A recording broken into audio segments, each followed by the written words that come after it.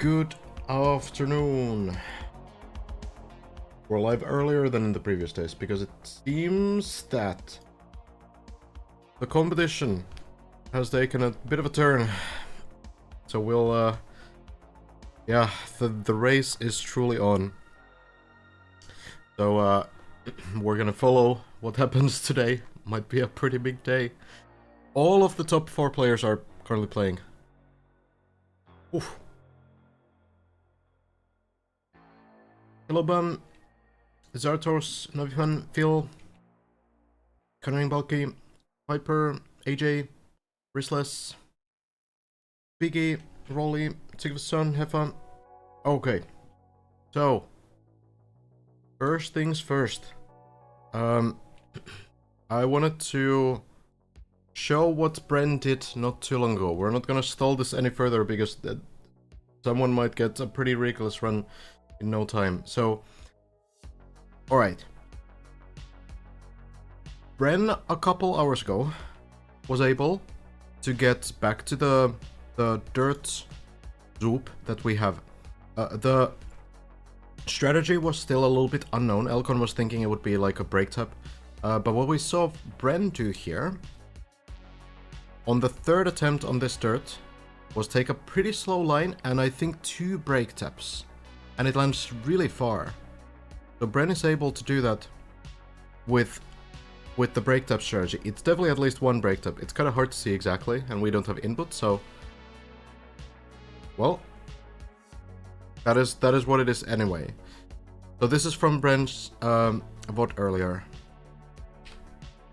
Then we have the beam, and people were saying that this is not that bad, and while it's very scary, it seems like, yeah, it's not that bad.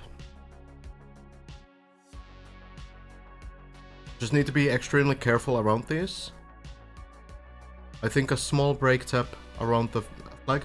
I feel like everyone who has seen this now understand what it's about. And now Bren got to the dirt wall right, and has been practicing this on the practice version.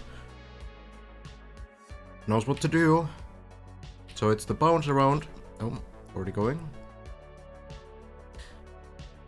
So, yeah.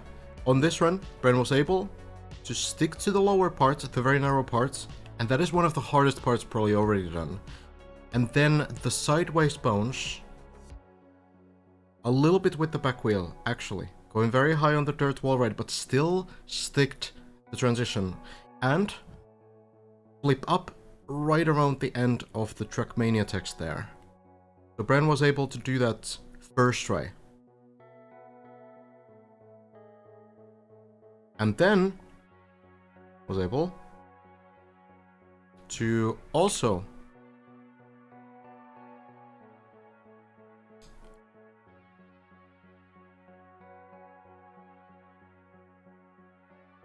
try this next jump, and it worked. A little bit sketchy with the fence, but it worked out. And then there's the big jump, and these are hard to estimate. The issue really is that it's really difficult to like figure out what exactly you will get for the speed here and what exactly the line will be. So even if you can like test this out a little bit, it is kind of tricky to understand what will happen at the end. And well, when Bren tried this one for the first time, found the line. The line is very like locked in because there's the beam on the left side as well, so you have to take like a very specific line through this. There's no question about that. But the attempt, unfortunately, didn't quite land. That is the second last section of floor 16, and it's like basically the third last section of the map. But it's on floor 16? Okay. Yeah, I do not have permission to restream, Bren. So we are not going to do it. But if Bren gets again to the very end, then we can do like a no restream cast.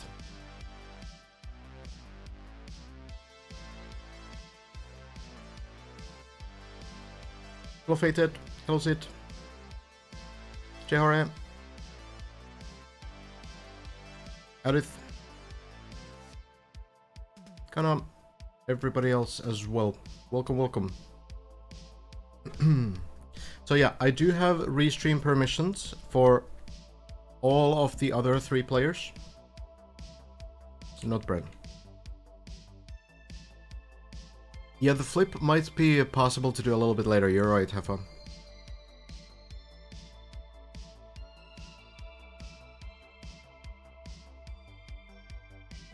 Hi Gecko.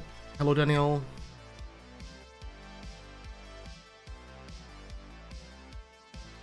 We'll see. Yeah, everybody's online right now.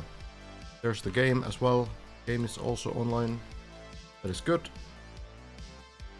So,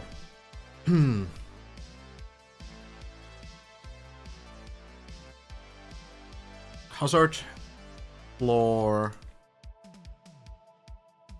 5.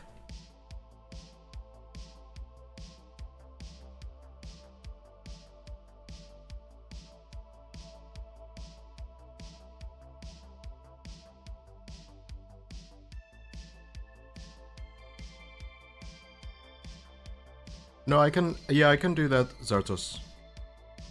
And if it gets to the very end, then I'll probably do it as well, yeah.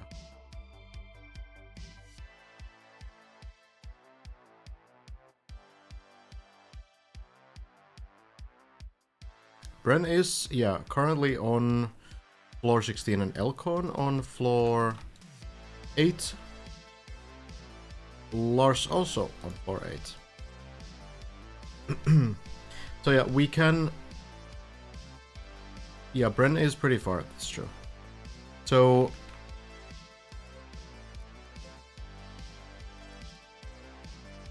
we can just not restream. That is possible.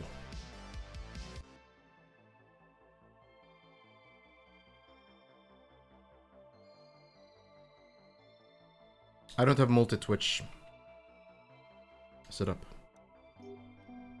Because I also, you know, switch between the apps. But this works fine, honestly. I don't want to keep the streams running all the time anyway, because I'm streaming. So yeah, Bren currently live on Twitch, of course, in this area. So what we can do... So Bren is trying this jump right now.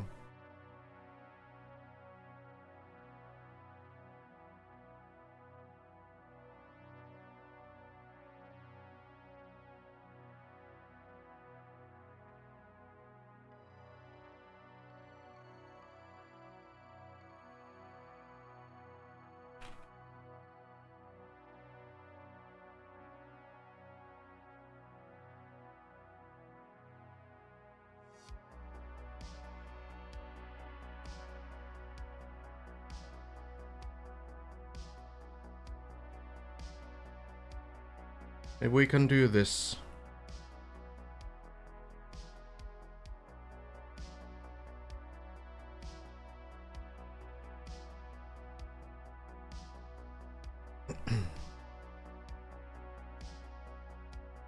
So, yeah, open Bren stream.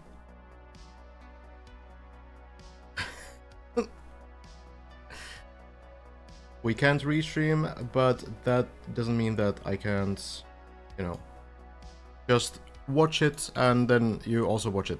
Of course, there might be some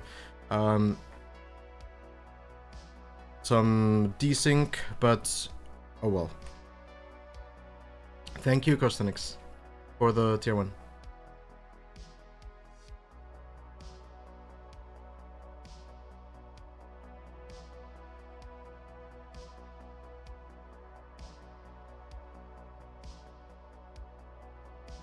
So, okay, already going back towards the plastic jumps. Let me make sure my stream is also undelayed. Alright. So, there's a realistic chance that Bren is able, of course,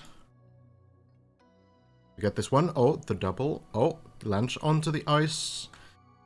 So I will try to, you know, not spoil too much in case there's some desync.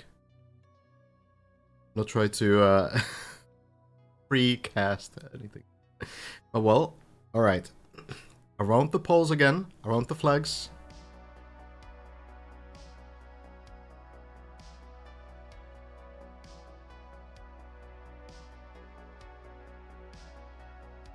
Carefully, first one, works out.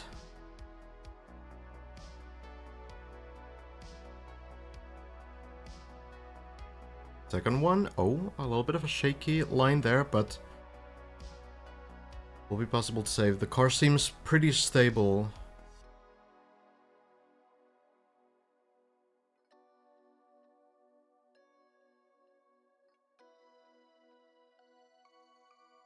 Now for the dirt wall ride. Worked last time, gets the narrow part again. So now, for the bounce on the other side. It goes pretty high, oh. It goes a little bit over the edge, and this is what we've been talking about as well.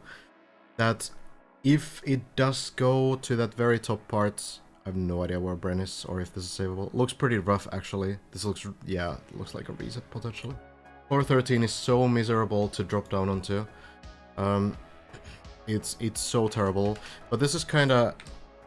The danger is that when you go for the back wheel bounce, or the side bounce, really either of them, maybe the back wheel bounce is a little bit safer, to an extent, but going too high and going like the wheels over the dirt wall will almost always make you fall, because you're going to, as you go above this, remember that you're still moving forward. So if we think about what's happening to the car, the front wheel will go a little bit forward, and then when it drops back down, it's going to clip the wall right very slightly because you're going forward. And when you clip, then the front wheel will leave the wall. And as it leaves the wall, you will pretty much always drop down. The grip that you get from these dirt wall rides is very stable, but it is brutal if you make any kind of a mistake. Like, it's stable as long as there's no mistake, but the moment you make the tiniest mistake, that's it. Can you show the rest after this? Sure. So, you go all the way around, you jump back through, land in here, and then into the tunnel. Bren has done all of this. Then, you jump in, and it seems like this landing is very tricky. And you need to very quickly try to line up so that you land on this platform. And this is what Bren has failed before. That was not a world record. Bren missed this landing before, so that was a couple hours ago now. Do you need to avoid... I guess you need to make sure you don't hit this as well. It kind of seems like. I don't know if you can realistically go like to this side. You don't really have time to then correct the line. So it could be that you actually need to do a diagonal jump from the middle, which sounds pretty brutal.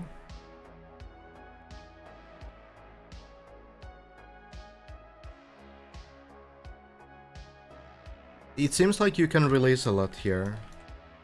This seems like it's not super speed checked, but like of course you need to attempt it, right? You need to try it out to be able to get any feel for it.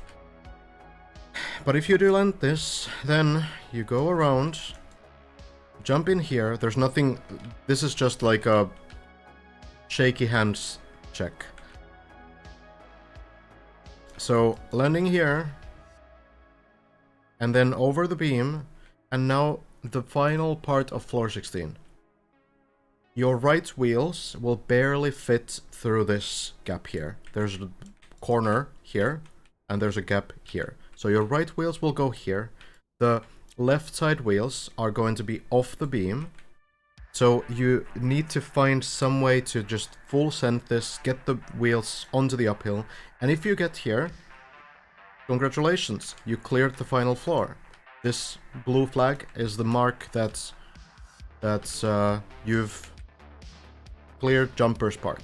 And now only things that are left are these jumps, which this is not a very difficult jump. You just go and land. Not like you don't need to line up for it or anything. You just need to make sure that, you know, you do like a proper jump. And then this jump we also don't expect to be very hard.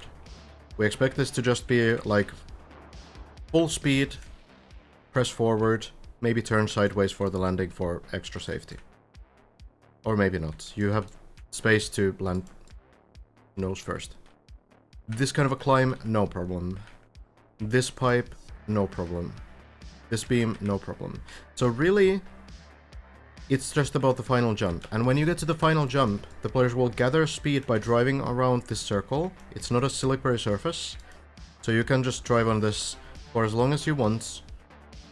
Try to max out your speed, and then when you're ready, you go towards the center, and if you feel like you have enough speed, you commit to the jump. And then you jump up, you try to reach the red line here. This entire height is the finish. This is probably the 2000 meter height.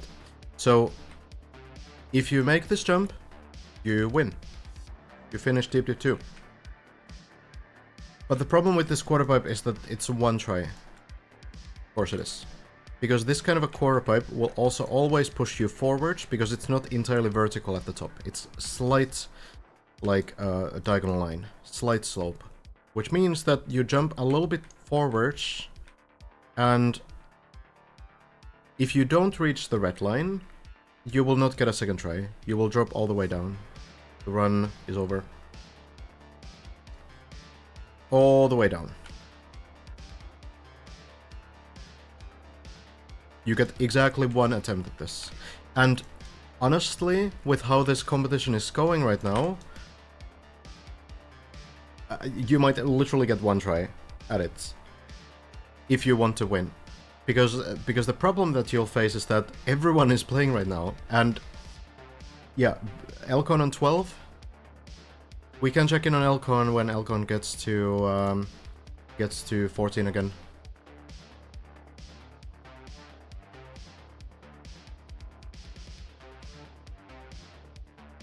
So yeah. Tough times.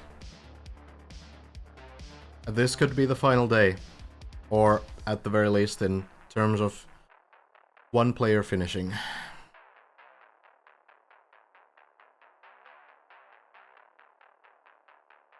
Lars is somewhere on the outskirts of floor 9? Floor 8 now? Okay. And yeah, Elcon getting those runs going, and yeah, Bren has reset, currently on floor 1. Hazard currently on floor 9 as well, very close to 10. So it's, yeah, it's getting real. Well, we'll follow all of them. We'll follow the best runs. Last run from Bren possibly for now. Is that so? When his afraid map would be finished when he wakes up? I mean, yeah. I would be as well.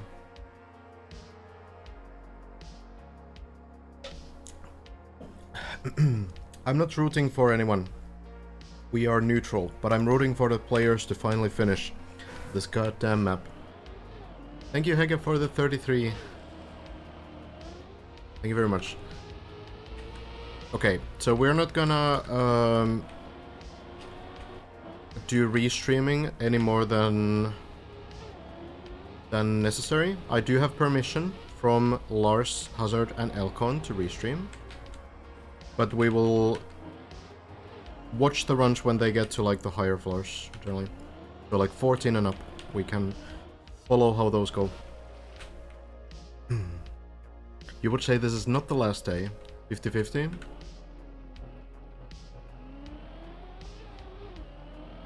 Yeah, I mean, you could be right.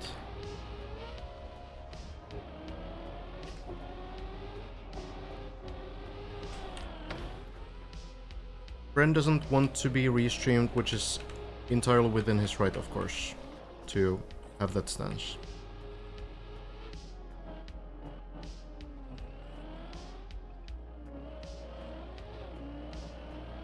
So I will just not restream. If Bren gets on this final run and, you know, gets that floor 16 run going again, then we are just not gonna restream, but we can, you know, we can still cast it without showing any of his stream.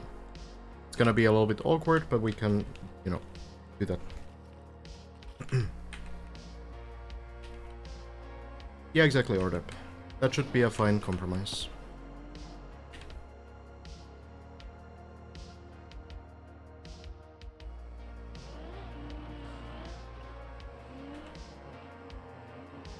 Wasn't even delayed much? Okay, that's good.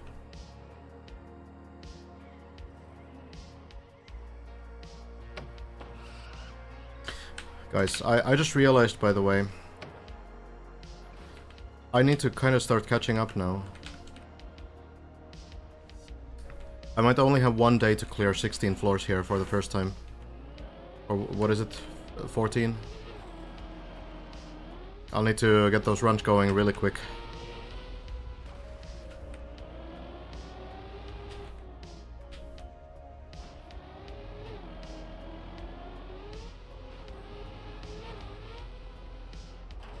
You got this? Thank you. Yeah, we'll get it.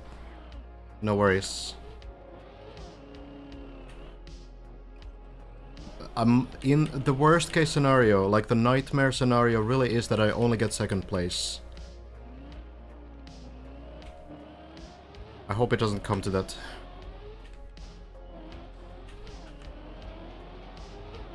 Elcon back to the end of floor 10? Gotcha.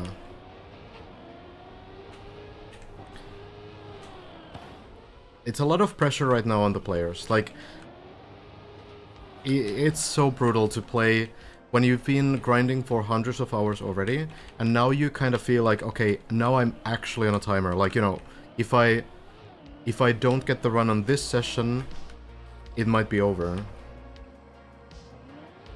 So, like, it's probably a lot of pressure. It's already been pressure, like, once players started reaching floor 16, but, like, now it's really, really on. I am not Sigvason.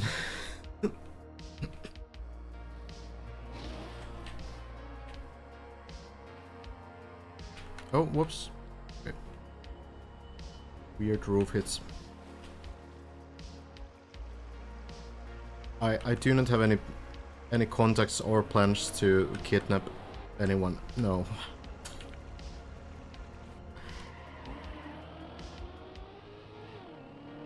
You're feeling the pressure too?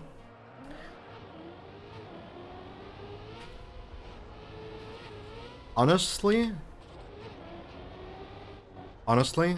like, I'm nervous for the players right now. I know you're kidding, but now that I started thinking about it, like, I am getting a bit nervous for the players.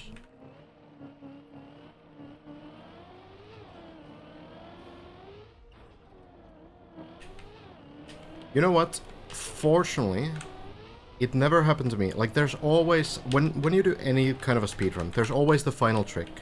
And it's rarely the hardest one. It's usually going to be something semi-trivial. And usually going to be something that, you know, even if you're very shaky, you're very nervous, and you're, you know, barely conscious, you can do it. And, you know, maybe it'll work fine. And I think usually it works fine. But there still are these, like, these cases where it's like the very final jump of the speedrun, and you fail it, and you miss the water guard. And, like, I'm nervous for the players for that. It luckily never happened to me. But you're always afraid of it. Even, like, before you get to the point where you're ready to, like, finish the run. Like, you don't even have the practice to actually be able to pull off the run at all. you're still nervous about failing that final jump. Yeah, virtual and DD1, it wasn't the final jump, but it was a, yeah, bit of a snipe, yeah, towards the end.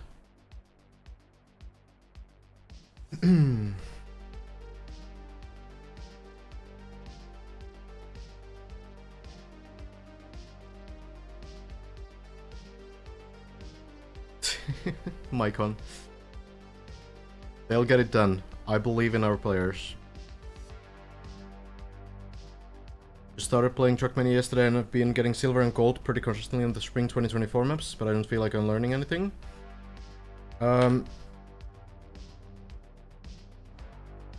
It's a big topic. I'll be glad to get into it at some point. It is a tricky game though. If you can watch ghosts in the game, one thing that helps is the dashboard open planet plugin. So if you get the, depending on whether you have the paid version yet, you can get open planet if you have the paid version, and you can see the inputs of the players as well by enabling the dashboard plugin. So openplanet.dev is the website. Can be very useful. No, the finish jump I don't think is like super hard, honestly. I do not believe that it's like a maxed out jump. But it's still, like, anything is tough when you're barely conscious.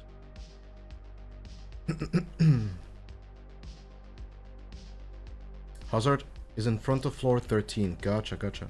Yeah, I should update Waterguard clip. I did not see the Elcon save.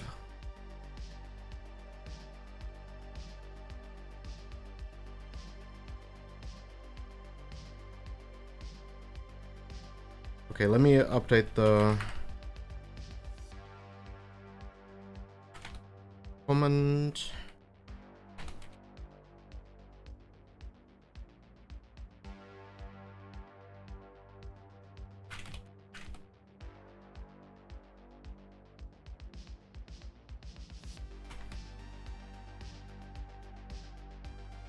There we go. Alright. So we can walk through what exactly is left and where the player's personal bests are. We can do that. Hello, look mission. Love the max you make. Thank you very much. Good luck on TOA. We will make the SP Villa campaign this year as well. Probably during July. Alright, so floor 16.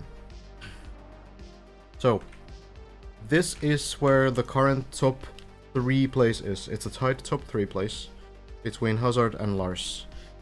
So, what you have here is a practice wall ride. Lars didn't get to practice this a lot last time, so once Lars gets here, it could be that Lars will still practice this a little bit more. The bonus turnaround, because it's a really big one, but it's not where the route actually goes. Hazard has been practicing this a bunch, so probably will not stay there for super long, I would imagine, but I could be wrong. So, here's what you do. You take the turbo, you turn around, you jump across the plastic, jump across this, and land here. And this is that section that, until Brent's run earlier today, was still uncleared. Lars said he won't practice. Okay, gotcha. So, either way, Hazard and Lars are here, trying to clear this plastic for the first time. It's not like a particularly difficult section, it's more like most of the fails on this section actually happen on the practice dirt wall ride. Like, very few people have actually failed the plastic jumps. So, landing in here, and before Brent's session today, this was the wall guard. It was Brent posting a screenshot of clearing it. Unless this is a new screenshot from today or something. If we have more PowerPoint shows. Anyway, Elcon's personal best, also here. Has tried this. But Bren earlier today was able to do the break tap strategy, slowing down quite a bit it seems, and doing the break taps, and then getting the speed, and then going through, jumping onto the ice. It doesn't seem to be like a super close speed check if you get the speed right. One thing you need to be very careful with is your line into the plastic, because you now have icy wheels, so if you enter any kind of a drift, then you can slow down a lot, which means that a straight line across the plastic will be the better one. So landing into the ice and then sliding in on the top part, and then you basically very carefully do like a small brake tap around these flags, it seemed, from what Bren did. Going around, and Bren now has got to this part twice. The second attempt was just a while ago, and that unfortunately went a little bit too high here after the turnaround, and lost the grip pretty much immediately, and you always fall down to floor 13 if that happens. So, first attempt though, Bren was able to stick to the wall right, get a slight upwards angle, get the plastic bounce with the back wheel strategy, not the full sideways strategy like what Elcom was trying, and then go around on the top part and just around at the end of the Trackmania text here, flipped out and landed on this platform. And Bren was also able to get to the tunnel right here. So, from here, you take speed, land here, and then you jump and land here. You have to land sideways, it seems, for safety, so you slow down immediately. If you land forwards, you will have like slight icy wheels, and it's also plastic at the end, so it's meant to be like hard to slow down there. So landing sideways will be the best method here. I'm not sure if you need to be careful about this thing, like if it's possible to crash into this, or if you can. It's really close, isn't it? I feel like you might crash into it. So maybe you need to either jump from the left side or the right side. So Bren failed this jump, failed the landing, got to the dirt clean, but then the jump through unfortunately went a little bit too far, landed on the platform below. So now we know how much speed it might require, how much you can get from the setup. But yeah, landing here sideways, that's gonna be the next part to clear. I don't think you get enough speed from going here. I believe you need to chain this. Pretty sure you need to chain this. So once you land here, you go here very carefully. There's really nothing here that you need to be super afraid of. Just take everything with one speed. You'll be fine. And then jump through here. That shouldn't be difficult at all either, compared to all the other stuff on this map. And then we go onto the beam, left wheels in the air, and then carefully somehow getting the car into the uphill. It's gonna be kind of scary because the left wheels will be off to the side, and yeah. But if you get the line, that's floor 16. Couple easier jumps later, this is the final jump. So there's really only like 3 different sections that are sort of failable in a sense. Hazard is indeed on floor 15, and we're gonna tune into that and see how this goes.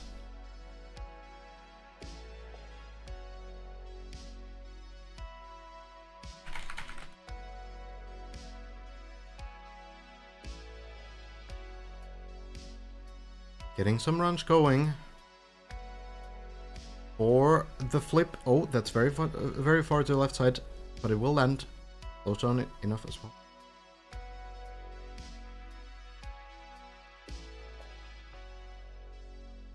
Bren jumped directly under the casing and didn't hit. Yeah, I mean, yeah. If you just watched it, I believe you. I didn't pay too much attention to that specific thing when I was watching. Well, either way, it's more information for these players and also a lot of pressure because Bren is getting very close.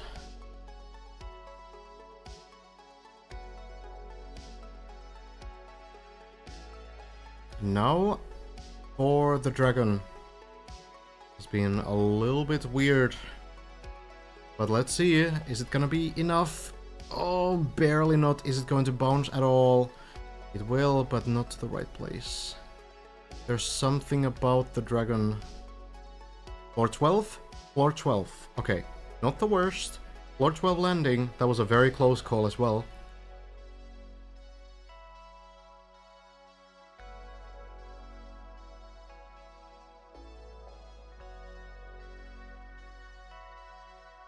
So, Hazard will be able... Oh, oh no. Was just about to say... Going to be able to try this save, but we've seen Lars fail it a few times and it's not easy, so... Unfortunately, Hazard needs to go back to floor 8. Well, it is still a recovery. Not all the way down. That's going to probably help. I don't know, Hefa. I just don't know. I don't know.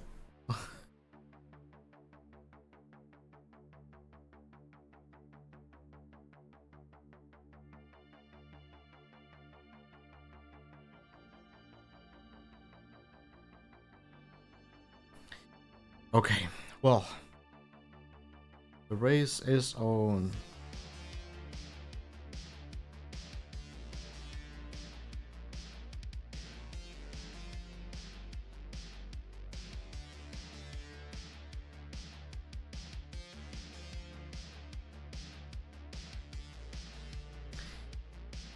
All right.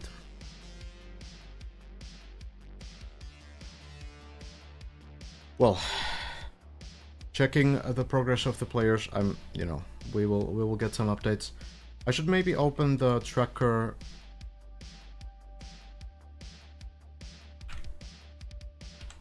on my second monitor just so I can keep an eye on how the runs are going.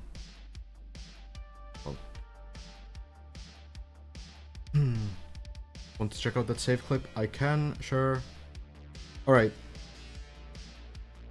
Yeah, I'll quickly set up a way for me to check the heights. Would it be possible for you to set up all 4 streams in theater mode on a monitor and stream all 4 of the top guys at the same time? I mean, it would be possible, but I don't want to do it. One is that Brand doesn't want to be restreamed, and I will respect it. It's entirely within his right. And also, I respect the other players, even though I have their permission to restream, I respect their grind and don't want to, like, just make my stream into something that, like, is used to display theirs. It feels weird to me. But you can do that setup if you want.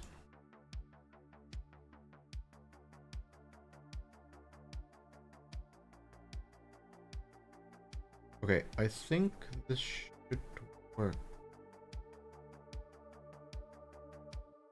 You want your commentary? I will provide the commentary.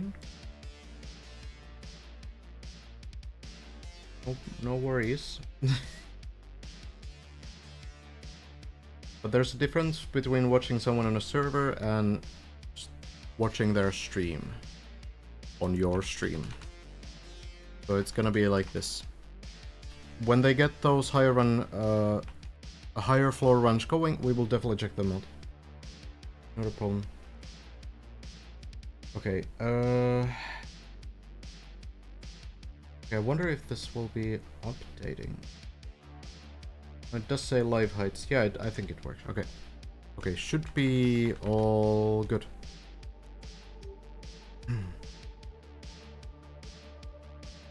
Yeah, you can do that.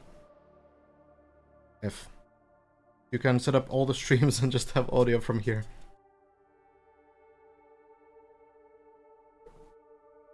Did Bren find a cut on floor 16? Well, not that we've seen anyway. Hold on. One thing that I wanted to check now that there's a quiet moment. There is apparently some wild stuff going on floor 9. Not only the Elcon shortcuts, but what's happening here? Norbinarius. I have no idea what this is, but I know that it's not normally. Okay, it's the turbo landing. We know that Simo has done this skip on a real run before, so you can go on this turbo and slightly land on the beam. That is known. It's a cool shortcut. Very difficult to do. But I think that's not all. Is it? Is it gonna be the Elcon cut as well? It's gonna be the Elcon cuts. So this is what we saw Elcon also do on a run. Going over here, and then getting to the second last quarter pipe already. Maybe that's it. Maybe just combining those two cuts.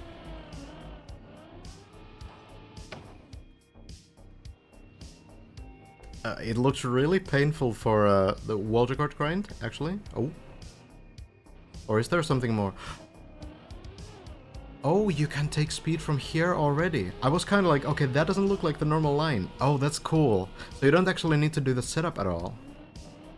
And then the wall shortcuts. Yeah, as well. Has Scrappy been doing that as well? Damn.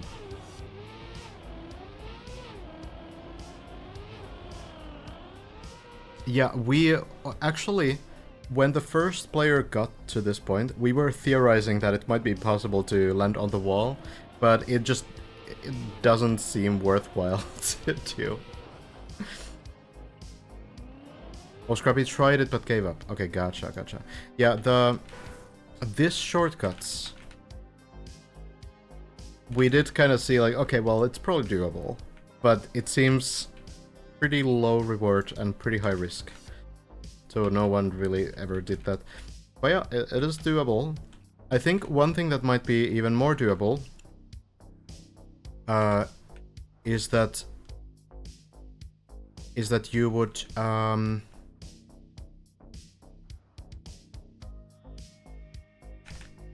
maybe like land on the side here. Maybe it's not faster, but like you could potentially like somehow land on the border here and go here and then land to this point. Maybe it's not faster though. One thing I'm wondering is if it could be possible to take speed from here. No, it's too far. Yeah, I think it's pretty cut proof actually.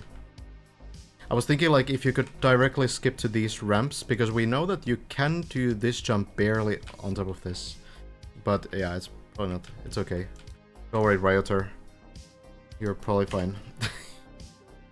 Floor 11 record is also pretty crazy. Scrappy really grinded this one. It's very clean. Now the left side doesn't really have anything on it. So floor 11 practice floor was also released yesterday. One of the hardest floors, but it's right before the end. It does seem like Lars has been playing this one. I don't know if for practice or for, you know, just fun purposes. But yeah, Scrappy basically changed everything on this run. It's wild. Thank you, AJ, also.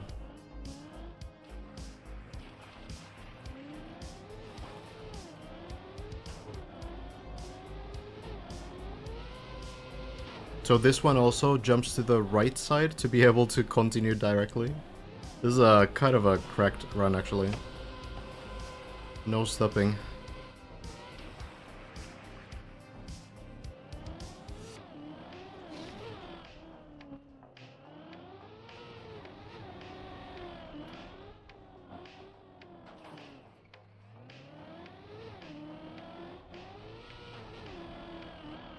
It's super good. Yeah, everything but this section is trainable.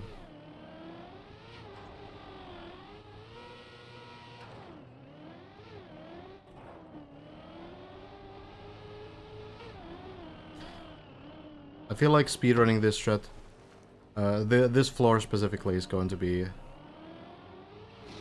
insanely difficult. We'll see. Yeah, it's super fast. I think Sight said that this was 7 seconds faster than the author time. So the validation time of the floor. Wild. Bren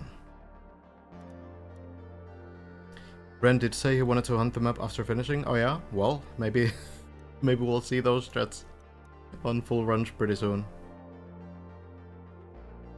Okay, server is very empty anyway, so we'll just load in here.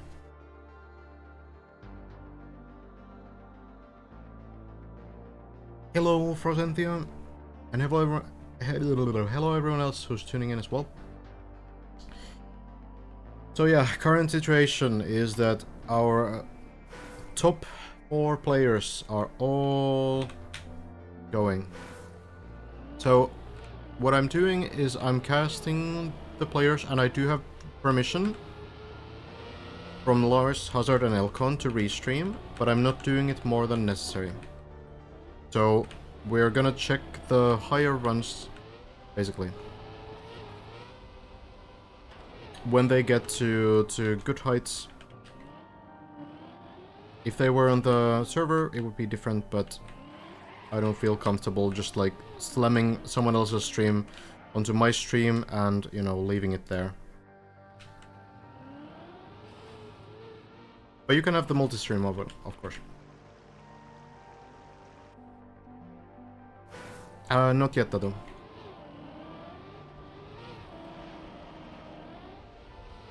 Did Bren actually leave? Bren is... Oh yeah, Bren is offline now. Yeah, okay. I understood that from earlier that Bren wasn't stopping after all, but okay.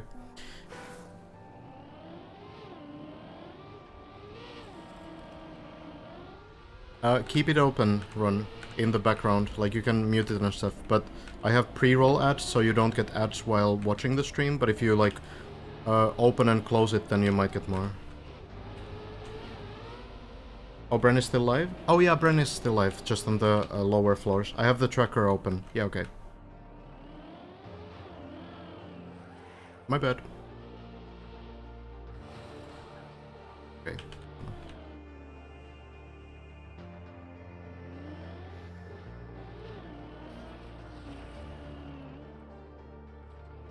Came back. Okay. It's a big day.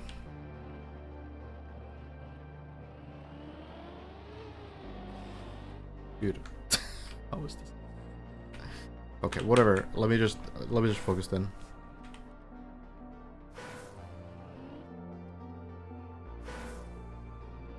Funny that you don't even look at the low floors for him. I mean, it feels even stranger to then, like, close it at the higher floors.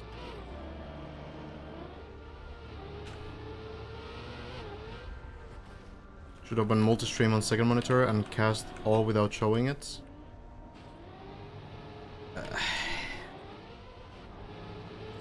I mean, I could...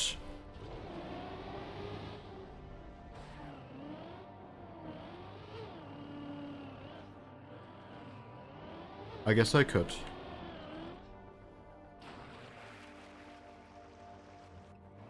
We're mostly, I guess, just waiting for the top runs. I guess now that we're, like, on a real timer, in a sense, I suppose it would make maybe sense.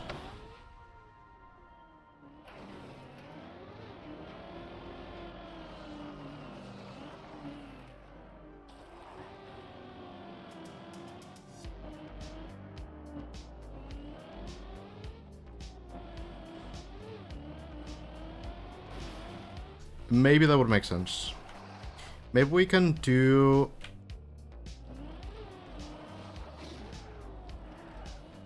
Okay, we could probably do that. So basically just... having everyone open off stream... and then switching to the top guys once they get runs open, apart from, of course, Bren, who doesn't want to be restreamed. Maybe, okay.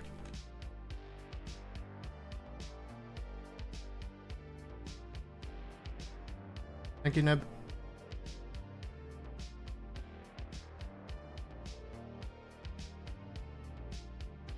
Okay, so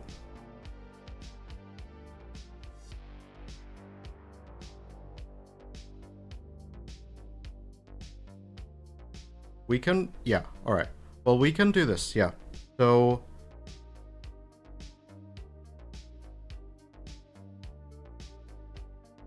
no, I'm not gonna show it on my stream anyway, Mitch. So it's fine. Okay. Let's do this. So yeah, the players do deserve their views for their own content. So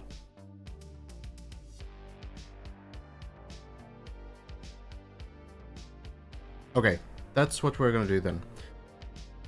So. Okay. Let me do this. Multi-streams do give views to the players, right?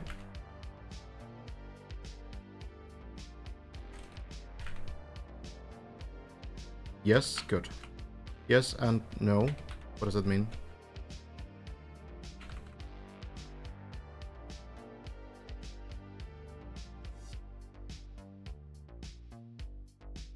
Up to 3 channels, is it?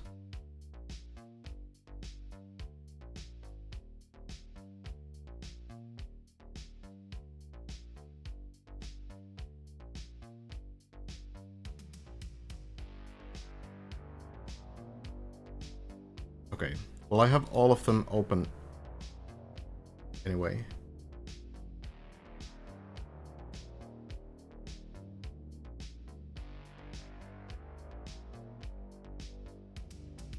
Once you watch more than 3 channels, not every stream is getting a viewer. Interesting.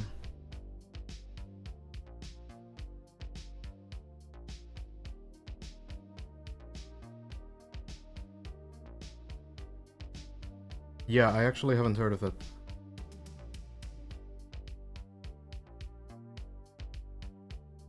Okay. Seems fair, yeah. I mean, I guess Twitch is kind of weird sometimes anyway. Alright, so...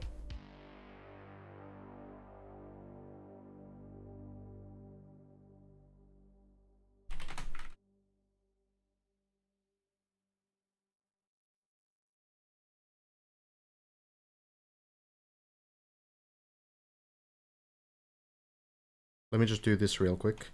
This pinned comment.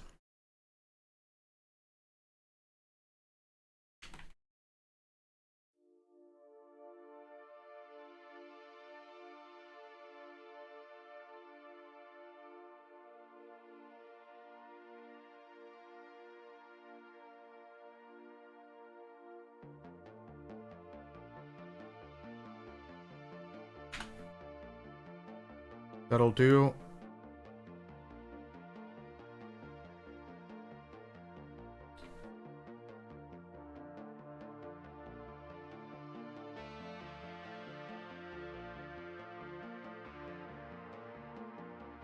Okay.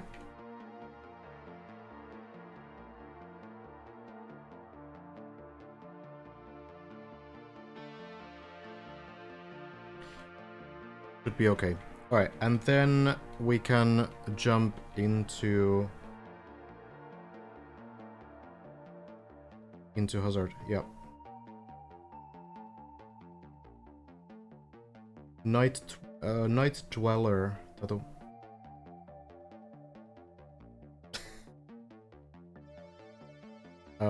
Okay.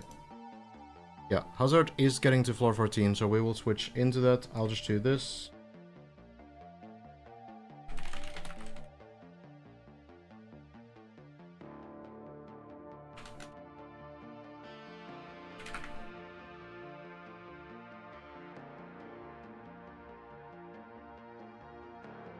Alright. Now we're ready to go.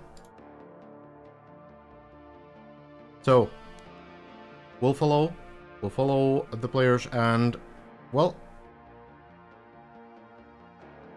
Hazard is getting.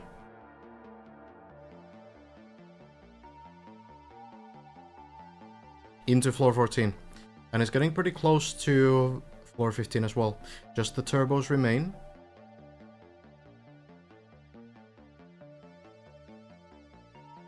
So now for the ground turbo.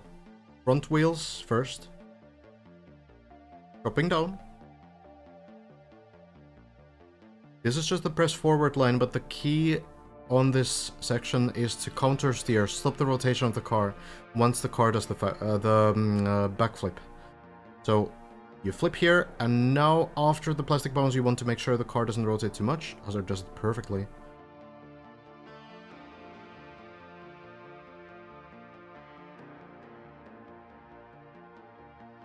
And we keep going.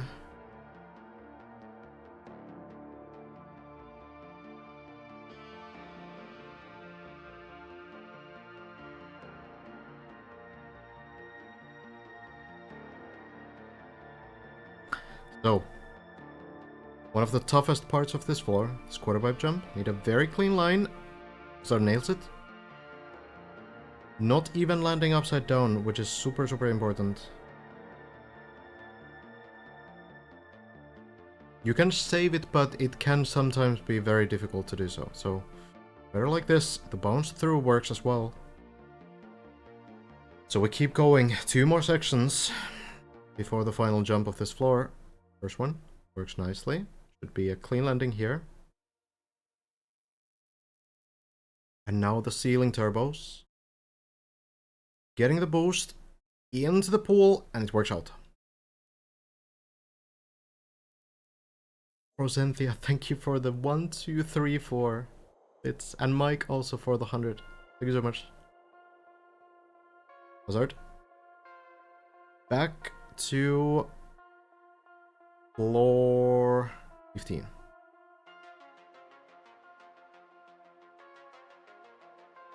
And then clean jump. Should be committing here. So the previous attempt from Hazard ended up failing the dragon. And there's something about it that seems to make it inconsistent. I'm not sure what that would be. But we're back there soon again, and maybe Hazard has figured something out. Bouncing through, looks to work, and we go into the shrimp. Need to keep less than 100 speed for this jump, for the reason that if you get second gear at the 100 speed, you will drop it as well, and that can cause a slowdown. So now, just a clean line.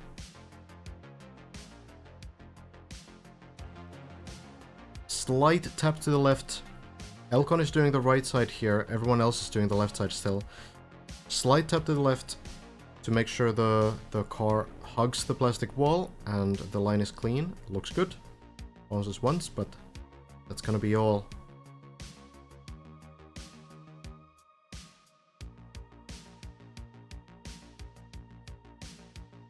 The bounce on the wall looks to work as well.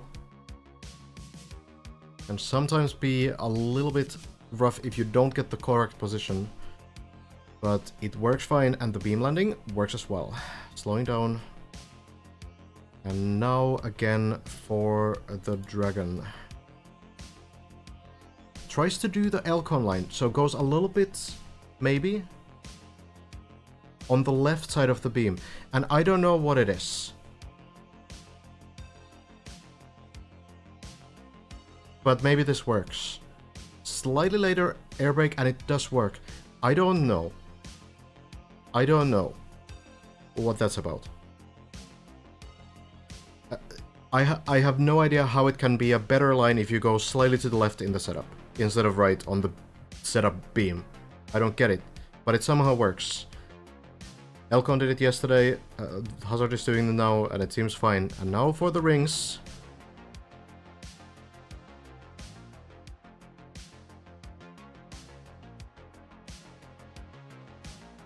Flips the landing a little bit, still goes for the jump, and it does work out. Then for the ice, very nicely done.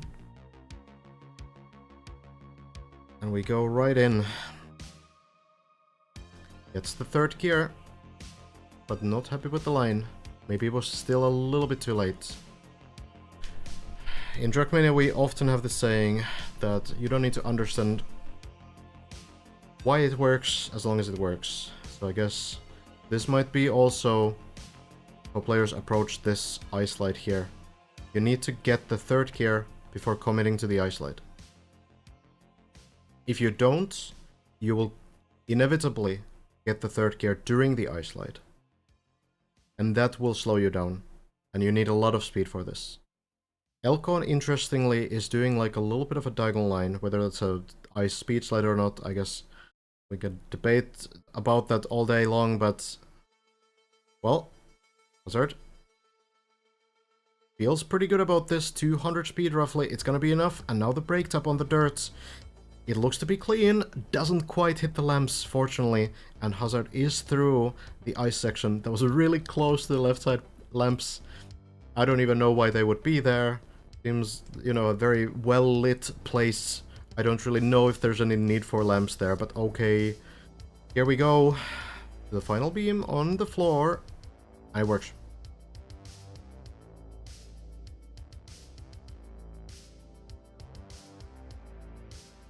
So Hazard on to floor 16. Getting the runs going. Tricky section here. You need to flip off this first quarter pipe to the right. Not get any airtime here. Hazard looks to get it nicely. And now the slowdown is crucial. Oh, goes over the plastic. That's... If you just saw what happened there. The back wheel on top of the small plastic beam. That is insanely close. It is so fortunate that the line was, like, the jump was slightly diagonal in that sense. Because, otherwise, you know, plastic a bit bouncy, you might have hurt.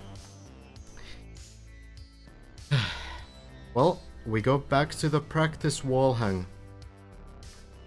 So the goal here is to get a perfect line onto the wall. Hazard will likely warm up on this a little bit. So the goal basically is that you get the wheels, both left side wheels, at the same time on top of the beam.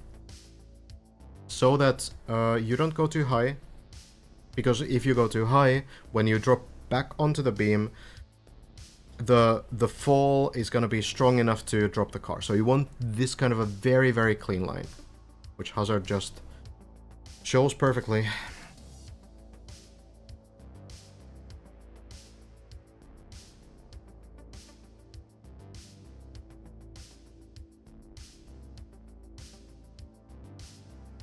Good try here as well. So going too low obviously has the issue that you never even stick to the beam at all. So a tricky section. So it's really a matter of getting like the perfect line. You can't save this at all. You need to go in the exact right line so that you get a fully like parallel line when you actually start the wheel hang. And you're going to also make sure that it doesn't go too high.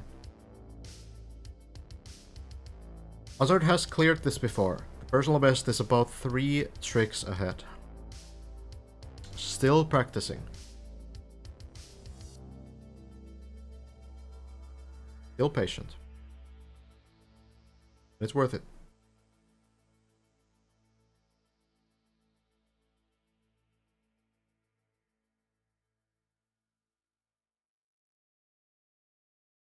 That was a little bit too low. Oftentimes the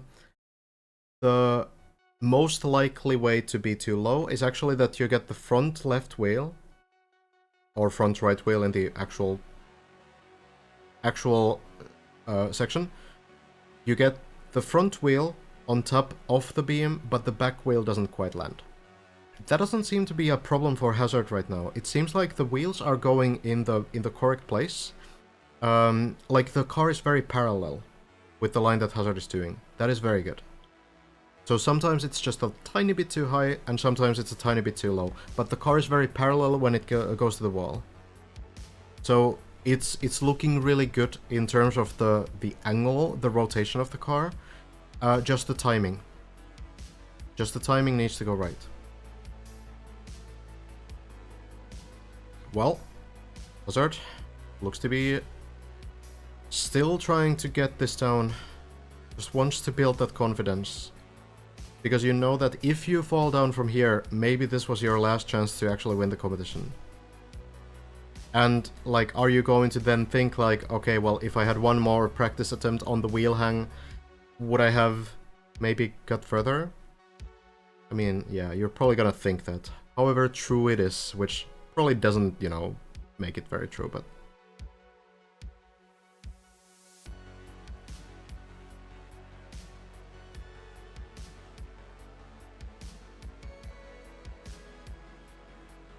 doesn't really matter, you know? You will feel that it was the reason.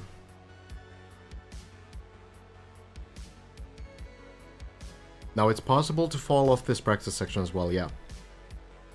It is possible that you fail the practice area. I think this trick is much less about building muscle memory and much more about just looking at what the line of the car is when you take the quarter pipe.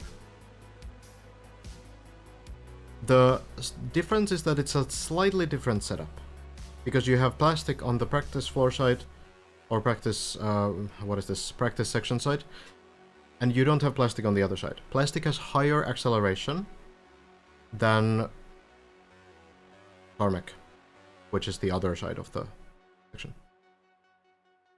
I'm actually not sure why they didn't just make it tarmac. Feels weird. But okay.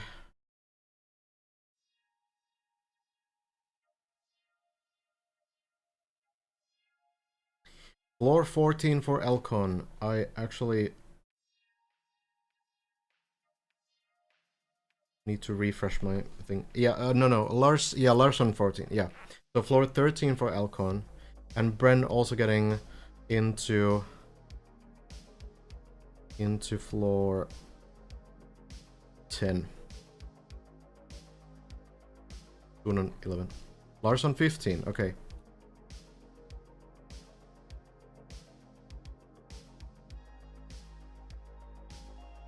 Well, Hazard.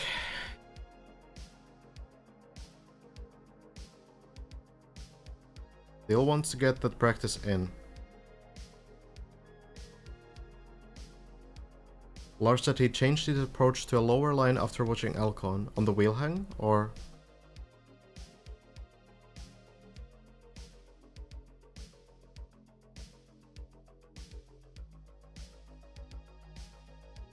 Interesting. I do think the players, like, what they're looking for is mostly like, what line am I taking when I go over the like wall right block? Like, there's the quarter pipe and then there's the wall right block. So I feel like mostly what you're looking for is the line that you're taking over the like lighter colored wall right part. You're gonna see like, okay, my right wheel is going from this point and the center of the car is going from this point. So you're really looking for visual cues.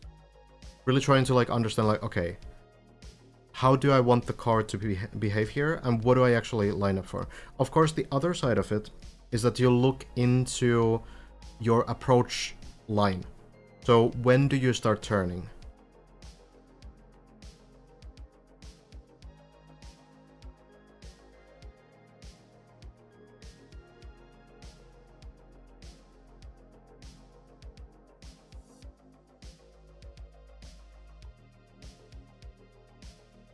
Looking good, looking pretty consistent, but not 100%, you know? Never probably going to be. Yeah, Lars also catching up.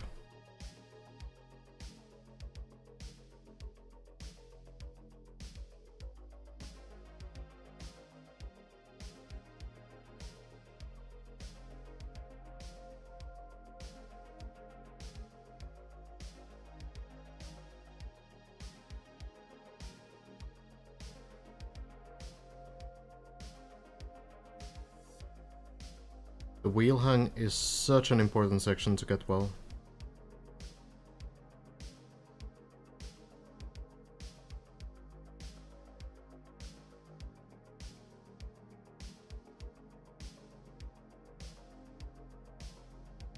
Elcon seems to have fallen a little bit.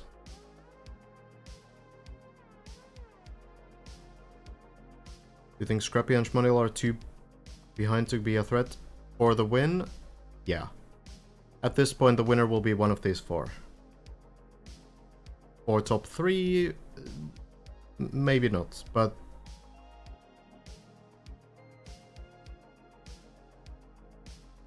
the win is going to belong to one of these guys.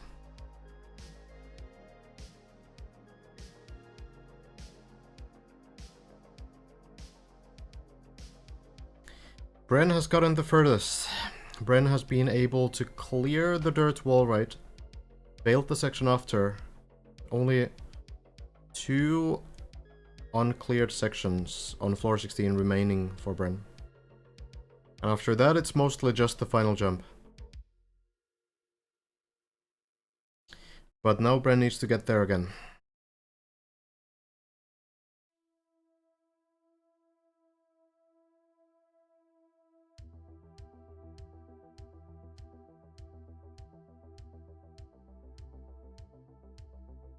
Hazard is really patient here.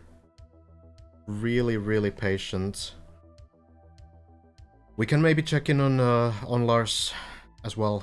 Lars getting into the same area. Let me really quickly switch.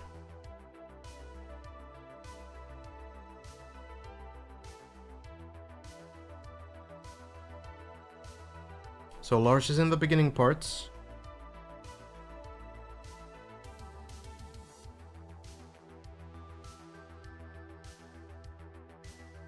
Gets airtime, but this will be redoable, just slowing down.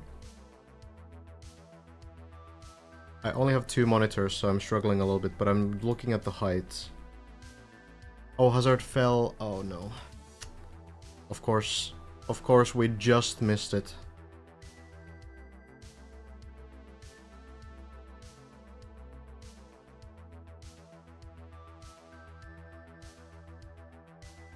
Oh, on the practice. Oh, yeah.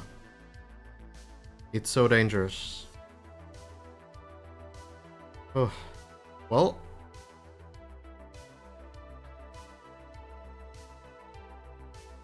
Here we have the next player. Gets the drift. Gets the crash. No, the practice is definitely not safe. Well, here we go again. Lars trying it out too. Back to the wheel hang. The problem for me with the 2 monitor setup is that I need to have my stream stuff somewhere as well.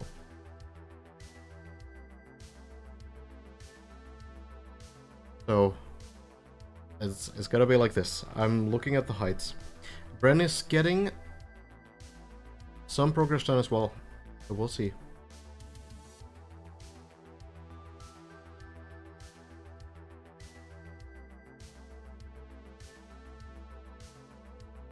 Back we go. I mean, it's a very similar situation, right? Just trying to get the wheel hang. The problem for Lars has been that Lars has been a little bit too low. So essentially the left back wheel oftentimes doesn't go high enough. So that's a bit of a danger. If you fail this real wall, right, it's actually a little bit safer to fail than, in some sense, than the practice wall, right? The problem with this is that you know, you can like get a weird water landing or like a pool bounce and you can fly somewhere else. But the thing is that you don't get rewarded if you get the practice wall right. Yeah, you just get to try it again. So the difference with the other one is that sure, if you fail it, if you fail the real thing, you're going to fall down to floor 15 again. To the very beginning. But at the same time,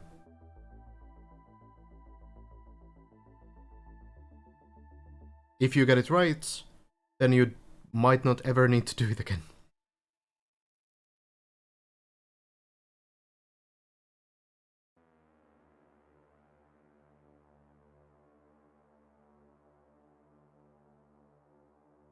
I mean, that's the question, right?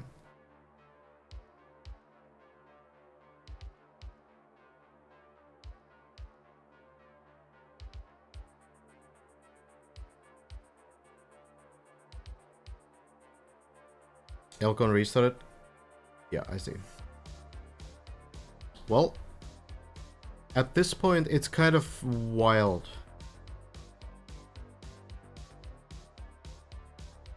That you might actually run out of time just by having to restart a run. Didn't think it would be this close of a race, necessarily, after 36 days. 35 days, technically. I think day 36 is actually starting right about now. 5 weeks. 5 weeks in the dip. And we have all of the top 4 players trying to get that first finish.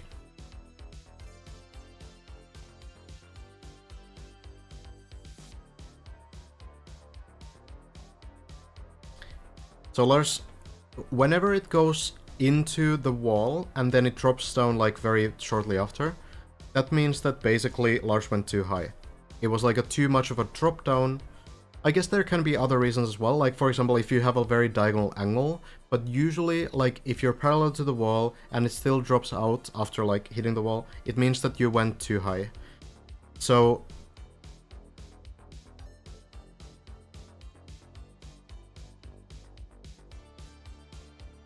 the flip side is that going too low is the same problem, right? Sometimes it can be a little bit unstable. When you actually stabilize the car onto the wall, there shouldn't be any problem there. Okay, Lars is ready to go. Let's see how it goes. So if the car is stable, you just press forward. The exit has been figured out. Lars, ready to try it out. It goes very high. Okay, alright, this is new. This is new and not possible to drive through, but is it possible to save? Are you able to maybe get back to the platform somehow? I think it might be a bit far, and there might be some stuff in front. Bren did this? Okay, interesting.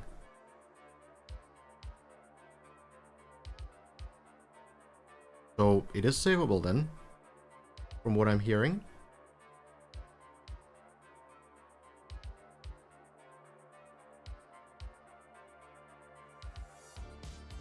But yeah, that was much too far. Much too high.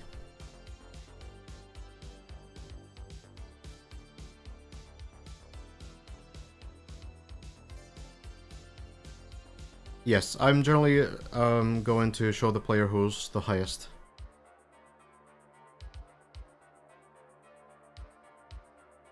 Except for Bren, we will do a radio cast. Bren already getting to 15, by the way, and it could be Bren's final run. Lives in different, very different time zone, so...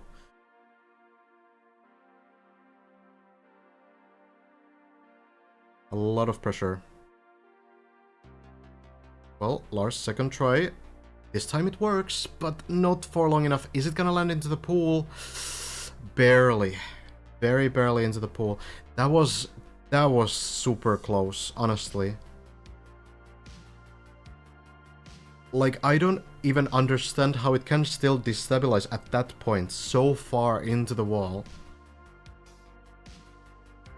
I would have figured that once it kind of gets there and it goes like a couple meters forward, it would work. Brent said he will pull an all-nighter. Oh, yeah? Just now? Oh, the bounce is very sideways. Oh, still works, but... oh, okay. The sides of these water blocks are also plastic, so you can bounce on them.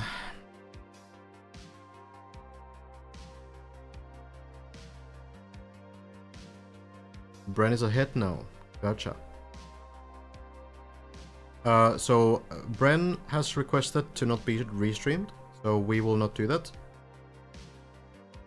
We'll stick to Lars, but once Bren gets to those floor 16 sections, we will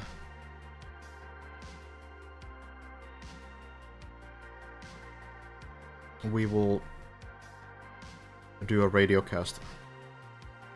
So not streaming, but just, you know.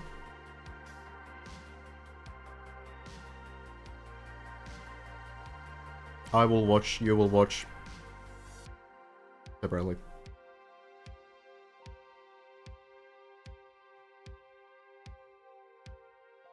Now the Dragon for Lars. Instant air brake seems to work this time. Nicely done.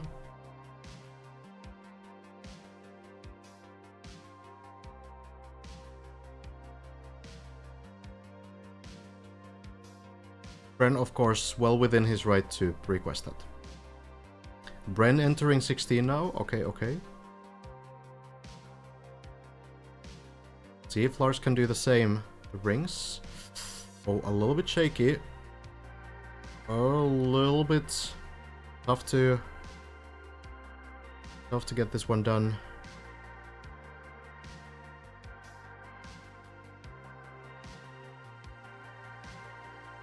But does at least get onto the ring.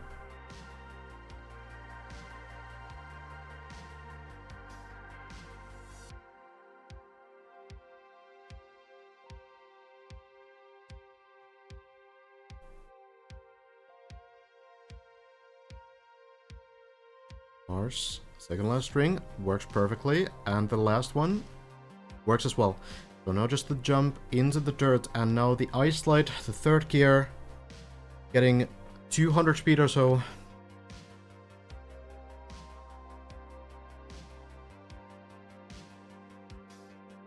Okay, so Bren with the same mistake as Lars just before. Thank you for the updates.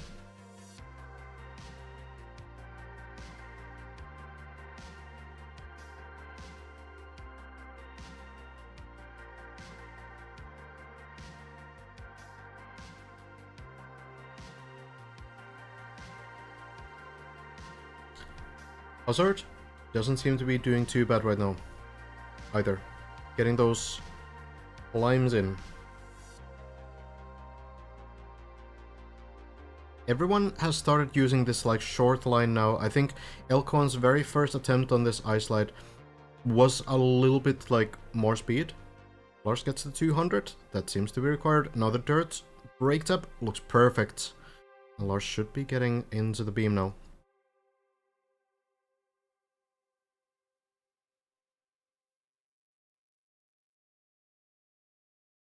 I will do that, Lina. Yeah, I will do an audio-only cast.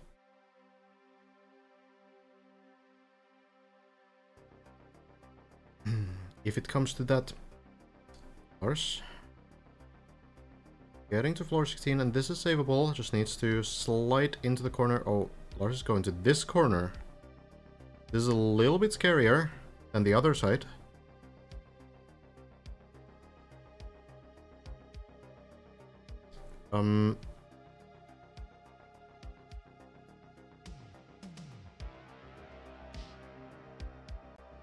So it's possible on the other side to save it. There's like a round corner there that you can get a little bit easier.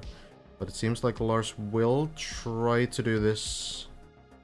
It should be possible, but you need to get the wheel right into the corner, and the problem is that when the back wheels are parallel to the, or like 90 degrees to the beam, then the front wheels will be as well. So it's really difficult to like line this up properly. So what makes this even more difficult is that the front wheels are going to be pretty slippery here. Oh no, oh no, oh no, goes too far. Goes too far. Drops to floor 14. So that's not the worst. That's not the worst. Lars will be able to continue from here.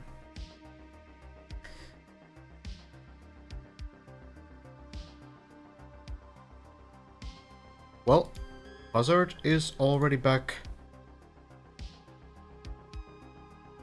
Bren on loop already. Hazard pretty close too. Gets the speed and the brake tap. Very wide line this time, but the speed is there. And it looks to work. So a lot of players in this area right now.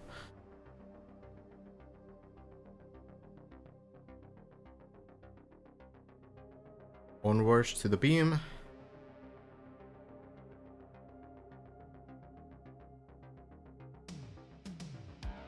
Gets the speed. Oh, it's a very diagonal jump. But actually, that might help a little bit. Getting the back wheels onto the track. Bren across the wall hang now. So might be making a run back. Back towards the dirt wall right. We'll see. Hazard is not too far. But of course Bren does have a little bit of an advantage in knowing how to do those next few sections. Well, Hazard is back to the wheel hang. If he wants to practice, no. No practice this time. We're done failing the practice, we're going right into it. Lining up sideways, and it will work. It's stable, it's going through, and now just a flip. Forward and left. Forward, left, and it works. So Hazard gets the drop down as well.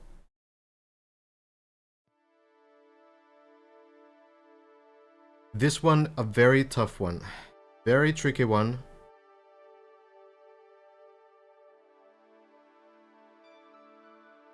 Bren already on dirt.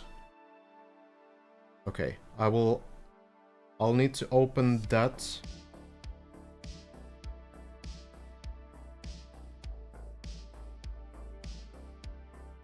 Okay. 1 second. I need to do this real quick in a weird way. Okay.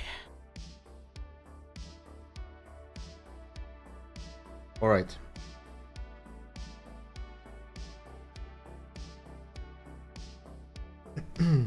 So, I do have Bren's stream open, but yeah. Bren has requested to not be restreamed, and I will respect that. Oh, Bren falling. I was still loading the stream.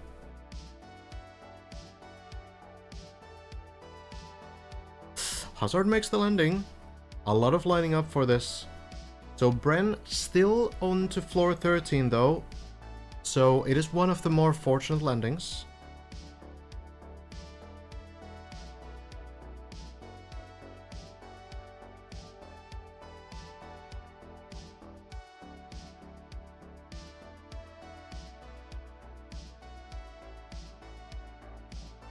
Hazard going in. Very tough landing. Oh, slightly to the side, but still lands it. A very good line there. And now the scuffle jump over the first beam, under the second one. This was figured out in a very clever way. Finding a similar section in the decoration of floor 7 and trying it out there. And it has been figured out. Hazard just needs to do it and manages to land it. So now the question is, does Hazard want to practice the dirt wall ride? Or are we just continuing?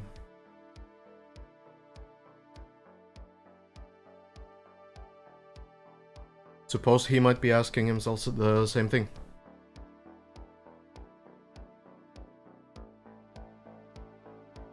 It is a failable wall ride as well. It is possible to fail the landing back down. Lars back to 15 as well.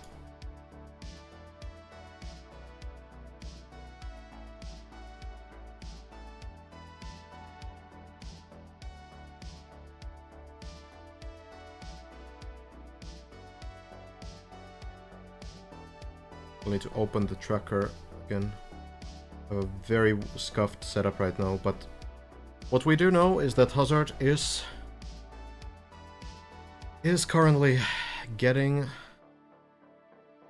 further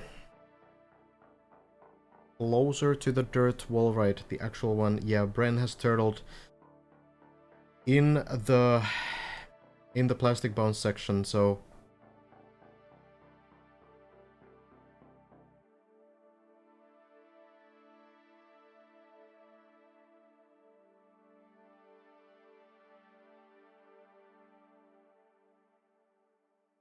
yeah, Bren has been on a long grind. Like, playing this for 35 days is a lot already, but playing it for like 7.5 hours in a row with this much pressure with you, that's really tough.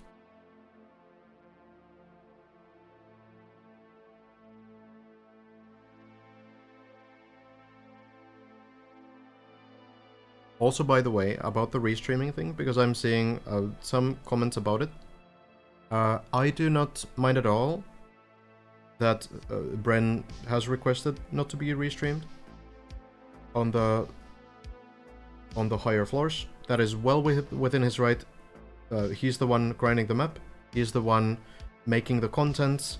So I'm completely fine with the fact that he also wants to, like, you know, keep his content, right?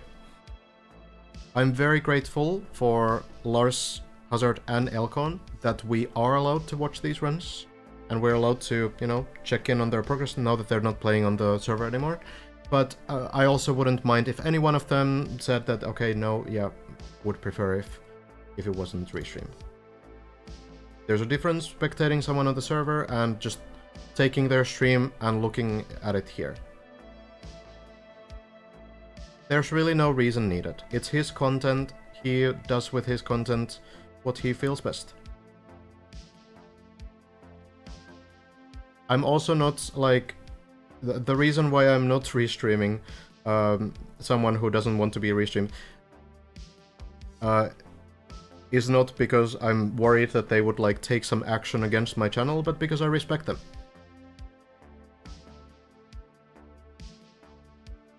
I respect them, and I do think they deserve all the viewers. They deserve everything that they get from this kind of a grind, because it's a huge grind mentally and physically, and they deserve everything they're getting from it. So that is my stance. You will have your own stance. I will not tell you what to think, but just to be clear.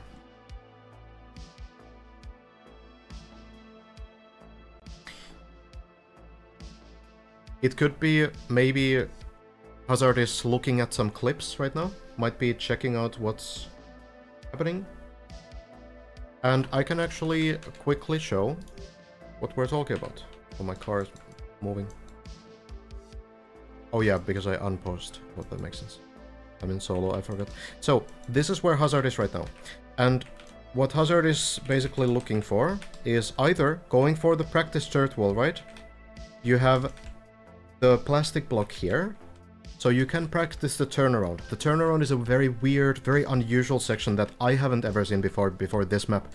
So this kind of a turnaround is what you can practice here. The mappers also felt that it was, like, difficult enough to give you this practice section here. So you can practice the turnaround and go here. How you do this is basically you just line up the car in, like, a diagonal, upwards diagonal angle, and you will be able to drive through and very carefully turn around so that you don't go too high, because if you go too high, then that means that you lose the grip. You will go slightly into the air, and as the car goes back down, the wheels will clip this ceiling part here, the roof part, and the car will fall a little bit out of the wall, and that's GG. That's the end, basically.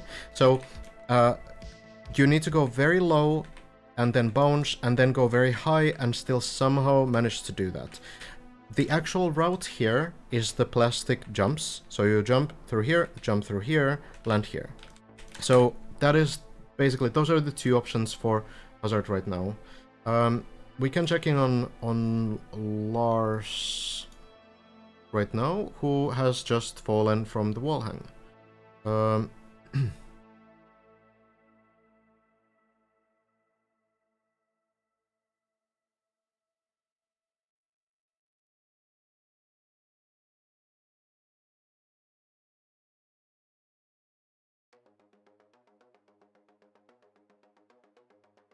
Oh yeah, do you think maybe Bren is giving the extra pressure to Hazard by raiding? Now that would be a strategy. Elcon currently on floor 8.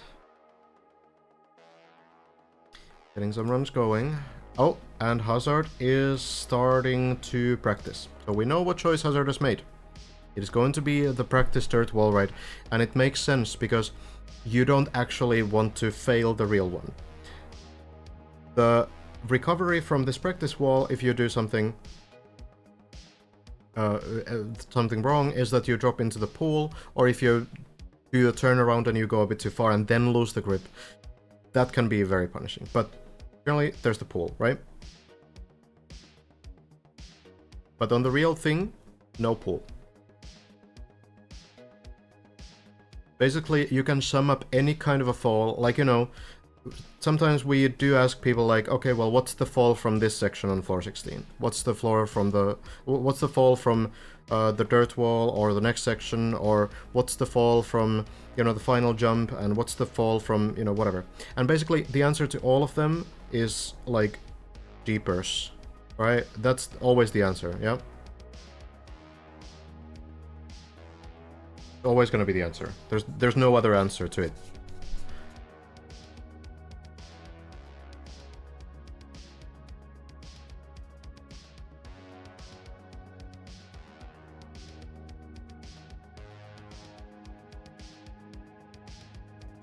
But if you want to actually see it, that's what it looks like. There's really like no realistic way that you're gonna land onto this small piece of sand here. Like, it is extremely rare that you would be able to save that and fail it at the exact position somehow. So like, most likely you will fall down onto floor 13, and the problem with floor 13 is that it has all of these spikes, all of the crystals.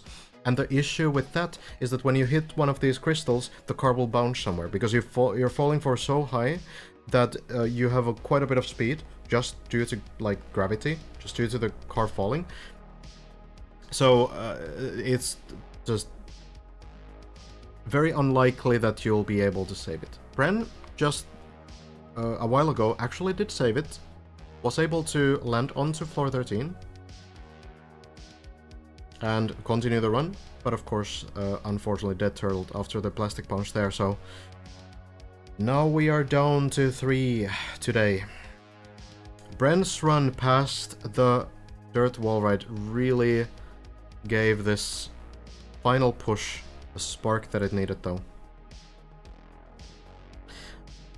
You might be wondering why the players are able to air brake even though you have wet wheels when they do this practice area. And that is actually because it's not the wet wheels that disable air control. Some streamers might have said that, but it's actually the water itself. So when you leave the water, your air control is disabled for about 2 seconds or so. And the wet wheels don't really have anything to do with it. We kind of investigated this mechanic yesterday as well. And yeah, it's basically just the water. So once you leave this, even though the metal doesn't dry the wheels, you will be able to air brake, stabilize the car like this, so that you can land very clean. So it's a very safe sort of recovery way to do. Lars also entering 16? Okay. And check in. Why doesn't he turn around? Well, he is, but he's not getting the grip. So essentially, like, just having like a diagonal angle is not usually enough. You can't just like land diagonally into a wall and then start driving forwards. What you need to do usually is go in like a little bit of like a parallel line first, like a normal wall right line, and then angle the car upwards. So it kind of complicates it. It's a very difficult technique to do, and it's very tough to even like look at it and understand how exactly to do it. Lars back to 14 again. Okay, it's not the worst though.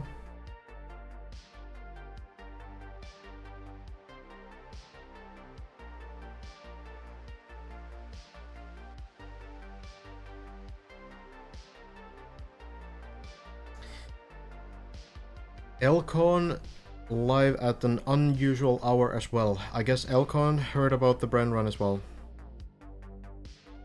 And now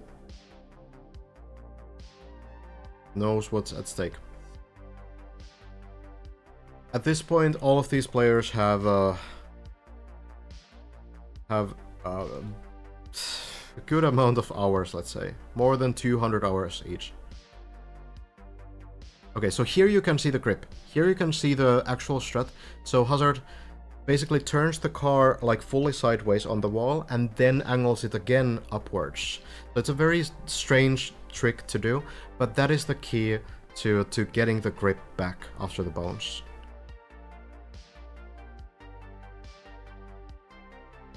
But it's really difficult because you also do need speed for it. So the point of doing this is basically to practice. There's no like route here. This is just a practice area for a future section. So Hazard is only like preparing for a section that comes after like 3 tricks from now. Okay, that was good. That was really good.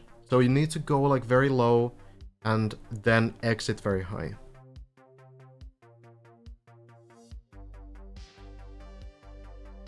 So for dirt, you need to have enough speed to get grip and not lose it. You need to have like some speed, yeah. But it's not too much. There might even be some like gear down that causes problems here. I'm honestly not 100%. Because I've never personally done this kind of a turnaround. I've only done the kind of dirt walls where you need to kind of like climb to the same direction. I don't know if anyone's ever done this kind of a turnaround before. So it's a new experience, and that's why there's a practice section for it. Is the width of the wall on the real wall ride the same as this one? The height is the same. So it's 2 wall ride blocks stacked on top of each other. But the real wall ride is much more complicated. Basically, the only thing you're practicing here is the turnaround. So going first to the left and then switching to go to the right. This is the exact same as on the real thing, but the actual like real wall ride is more complicated.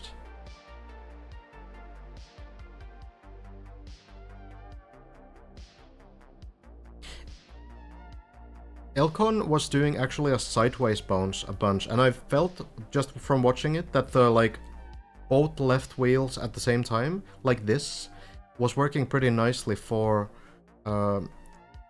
Elcon.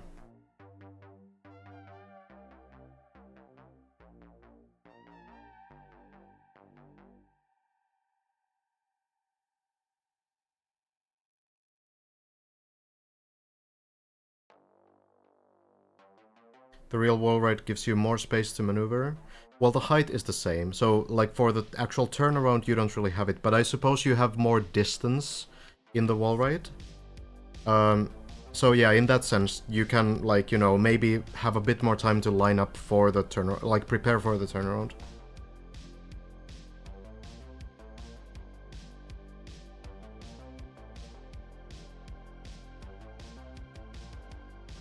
I actually think that the players probably aren't really thinking about the prize pool right now. Like it's, you know what it is, right? And it's hard to just ignore it, of course. But I do think that the players are seriously just wanting to win right now.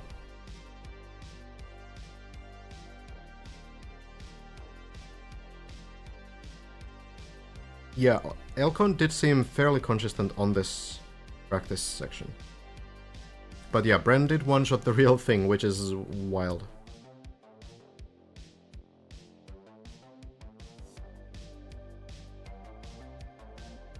So I think what Hazard is doing that Elcon wasn't doing is that Hazard is entering the wall sometimes very, like, in the middle of the wall.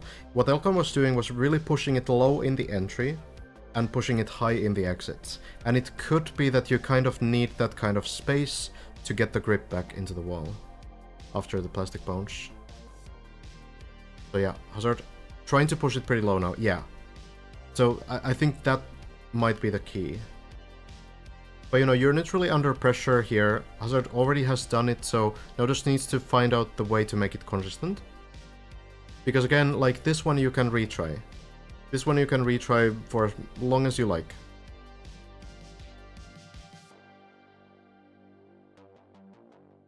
but the real one you can't. The real one is 1 attempt.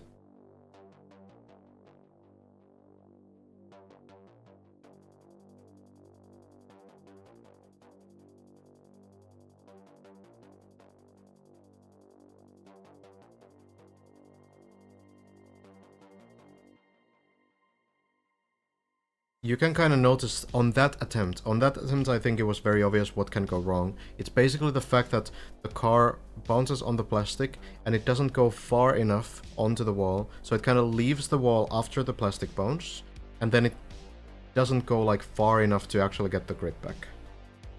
Lars, back to 16, we can check that out as well. I think, yeah, the issue really seems to be that if you don't get enough distance from the plastic bounce, the car will be a little bit airborne. It will lose grip slightly, and you need full grip for this to work. It will work pretty stably, like it will be fairly stabilized once you just get the grip, but it's really tough. Like if you lose the grip at any point, or even a split second, it's going to be extremely difficult to get it back. Meaning almost impossible.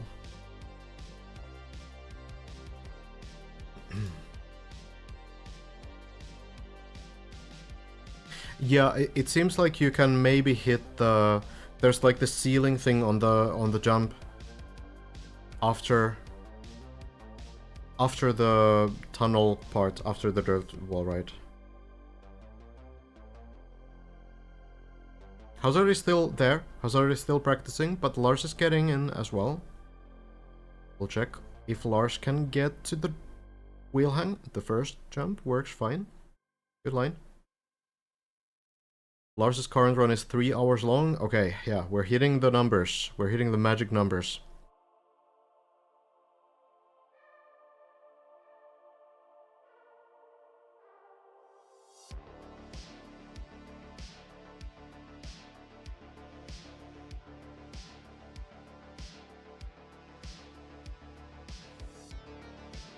So, the wheel hang. Oh, it's a little bit off. Again, the back wheel, the back right wheel, not catching the wall. It's a little bit too low. So Lars will have to try this back. Let me do this at Lars on that.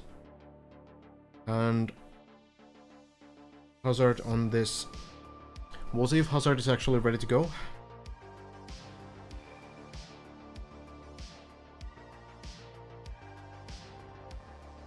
Have we had 2 players on floor 16 at the same time before? I think it has happened, yes. Not often, though. So this is equal personal best for Hazard. If Hazard clears these 2 plastic jumps after, that's going to be personal best. And a tied second place. So right now, honestly, I feel like the rankings matter less and less. What really matters right now is finishing the map. Oh yeah, Lars at the same time. Falling down onto floor 10 from floor 15 has made a mistake there. Lars not quite floor gang, from what I'm seeing. This will be a floor 10 recovery. Floor 11 height, but there's no way to get back to floor 11, I think. Well, Hazard on the move as well.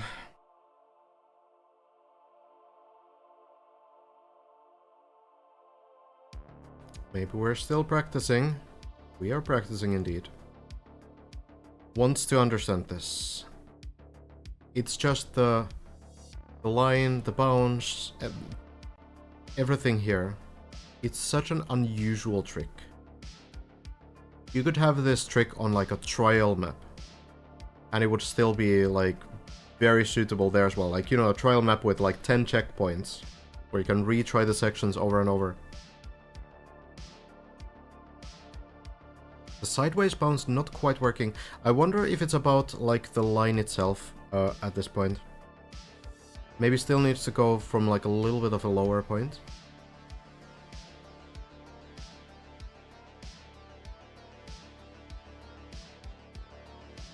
I mean, you could say that this is a trial map, but there's a difference in having like a trial map with checkpoints and a survival map. So currently, the last two tricks on this floor, they are the ice jump sideways. So landing, it's not really an ice jump, but there's like an ice ramp that you take. And you want to land sideways. That was a pretty good bounce. Oof, Wizard. Doesn't get the grip though. It's a tricky one. Okay, so really quickly then. After this plastic, you do these two plastic jumps, land here. And then you take speed, icy wheels, couple brake taps, 1 or 2 to increase the speed. So very similar to the floor 15 final section. Get the speed, jump straight forward to the ice, land here. And then around the flags, Bren didn't seem to have problems with this. Hazard managed to do the practice? Yeah, I think has managed to do it like 3 or 4 times now. So then the dirt wall ride, and here we see something very familiar, the turnaround. You go on the higher part, and you flip onto this platform. And then into the tunnel. These Bren has done. But this next section, you go over here, you land, and then it seems like it might be possible to hit this. So maybe you need to be a bit careful with that. But the basic idea is that you jump, land sideways, slow down. You can get way too much speed for this. You need to be pretty careful. Bren definitely had like more than enough speed for this. So Bren unfortunately fell off to the right side of this, landed here.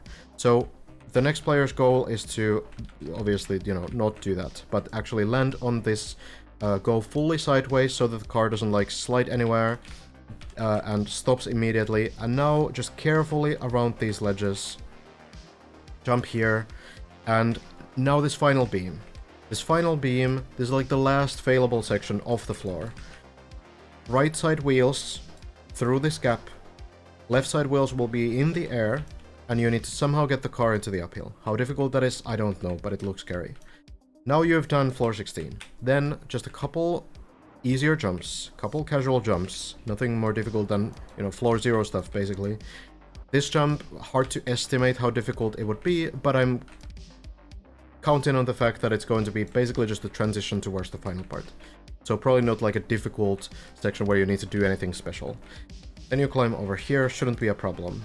And then you are at the final jump.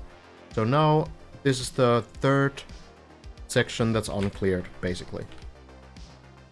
Getting speed around this ring, and when you feel like you have enough speed, you go forward. It's one attempt. It's do or die. If you reach this red line, you win. If you don't, you will fall down all the way. So that's the current situation. That's the current situation. You need full speed for this final jump. So it's hard to say exactly what the setup will be like. But what you most likely do is like 2 laps around the circle. And, you know, you might need to slow down a little bit. You might not actually be able to like full speed the entire thing. But you try to just maximize your speed around the ring. And when you feel like you're ready, when you feel like you've maxed out the speed, you can't get any more, then you go and hope for the best. The rings are identical. They should be anyway. I did check a little bit because someone was saying like, oh, one of them is like a bait or whatever. I don't think so. I feel like they're identical. That was a really good bounce. There seems to be like a need to get a really like speedy bounce. You can't just like hit the plastic. You need to actually like bounce away from it properly so that the grip stays. So when you go like further into the wall after the turnaround, you will sort of be able to grip the dirt a little bit more. If it's too slow, you will be more likely to be slightly airborne, and that will ruin the entire thing. So, well, twice in a row, it's not looking too bad.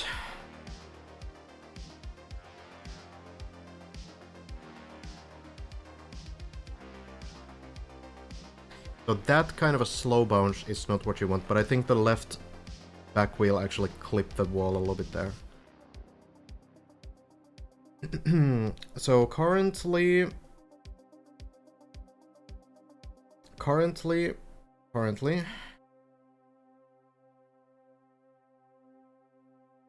Lars is on floor 12. Wait, hold on. Is this up to date? I have way too many things open. Yes. Lars is on floor 12. Elgon is on floor 8, seems.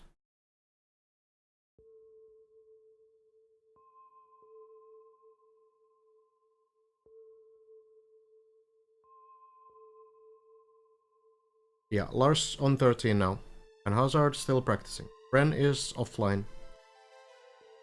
Had to get some sleep. And I mean, I understand it. Bren was grinding for 7.5 hours. So even though Bren is still on the live tracker, is not playing.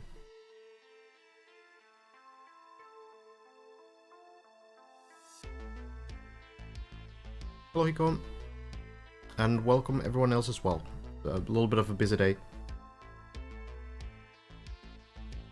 Thank you, Sweet Chili,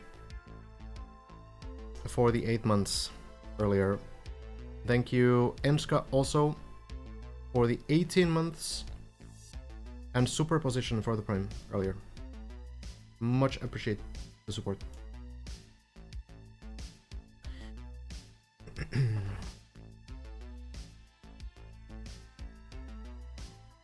I think the problem...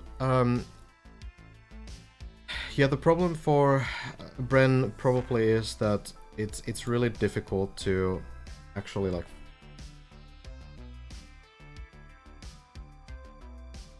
be able to get some rest right now when you know that everyone else is grinding.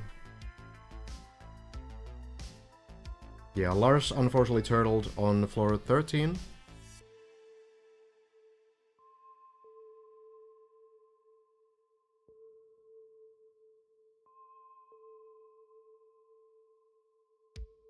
Thank you, Super.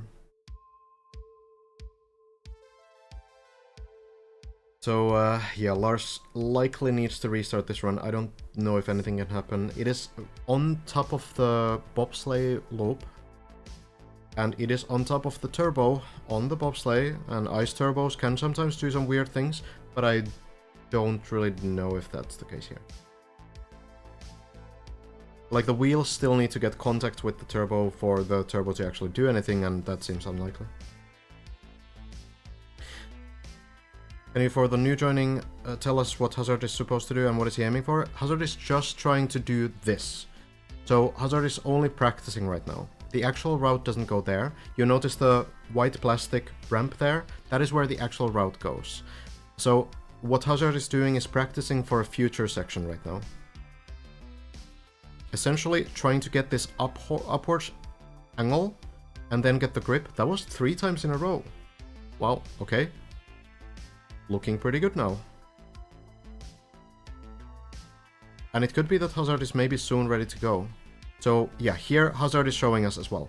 So what you need to actually do is line up for these plastic jumps, jump through, and just smash into the barrier there. That is the actual route. What you're practicing for is a future section that comes in... well, very soon. There's 2 sections before it, basically.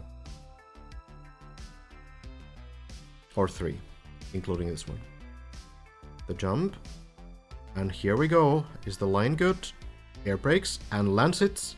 And that is a tight 2nd place now. Elcon has made it to this point as well. And Hazard will be the 3rd player to get to this section. And now might be checking out some strategies from... Bren, who has been the only one to clear this, but has cleared it twice. Lars said he knows for sure how to do this ice dirt zoop. It does seem like it's going to be a low speed entry and brake taps. I originally thought that it would just be like going forward and just steering, kind of like the floor 10 section, but it seems like I was wrong, and it's not going to be doable. without the brake taps. That's what it looks like. So basically, your goal here is that you take speed from the plastic. You get like pretty fast acceleration from plastic already. So you get speed, go through the ice, and with the icy wheels on the dirt, you'll be able to zoop really quickly. If you've seen the floor 15 ending, that's gonna be the same technique.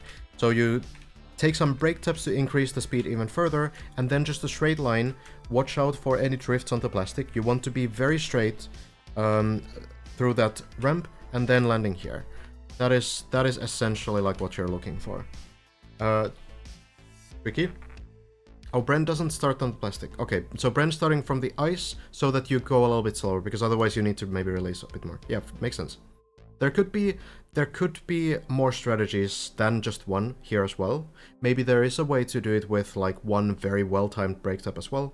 It's hard to say with these kinds of sections, because, you know, the thing about this kind of a section is that once one player clears it, then people will say like, okay, that's the strat. You will not really start being creative when you already know a strat that works. Maybe it's not the best strat, maybe it's not even close to the best strat, maybe it's something completely different than what the mapper intended, but it works. And yeah, Elcon has been a bit more creative throughout this challenge. Elcon has been the player to kind of like say like, okay, well, I don't actually want to do this. I'm gonna try something a little bit more creative, right?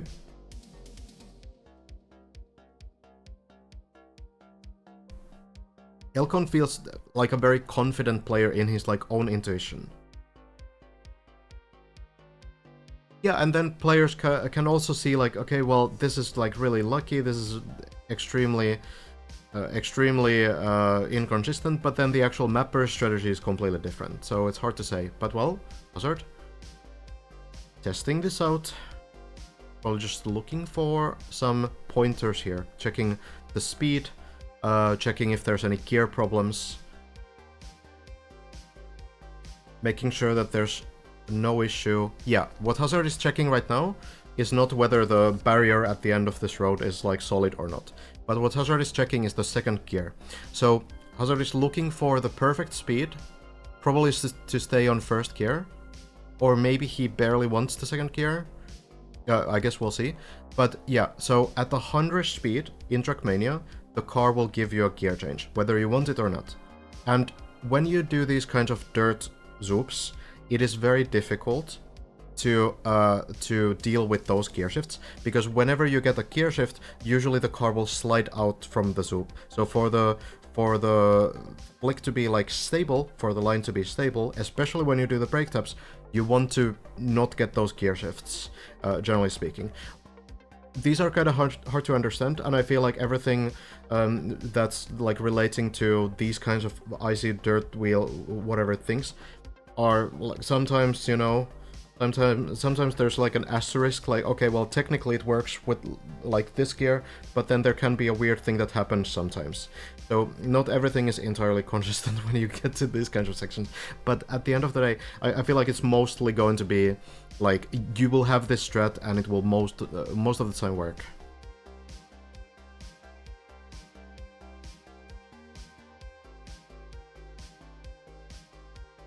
EBH, this part makes no sense to me, it's just stupid, says Hazard. Okay. Yeah. I actually didn't pay attention to how Bren did this. If someone wants to go back and check on the clip, someone knowledgeable, no offense to anyone, someone knowledgeable could check if Bren got the second gear. Before the first flick.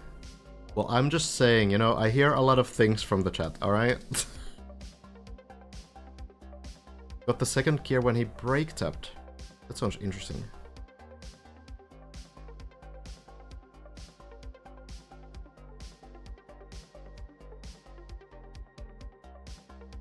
Virtual was second to finish Deeply 1, and Ixon was third. No, yeah, I'm really just interested in the gear shift. It was in gear 1 before brake tapping. Okay, so then Hazard is trying to find the line here where you keep the speed under 100 and then you do the brake tap. so that you don't need to worry about the like gear change during the when you start the like zoop, because if you have the second gear, the break tap would probably mess with it, I would imagine.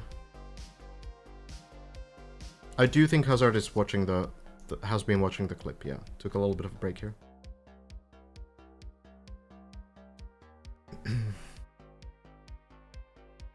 Brent actually used reverse gear here? Stop. No, he didn't. Come on. Look, this is why I don't listen to Twitch chat, alright?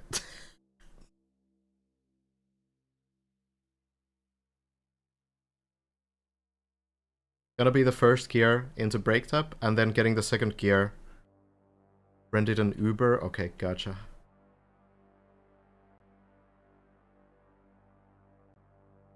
Brent started on second gear. Good reference.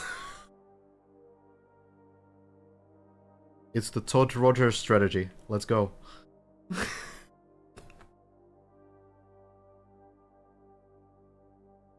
Brent turtled this section. Nice. Creative.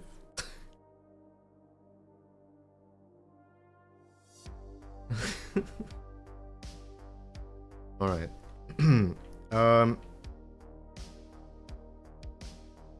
Let me reorganize things. Okay, so Lars is on floor 3. I have such a mess of them right now. Okay, it works well enough, I suppose. Elcon on floor 11.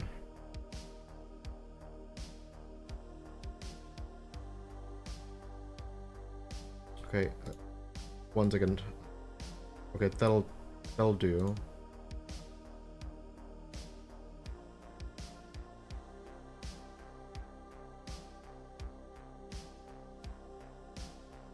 All right, will do. So, yeah, I think Hazard might be checking in the strategies right now. It is a difficult section. Elcon tried this once and did fail it at that time. Just not having enough speed. I think it's really important on the ending part that you have the very straight line. One thing to know about ice is that you can't do whatever on ice. That you probably already know. But what I mean is that any input you do on ice will slow you down. So if you can get like a very straight, direct line right after the dirt, and you can avoid any kind of like directional inputs like left-right tapping kind of thing, that will help you a lot to maintain that speed as well.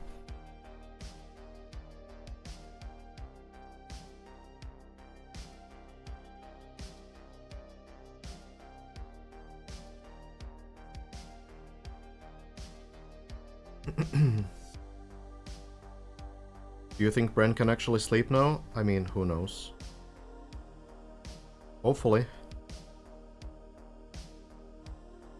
But I mean, it's really difficult to like first of all, like it's difficult to play under this kind of stress, this kind of like focus, and then like fall asleep immediately because you're still like in that adrenaline state. And also you're constantly thinking like, what if someone finishes?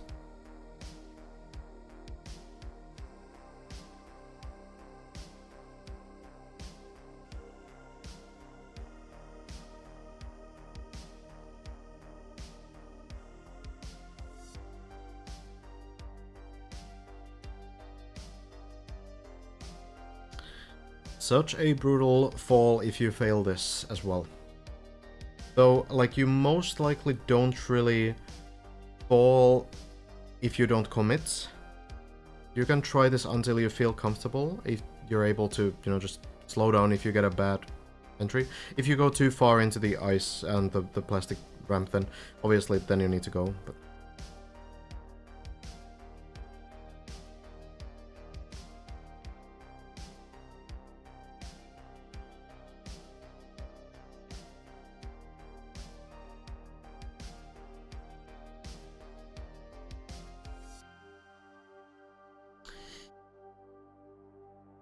well,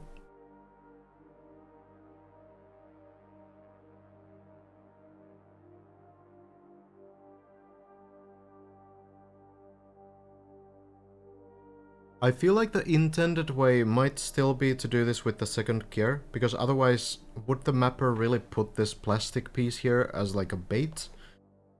This floor hasn't done it so far, so I feel like Jumper probably wouldn't put one of the last bricks on the floor as like a bait block. I would be really surprised.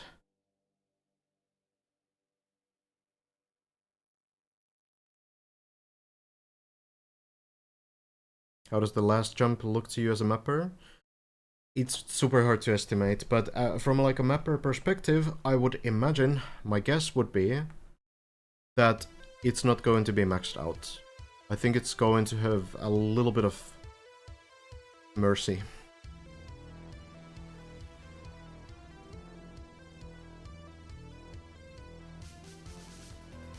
Hello, Jumper. Did you put this plastic piece here as a bait?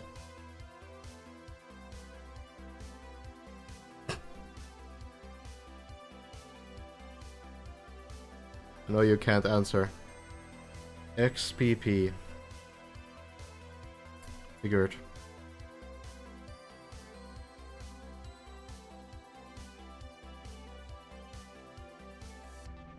Well, for Bren it worked on the first gear. So yeah, Hazard tries it out. Good save, good save. So now has the one attempt. The one attempt that, you know, kind of makes you maybe a little bit more relaxed. You understand how the car is going to behave when you do it.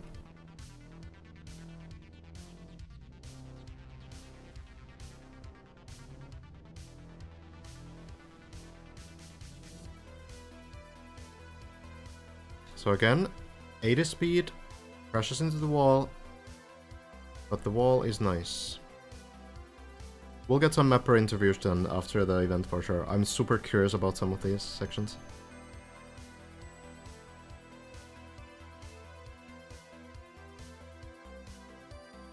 Elcon getting further as well.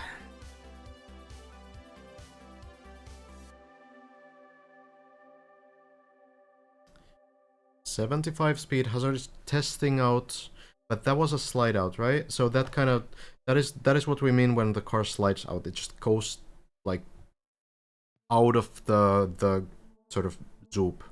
It loses the grip, slides against the wall there. So that can very much happen. 75 speed there. Yeah, that's the slide out. So thank you, Jumper, for placing that wall there. Already saved 3 attempts. But eventually, you know, it needs to work as well. Still a little bit too far, but at least you can retry this.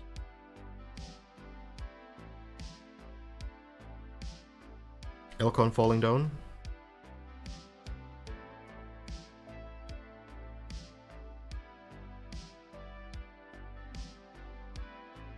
This is not water guard. Bren has made it a little bit further a couple hours ago. Again, slide out.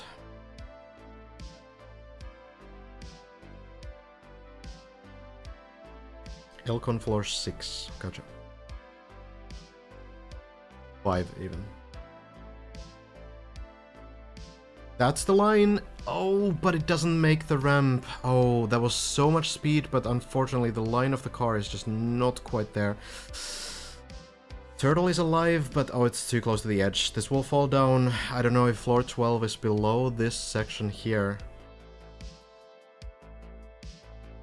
Is it going to fall down? I think the car is somehow going backwards. Is it even possible? It might be stuck, actually. If the default movement that we can see from the dots from the plugin that Hazard is using, if the default movement counters the sort of like fall from the edge, then can be pretty bad. Not that the fall is looking too great anyway. I think it would be fall to floor 9 maybe.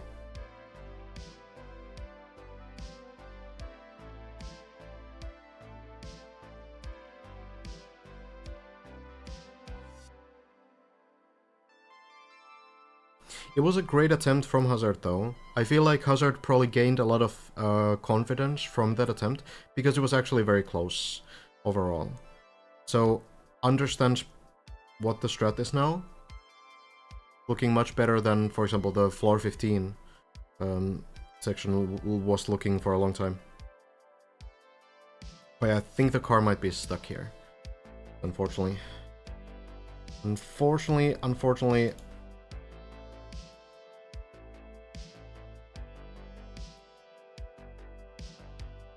That run might not quite...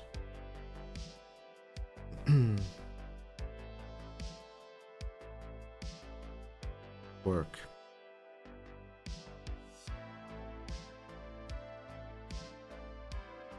Elcon getting some runs going. Lars on floor 3, Elcon on floor 6. Hazard probably will have to restart this run as well.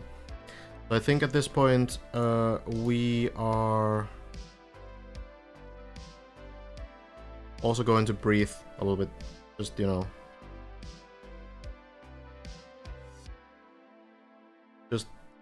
Just breathe.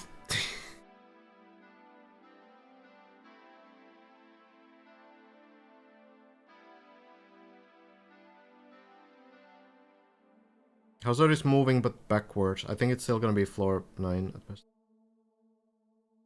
We can drive. Yeah, it's okay. I'll catch up. I know the strats now. What I've been waiting for. Okay. Let me get some water first. Let me get a little bit of water. We're here. On floor 1. Close to floor 16. Anytime now. If Hazard's car was stuck, the blue dots would either be right on the car or oscillating. Oh, okay. So I'm 100% how the plugin works, but I thought that it basically meant like the default movement direction, but not necessarily like the car's direction. So what I'm thinking is that if the car is on an edge, like if it's kind of hanging on an edge, so that the car's balance is a little bit off the edge, but then the default movement is like pulling it backwards from the edge, then I thought that it can get stuck. But does the default movement plugin account for that kind of a situation? The organizers decided the floor numbers. So Jumper actually built for the mapping competition. So the floor 16 is part of the submitted floors from the public mapping competition. It's quite the achievement, Jumper, to participate in the mapping competition and then get your floor as the final one on the map.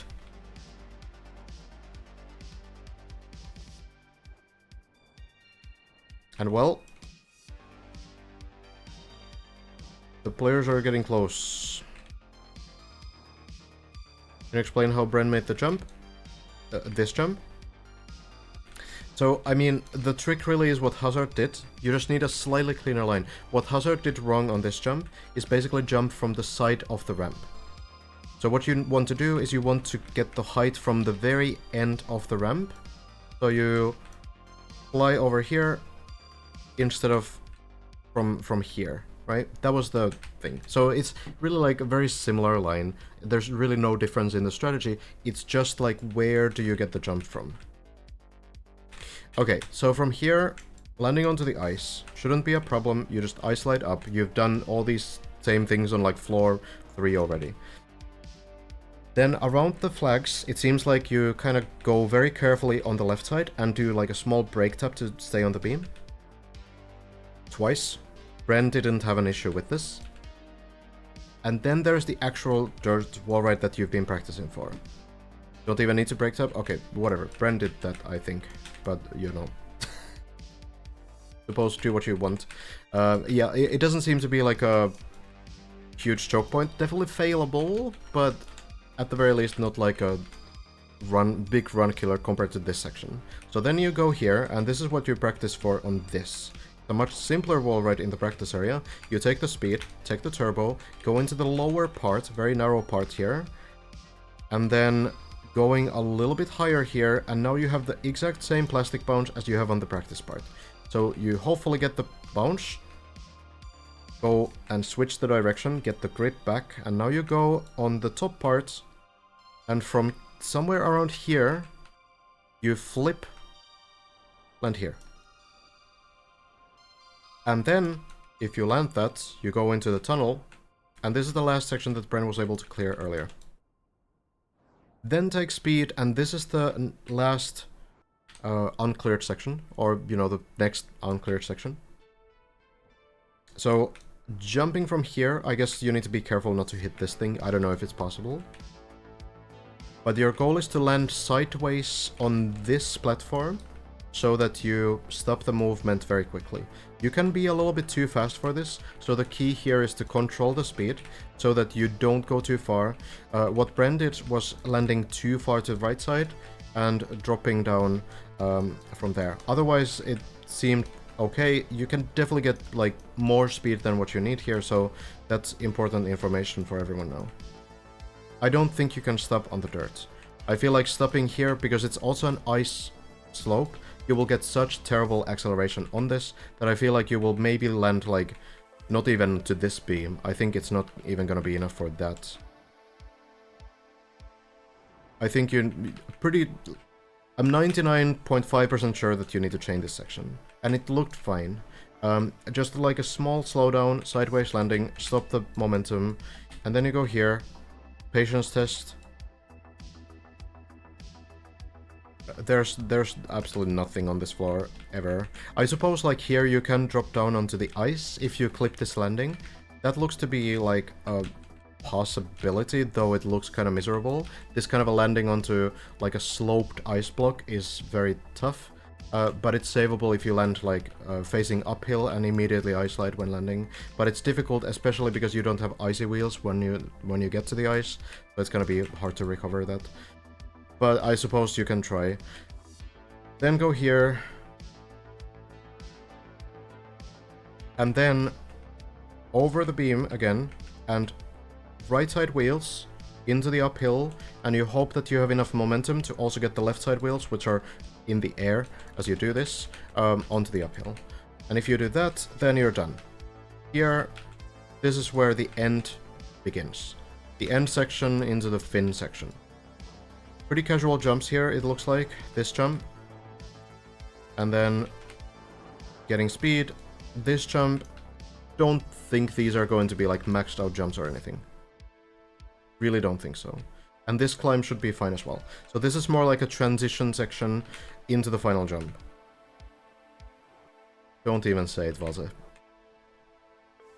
And then, yeah, there's the crown. You need to reach the height of this red line here. You drive in a circle.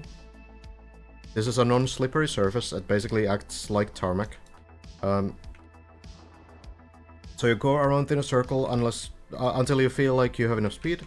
And then when you feel like you do, then you go. You jump straight forward. A very clean line. Straight up. If you reach the red line, you finish the map and it's GG. And if you miss it, it's also GG, but in the worst way. Because this quarter pipe pushes you forward as well, which means that you don't get a second try. You will fall down the bottom, down to the very bottom. So you need to get this one shot.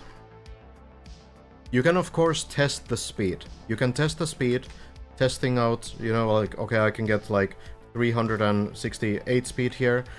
So then you try it again for as many times as you want, without committing to the jump. That is possible, and that's likely what we'll see the players do as well.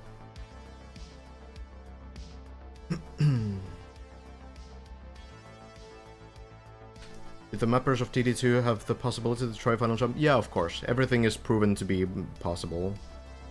This jump, the final jump, is built by Sparkling, the main organizer of the project. How do you get from the blue pipe to the circle? So you basically just go here, climb this. This should be completely fine. There's more than enough space here. There's a more difficult pipe section on floor 2. And then you go onto this beam, and now you're here. And then you just go here and you carefully drop down.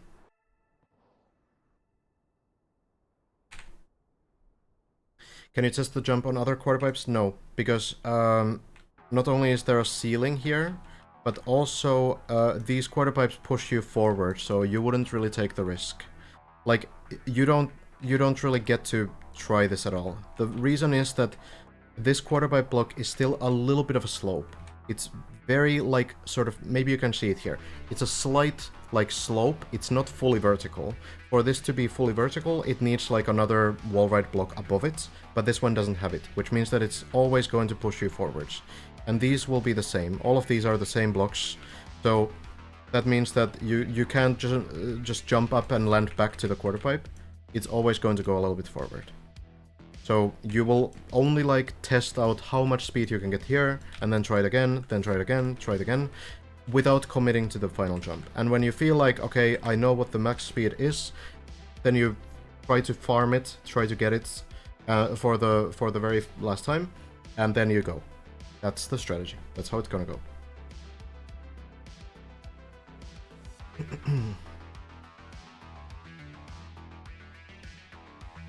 Can you try it without committing? Well, you check your speed, like, here, because from this point on until the end of the jump, it's full speed, right? So you can kind of check how much speed you get when you get to, like, this point, for example. So let's say that you get 350 speed. Okay, that's cool. So then you slam the brakes and you know, carefully go around this, and then you go back, and then you try it again. Then you again run in a circle, twice, maybe, once or twice, and then you check your speed again. Okay, that was 357, so a little bit more, and then you bail out again, you know, slam the brakes. It should be fairly safe to do that. So that's basically it. You're not gonna, like, check your speed on this part, because this is too late to walk back from, right? So you will check your speed a little bit earlier and try to just compare the attempts that you get here, basically. That's how I imagine the players will do it. Or maybe we will have some absolutely brave individual who just goes in first try, doesn't test anything.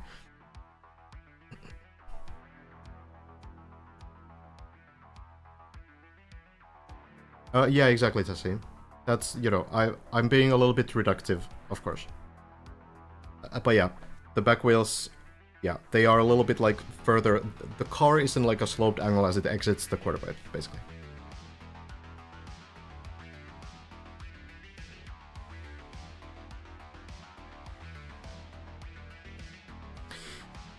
Yeah. Okay. Well, we will wait. We will wait.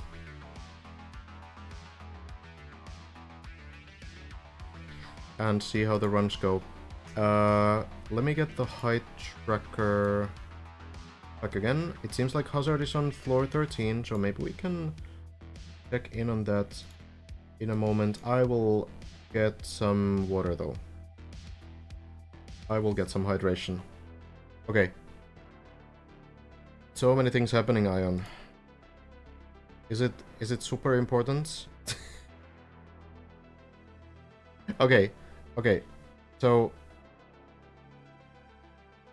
yeah, sorry. Cell phone. We're not so far from it, though. Okay. Hazard eating. Gotcha. So it might be Elcon getting the next attempt, but... Alright. Water. I'll be back in just a minute.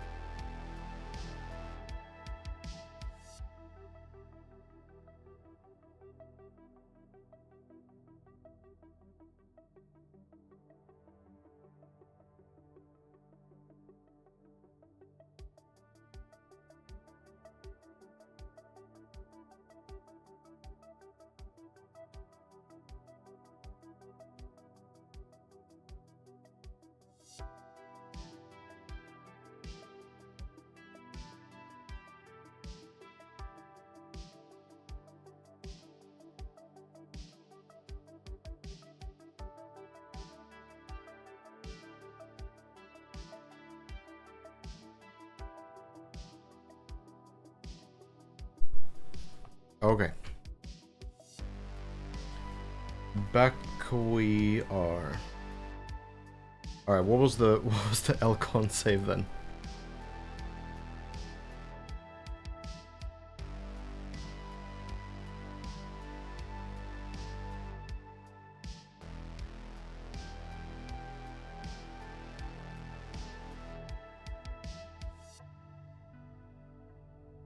You'll need to link it. Okay, thank you. If I if I watch it to find it. Okay. Some random Elcon save from an hour ago. Alright. Floor 13. It seems. Let's see what he did.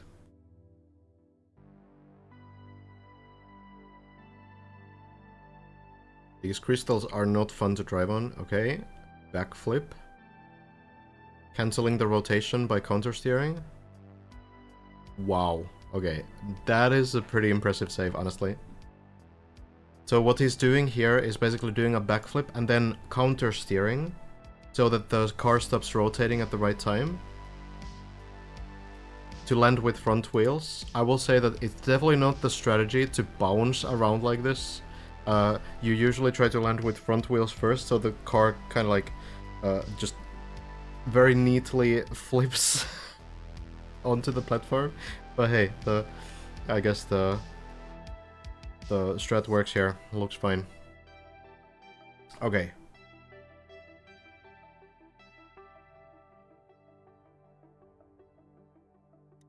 Alright, well, let's wait for the players to get through.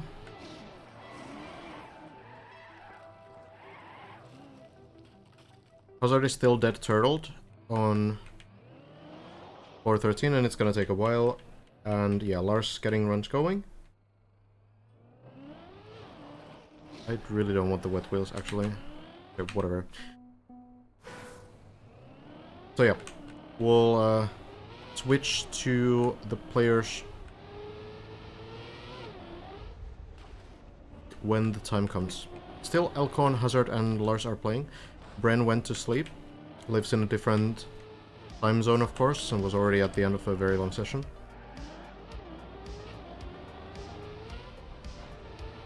Yeah, the Bren one-shot on the dirt wall ride is kind of ridiculous. And like yesterday I said that it might be about 50-50 whether you finish the map after the dirt wall ride or not. Bren was close to landing the next jump, and I mean, that landing is... It's one of the last things you need to do before the very final jump. Oops. No goddamn way, Ham. Okay, let me get you the badge right now as well. Dude, how is so many things happening right now? What is going on?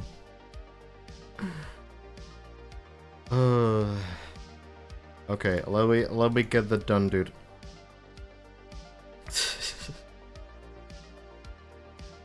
From Sigvason. Yes.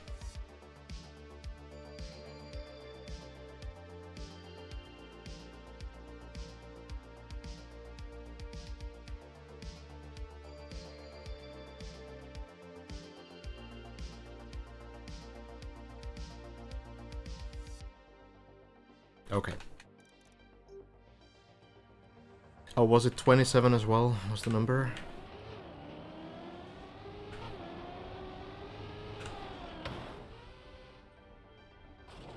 Bren, yeah, has been popping off. It's unfortunate that it didn't go through.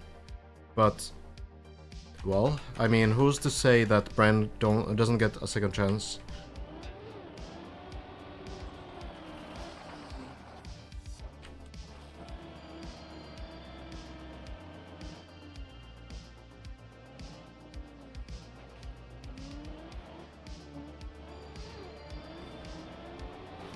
Maybe Ion. I'm not really sure. Where's my personal best? Just chilling on floor 1.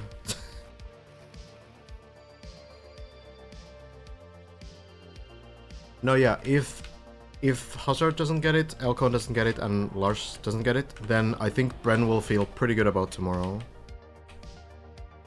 So I feel the pressure is not only on Bren, but like all of the others as well, because they've seen how close Bren has been. So right now, it's so important that you get those runs into floor 16.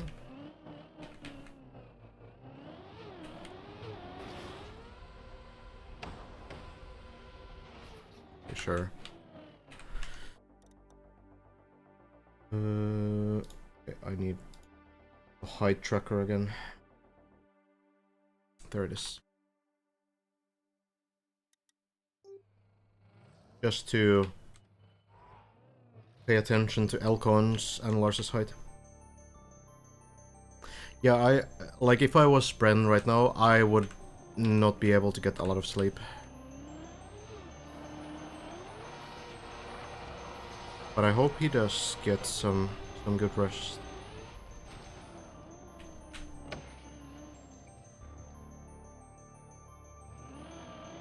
The height tracker is in the... There's many comments. WR, for example, or leaderboard, or LB, or whatever. It's the deep stats. Yeah, there we go. It's the one.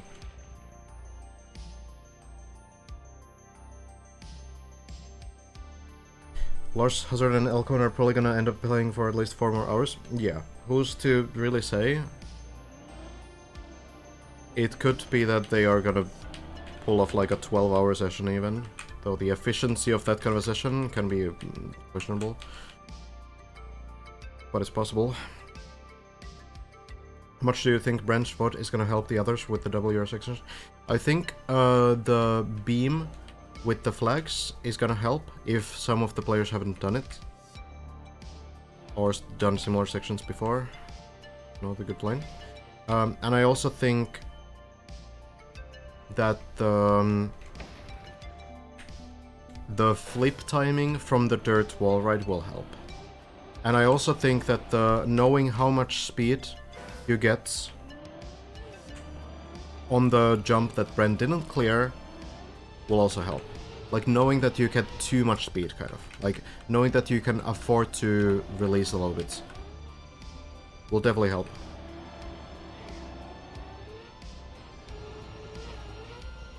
Are you productive after 12 hours? No.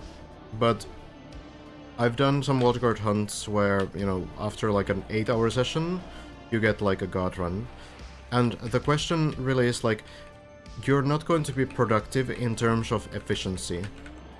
You will be extremely inconsistent. Your runs will be ridiculous. They will probably not look so great overall after like a 10-hour session. But you still have a chance that you get the run that you need. It's just a lower chance. So that's kind of the question I guess you need to ask yourself. Like, is it worth to take the lower chance with the, you know, very tired session that can work out? Or should you just sleep? And hope that no one else snipes you. Hazard about to fall? Probably floor 9.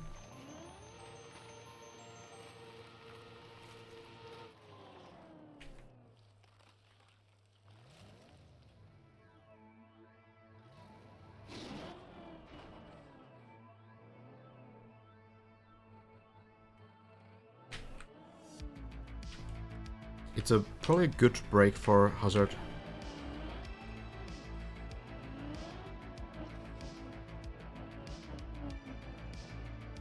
Oh, the turtle didn't fall.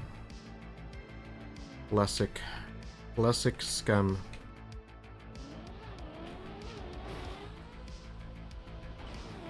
Those happen. Well,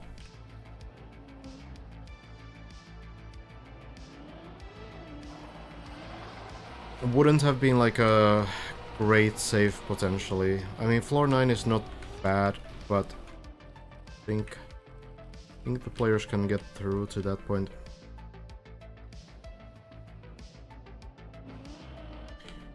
No finishes yet. No.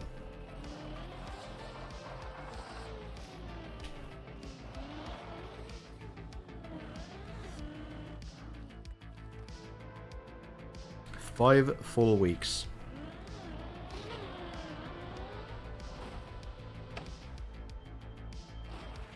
Dude, if Elcon is already on floor 10, then this thing I have is definitely not updating. Okay, now it looks better. Alright.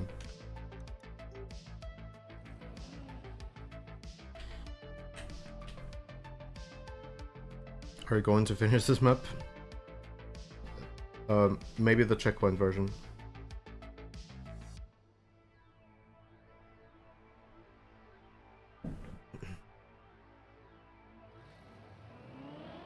Oh, I've been playing this map for like 4 days. I haven't played this for 36 days. Just to be clear. That was not the line.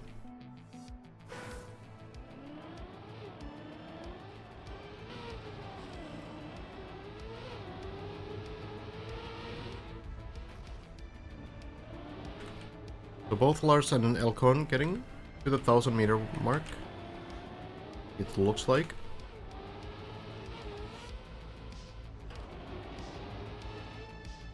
So there will be 2 checkpoint versions after the event. One will be with many checkpoints, like 5 to 10 checkpoints per floor. And then there will be the 1 checkpoint per floor version. I think I'll try to do the 1 checkpoint per floor. That would already be like a pretty good challenge.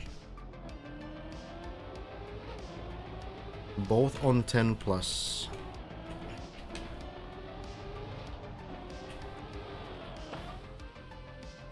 It's kind of funny how really we don't consider runs to start much anymore until they get to like floor 12.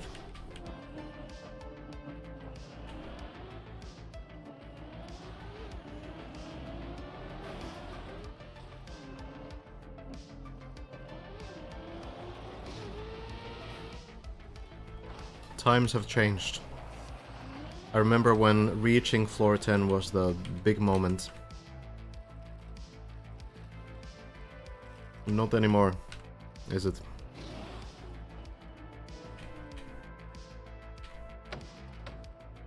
Oh my, not getting this floor 1 now. Okay. I feel like I'm already exhausted.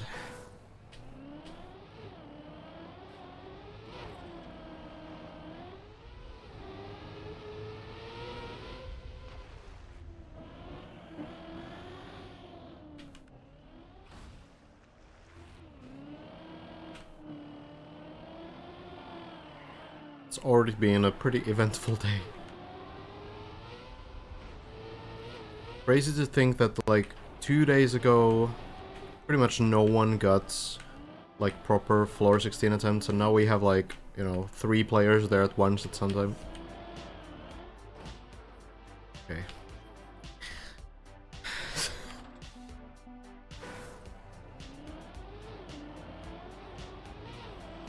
That is true, Leah.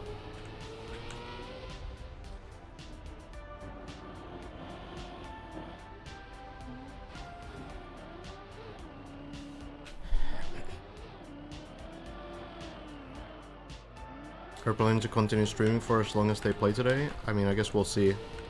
Don't know what their plans are. Most likely, yes.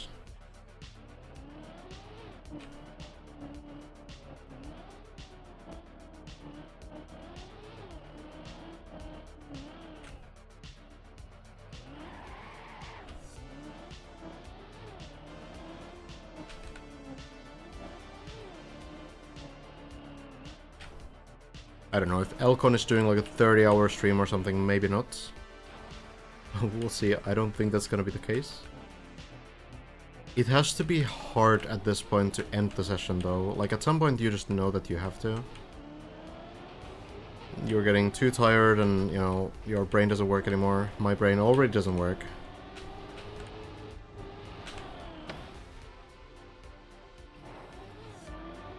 Yeah, Elcon and Lars both doing some solid climbs right now.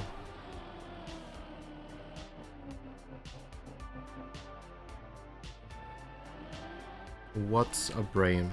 That's how I feel.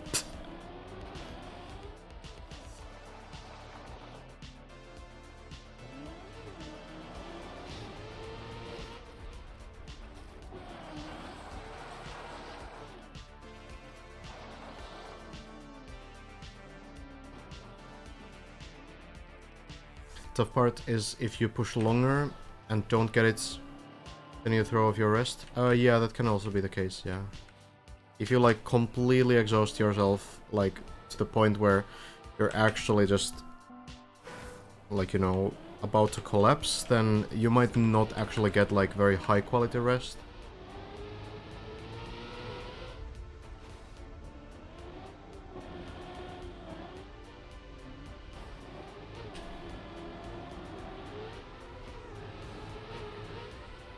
One thing I could do is update the multi-twitch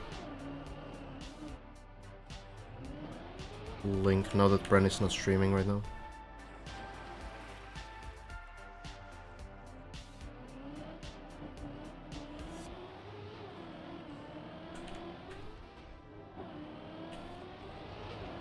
Oh, thank you, AJ.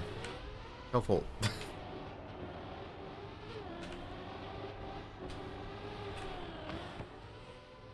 Multi-twitch is essentially like a way to load multiple streams on the same window.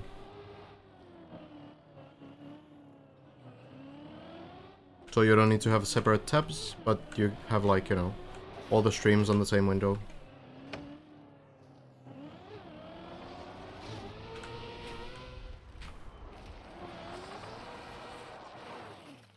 Do you think you remember the order of all the sections on the map by now? Yeah, for sure. I remember the entire map, 100%. Absolutely no question marks.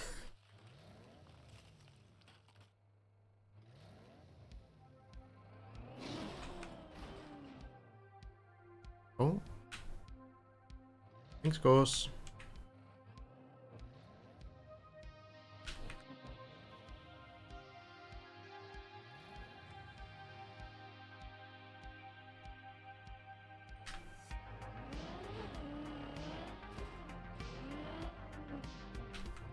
Yeah, I guess the Deep Dip TV works too. I suppose now that we have very specific players, it's kind of not super important.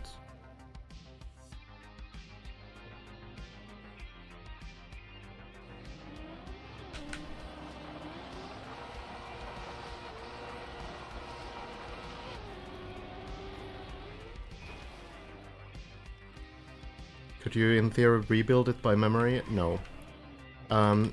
It's kind of like a question of like knowing how to speedrun some game and knowing how to speedrun it blindfolded. Those are completely different cases, where you still like rely on visual cues and you don't remember like the details in the same way that would allow you to like rebuild sections, but more like in the way that you know, like, okay, this kind of a section comes after, I know what to do there. But yeah. I wouldn't even be able to rebuild my own maps from memory, let alone someone else's.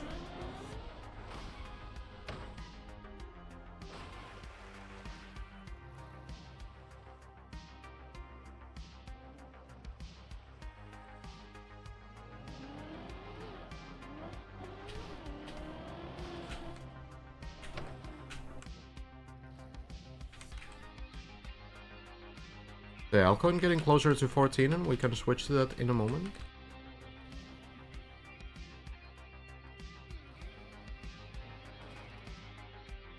And yeah, you are not allowed to rebuild the map anyway. wasn't really the question, I guess. But you know.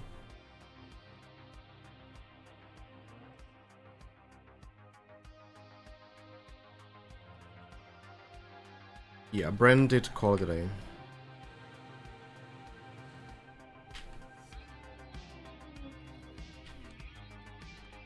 He just crashed Elcon.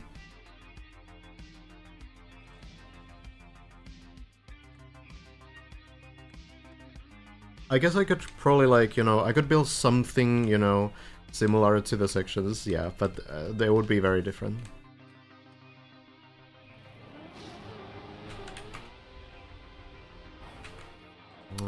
Come on. Elcon saved it? Okay. Yeah, seems to be fine on the live tracker.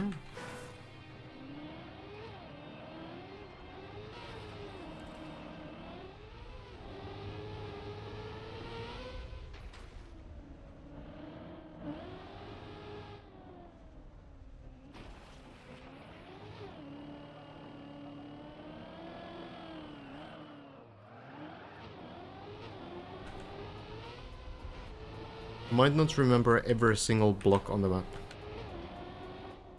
but close enough.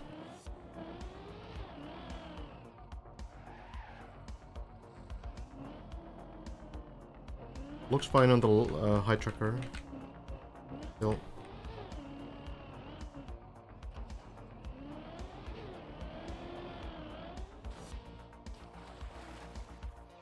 I don't have a favorite to win, no.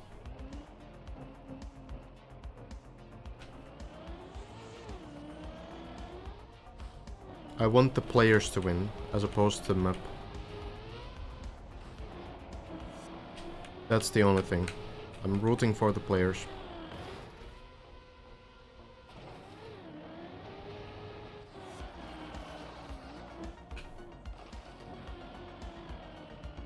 It might be that Bren will instinctively wake up a couple times during the night, yeah. Could happen. Don't really have a favorite floor either. I really like the design of many of the floors.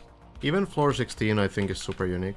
Like, it's kind of brutal for the players, but it's I appreciate the creativity of the dirt wall ride, for example. Like it's just such a interesting design that you don't see anywhere else.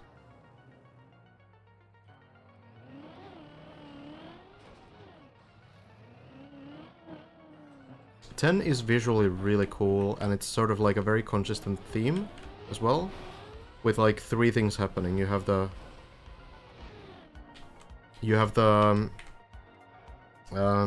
ice, obviously, with the spins and everything. Then you have the dirt parts, and then you have the pipes. It's kind of like 3 different things combined, which is very cool. Okay.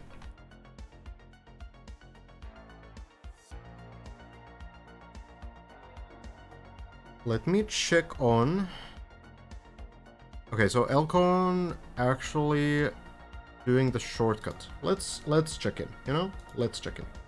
Elcon is doing this shortcut. If you haven't seen this before, landing the left wheel on top of the border and then jumping through. Let's follow Elcon here a little bit. Very close to floor 14 already.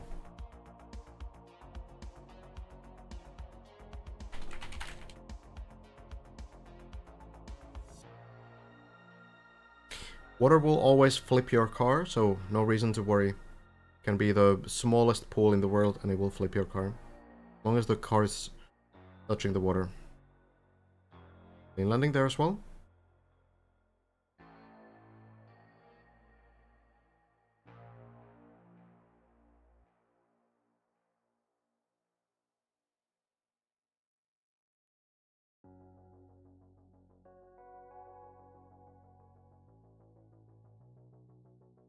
Slight release. Oh, I don't know if Elcon is using music today, by the way. No? Okay, we can actually have the audio from Elcon stream too.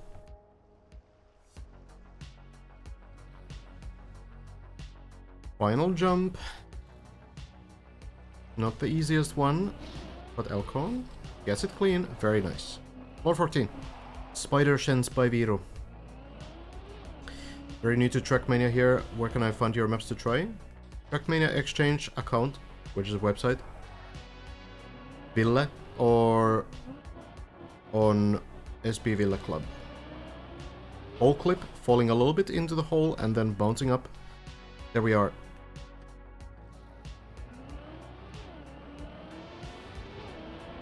And now the turbos, and if you haven't seen these before, the way these work...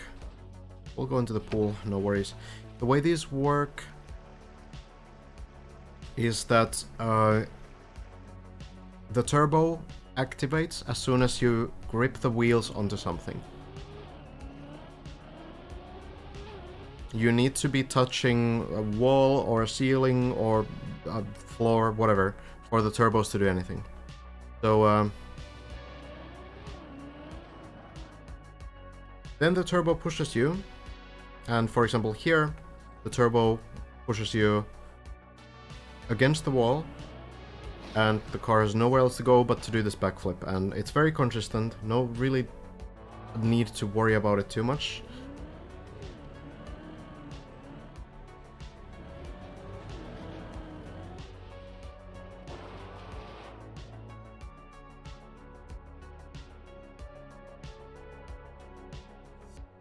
Seems to be working just fine. But then the long one. So here again the challenge is basically just to not only do these first few tricks, but then line the car up so that the wheels get grip on the wall. Not just touch it, but actually touch it so that the car is driving on it, and the turbos boost Elcon. And Elcon now reaching the halfway point of the floor roughly. Straight line here. Very clean entry. The most important part here is to counter steer the car, so that the rotation right about here stops. And you can get these plastic bounces. Plastic only bounces you in the opposite way, which means the wheels aren't touching plastic. So plastic bounces, you don't want grip with the wheels, and with the turbos, you do want the grip with the wheels.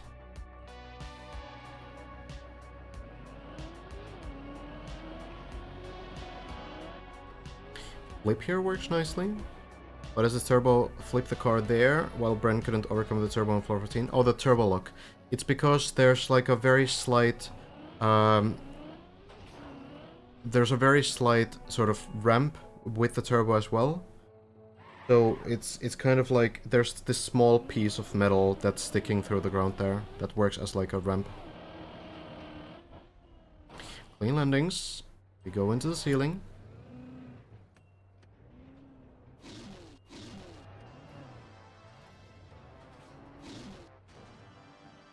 Getting some speed to go backwards through the turbo. Can't do that with low speed. But now needs to get grip on the ceiling. You just take a straight line, very clean, and then slightly turn towards the right at the very end. Just like that, the car gets the grip and Elcon is in the pool. Because the ceiling is a slope, the turbos push you upwards, and that means they will push you along the slope, and you will get onto the pool. And now we go close to floor 15. One jump remains.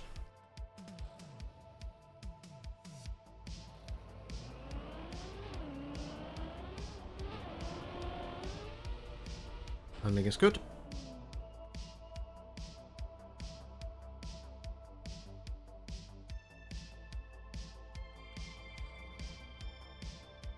You can recover this line if you get a bad jump. Elcon has been getting it pretty well. Commits to this line as well. And the line looks clean. Well done.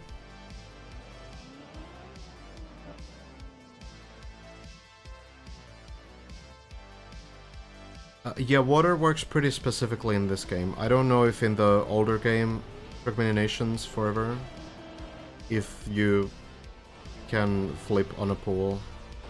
The bounce here seems to work. Nicely done. Can't remember how it works. Lars also on 15. Gotcha.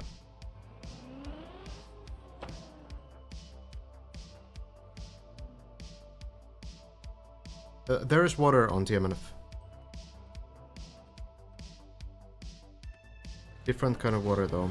Elcon lines up against the right side wall, something that other players aren't really doing. But it works for Elcon. Avoids weird lines towards the decoration on the left side.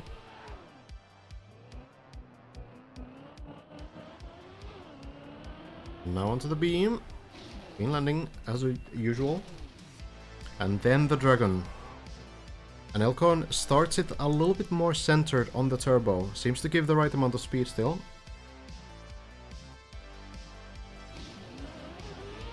$275 or $276. 75 works out, and the landing, that's very good. Very clean. It is hard to say what makes the difference there, why it sometimes doesn't work, because everyone is getting the same amount of speed. It's something that happens during the dragon. It might be landing in a slight angle when you get to the middle of the dragon. Could be the air brake. But well, Elcon, oof. Close landing, but does continue. Second last one, and gets the final one too. There we are. Into the ice slide.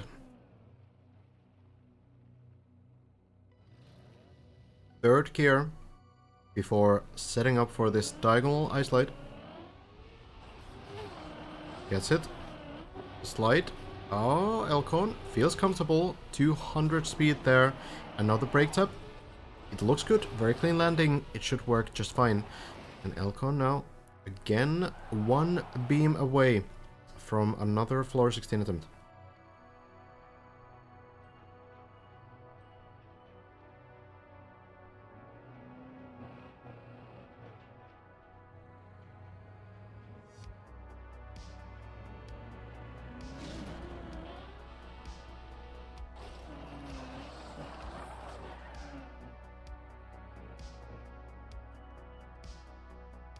Yeah, Lars also, I'm opening on the side.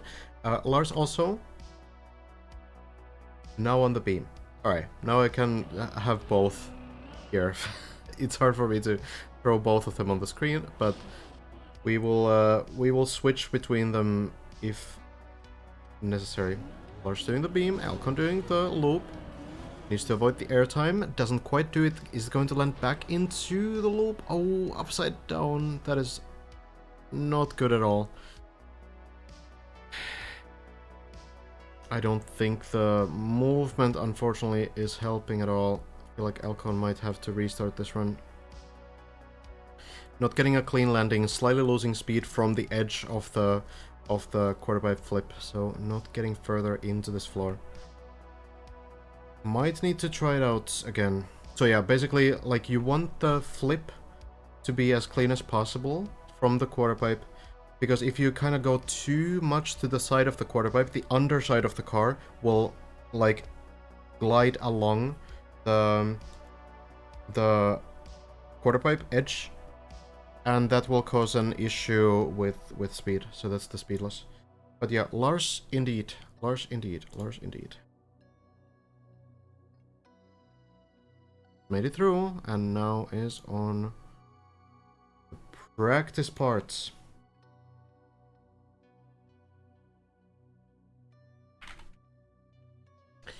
Off the wheel hang.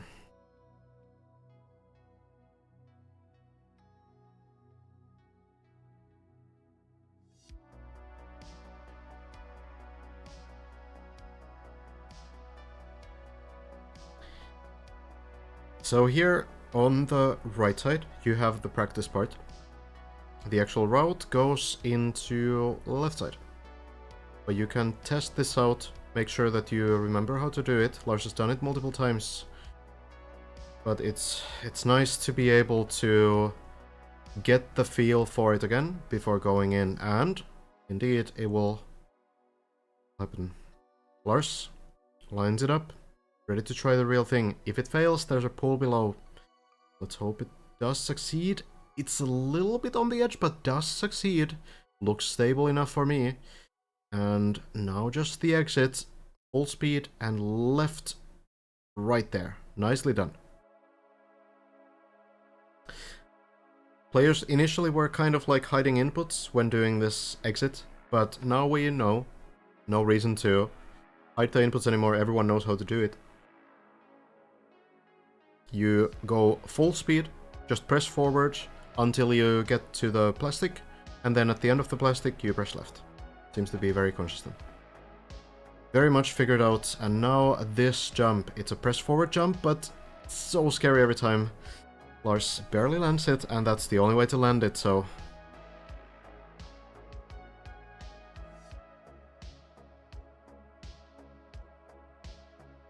You can just PF even? Okay. Yeah, I guess the left input makes sure that you slow down a bit on the landing so you don't go too far on the plastic if something bad happens. But well, Lars failed this once at least, but has since cleared it.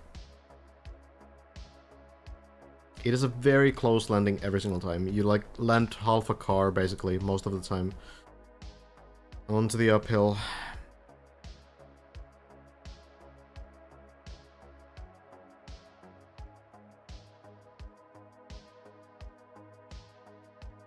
Taking a little bit less speed and now commits, landing the first one and gets it. A somewhat clean landing actually. All wheels directly into the uphill, and that's the better way to get it. Not taking any risks with this one. Making sure the speed is enough, and gets the next jump as well. A little bit of a scary jump still. For levels, for players of this level, it's not going to be a huge issue, but still scary. Now the jump below the second beam here. Perfect. This section really looked super failable, but it's been working most of the time for the players. It seems to be one of the least important sections of this floor.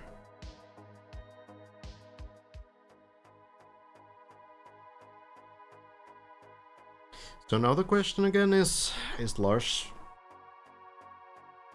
looking to practice the wall ride, or is Lars looking to do the plastic? Those two questions. I would imagine Lars will probably try out this practice wall ride first. So you have essentially a practice section not for the next part, like you have in the wheel hang, but for a future section. Seems like Lars is taking a bit more speed, so... Oh, are we just going in? We are just going in, okay. No practice, Lars. Feeling confident. Testing out the actual strategy here.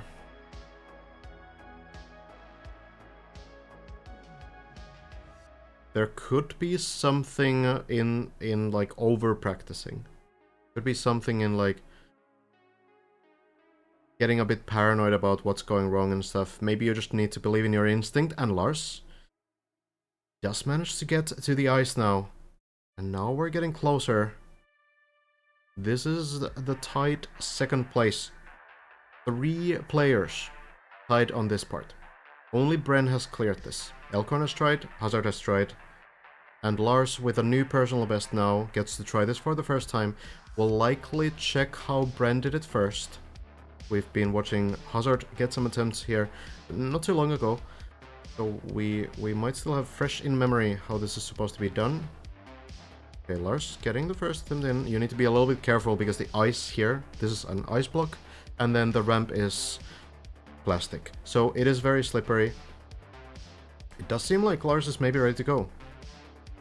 Already ready to try this. So avoiding getting the 100 speed in the entry, slight releases, and finding the line. So you want to be a little bit slow, but not too slow. If you get the second gear at 100 speed, before you start doing the brake taps on this dirt tube, you might slide out from it.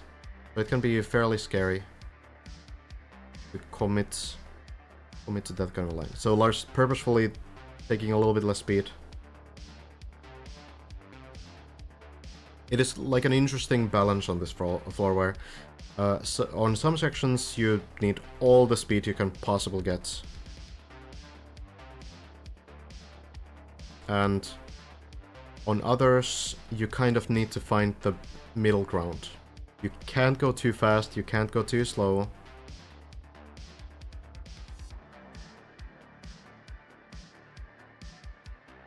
About 70 speed there. Yeah, Lars just braking, trusting that the plastic ramp slowing him down enough. Elcon has not cleared this jump. Has made it to this point, tried it, but hasn't cleared it from what I've seen at least. Unless there's been some like early run today or something. Oh, Lars going! But I think there was a gear shift. I think there was a gear shift when the car was still sideways, or... yeah, some kind of a slowdown either way. And that is a big fall. Oh, it dodges everything. Might land to floor 8. Floor 9. Okay, it lands clean onto floor 9. To the very beginning. So this is similar as what happened to Elcon. Basically that kind of a slowdown there. He was so close. +1 info, guys. +1. I mean, it was a good attempt for sure.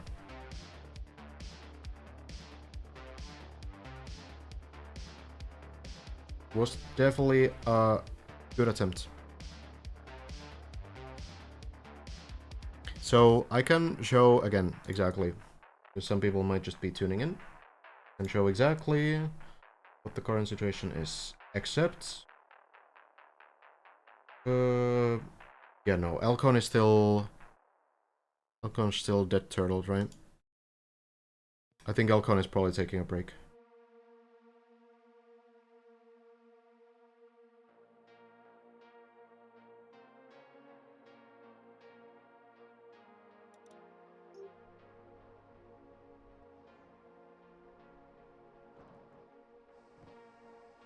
Threat of Ariadne. Whistle. In my club, SPV lab. Okay, so, yeah.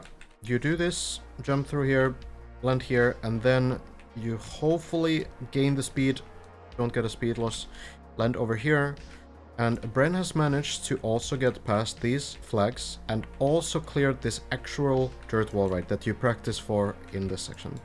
So, very narrow entry on the lower part, then go all the way around, plastic bounce at the end, get the grip back, don't go too high, otherwise you might fall off, will probably fall off, and then stay on the wall again, and around the end of these Trackmania letters, you flip onto this platform.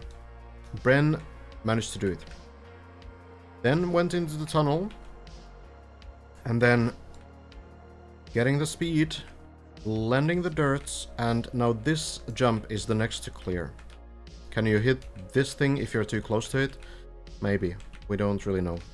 But the goal is to land sideways over here, so that you're able to kill the speed, and you're able to continue here. You can release quite a bit on this jump, it seems. So we'll see. The sideways landing probably the safest way to lose the speed, but maybe there's something more too. Then over here, jump into this corner and over the beam, and then you very barely climb on top of this uphill. That looks a bit scary, but that's the final part of floor 16. So there's two uncleared parts, basically, on floor 16. One is this landing, and one is this beam. Then, jump. Seems pretty casual. This is the ending section by Sparkling. Getting speed, jumping through, this shouldn't be hard at all, either. Most likely just like a transition part where, you know, you can kind of calm yourself down a little bit. Then over the pipe, over the beam, and you go here. Run in circles, get the speed, go to the center, quarter pipe jump, and reach the red line. That is what they need to do. And it's one shot at it. You only get one try at the final quarterback jump.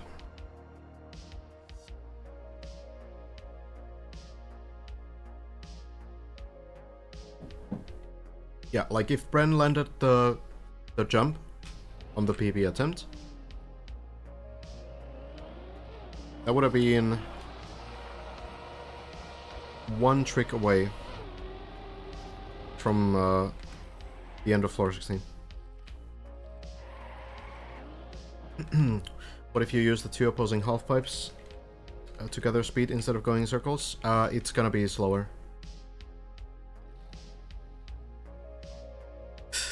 Yeah, it's okay, I'll snipe the win. Everyone's like dead turtled or something. Okay, hold on. A little bit of a misstep there. And there we go. Pretty sure that the four circles are identical. I did kind of look at it a little bit. And yeah, looks good to me. Like, the purpose of the final section isn't to troll the players. I am 99% sure. So it's gonna be like a fair, symmetrical part. Just like Deep 1.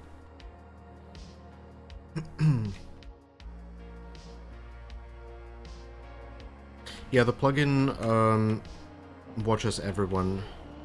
Like, if you look at the website, the Deep Stats height tracker, that shows everyone with the plugin.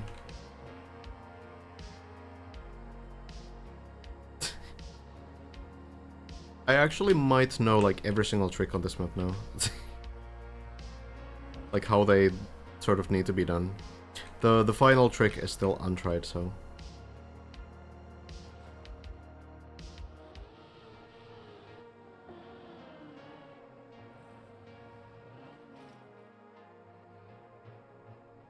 Well, we'll check back in with the players as they reach those higher floors.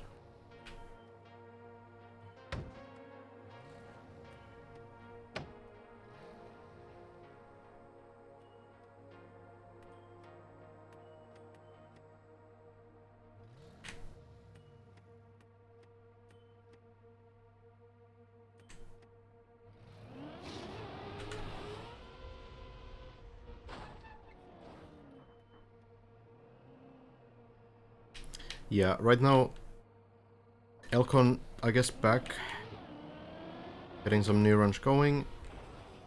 Lars recovering from floor 9 after falling down from the 16 half point.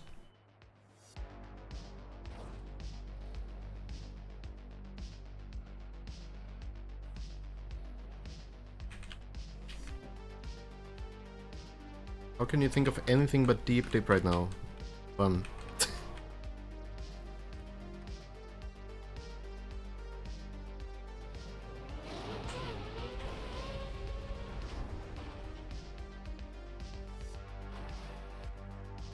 Lars failed the dirt ice swoop. Pretty close to the water guard. Pretty close to the dirt wall ride.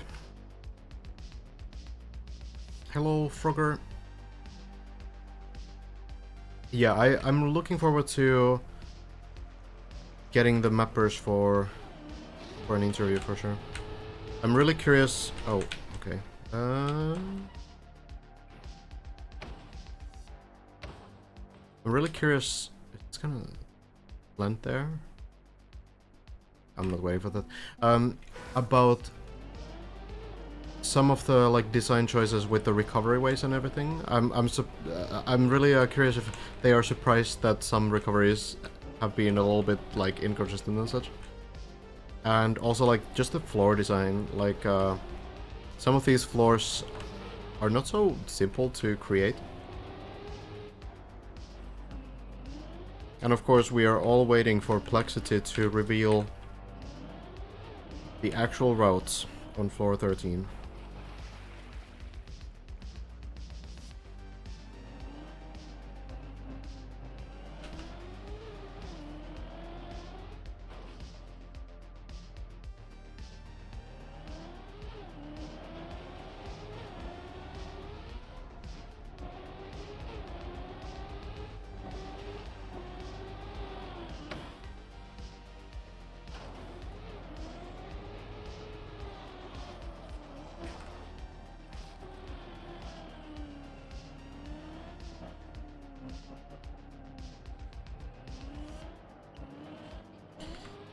Floor 13 is going to be, yeah, very wild. I'm pretty sure at this point that floor 11 will be the final practice floor during the event.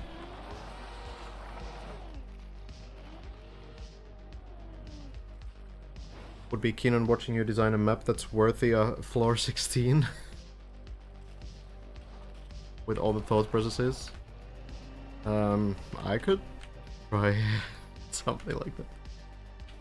I feel like there's just gonna be a severe deep dip burnout. I'm not really sure if anyone wants to see any kind of a deep dip floor after the events. Could be fun though. Try to find some tricks.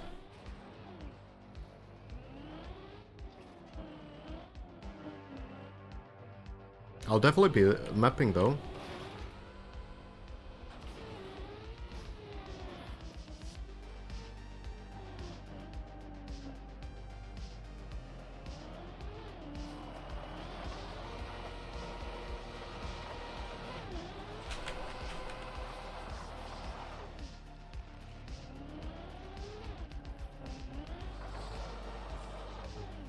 Just check the Trackmania trailer on Steam.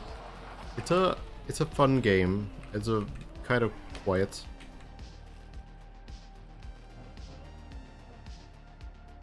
But yeah, it's enjoyable to speedrun still. And there's some, you know, competitions pretty often still on PvP modes.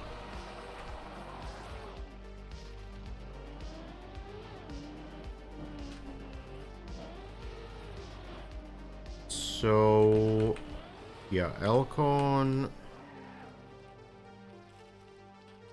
back to the bottom it seems. If I'm saying this right on the tracker. Hazard getting some runs going. All of the 3 players right now have their PB on the exact same section on 416, by the way.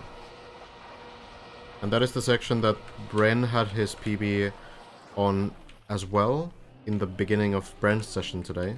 Now Bren has gone to sleep after a good 7.5 hour session.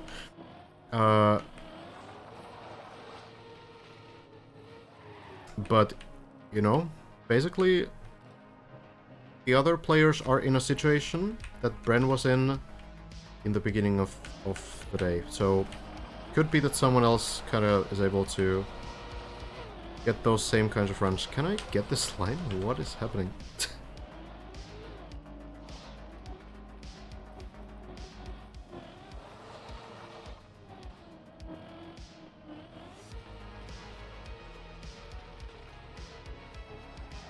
Trackmania Royal, yeah, is kind of fun. One of the, like, first Battle Royale type game modes, I think. Quite a while ago.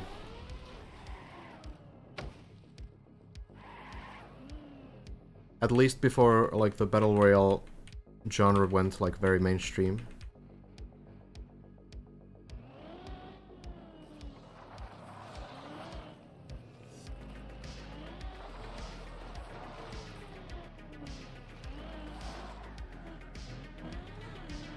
Was 04 the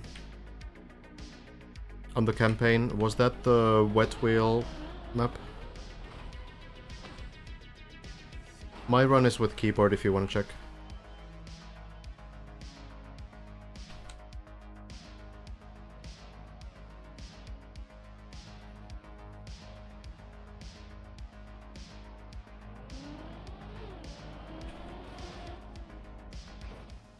There we go.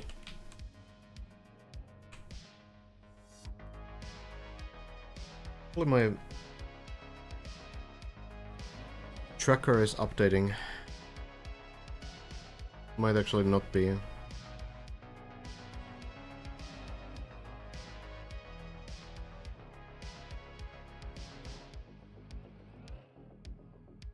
Let me refresh just in case.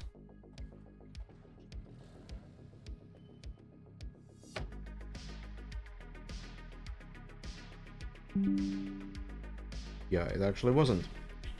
Lars is on... Well, it seems like they both are on floor 10 right now. so we can follow that journey, see if they start getting to floor 14.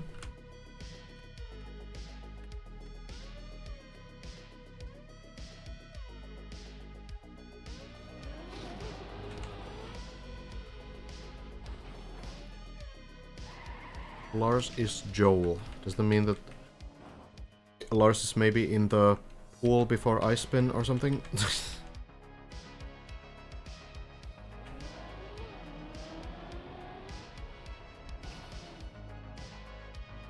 Yes, nice, good guess.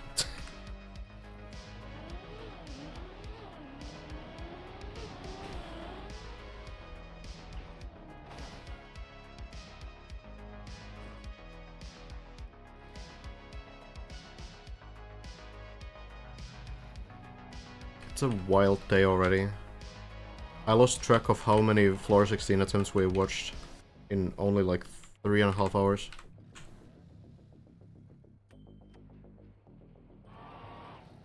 Any progress today other than Brent's? Well, other players have been getting to floor 16. And also, Lars did manage... Oh my god. To get a slight new personal best. Getting into the same section where everyone else is right now. Well, everyone else meaning Elcon and Hazard. So basically, it's the dirt ice zoop. Yeah, Hazard got it as well today. Actually, true.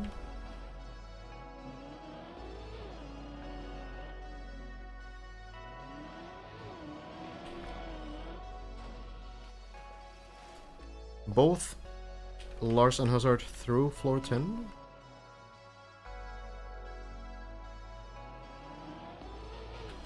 $11 floor 16s today, really? Crazy.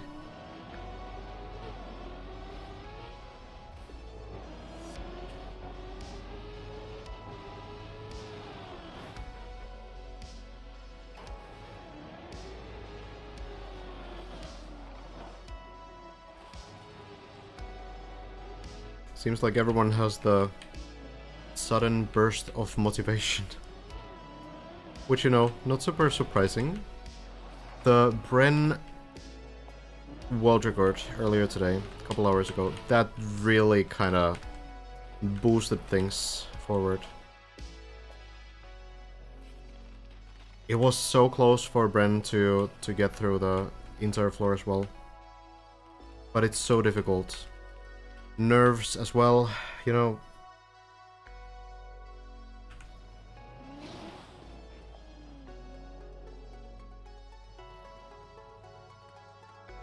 Yeah, I feel like, honestly, like, Bren's progress today has brought the best out of, like, every other player too. It seems like everyone is having, like, a very productive session. Every single player out of the top 4 has been getting into floor 16. And just wait, I'll get there too, in just a moment.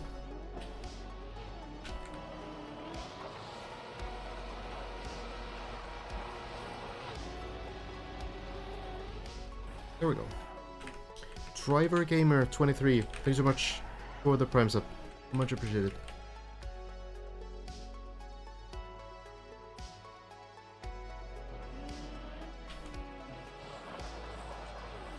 I feel like this is how the players feel. If... Like, if I was one of the players, this is how I would feel right now.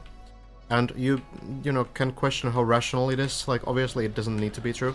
But I would kind of have this mindset where if I don't finish the map right now, Bren will. Bren is gonna finish it tomorrow. So... I feel like we might see at least one of these players go for like a very strong session, like a very long one. Lars seems to have fallen a little bit, maybe to floor 8. Classic floor 11 moment perhaps, but Hazard is through. Floor, on floor 12 now. SB stands for Speedball, which is Trackmania game mode. Oh my god, I'm way too fast. Okay, yeah, you can indeed do that jump still. Is this gonna work? No. Come on.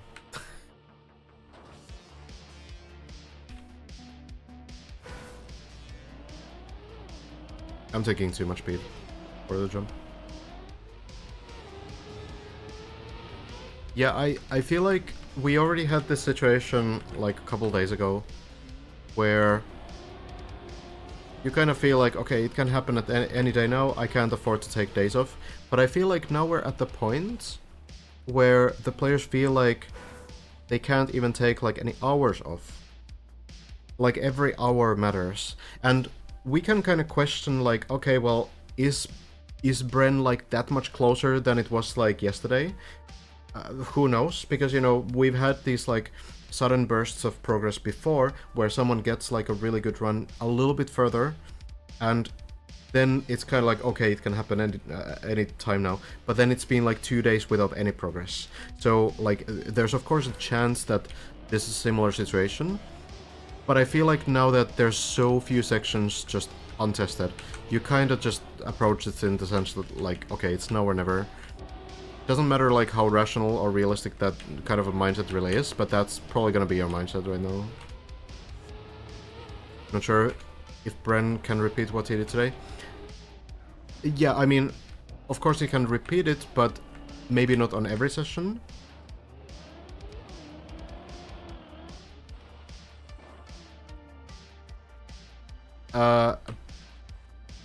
But yeah, I mean, it's always the question, right?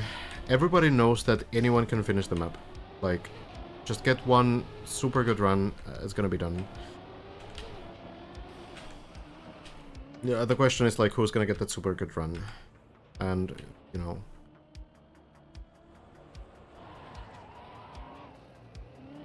Well, Hazard getting further onto floor 13, it seems. That could be the super good run. Is Hazard 3 hours in on the run yet?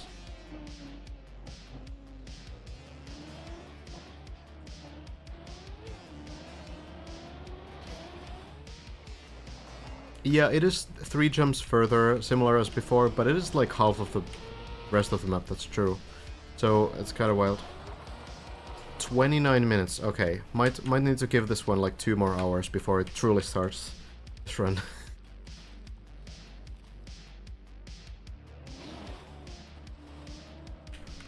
We'll see though, maybe Hazard is starting to speedrun.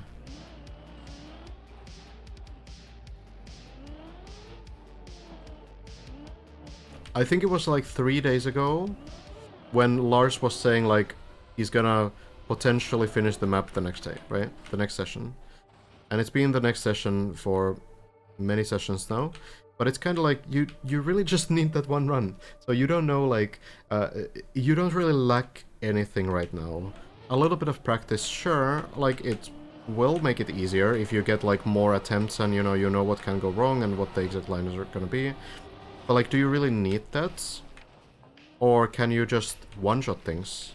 And Bren has shown today that you can kind of just one-shot things, right? That's kind of... It's an option.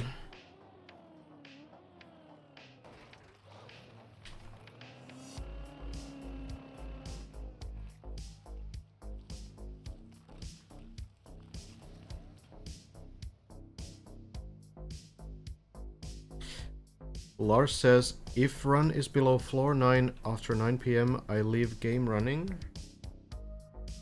Is he like Dead Turtle or something? Or what?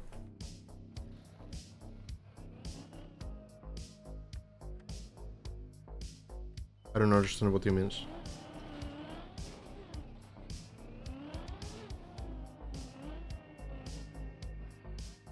Or is he going to like take a nap or something?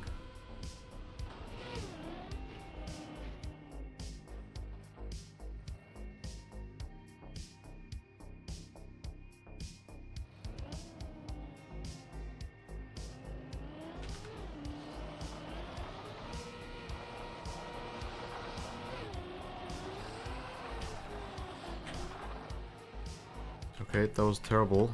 Slide out. Okay. Leave the game and go for a run. I don't know if that's what he means. I mean, maybe.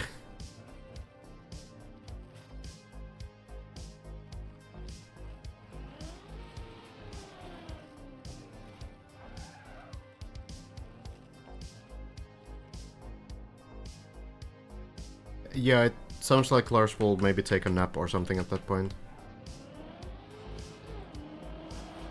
If, like, what Lars, I guess, means is that if the run doesn't go...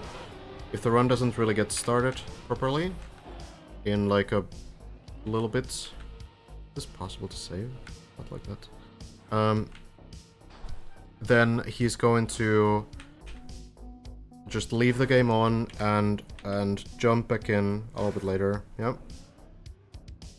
Get some rest.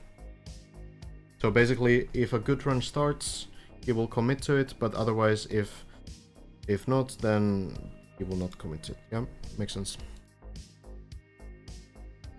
Yeah, Hazard is indeed on floor 14, and we can check back in. We can check back in again. See what is happening.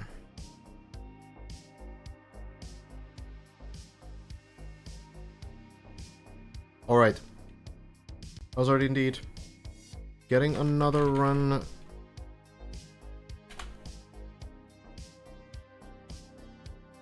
Right now on the floor 14 turbo walls. Just getting the grip onto the wall and getting the boost.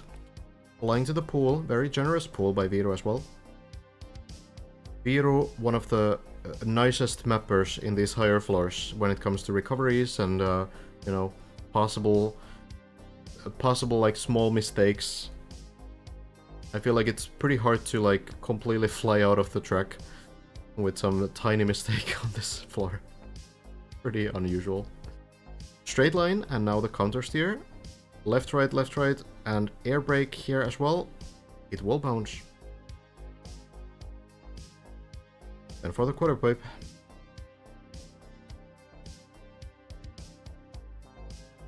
Getting rid of the wet wheels first on the dirt.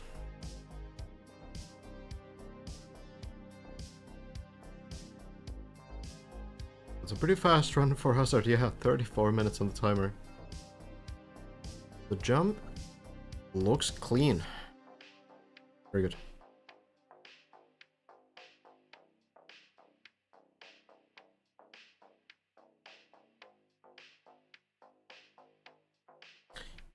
Line here, bouncing the front wheels first and then the underside of the car onto the beam. It's weird, but it works. So what's happening there is that you essentially let the car fall on the ground with the front wheels. And when the car lands with the front wheels, the car needs to absorb the shock somehow. So what it does is that when it lands on the front wheels, basically the back wheels come down afterwards, right? And when the back wheels come down, what that means is that the front wheels go up again.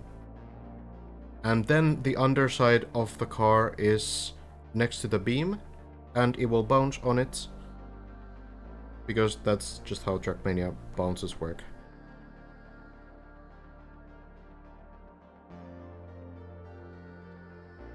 No problem, that's why I'm here. Well, onto floor 15, landing, looks good.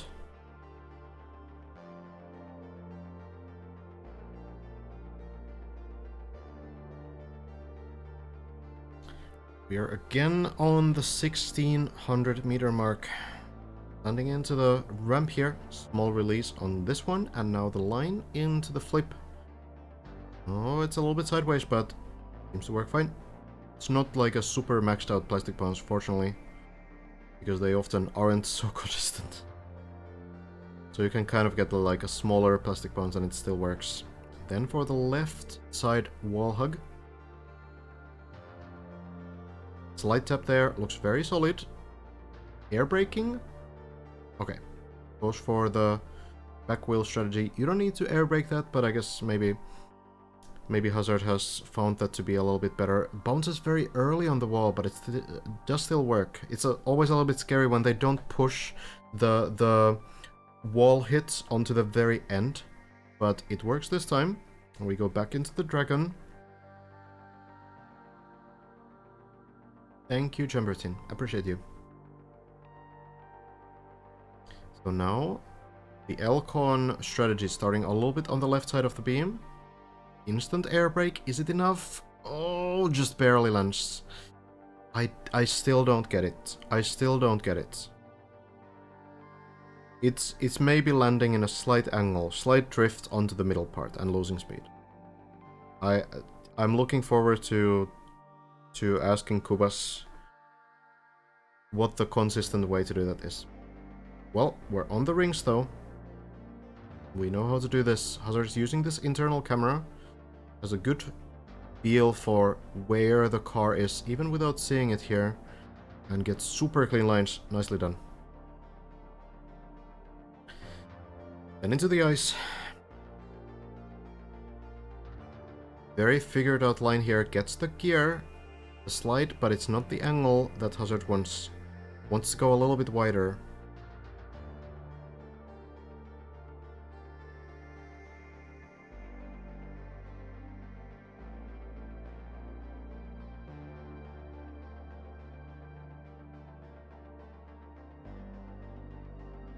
This recovery way is fine, you just need to be careful with the speed. If you get the second gear before you do these jumps, you can actually get a slowdown because you drop the second gear as you take the uphill to the ramp. So you need to be a little bit careful. On the final jump you can get second gear and still make it, but not on the first two. The line here, not comfortable again. Back we go. It's a scary recovery way, for sure. But as long as you watch out for the speed, you should be okay. So you don't want to take like maximum speed here. Hazard first waiting for the icy wheels to go away, and then just keeping the speed under 100. Gears are automatic in the game. They happen at specific speeds whether you like it or not. So for Hazard, for example, to make sure that he doesn't get the second gear and preventing the slowdown from the gear loss that would happen afterwards, he's just keeping his speed under 100 speed. This line looks good, and Hazard will commit. Oh, it's a little bit of a sideways line, might clip. Yeah, slight clip there. Any kind of inputs, unfortunately, on ice will result in slightly losing speed, so Hazard will have to do the recovery, but it will work.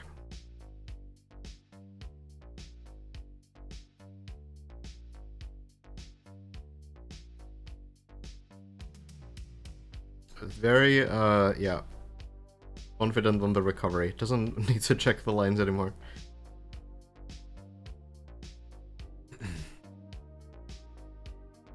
Here we go again. It's through. Clean landing. Quarter pipe. Looks to work fine. So the speed was actually fine on the previous ice attempt. I think what went wrong is that Hazard just counter-steered for a little bit too long. So basically has to stop the counter-steer a little bit earlier to make sure that the car doesn't rotate too much. Or like, you know, the straightening of the car, basically. Well, here we go again. Flip. Very much sideways bounce, but it works. Oftentimes these kind of plastic bounces are a little bit more consistent when you land with the, like, fully upside down with the back of the car. The top of the car, whatever you want to say.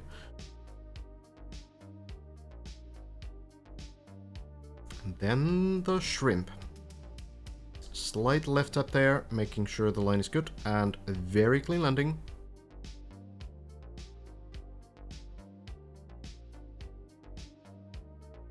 Wall bounce.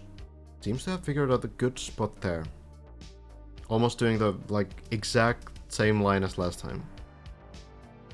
Hazard has the skill set for these kinds of wall bounces, though. That's not an unusual trick on RPG maps.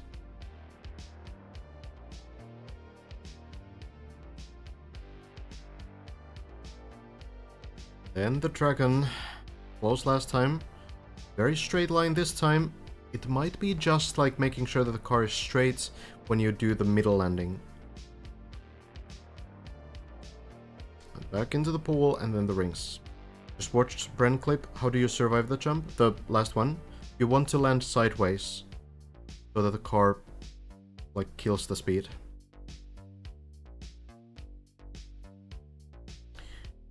Number 2, number 3. 4. And the final one, clean landing again. Jump through. There we go. Very, very clean. Now, gets the third gear. The line looks decent. 202 speed, that's much better. And then the brake tap. Oh, the car is very sideways. It might not be enough. Might land somewhere here. Oh, into the pool? Barely into the pool. So Hazard will be able to continue this run, at the very least. So what happened there is Hazard did the brake tap so late that he didn't have time to rotate the car back forwards anymore. And then when you're sideways on the ice, you will lose quite a bit of speed trying to like counter that rotation. Oh, that was scary.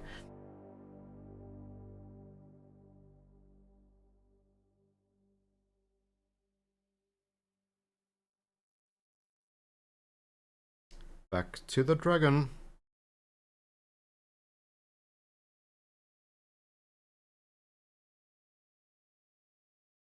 Landing again. Looks like a very straight line. Maybe it's just that. Less about the entry speed, that comes pretty automatically from the setup, but I think it might just be like how straight you land into the middle. So if you like land in a bit of a diagonal line, you might drift a little bit in the landing and lose a little bit of speed. Here we go then. Number 2, number 3, 4, and 5. Flawless.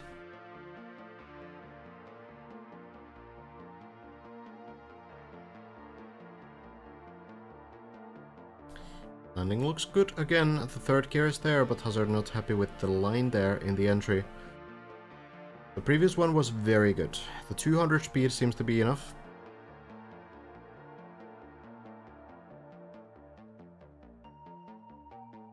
Waiting for the icy wheels. Not actually waiting for the full icy wheels. Feeling pretty confident. Icy wheels on plastic aren't too bad. Not as bad as wet wheels anyway. Not only because icy wheels actually decay on plastic and wet wheels don't, but also because they just don't make the car quite as slippery. Well, here we go again. Third gear. The line. Hazard comfortable with that 199. That's gonna be enough. And now the brake tap. Straightens the car more this time, and this should be enough. There we are. Great landing. Took a couple attempts, but it works in the end.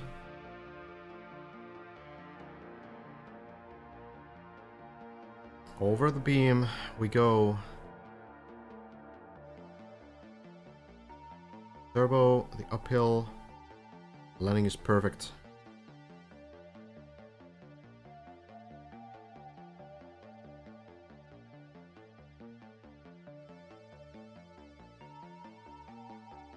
Here we go then. Floor 16, a jumper's floor. About 90% through with the height of the map. Clean landing here. All that's required. And then slowing down by drifting this landing. Perfectly done.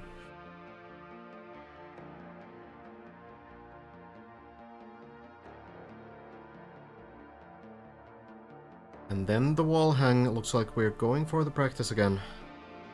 Getting some warm-up done.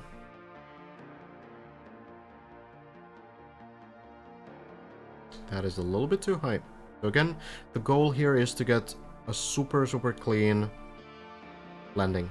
You want to be parallel when you go on top of the wall. So basically, you don't want to be like front wheel higher than the back wheel.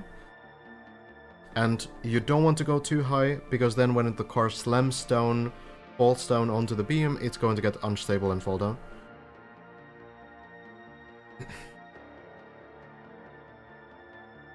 That was looking pretty good. Not sure why it got unstable.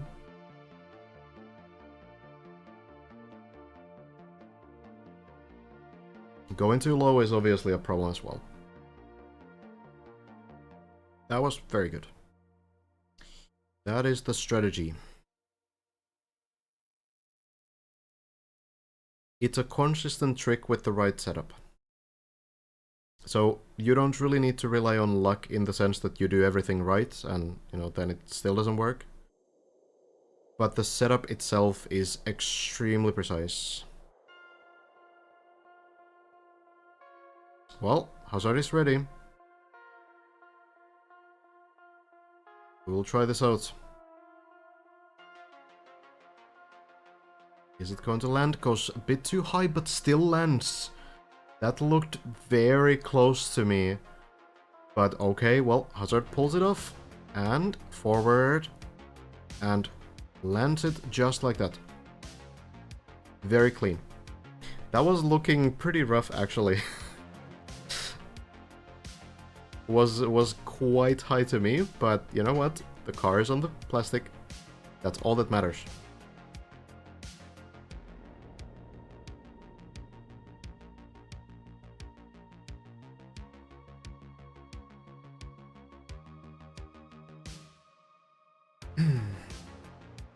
Hazard also asking, how did that stick? Yeah. I'm also a little bit surprised, but you know, you take those. Honestly, I feel like all of the players have had such garbage scams sometimes that they deserve all the luck they can get. Hazard a little bit off though. Trying to go backwards, going very quickly into that jump. We've seen players line it up like extremely carefully. That was a pretty quick attempt from Hazard and it goes a little bit too far to the left. Well, the default movement seems to go backwards, so I guess, you know, you're just gonna hope that the car doesn't get stuck on the lamp. Didn't take too long this time, not one of the, you know, 15 minutes waits. We can check in on Lars in the meantime.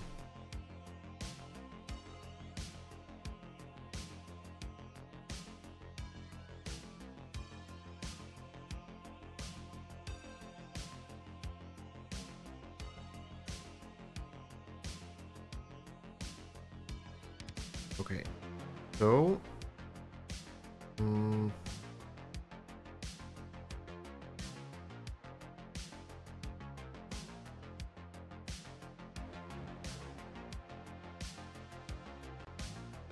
yeah, Lars in the pool on floor 14 right now. Getting runs going again.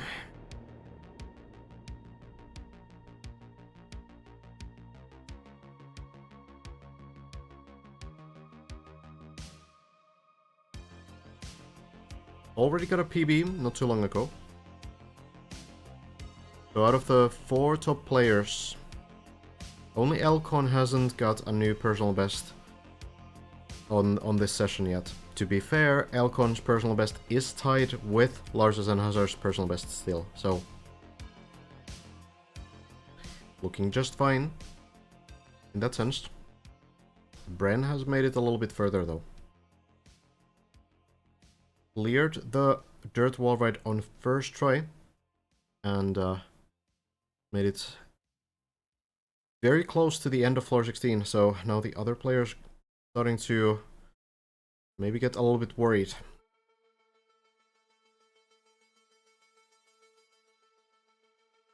Landing very good from Lars.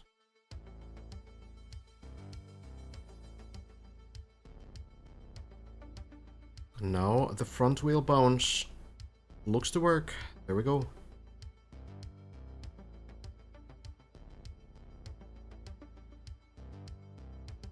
Landings looking pretty good.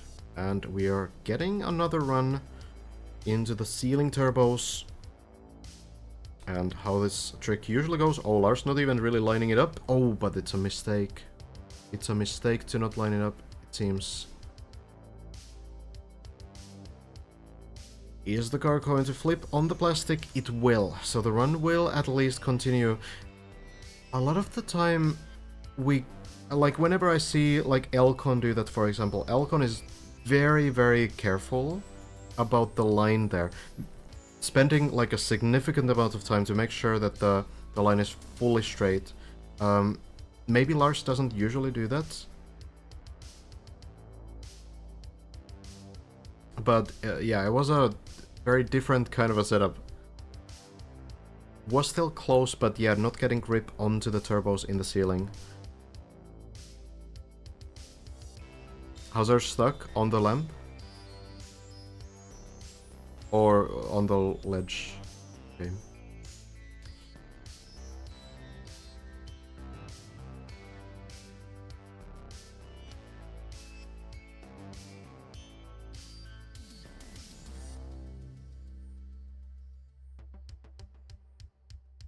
So I suppose Hazard will be having to restart that run.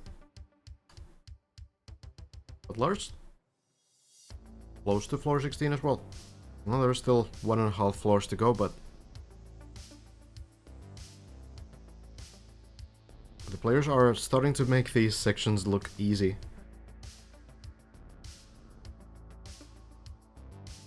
Looping through.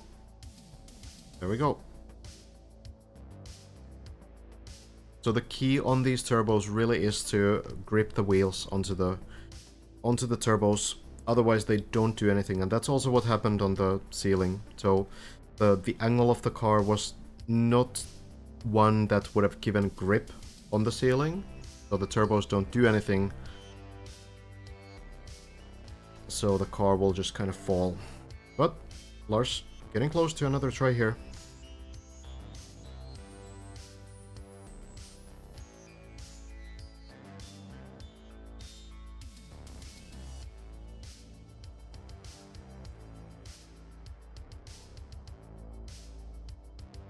Waiting for the wet wheels.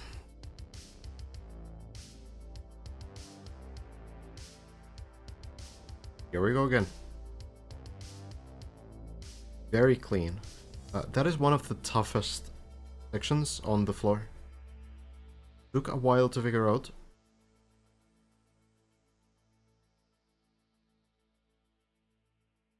Bounce works as well. No issue.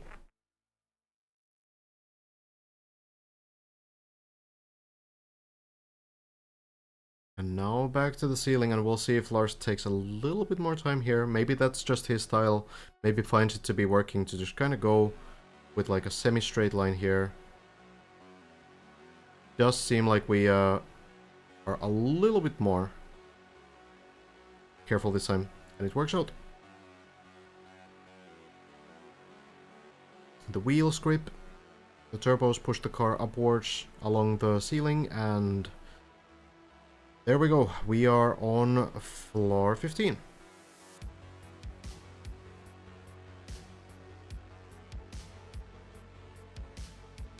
Here we go again. The Dragon floor. Kuba's section.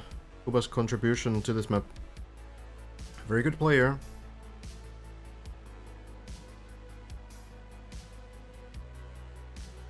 And it shows on this floor as well. Pretty tricky jumps. Hard sections. Landing onto the ramp, and now the flip. Looks to be good, and we are in the pool indeed.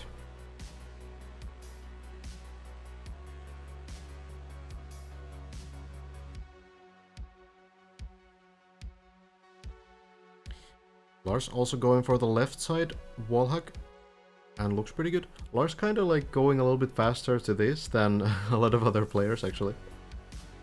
But it seems to be working. I guess Lars getting into zone. Getting into that that part of the grind where you just feel these sections. Onto the beam, works fine. And now the dragon. Still going very far from the right side of the pole or beam. It's the air brake and the bounce. It will work. It is interesting to see that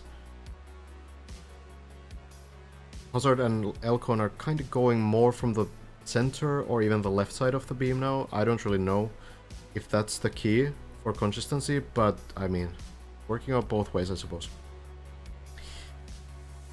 Here we go then, to the rings.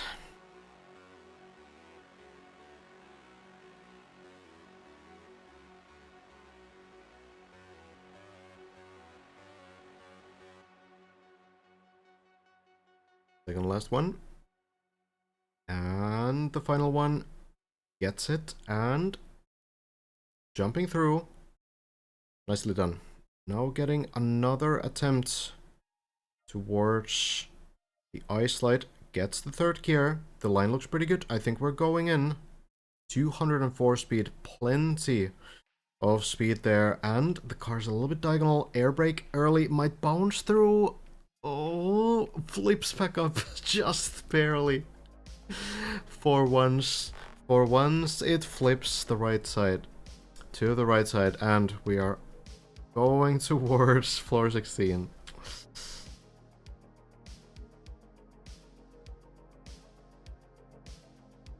Oh, a little bit of a sideways jump, but maybe that's on purpose as well. Avoiding the wheel clip and landing it. Many runs today to floor 16.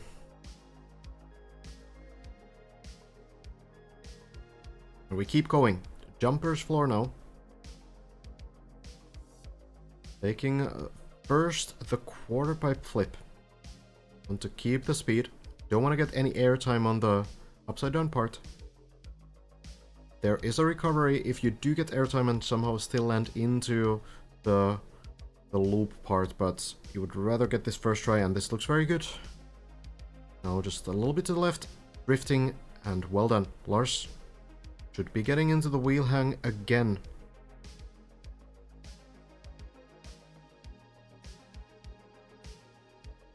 Lands in, and here we go. No more practice, I guess. Lars ready to go straight away. Is it going to work? It's pretty high, and the back wheel unfortunately doesn't get on the ledge. I think the front wheel went a bit too high, but considering that the back wheel was too low, I think the issue was really that the car just didn't rotate enough, like parallel with the wall ride. That seemed to be the issue there.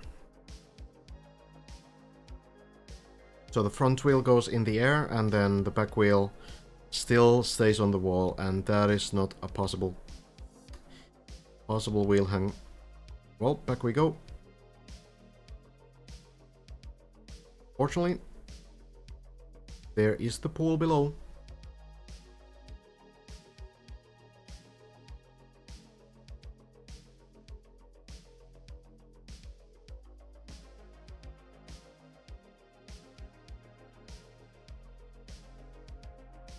Definitely getting practice on this floor. I feel like at this point it's almost the same as the previous floors. Kind of crazy to think about because it's second last floor, and at this point just failing the wheel hang means that you do it all over again. So it's a lot of repetition. Well, back to the dragon. Instant air brake again, and it's a little bit too slow. And this will not bounce either. The car lands with wheels onto the downhill. Floor 12. It will land to floor 12. The Lars will be able to continue the run. We saw this save before from Hazard, if I remember right. So it's fairly doable. I think Lars prefers this floor 11 save here. So we'll continue from there. The run goes on. The run keeps going. Currently Hazard on floor 3, so waiting for the run to get going again. And Elcon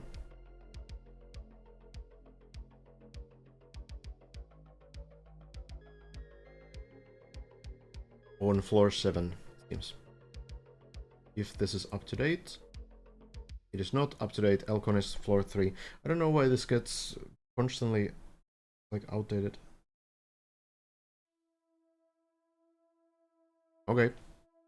Why can't they take speed into the booster there? Good question. So the speed matters, but they're getting the same amount of speed every time, basically.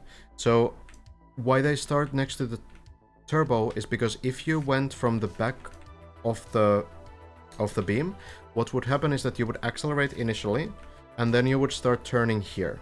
If you start turning it too early, you obviously crash this. So you start taking speed, you turn about this point. And now your line is gonna go much wider, which means that you will land in somewhere like here.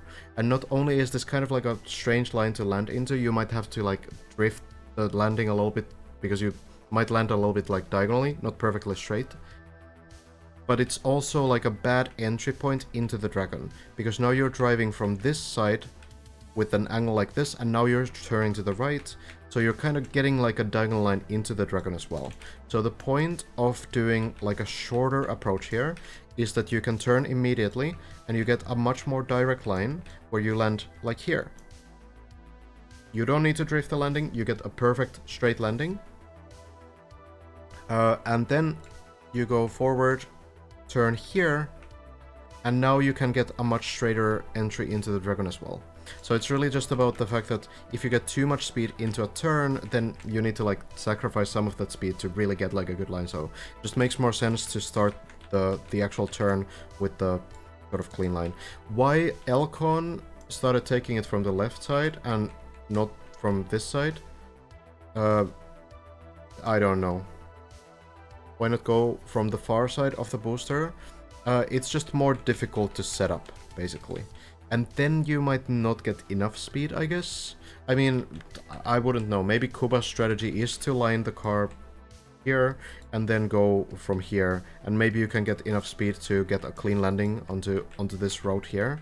But yeah, like you do need the entire turbo.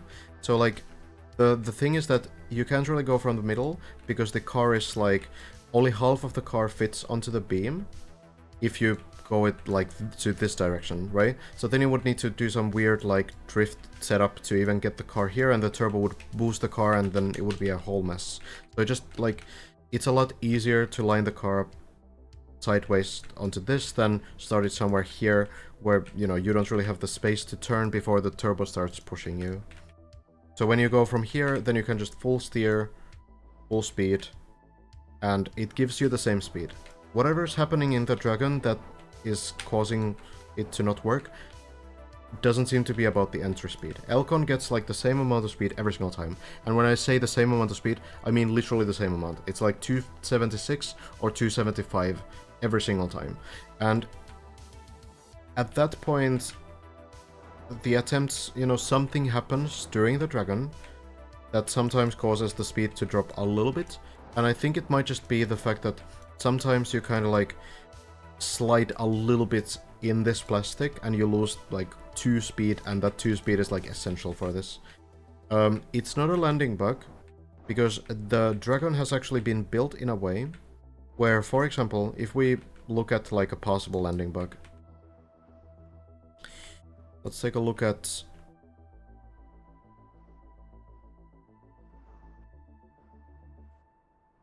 I don't know, floor 6 has like a big one that happens a lot.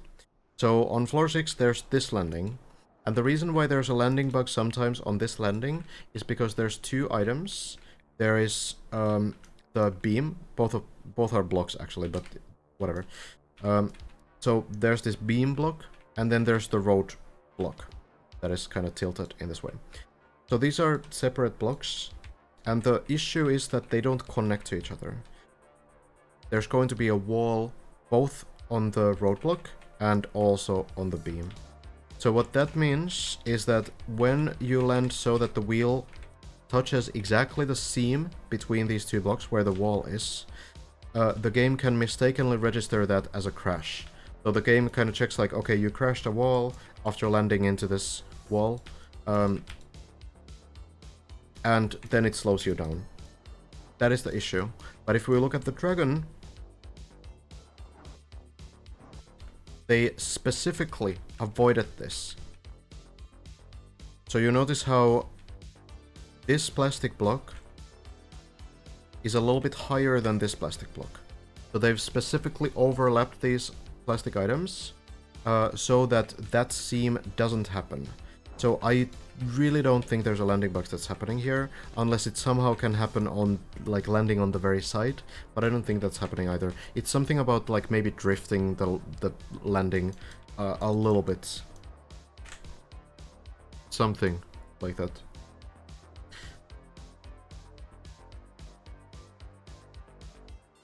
Lars falling down? Or something else? Oh, another turtle onto the bobsleigh. On floor 13. Happened before as well. Very, very tough. But, I mean, Lars has been doing really well today overall. Hazard as well. Elkon is still trying to get those runs going.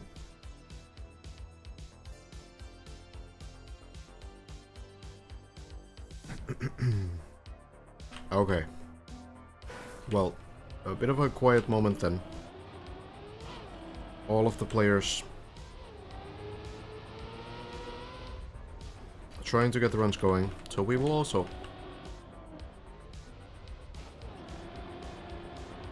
Also try to get some runs going.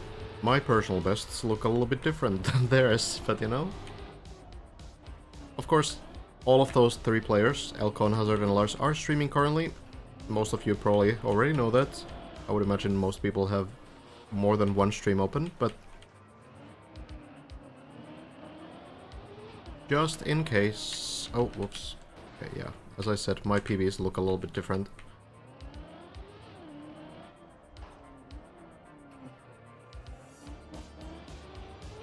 Slightly behind the top, yeah. We'll get there. Hope Bren is sleeping well. I hope so too, but it's kinda rough. I know that I wouldn't. Can we get 2x2 multi-twitch? You can just add, like, to the link, you can add the /SBVilla, I guess. How's your channel name pronounced properly? It's SB and Ville. So SB Ville. But you can say whatever. A lot of people call it SBville, that's fine.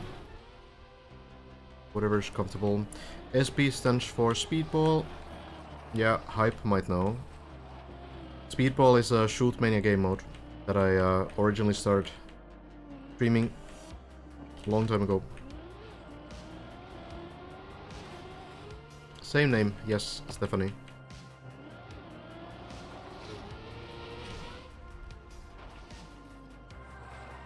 Why Ville though? I don't know, you gotta ask my parents.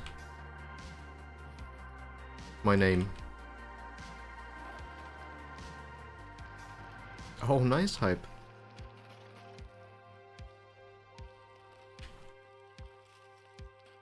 Are you and the guy from him related?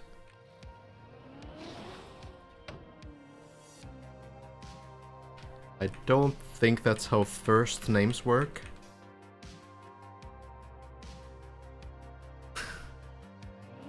But yeah, I don't believe so, no. Yeah, no, where's he go?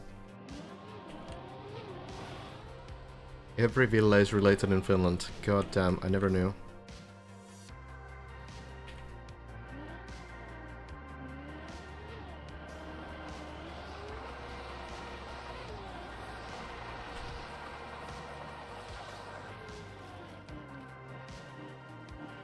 Villa does mean town in French.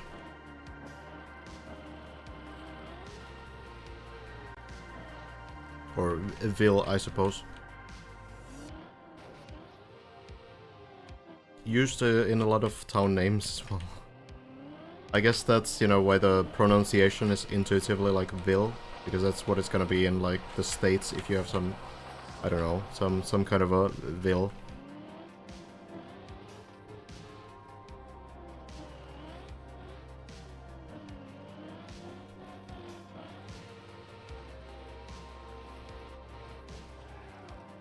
There's one guy I know, he's from Finland, he must be related to you. Probably yes.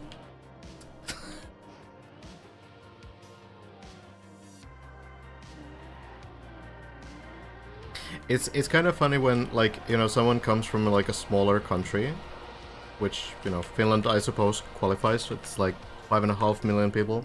It's like always like, you know, you say that you're Finnish and then there's gonna be someone like, oh, do you know this random guy? Do you know this guy who I once talked to 5 years ago? Well, Finland is small compared to a lot of countries, I suppose. Oh.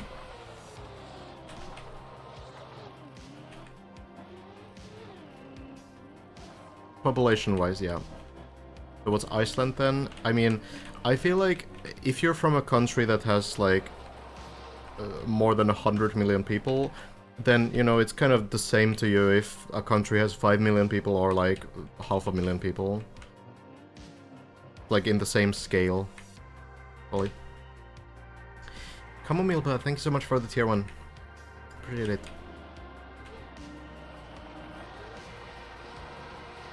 Can I get this ice light, please? Okay, I'll just go for it. This should be enough. We'll go.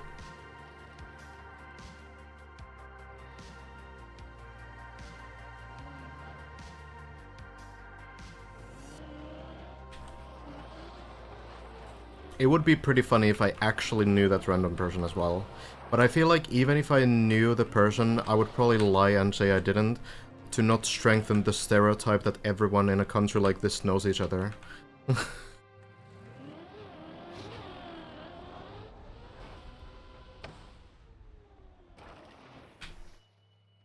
There we go.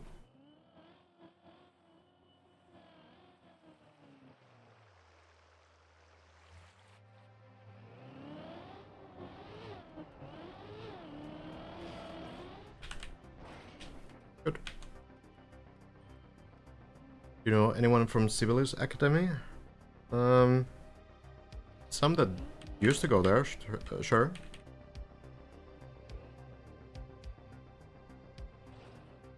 Many years ago. As a musician, you know, that I used to be. Didn't go there myself though. You're ahead of Elcon? Nice, let's go. Looking good.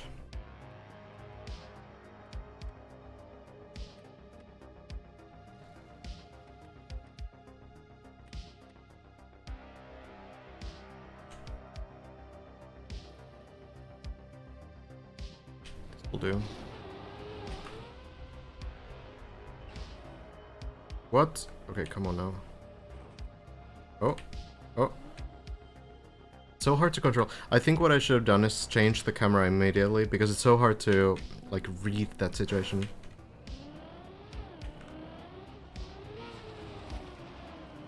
You live in a city with twice the population of Finland. That's kind of wild. Yeah, it does put things into perspective when you have, like, a country with 5.5 million people, and then you have cities with like 30 million people.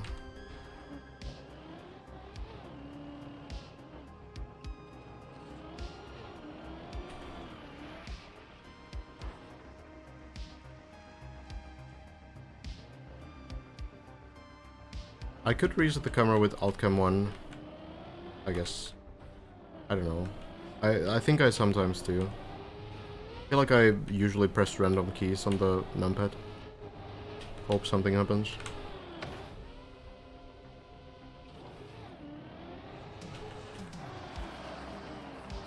Finland is a big country, like, geographically, but yeah. Population-wise, not so much.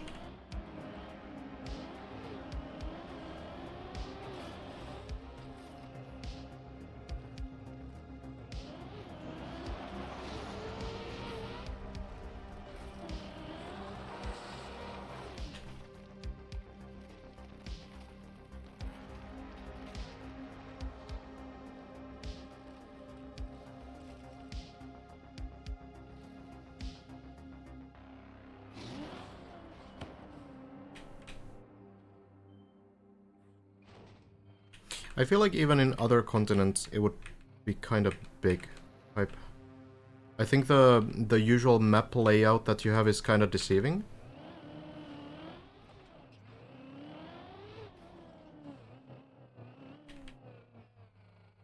But yeah, it's not like, you know, the biggest country or anything, but...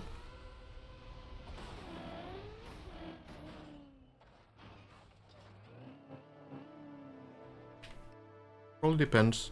There are some like websites where you can check like the actual size of a country, as opposed to what it looks like on a flat map.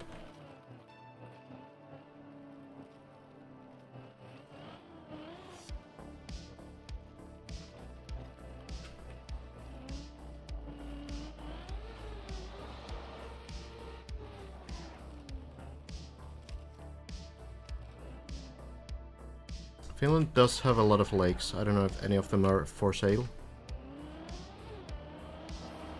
The country of thousands of lakes, they call it.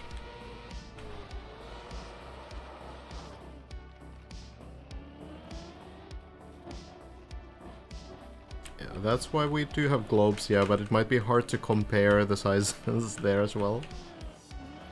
A little bit easier to see. No, you're kidding, Hype. Finland is the 66th sixth largest country in the world. Not that number. No. Oh my lord. I'm so done.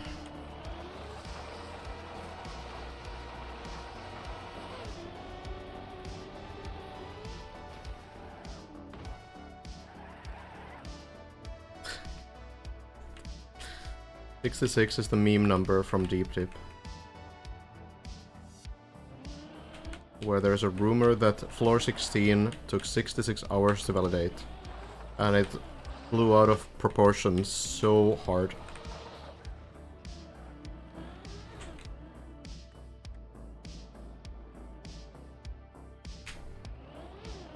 So just to be clear, it's not true.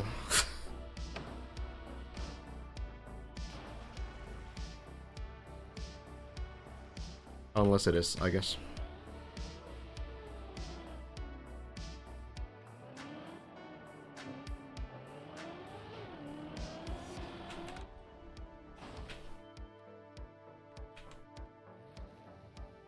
It's working better.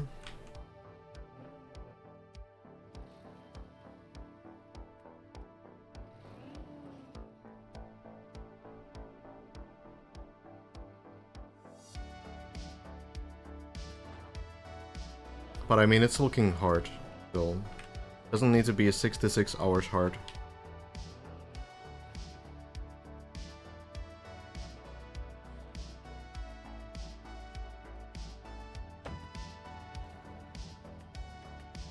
Very much cooked either way. See you, AJ. Hope you have a good evening. Shmaniel, by the way, playing as well. Might not really expect Shmaniel to just randomly finish the map right now. Is quite far behind the others, but top 5 candidate, top 3 candidate even, if, you know, gets a lot of progress done. Now there are 2 left, oh yeah.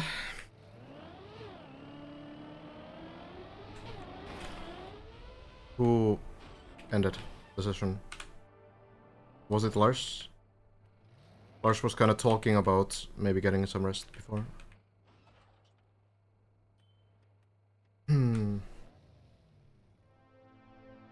How does Suomi become Finland? I feel like there's a little bit of like a debate on what the like origin of the word Suomi is. I'm not really sure. That's what I've heard. Yeah, like the swampland idea is like probably the easiest one, but I don't think there's like consensus on it.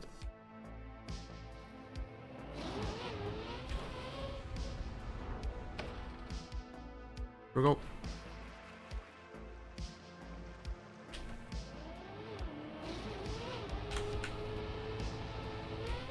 Good line. Yeah, I'm not also sure where Finland comes from. That might be easier to figure out.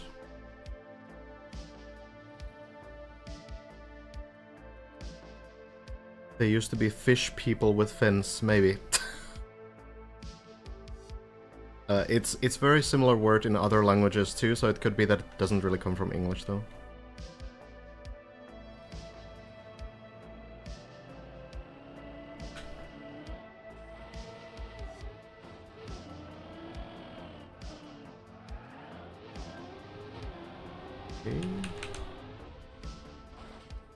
Okay, a bit lucky, but I'll take it.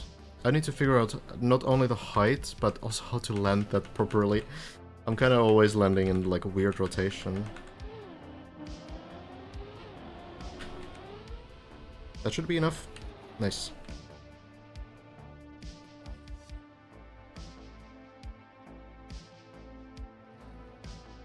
So maybe a little bit less speed. Yeah, keeping the first gear, that works. Finland comes from the name at the top of DD2. Yeah, the Finn section there. Yeah, we can change the pinned message, but I guess Hazard and Elcon's still going.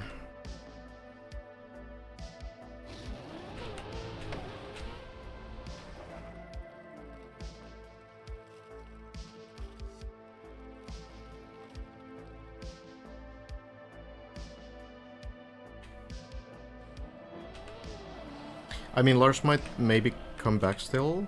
Who knows? This looks pretty good. Nice.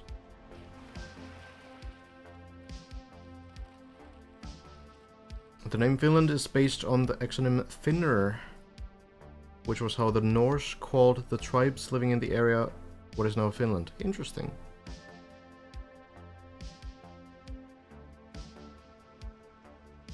Hello, Sismeme. Thank you. Yeah, we'll try to get floor 4 and keep an eye on the other guys. Maybe Elcon and Hazard are still getting some runs up. Oh, Lars actually taking like a proper rest. That makes sense. Yeah.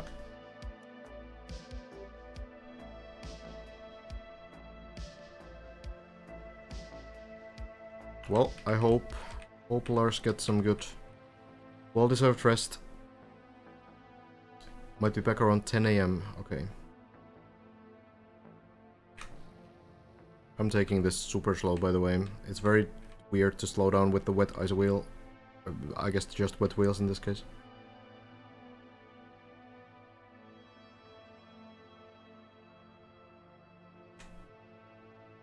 Line looks good to me. Maybe a little bit to the right.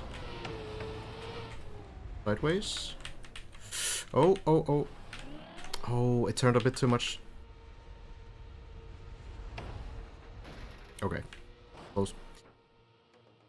We go back.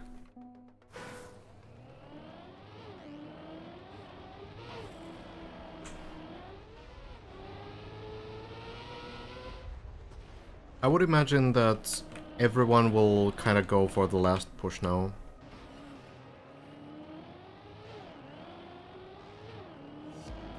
Hey Gaucho.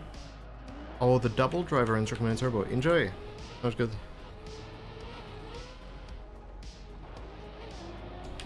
Bren went to sleep, I think, around...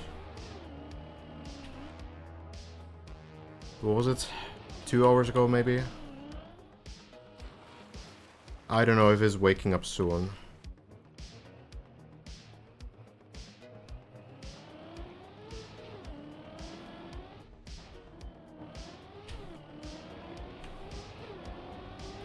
No one's finished club. Currently, Bren holds the Volta court. Only 2 sections remain on floor 16, and then there's mostly just the final jump after. Everyone else is about like 6 sections away from clearing floor 16, so Lars, Hazard, Elcon all tied on the same trick, which is the icy dirt wheel zoop on floor 16, and Bren is the only one to clear that twice now, I believe. Did manage to get past the dirt wall right as well. Do you think Bren can one-shot last jump? Were there similar tricks before? I mean, it's a quarter jump up, so sure, like, you have some, like, level of intuition for it. It's not, like, complicated, but you don't know for sure how much speed is needed. Really, like, what you're looking for is just maxing out the speed. You can test how much speed you can get from the, like, speed up.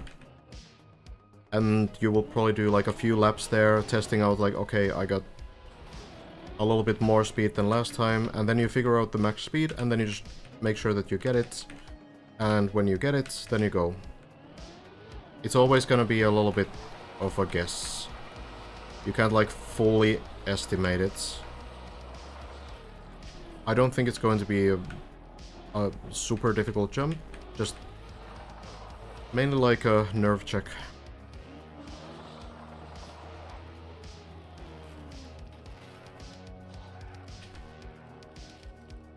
Yeah, I feel like everybody now knows exactly what to do. There's no question marks anymore. Everybody on the top knows exactly what to do on every single trick to at least clear them. Sure, they might lack the, like, best strategies on some tricks. Like, you know, the dragon is still a bit inconsistent on 415, and maybe there's some other sections that they are not super confident in, but, like, they know how to finish the map. They have all the information they need. Need to get that one run.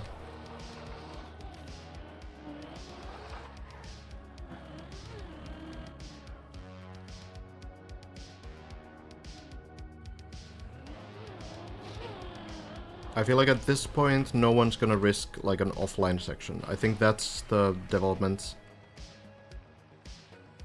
Who made the end section? The one after floor 16? That is by Sparkling. The main person behind Deep Dip 2. The project manager, in a way, I guess.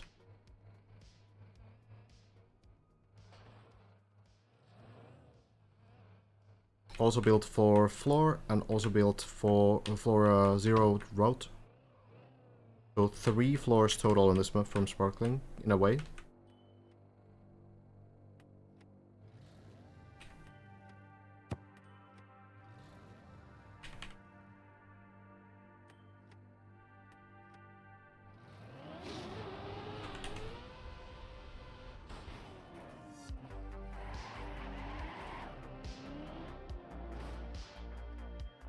I don't think the final jump is gonna be too bad, yeah. Maybe harder than in Deep Dip 1, in the sense that you might need to be very, very confident in your line before you go. But it's a different jump as well, because this one is purely a speed check. On Deep Dip 1 you kind of had this quarter pipe jump where how you take the jump also matters. So it wasn't like purely about speed, it was also about the way you took the actual jump. But here there's really no other ways to take it, you just go forward. Welcome back, have fun.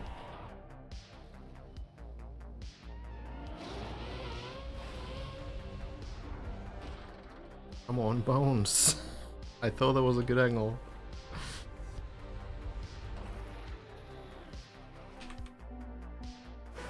Yeah, no, Bren's world record still stands. Hazard and Lars both cleared the plastic jumps today.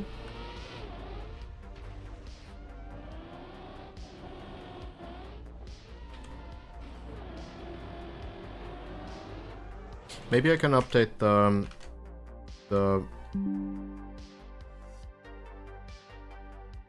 pinned comment.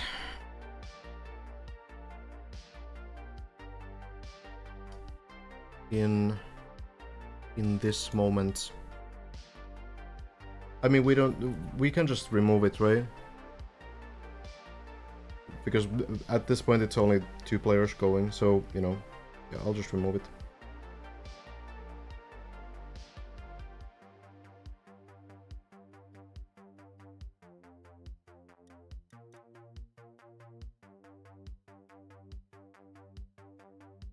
Elcon, floor 3, and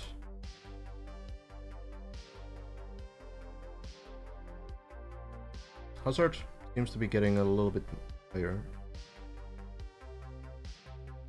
Floor 8.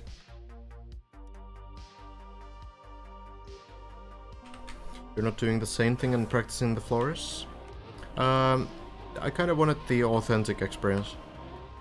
Same one that the players had.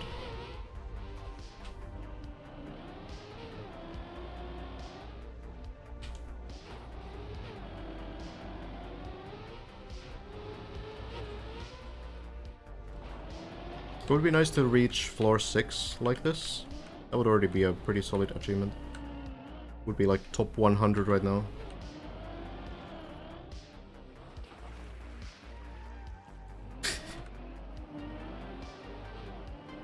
It's not really that much pain and suffering if you're used to this kind of stuff.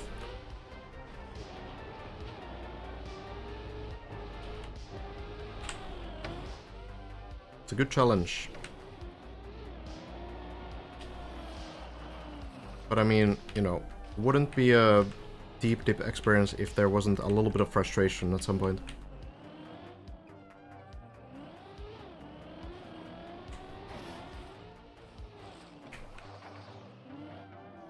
Yeah, Lars ended tonight.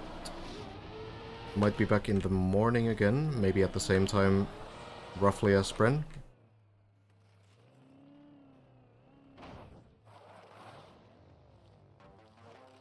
No, yeah, I'm not saying that playing the practice floors wouldn't be easier for learning this map. Definitely would.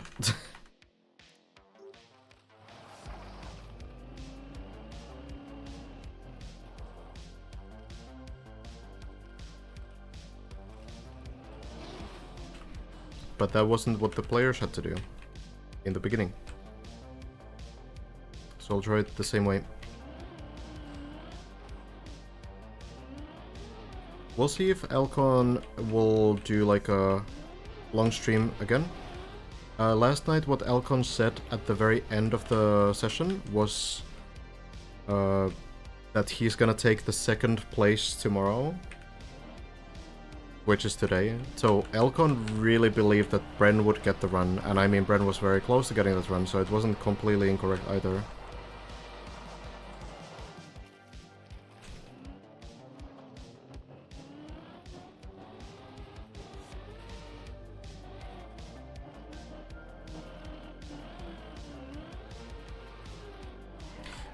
But well, I feel like Elcon might know that. It might be tonight or never.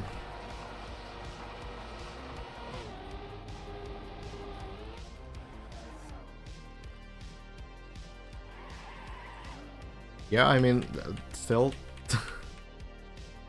could finish, like what he said yesterday. We'll see though. A lot of players have said that they will finish on the next stream or whatever. And so far, leaderboard is still empty. But I do understand why they say it, because like everyone knows that we're very close. Just one run. You don't need to learn the entire floor 16 inside and out. You just need to do it once, and then it's over. It's different from every other floor.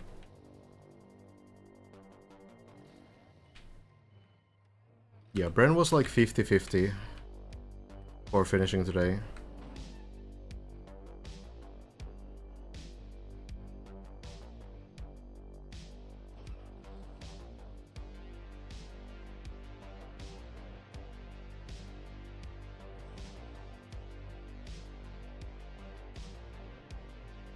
We'll see if someone else can snipe it now, but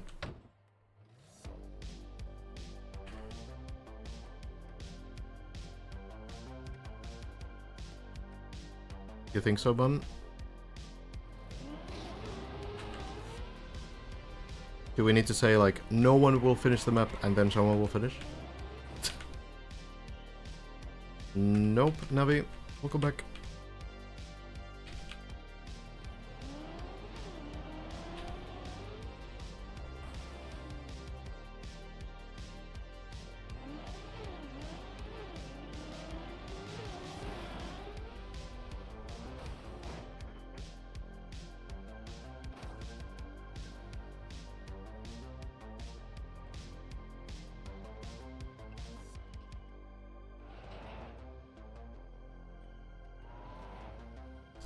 I also think that we are close.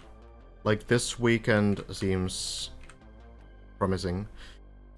It's definitely possible that someone will be able to snipe it tonight as well. Like, you know, Hazard currently getting to floor 10 again, it seems.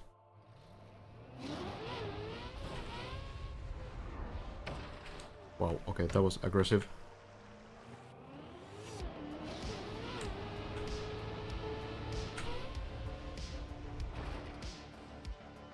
Hello, no.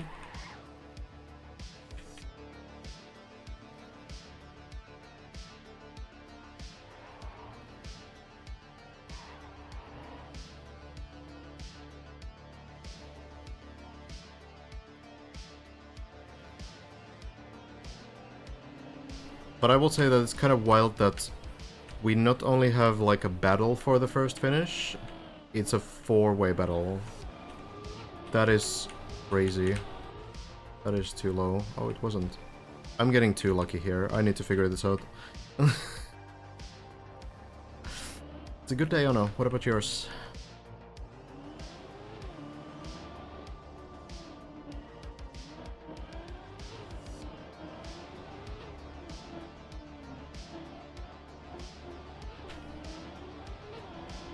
That feels good. Did land as well. Yeah, 3 prizes. And 4 players. It's a bit brutal. Because, you know, doing the math here means that 1 player will be 4th place.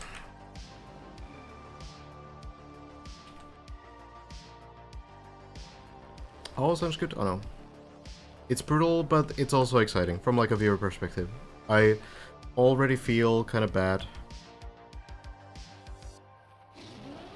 knowing that, you know, someone will be left out of the podium. But I do think that there's still like a big achievement in actually like finishing this kind of a map. It's not just getting to the podium, but it's like the personal achievement of actually finishing the map. I feel like that matters maybe even more to some of these players.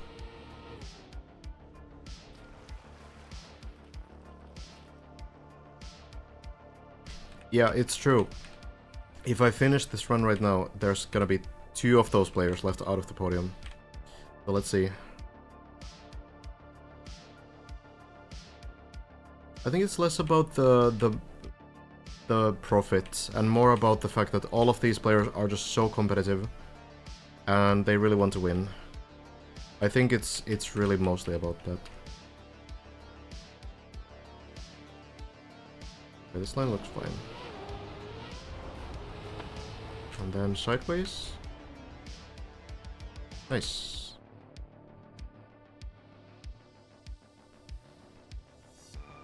I'll be mega careful.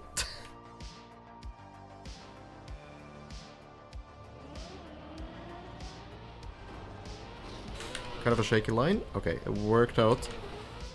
There we go. Then the eyes. I think this should work. Very barely. Nice. Okay, so I failed this next jump section last time. Feeling good, Krasel. Oh, we are very close. Who knows how close, but yeah. Looking pretty solid. Okay. Let's see if I can clear this before Hazard gets run higher up.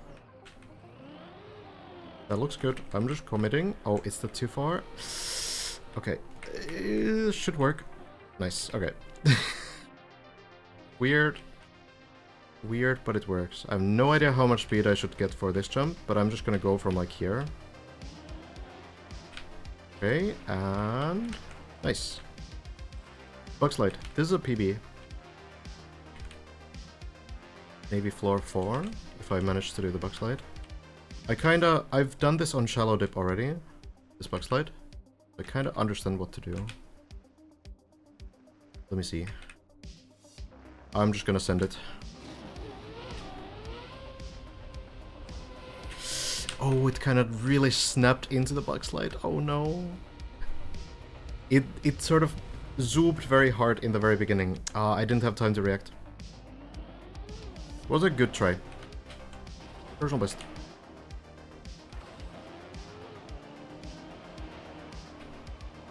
Hazard seems to be on floor 11 still. That is the deep experience, yeah. Run is not dead. Yeah, we go again.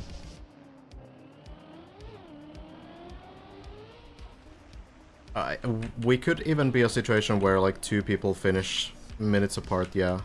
Like that is not impossible. We've had multiple players at the same time on floor 16.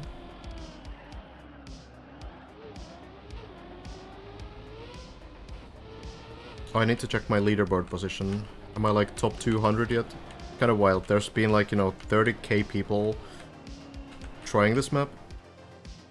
And even getting to that point on floor 3. Almost top 200. Crazy. Wild. Okay, who's next to me? Oh, Kim. Very close to me. Mr. Phil as well. On the same jump, it seems. 205 it says here.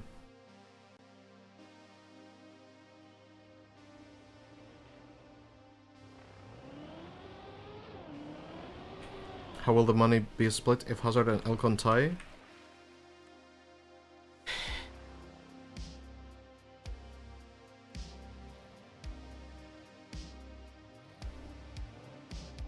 So... So you mean if they finished literally on the same 100th of a second?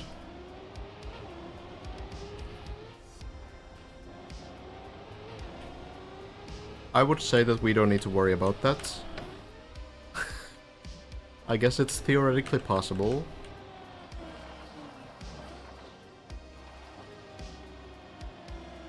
It's not gonna be a name difference because, you know. I suppose maybe the way the leaderboard works is maybe it registers one of the players faster than the other one. I'm not sure.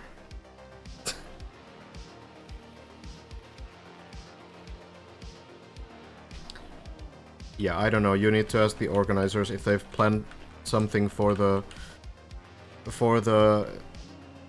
case where someone finishes literally on the same frame as someone else. You would see it in the leaderboard though, Voltus, as the time gets registered on the leaderboard. That's what you would use to determine when the run was finished.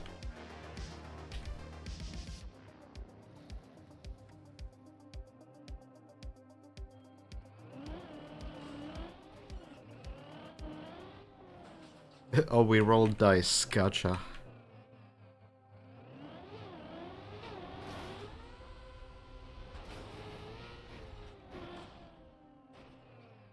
Deep Dip Stats estimates that I will finish in 6 days and Bren in 9 days. That sounds very accurate and true. Good estimation.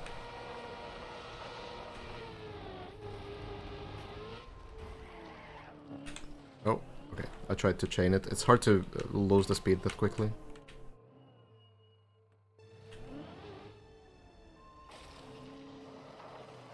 Yo, Milton.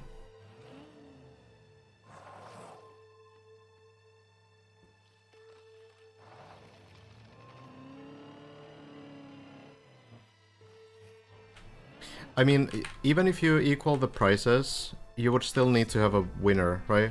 I mean, I guess you could say, like, it's a tie, right? You could say that.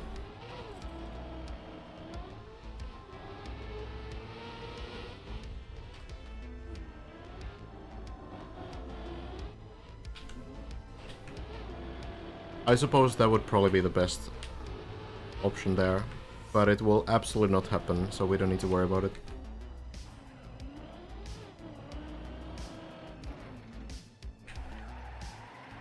Hazard on the second half of 13. Dude, my tracker keeps not working.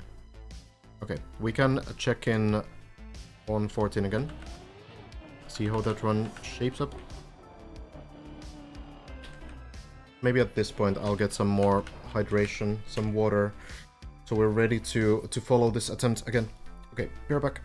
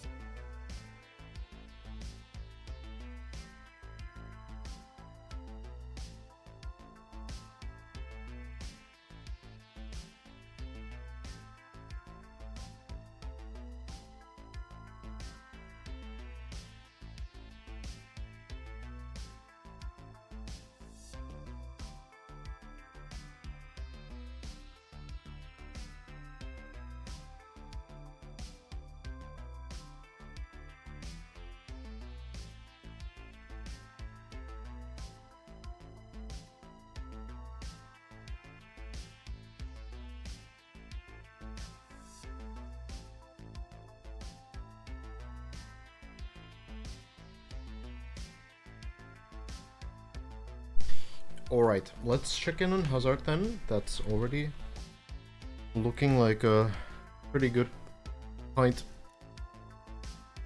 Let's take a look.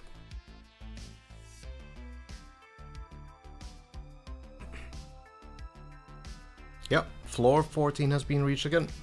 And we will jump back in and check the progress.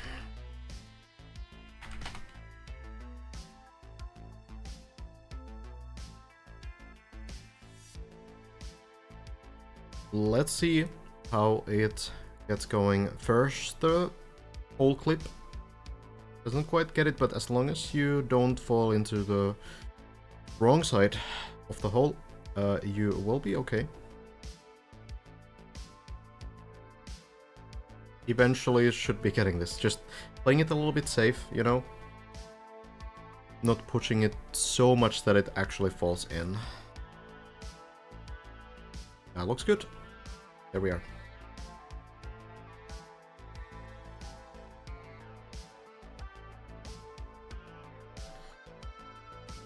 And then the turbo walls. All of these work basically in the same way. You hit the wheels onto the wall and the turbo activates and it pushes you the only direction it can.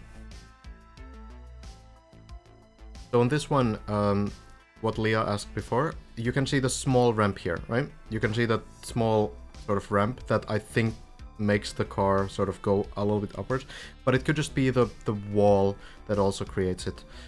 It's maybe a little bit different geometry, so you can sort of climb up. Well, but I do think the small, like, piece of metal that's sticking through the ground, that does probably help. Well, Hazard kind of speedrunning. Getting through, landing in, the turnaround, and then the turbo wall looks to work, and Hazard clean into the pool. Which part of floor 16 would you say is most inconsistent? Definitely the wheel hang seems like the shakiest section right now.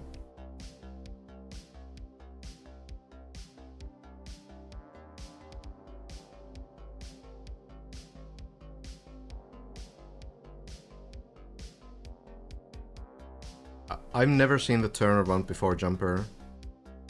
Was that like a original idea?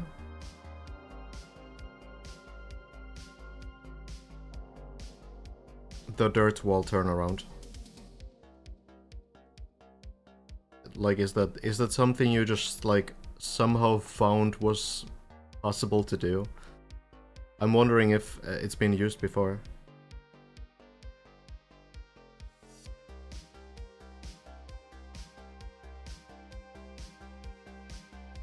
Here we go. Clean landing.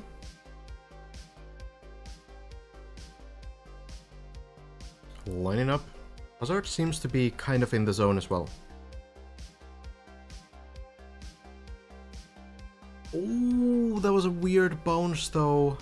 He's gonna land to floor 13. Oh no. Very strange bounce. Not really getting a lot of speed there. Floor 9. Looks like floor 9.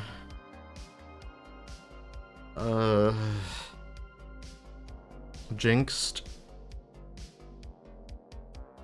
I wonder if that was just about the beam though. Maybe not really about Hazard, honestly. I'm sure like if the line was a little bit different, it could have worked, but you know, that looked like a pretty good bounce. It's the underside of the car. I suppose it just somehow slowed it down. Somehow slowed it down.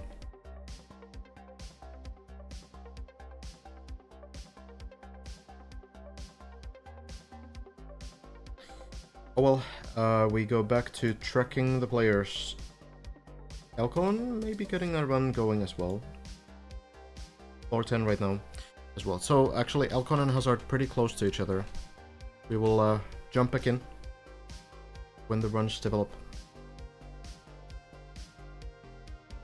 Oh, is that so, Anomaly? Surely there's a mistake there. I saw it in a GTA 5 custom maps years ago and thought, I wonder if it works in Trackmania, and it did somehow.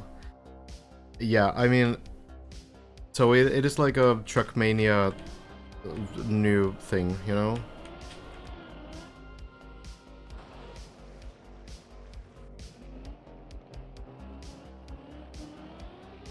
Like, you know, the dirt wall ride trick, whatever it's called, I don't really even know if it has a name. Wall climb? I don't know. That's kind of standard. But the turnaround, I don't think anyone has seen.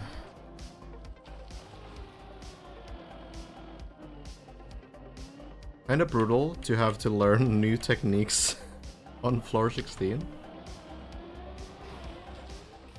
But at least there's the practice part.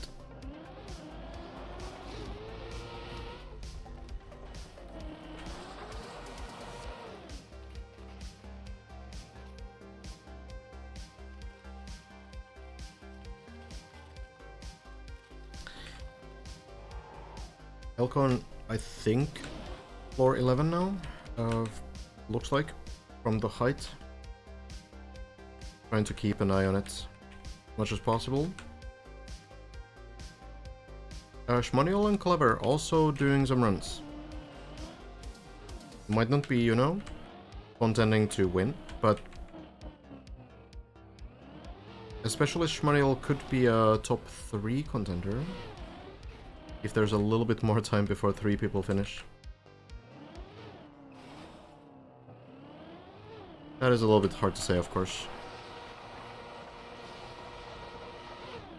There's no way this works. Deep dip in GTA. I'm sure someone has made some survival climbing maps there as well.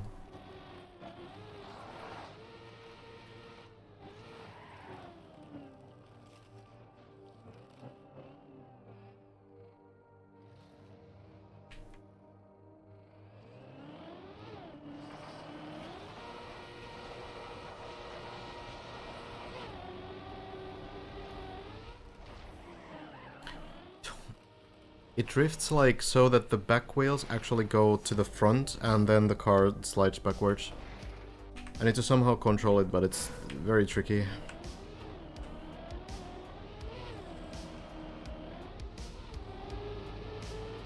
Want to see Deep Dip in Rocket League?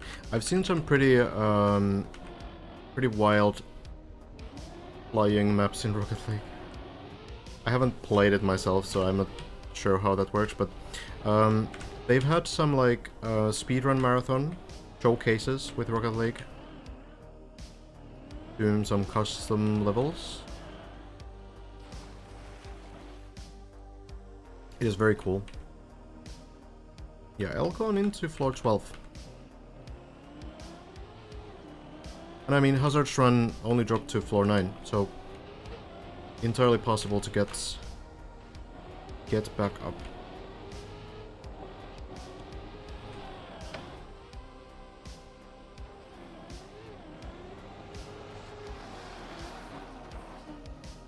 You've started conversations about having a deep div in Rocket League? What would that be called?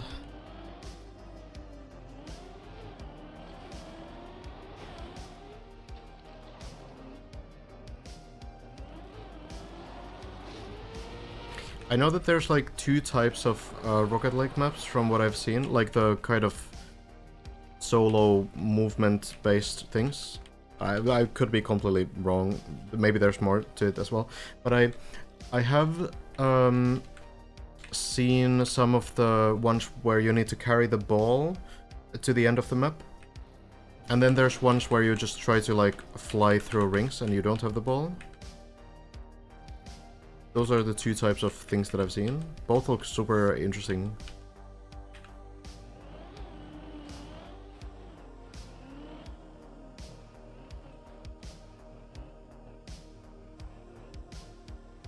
Was actually on the stream asking you questions about the template for it. Yeah, there's a video of how they made the templates. If you've seen that one.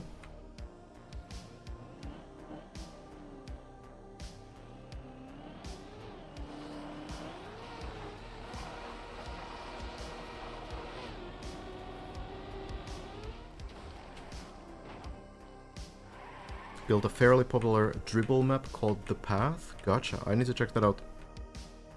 Played Rocket League for years and I've never seen any of these maps.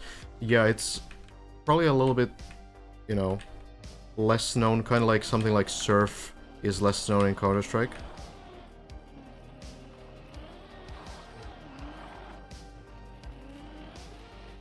I think it's pretty usual that these community projects are a little bit sort of unknown.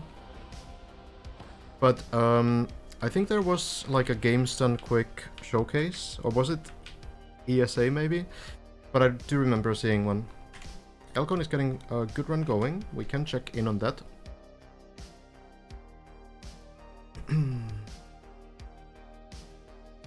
I was still on 13 actually, just past the shortcut, but we can check in. We can check in, see how Elcon is doing. So Elcon just done with the shortcut that he likes to do, the wall ride skip. And now towards the end of floor 13. Slowing down here a little bit. Clean landing into the quarter pipe. Looks good. Skipping the hidden pool here. No. One more jump. And we have the ice.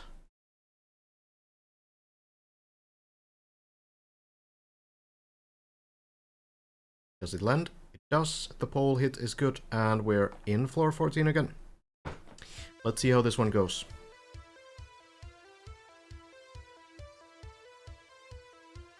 First trick, pretty basic. You just need to essentially full speed over the sand and get a good line. The sand is a pretty slow surface, so it will automatically slow you down.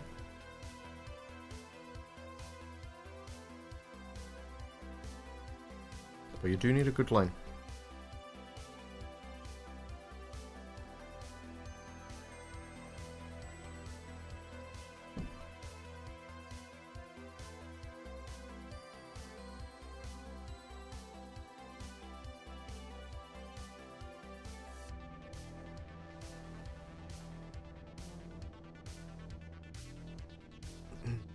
What are the chances Manuel also gets in the race to top 3? I think there's a chance for top 3, probably not top 2. I don't know if I have a percentage to give you, but like from the motivation of these guys, it really seems like they are going to push for this map to end. Like right now, basically. So I don't think Schmaniel has a lot of time to catch up. Would probably need to make it to floor 16 in, you know, maybe this weekend. That could still then make the podium spot possible, but it would be still difficult. But the thing about Schmaniel is that Schmaniel is not actually really playing to win. So Schmaniel just wants to complete the map for like a personal achievement, from what he said before. So, you know, I don't think Schmaniel is maybe willing to put like, you know, 12-hour sessions or anything crazy to like try to get to the podium. Of course, it's like a lot of money for third place as well. Currently, there's 32,000 roughly, last I checked, in the prize pool, which means that first place gets 50%, second place gets 30%, and third place gets 20%. And the 20% is still like, you know, more than 6k US dollars, so it's pretty good. So, who knows? Who knows? Yeah, Lars is sleeping, Bren is sleeping. They will probably be back in the morning, and I guess, you know, we're hoping that they're getting some good rest, because obviously the stress about Elcon or Hazard getting that one run in and getting the win might be there.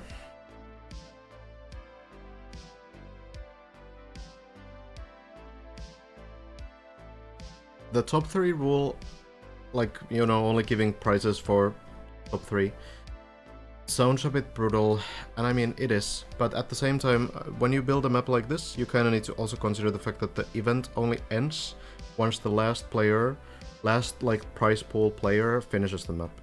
So if you had like, you know, prizes for top 10, it sounds fair on paper, but then you start thinking like, oh wait, actually, if we have prizes for top 10, then the event only ends once 10 players finish the map.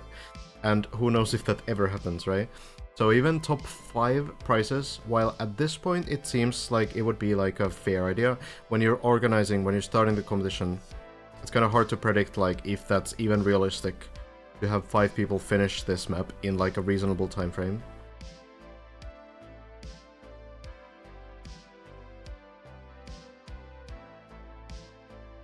Well, Elcon here. Making progress. Again, the turbo walls. Getting the speed.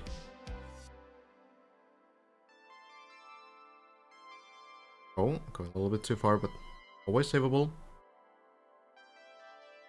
Still lining this up pretty carefully. We just saw Hazard kind of just go into it, and that seems to work just fine.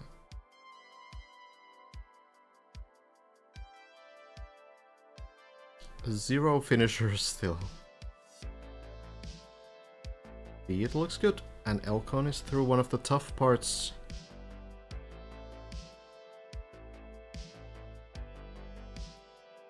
Long section. Clean landings here, and then another turbo wall.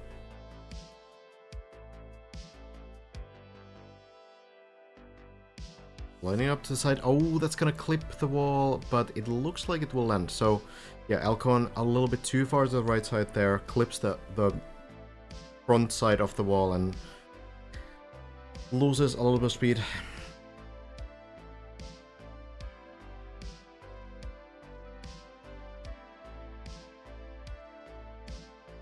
The recovery, pretty well known at this point. Oh, is Elcon trying to do this jump here?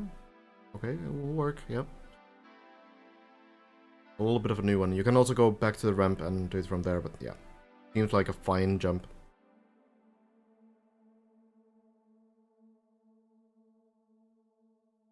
Here we go again. So, Hazard and Lars both have made it to the ice dirt section. of floor 16, so where Bren started from before the session. Oh no, that is a rough bounce. It might land into the floor 10 pool maybe, or floor 11. No, it's too far from the pool. Floor 6, it looks like. Looks like that's gonna be it.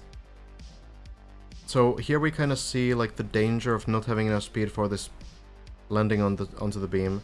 The issue really is that the geometry of this specific beam is kind of wonky. It's weird and not so intuitive. It's kind of random. Oh, it seems like Hazard actually is getting up as well. Good night, Linda. Hazard actually has just cleared that very jump. So we will check in on Hazard next. But yeah, like, there are some like pretty weird blocks sometimes in this game where the geometry is not clean enough so that you get like a proper sort of landing. So really, like, you really hope for a clean jump up that beam. Of course, like, you don't need to bounce on the beam. That's just if you are a bit too slow. So you're hoping that you just get the clean landing. That is the intended way. But if you don't have a clean landing, then it might be down to luck whether you bounce a little bit to the side or whether you bounce up or whatever. It's just very rough overall. But well, the rest should work just fine. Hazard, with the air brakes, with the counter steers, stops the rotation of the car and gets to the pool.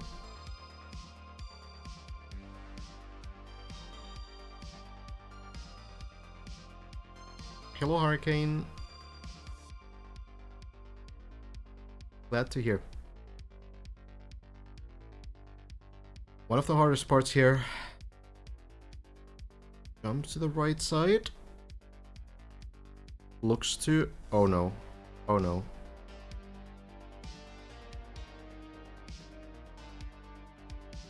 Okay, so car is moving towards the center hole, and I think there's a possibility that as it gets to the edge, it will flip.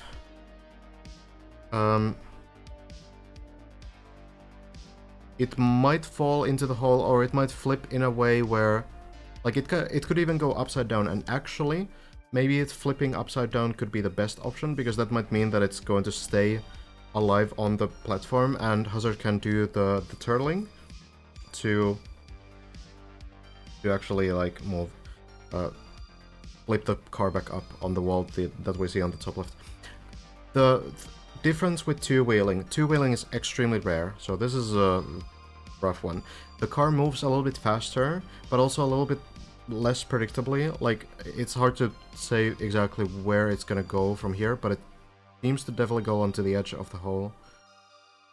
We just hope that something happens. I think Hazard will be ready for both options, whether it flips down. That looks like it might land to the beginning of floor 14, but it might also flip upside down, which is probably honestly the better option, which sounds strange, but if it flips upside down, it's most likely to be an active turtle. So, Hazard, get to the keyboard, back to the normal camera. What if it flips upside down? Oh no, it did. Okay, he reacts in time. See? Like, you need to be ready. There we go. Flip works. Hey, I know this stuff, alright? Okay? Look.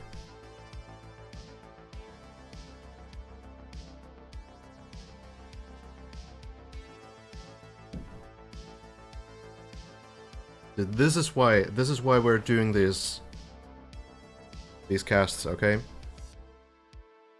This is the level of insight we have, alright? And the save is there. Now to the bounce, let's see if it works. No, it's the same outcome as before. I wonder if Hazard is actually doing it a little bit too far. to the right side. But this one lands on floor 13. That is the second mistake in a row on that very part, so...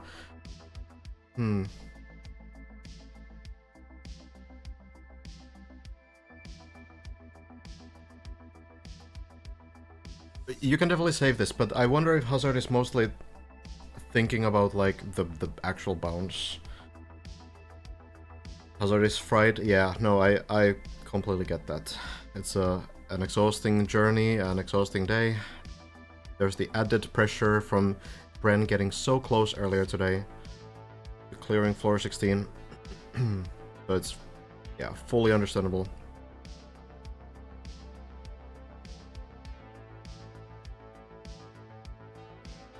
I think Hazard is dropping into the quarter pipe here. Will be able to continue. Needs to turn backwards, go through the turbo, and we'll be able to get back towards the end of floor 13. There are 2 jumps that haven't been landed on floor 16. One that Bren tried but missed. This looks a bit slow. Oh, still makes it barely.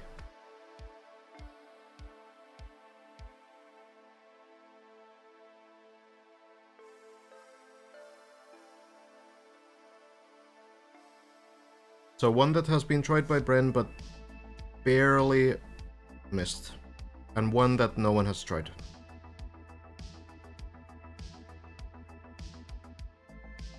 Back we go then. Into the wall right, clean landing. Turn the car backwards as opposed to Elcon, who is turning it forwards, like downwards I suppose. Works fine.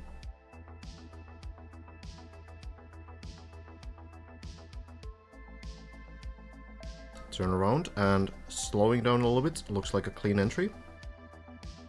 And it will be. Then into the pool. Looks clean, and there we are.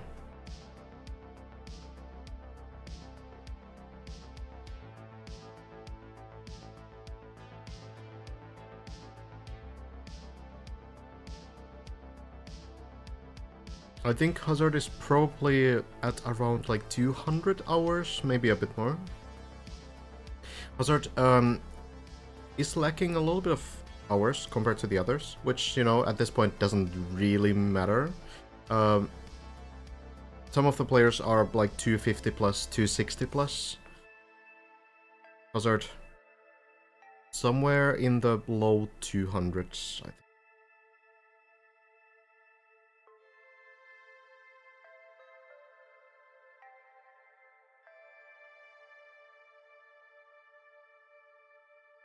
Seems like players become a bit more careless after a big fall, and often soon fall again. I think what's happening there, and you know, I can also, like, I'm projecting a little bit, but it's easy to kind of like, because as a competitive player, what your mindset has to be is that whenever you make a mistake, you kind of think about like what went wrong. And I suppose when you kind of automatically start playing again, when, you know, you fall somewhere, you start playing again immediately, because that's, you know, you're used to doing that, right? So I feel like you often kind of still focus on the thing that went wrong. It's not like frustration or like, you know, just being like careless, like, you know, being angry or whatever. I don't think that's it. But it's more likely to be just you thinking about what went wrong and trying to figure out how to fix it next time. And then while doing that, you kind of forget that you're actually playing the game as well.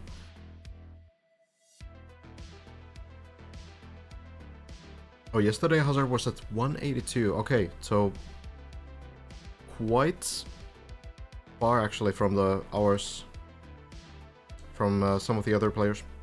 Yeah, divided attention, exactly.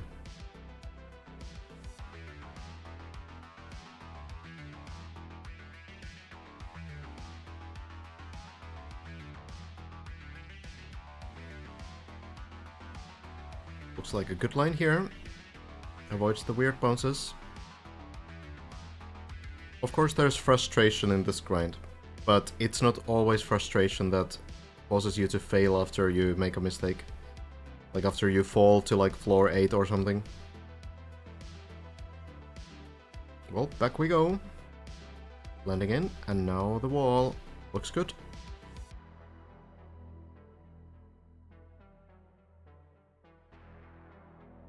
Run hitting that 1 hour mark.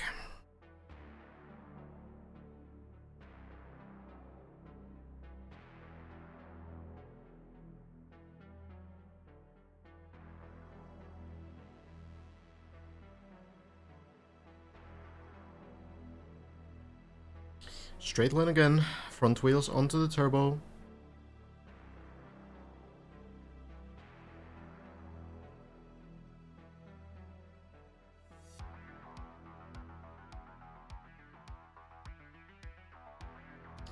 And then the counter steers to stop the rotation.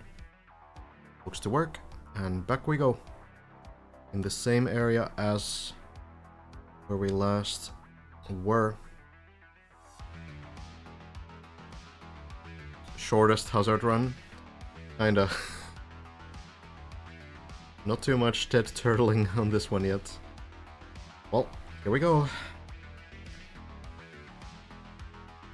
Clean jump attempt, but it's a little bit off. That is such a difficult jump. Turtle may be savable. Very good flip from Hazard. Has to go back again. This time needs to go. Also do the plastic bounce. That has to be the hardest jump on that floor, I think. It looks super, super difficult. Well, the run still keeps going though.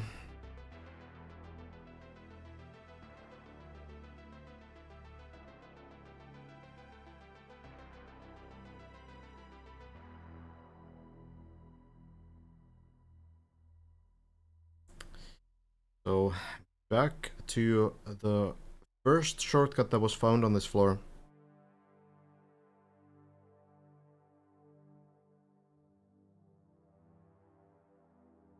I'm sure that we are still doing something wrong on this floor. I'm sure there's some kind of a strategy that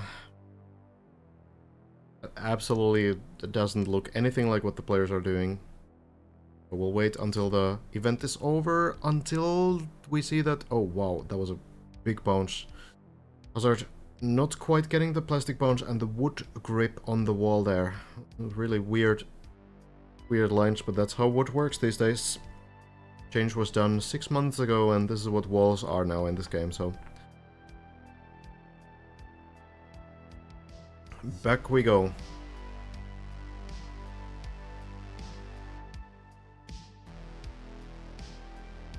I think this should be enough speed to chain this section. Don't need too much at the end of the day.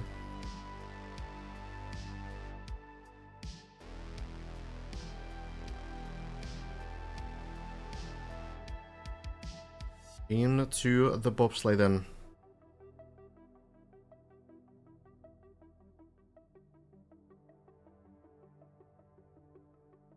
Lars had a couple turtles on this one today. And unfortunate. But Hazard getting through. Lexus said in Elcon's chat today that he can do the whole floor 13 in 120 or 140. Okay, yeah, that's pretty fast. Probably not like a full floor skip then.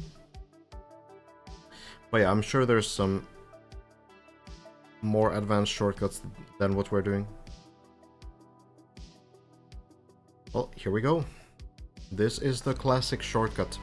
Dropping down here, air braking so that the front wheels land first. Be fairly consistent, no issues with that.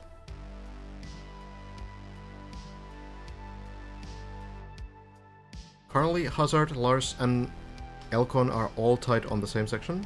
On the dirt ice zoop section.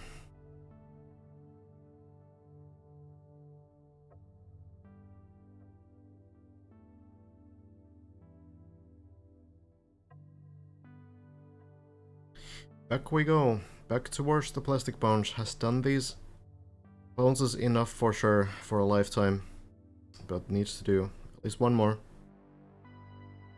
Hazard was really the player to like discover how this could be done consistently. Had a one run with like 10 different types of plastic bounces and it ended up working with this strategy here. And that is working also for the others. Elcon of course goes for the slightly riskier shortcut here that also skips this part. Elcon has done the wall right by accident, by failing the shortcuts on the wall right section. So the wall right has been done. Doesn't look that bad actually.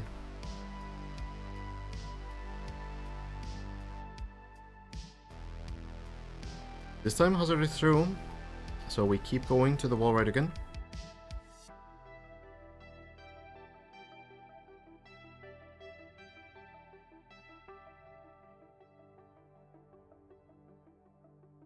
Front wheels first, in the landing. Oh, that's very late. It's gonna cost a lot of speed. Tries to do the dirt zoop, but it's just not enough speed. So drops onto floor 12.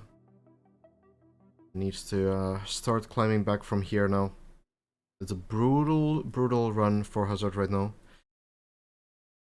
A whole bunch of small falls. It's still, the run is alive, but I feel like Hazard is probably pretty tired as well. Hello, Galili. No broken records after Bren's world record, some PBs. But yeah, I mean, the Bren afternoon run was huge. Getting past the dirt wall, right? It's in the WR clip comment.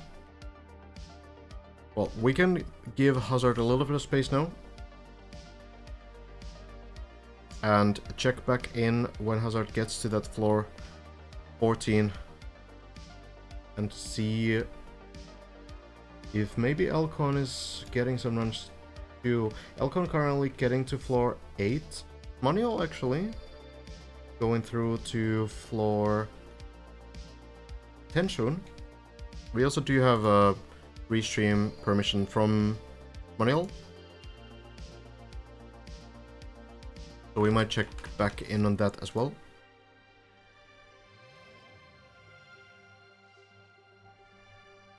Well, we're doing pretty nicely too on floor 8 right now, but... Whoops. Well, that was that run. Oh, maybe not.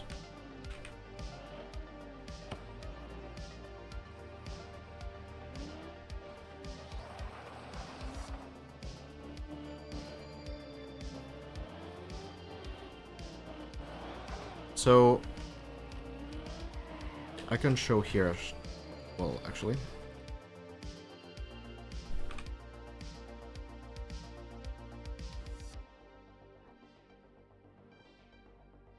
This is the part where 3 players are tied. Bren cleared this for the first time today. So you go with pretty low speed here. You slide with the dirt, zoop, flick, whatever you want to call it. Basically just go sideways and accelerate. And a couple brake taps, get a clean line, and then jump through. Hazard was very close to getting this. Lars also very close to getting this. Elcon hasn't gotten here today though. Not yet anyway. Bren was able to clear it. And made it past these flags as well. Doesn't seem to be a run killer this section. Probably failable, but doesn't seem to be super brutal.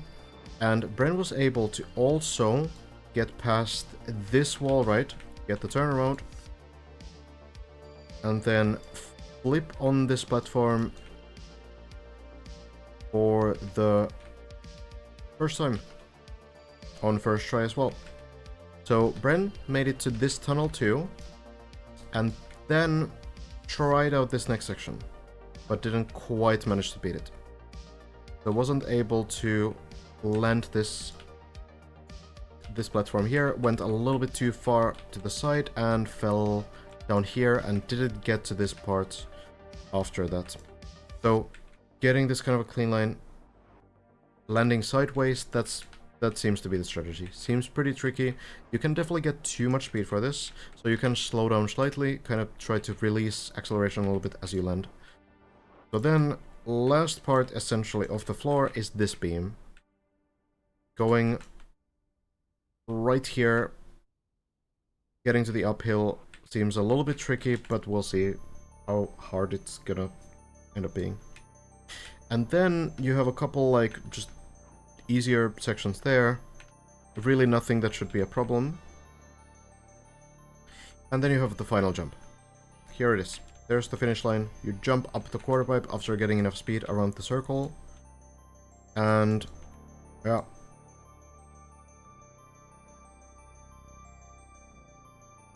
Bren was very close already.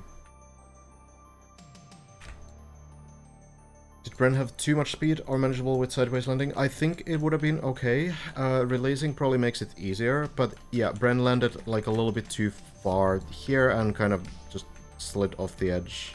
You do have like maybe slight icy wheels after going from this block, so it might be a little bit more difficult. But yeah, just like a small release and landing sideways, that should work. Should be it.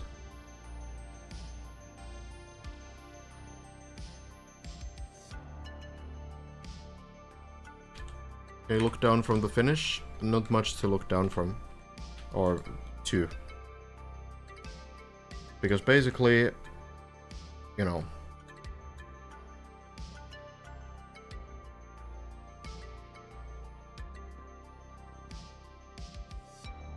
here's the crown. If you miss the line, all the way down. So this quarter pipe will push you forward as well, which means that if you fail, if you don't get the correct height, which is this red line, you fall all the way down. You get exactly one attempt.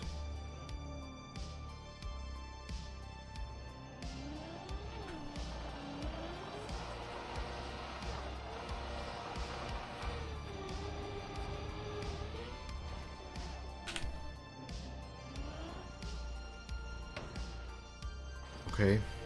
Yeah, sure. That works. Okay.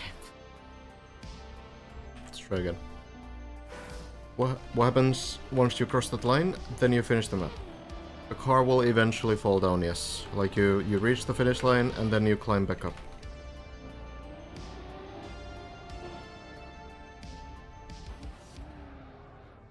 I don't think my height tracker is still updating. Oh wait, maybe it is. Maybe Hazard is actually getting already back into... Yeah, already back into floor 14. Well, let's check back in on Hazard. Price pool I haven't checked in a while, but I think it's going to be roughly $32,000.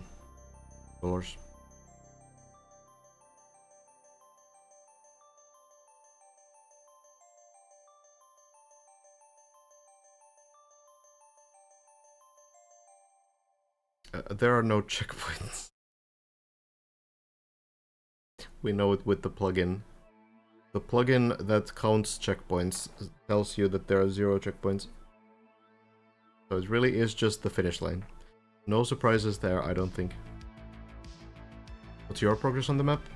I got a new PB today, yeah. I'm on the final part of floor 3 right now.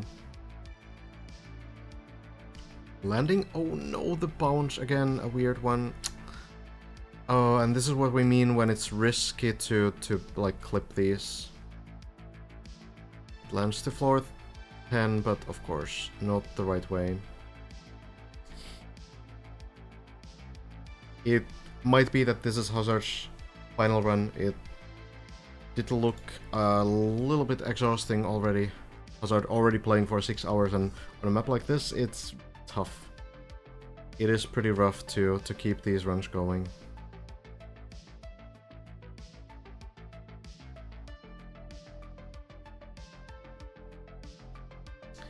We will see what Hazard says.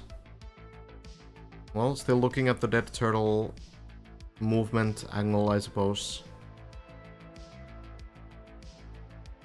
It is brutal. It's brutal, and definitely showing why no one has finished the map.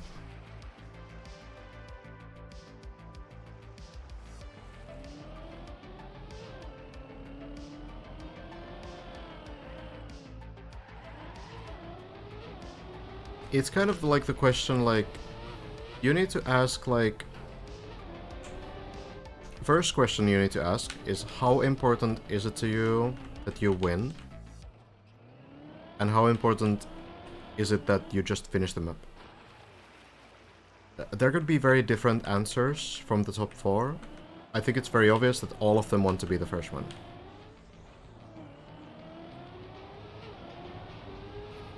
As soon as Bren got that ridiculous run earlier today, making it almost to the very end of floor 16, everyone started playing as well.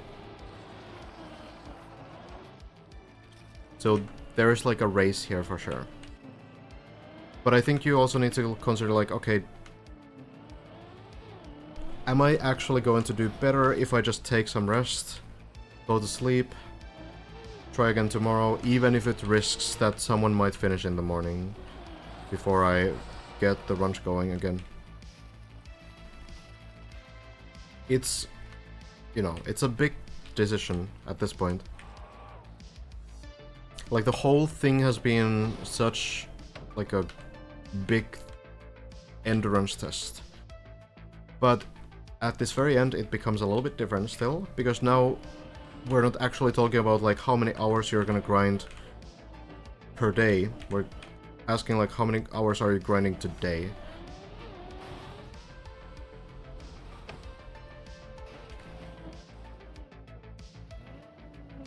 It could be that, you know, if you do like a 12-hour session, that even though you're super tired and unfocused, you get a little bit lucky, you get that one run that you need, and you finish the map. But it's also possible that you're just, like, making yourself even more exhausted, and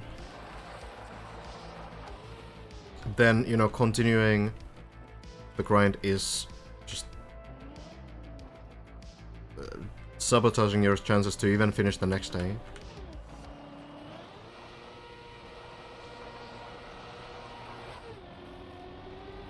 Whoops. I'm bad.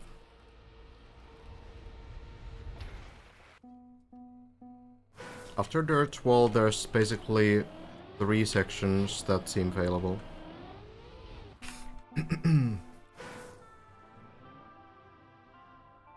Playing this map for 10 hours would be dead. Depends. Depends, because, like, you might get that final adrenaline push at this point. If you're like floor 7, like your PB is in floor 7, and you do like a 12-hour session or something, that would, yeah, be ridiculous, because you don't really have that reward that you can focus on, which is finishing the map at that point yet. But at this point, it's like, okay, I just need that one run, so it's a huge sort of point of motivation, right?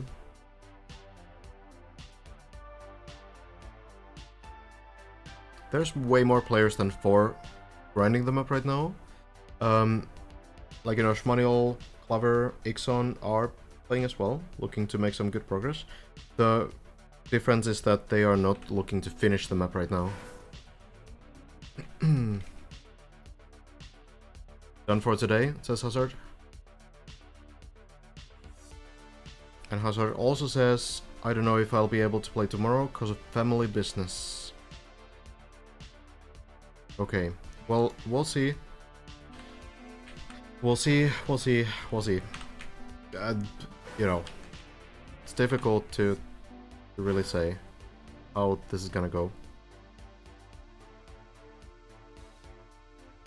I have a feeling more than just first place could be decided tomorrow. Alcon is still playing, so... Bren was worried yesterday that Elcon would finish last night already.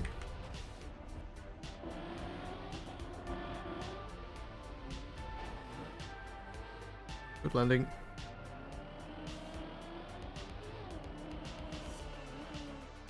We'll see if they can get things going. Yo, Hazard. Thank you for the raid. Hello and welcome.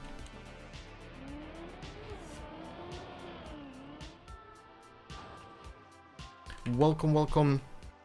Hello guys, welcome. How was the session? How are you feeling?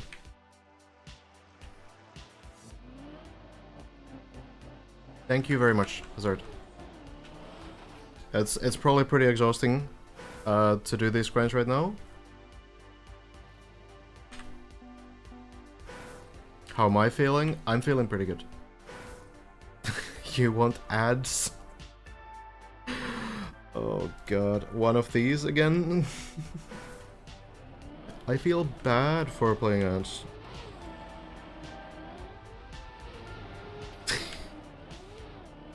It's weird. You guys really want ads? Okay. Alright, okay, sure guys, I will play them. I will click the button. One time, okay? One time is the deal. But I very much appreciate the raid. Yeah, if you guys are new here, we've been basically covering this event, doing some archival of the events here and everything else. Okay, I'll click the button, alright? I'll click it. That's fine. Appreciate you guys. Welcome, welcome. So yeah, it's been great following everything, kind of analyzing everyone's progress, and also kind of checking in on what exactly is happening, like what makes this map difficult, and trying to explain it, provide like a educational experience. No ads there. Well, I clicked the button. I can't click it again.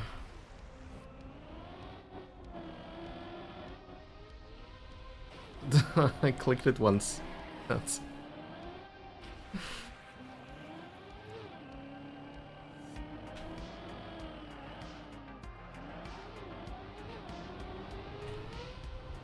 I appreciate you.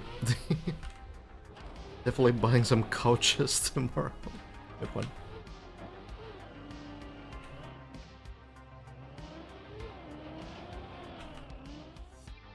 Okay, but yeah, basically we've been covering this this whole journey with the players, and Elcon is still playing, so we're gonna follow that grind as well. We'll see if they are able to maybe Shmonil as well are able to get some runs going. And in the meantime, I'm trying to reach floor 4. That's my goal right now.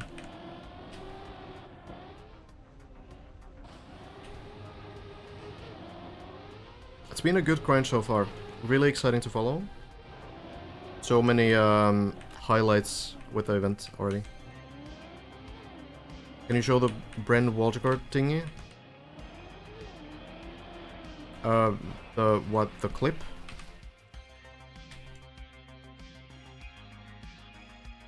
There's a comment for it. But yeah. There is a new record today, which, you know, probably people have heard of already.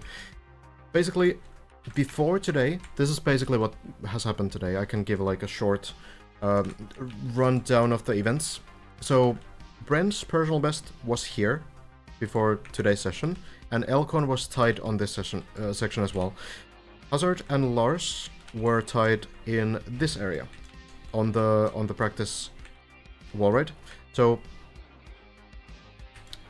Bren got a huge session earlier today, basically able to get all the way around this section, which seemed to be a low speed initially, below the second gear, which means less than 100 speed, and then brake tapping to increase the speed, and then just trying to get the clean line towards the ramp. So if you get that clean line, Hazard was really close to getting it too, but not quite. Lars also had a pretty good attempt here. Elcon hasn't been here today yet, but Bren was able to get this done twice. Landed on the ice, going around here, going around the flags on the beam. That didn't seem to provide too much trouble for Bren. and then the actual wall ride. So you have this practice section over here, which has this plastic bounce at the end, where you can turn around and get the line working, which many players have been practicing. You might be wondering like why they are doing this, but that is in preparation for this section, because you have the same plastic bounce turnaround here. So what you do is you go on the lower part first, try to get like a small upwards angle so the car sticks to the dirt. That is like a weird attribute of dirt wall rides. You can kind of like stick to them for a very long time. Then go over here, turn the car around and change the direction. It's very difficult to get the grip back when you turn around, but it's possible. So then you go around on the upper part and jumping through, landing here. Bren was able to one-shot this section. After the practice on this practice wall ride seemed to really help for sure. So yeah, got to this point. It's a ridiculous section, but it worked out. Then into the tunnel, and then was able to get over here, landing clean. But unfortunately, this jump was a little bit tricky to land. So what Bren basically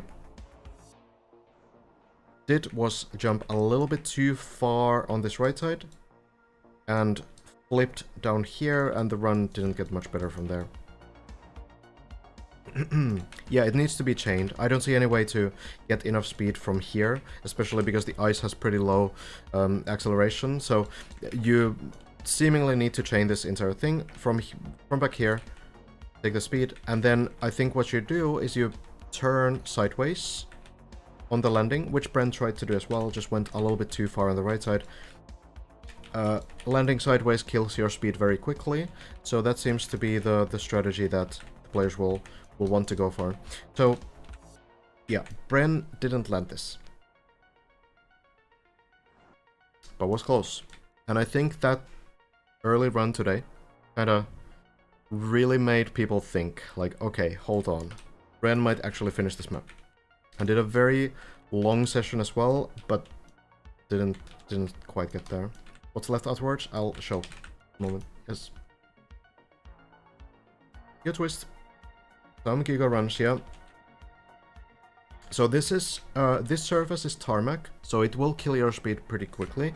You do have ice here, which does give you icy wheels, but maybe only like 30%, and you will lose the icy wheels in the air already. So I don't think the icy wheels will really be a problem here. The reason why this is ice is likely to make the sideways turnaround working better. So you need to turn sideways, maybe avoid hitting this thing as well on the ceiling. That might be possible, I'm not sure. But landing sideways on tarmac, this is plastic, so if you accidentally extend the line so that you run over here, that's gonna be a little bit tougher to save, potentially. So landing here, probably easier. Slight slowdown. So then you go over here, just a patience test. Jump over here, again, nothing that you haven't done before. And then onto the final beam, and your right side wheels will barely fit through this gap here, and your left side wheels will likely be hanging in the air. So you just, I guess, full send this, try to get into the uphill, hope that the car goes there. And if you do that, well, now you've reached the end of floor 16. Now, just a couple jumps, land here. Take the speed, jump through, land here. Shouldn't be too much trouble, honestly. I feel like this is probably okay. Need to remember that this wooden wall here is a wooden wall, so it does have the wood grip.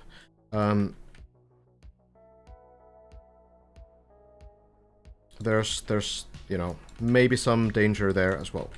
But, okay. This climb, nothing crazy. This pipe, nothing difficult from what I can tell. And then just up the beam, and now you're here. This is the final section.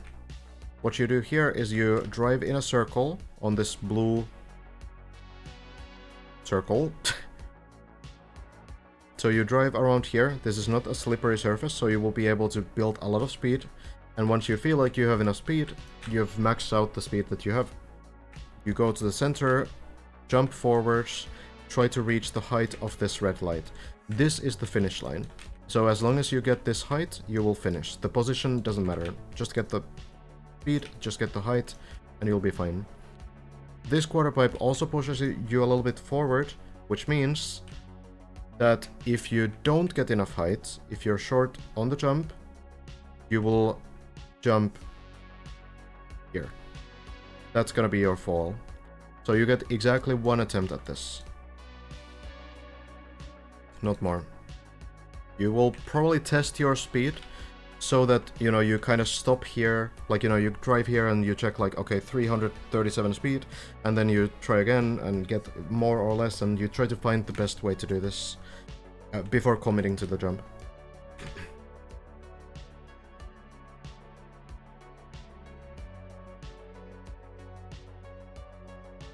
Do you think anyone could miss the speed check? I mean, it's possible, but I honestly feel that you're more likely to fail the acceleration because you're shaking and, you know, very nervous. So I feel like you're more likely to somehow like clip the acceleration, like you go a little bit too close to the edge and fall down somewhere there, than you are at like not getting the height. I don't think it's going to be super difficult to get the required height, but it's going to be a little bit of a push still around the circle. Like you need to still like make sure that you're doing it right, for sure.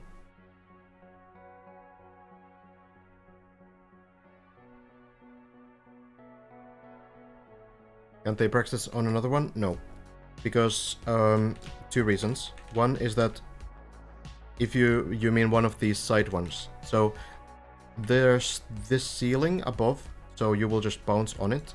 And also, these quarter pipes still push you towards the center, which means that you will jump not straight up and just land back into the quarter pipe, you will jump a little bit forward, which means that you would land here, and the chances of like landing upside down are just too great to try anything like that. Do you think someone's gonna finish tomorrow? I mean, could even happen today, if Elcon keeps playing. It's really difficult to say. Thank you, Meat Ramble, for the tier 1 also, a while ago.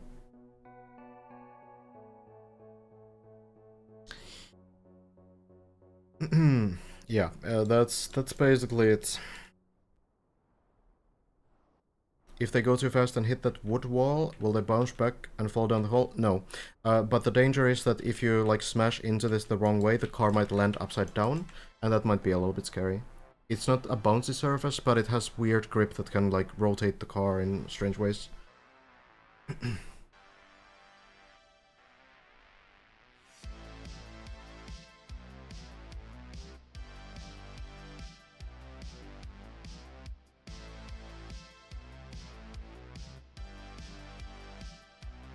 Yeah, I believe, like, from what I can tell, everything here is identical. So I don't think the mapper would also do like a troll bait thing where one of these rings is like different somehow. I'm pretty sure that this is, you know, just supposed to be like the final nerve check, not really like some meme section. Before arriving to the top in the bowl, do you have the speed to go on the ramp without speed? Or do you need to go fast?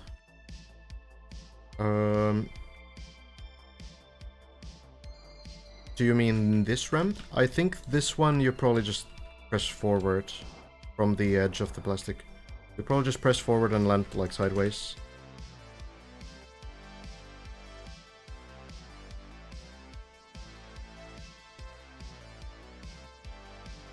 How do you get onto the blue pipe? You just drive on it. So you first go here, then climb this triangle, and then you go around here, and then you go on the pipe from here.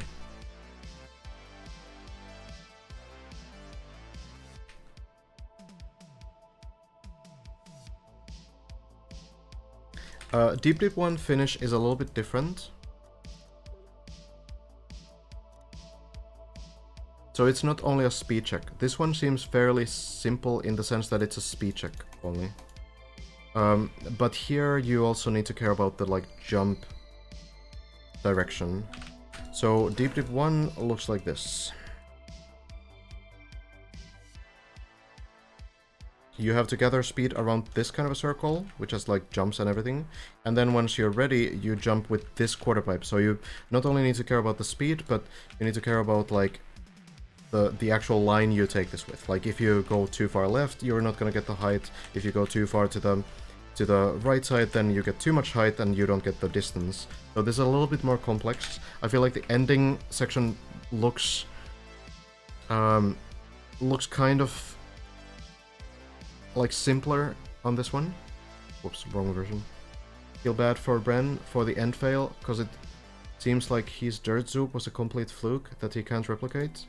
I think he said he did manage to do that twice. No. I think so, yeah. But it does seem kind of like strange. From what I was watching on your attempt, and I could be wrong, but I feel like the line was like a little bit like to the side of the ramp. Like it looks really difficult to get that, but it looked like it went a little bit to the corner instead of like from the top. Of course, it's like very difficult, not simple at all to like change the line. Oh yeah, I'm not really sure how the second attempt looked actually. So it could be that it was, yeah, you could be right.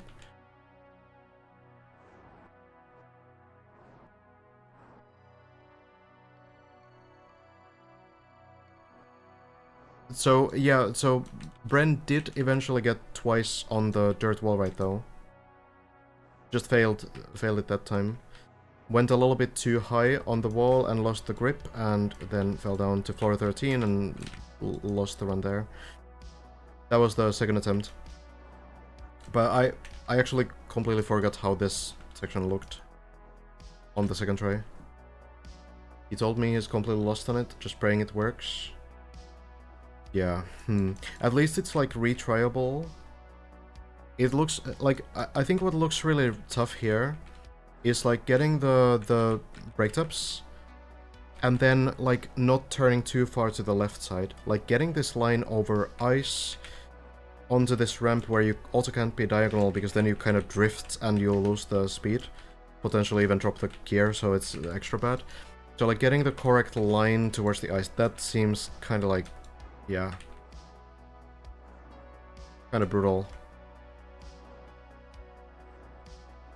Lars had an attempt at this too, and it kind of went the same way, like it went off to the side a little bit and not from the top. So it seems like that is the tough part. It could be that there's still something more to it as well. Like maybe you are supposed to get the second gear, I don't know. Something straightening after the zoop is the way to go. Oh yeah? So you just need to get like a diagonal line that somehow kinda like goes from the right place. Yeah, no, I get what you're saying, Hazard.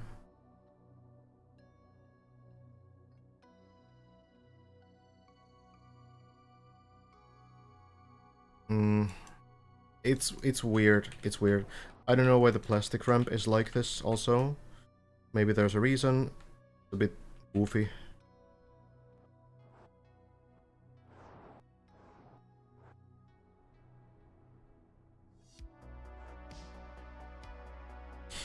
Well, it's less about ice sliding over the plastic and more about the fact that straightening the car might cause more speed than drifting over the plastic does. That's kind of like the trade-off.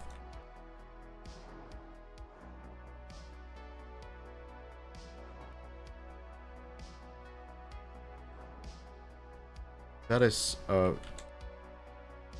yeah, tough one. Don't think going at an angle loses any speed here. Think so? Okay. Might be wrong. I might be wrong.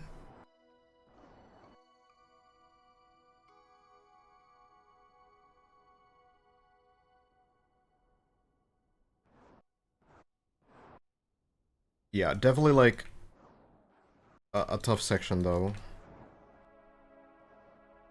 It didn't seem like yesterday people were too like intimidated by this. I think Bren at that point had said like he has some ideas or something. Elcon seemed to have some ideas too. But yeah, I mean, it looks really tough to get the angle. That seems to be the main issue. Not really getting the speed, but to get the angle. At least there's the wall, so you can retry if you slide out, but yeah, tough.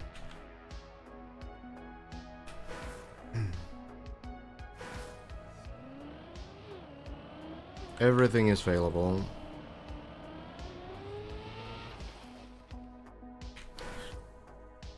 Did you try to map for Deep T2? Nope. I was working on some other projects during the mapping competition. Bren did pass that. Twice.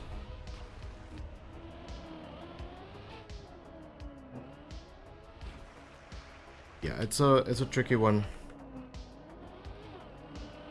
I feel like my height tracker doesn't really work. I don't think it updates.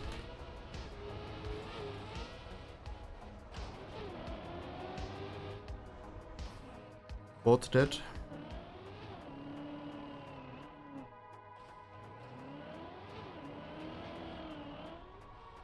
It is struggling, it seems. There's a real chance that the dirt wall right that Bren did on first try was like a 1 in a million chance. Well, not 1 in a million, literally. Like, sure, it might have been something where, you know, the chance is not more than 50%, but it's not 1 in a million.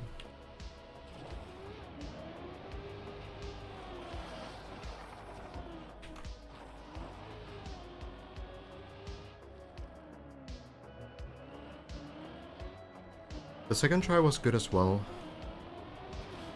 Just a little bit too high.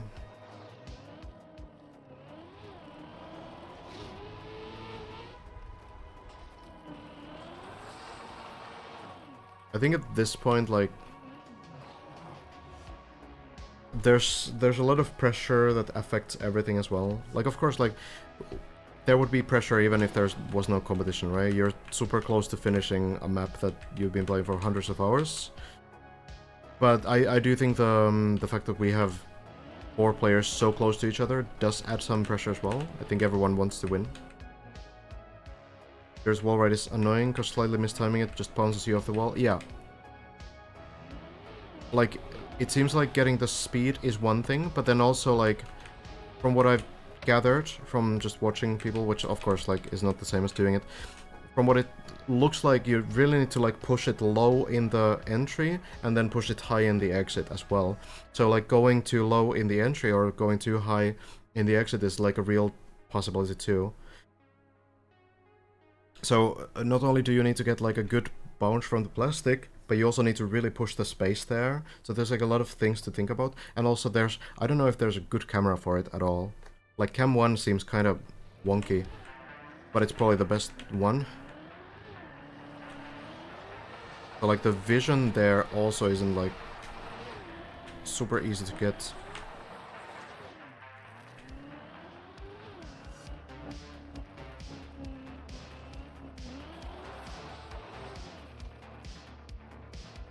Let me refresh my height tracker just to check in on what Elcon's cooking.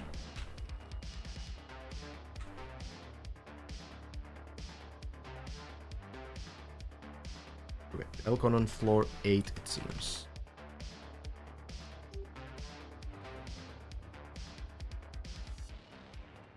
On the bug slide of floor 3.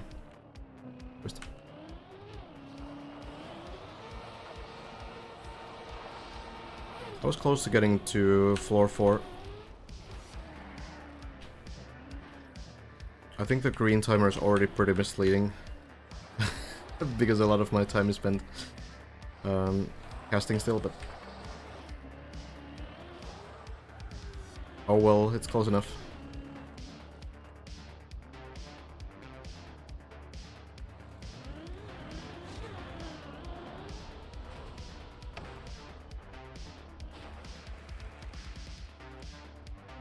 A big question mark also is the dragon on floor 15 still. Like, that still seems a little bit Like, I'm trying to understand, like, what's the deciding factor there? Okay, that was terrible.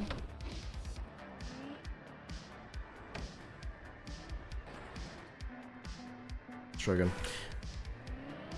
I was watching Elcon do it, and Elcon has literally the same speed every single time. It's either 275 speed or 276 speed. And sometimes the 275 speed attempts, like just before the dragon, are the better ones. It has to be like something about like maybe sliding slightly on the middle landing in the dragon.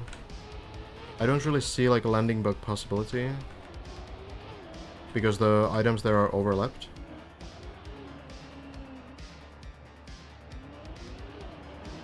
It is strange. Looking forward to hearing from Ubas, the mapper, what he does there.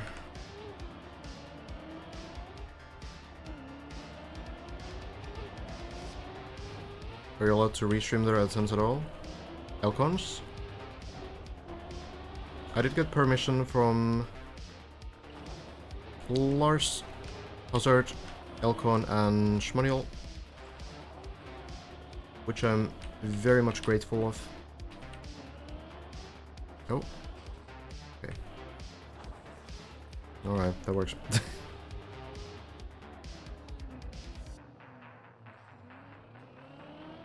The bot really died. Okay, let me fix the bot as well. Kinda doing maintenance right now, I suppose. But sure thing, sure thing. Just really quickly so that the clip comments and everything works. Hopefully it cooperates.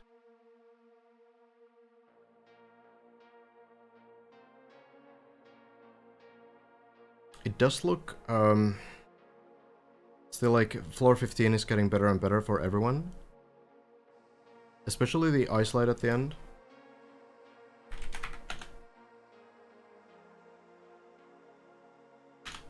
Work. Okay, there it goes.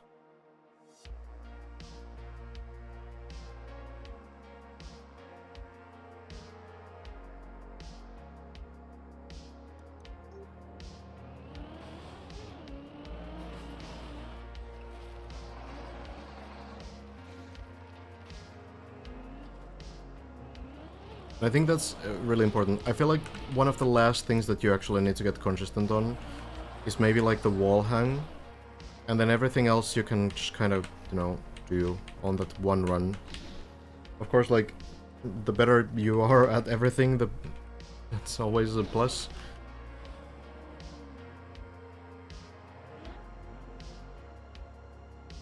But, you know, you don't need the same level of consistency on the floor 16 tricks as you need on, like, floor 14 tricks.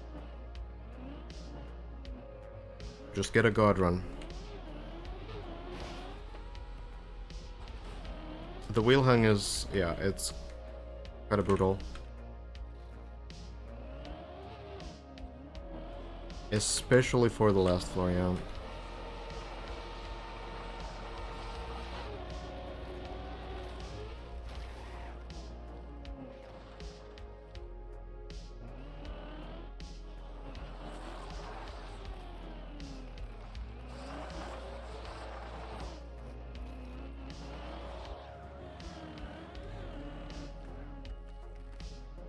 People are getting better at the wheel hang.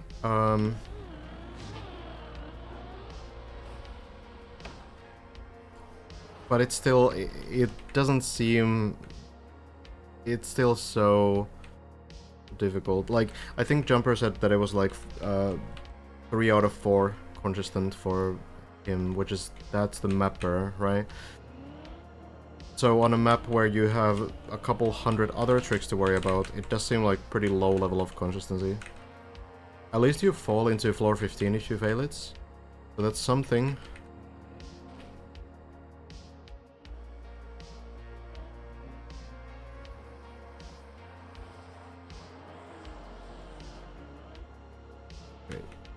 Okay. Wait, hold on. Okay.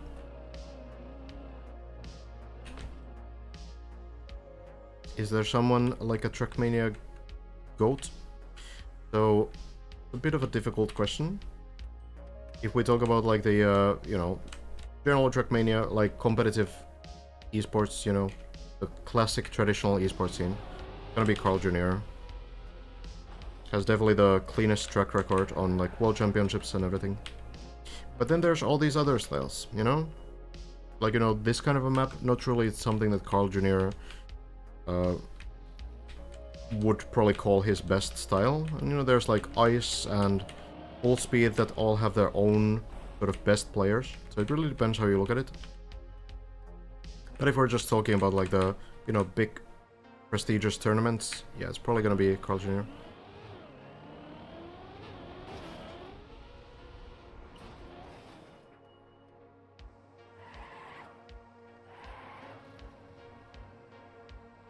Really, like, Trackmania is such a diverse game that, you know, if you put the, like, best, like, traditional esports players into, like, a full-speed competition, they will not do that well, mostly. There's, like, a couple of them that would do well, like Mada and Elcon, for example, but not all of them will be able to compete at all. Kind of how Trackmania works. And, you know, bobsleigh, very specific style as well. So, yeah, a lot of this game works within like different sub-communities and you know, smaller styles. Okay, that was not on the wall.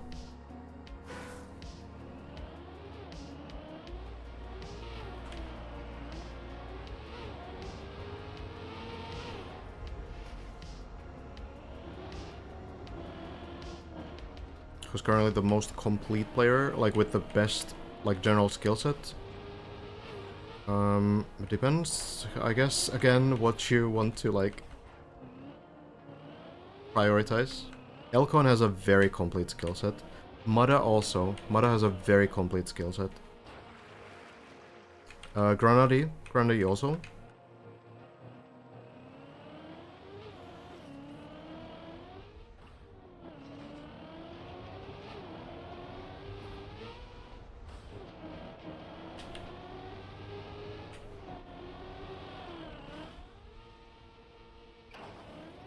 No idea, Twist. No idea how Mada is doing on...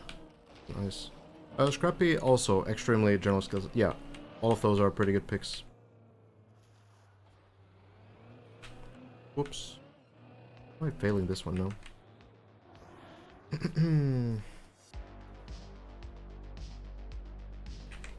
Trackmania Esports is mixed style though, so having GOAT for every style seems off-looking competitive. Juniors does no doubt the GOAT of Trackmania. No, but mixed style doesn't actually mean mixed style. It means essentially like mixed low-speed surfaces. Something like playing like a full-speed map is completely different from playing like a mixed competitive tech map.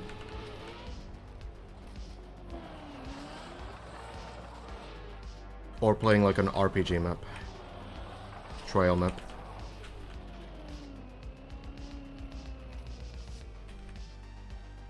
So there's like people who are really good at like the khaki seasons. That's not really something that you encounter in the more traditional competitive scene. Sure, you need to like know all the surfaces, you need to know the techniques. Sometimes you need to do like one speed slide on a map as well. Like one tarmac speed slide at like 400 plus speed.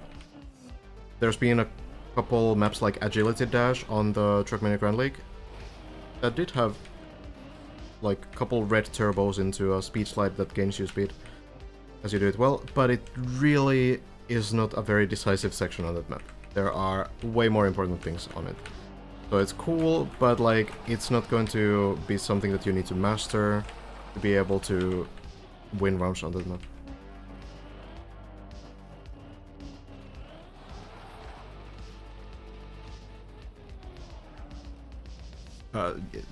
TMGL and, you know, World Cups, they would be considered the most prestigious competitions by almost everyone. Like, of course it depends who you ask. Like, some people have absolutely no interest in the traditional competitive scene. They only play, like, very specific things in the game. But, yeah, I mean... there's some like LAN tournaments in the, you know, mixed competitive style that are very popular and oh, this is way too slow. Oh, no? Okay. Really good. It kind of depends though, because like maybe Deep Dip 2 is more prestigious for some, right? And that is completely different from the traditional esports scene, and this is why it gets difficult. Like, it depends what you value, I guess, personally. But yeah, a lot of people obviously value the official tournaments.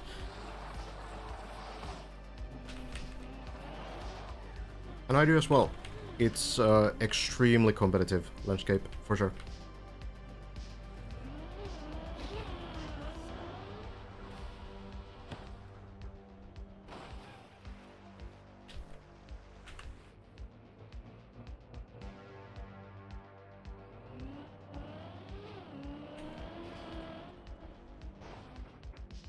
There we go. That was a weird landing, but I'll take it. Yeah, then there's also the Zerator stuff, you know? Like, if we talk about prize pools, that's gonna be, you know, probably Zerator's area, right? And Zerator kind of purposefully builds, like, kind of weird and sort of bad maps.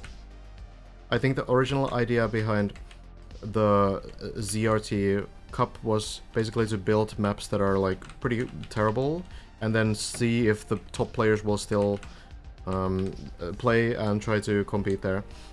So like, you know, last year we had Ascension that had like those kind of maps, sort of.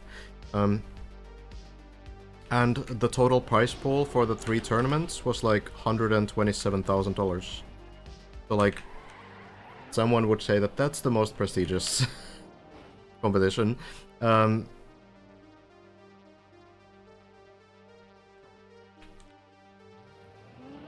Yeah, sure, maybe it wasn't the objective to build like terrible maps necessarily, but I think, you know, it was kind of on purpose that you would place like a million poles on the map, and, you know, it would be kind of frustrating and weird for the players to do, but it would be fun to watch, yeah. Like a very viewer-focused map design, let's say. You think Bonk Cup is the most prestigious competition? Yeah, but that's the thing, like, you can have that take, right?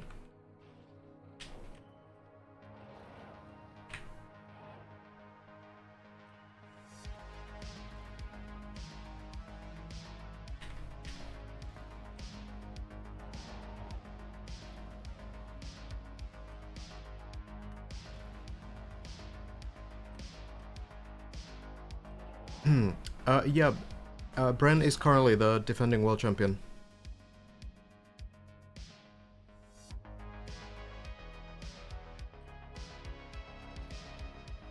I have no idea. Matthew.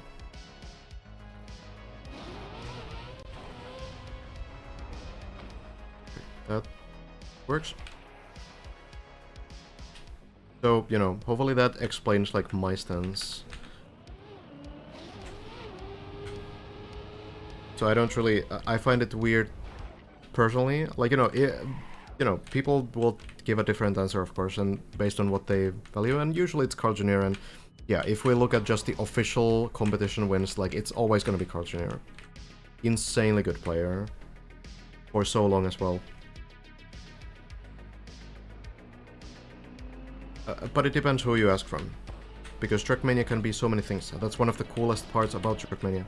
Like something like Deep Dip too. There's probably a lot of people who haven't seen anything but Deep Dip.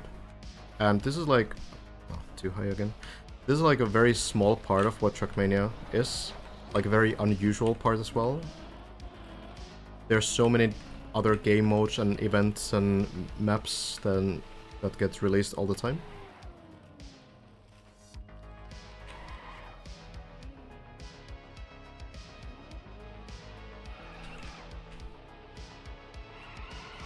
Come on, I think I'll... There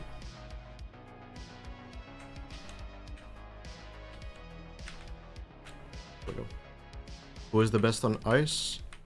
I think Toyflum is like a pretty safe bet right now. But I guess Twist has like a pretty good understanding of the ice landscape right now.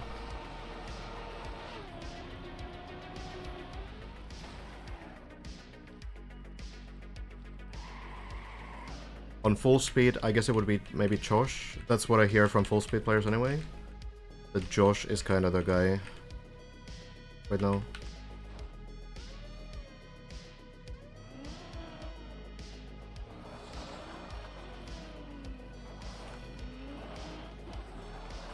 Yeah, this kind of an event doesn't happen very often, I think.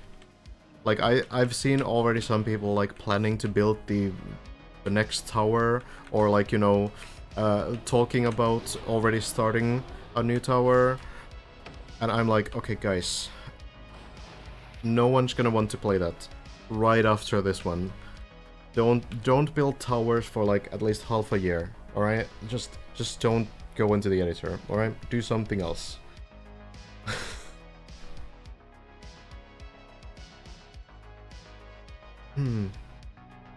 TBH, as a casual getting more and more into it, the community seems to be split up into so many different niches that talking about the most prestigious doesn't seem to make much sense. Yeah, it's a very big game, in a sense. How does the World Championship work then? They kind of change the format every once in a while. This year, how the whole pro circuit works is through, like, community tournaments. So there's no, like, official league anymore. Instead, you get points by playing community tournaments, like big events like LAN tournaments and such. And once you have enough points, you qualify to the World Cup, and that's gonna be probably like a solo competition. It's gonna be a solo competition this time. It has also been a duo competition before, but I think this time it's solo. And basically, you will have a map pack, official map pack for it. You practice it, you train it, and then there's like a, you know, tournament where you have like a maybe a double bracket or something. I don't really remember. The details might be already out. Yeah, but you know, kind of usual stuff.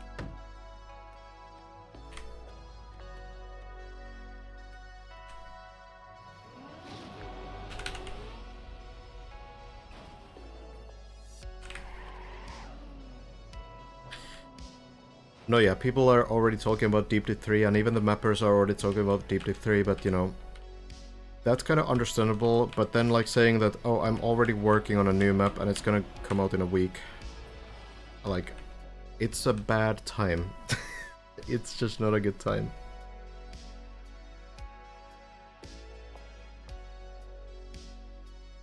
There are other things you can also build. When Deep Deep 4? That's the real question. Is it over? No, it is not. Is my live tracker actually alive? Elcon on floor 9?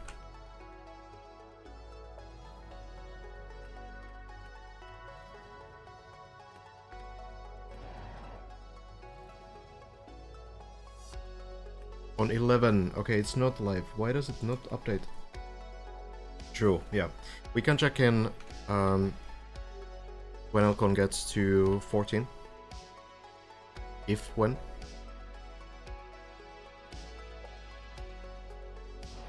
Yeah, it's the same with like Olympics, where the prestige is also linked to the fact that it's not every single year. Okay.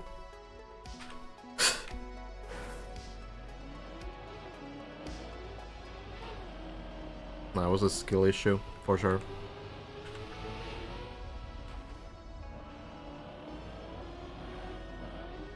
True, even Messi can't score every single time, you know?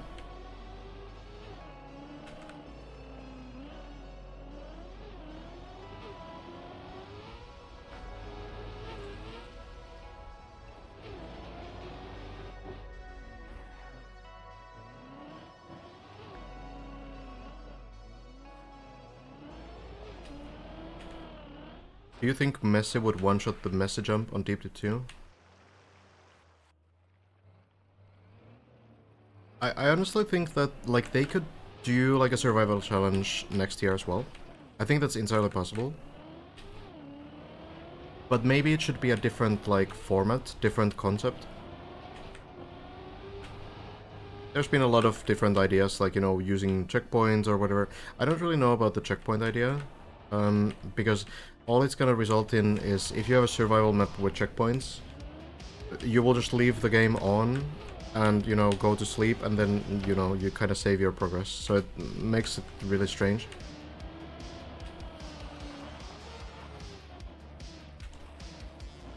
But maybe like a shorter sort of event as well could work. Could be something. I've been playing around with this idea myself. I've mentioned it a couple times. Oh yeah, there is a PF strat as well for the message jump. I'm just trying to, you know, trying to get it properly because I feel like it shouldn't be this hard for me. Getting better at it.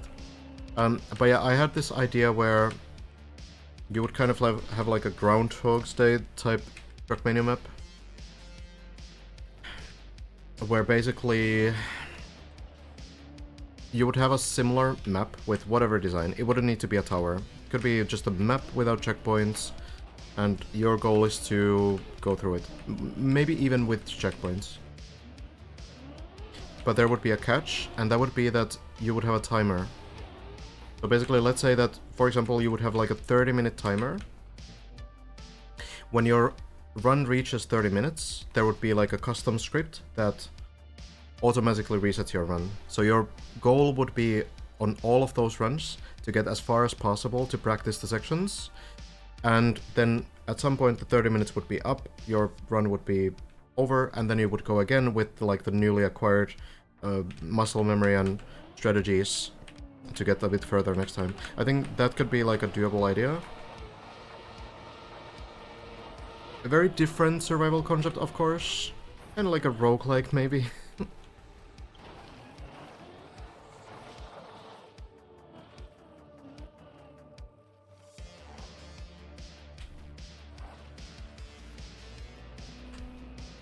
I think the issue at some point is that if you can't keep the towers like fresh, like, you know, you don't add something more to it, or, you know, change a lot of the level designs and such, it might be hard to come up with like new ideas and make it like interesting enough compared to the previous one.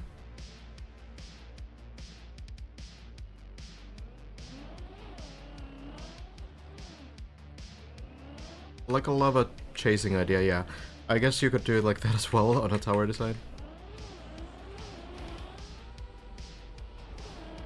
Yeah, like eventually the goal is that the final run would essentially be like a speed run, you know? It would be like a super satisfying sort of run where you get every trick correctly without like huge mistakes. It would still be like inefficient in terms of practice, so that part of Deep Dip would kind of stay. But just a different like way of playing the map. Oh, whoops. Okay. Elcon is, yeah, actually getting closer to floor 14. We can check in just a moment. Yeah, I've been thinking about that, Voltus, but we'll see.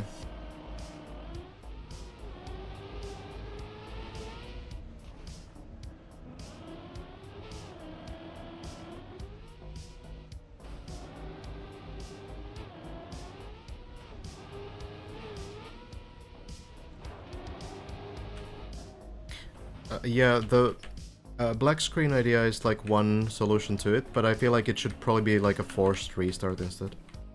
There's been maps like that, but the problem with the black screen is that like someone else can like tell you what to do and where to drive, which can be a little bit weird.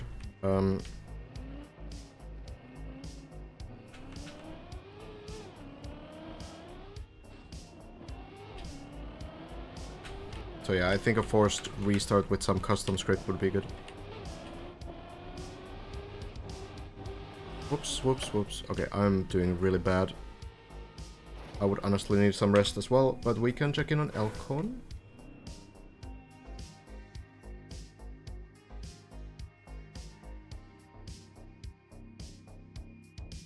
let's see. That's how Elcon is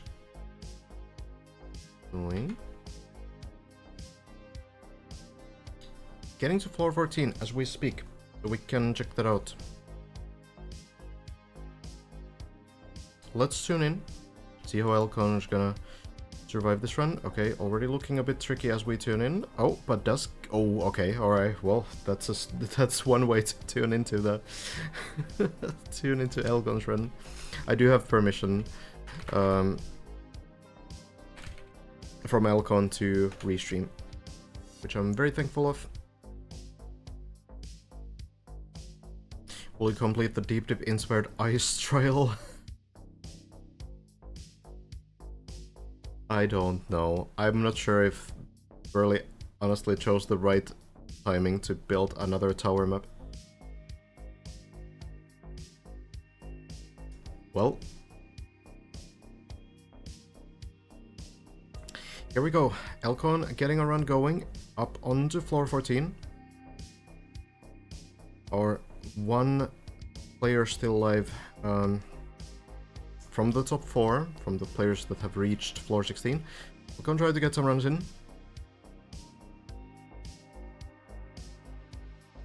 Getting to these turbo parts.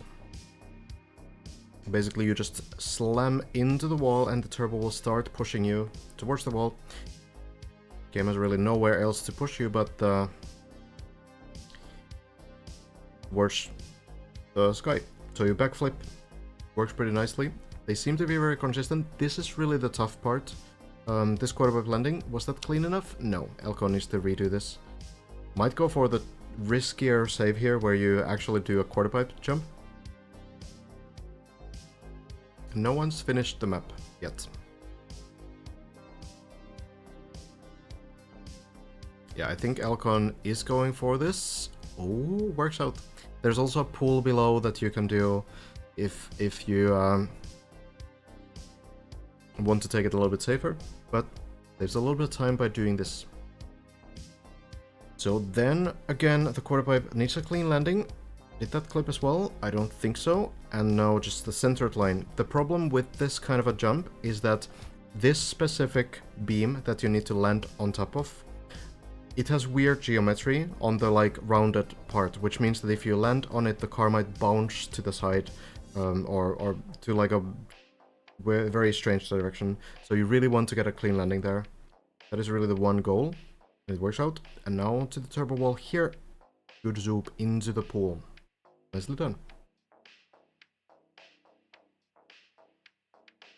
Who is the best plastic player? I don't know if there's like a specific best plastic player, because dirt, grass and plastic are pretty similar. Maybe like Shadow Crancer or someone.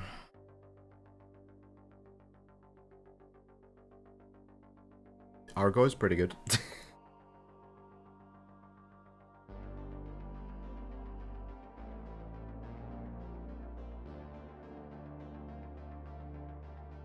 Alright.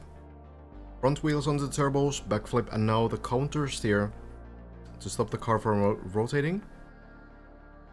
You need to get those plastic bounces. Okay, that was close. You need to get those plastic bounces.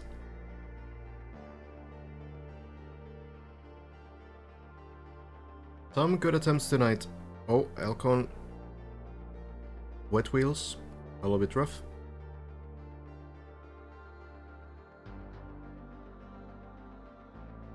So, Hazard did improve the PB, and Lars also improved the PB. Now we have 3 players on the Icy Wheel Dirt Zoop on floor 16. Clean line from Elcon. It's a landing.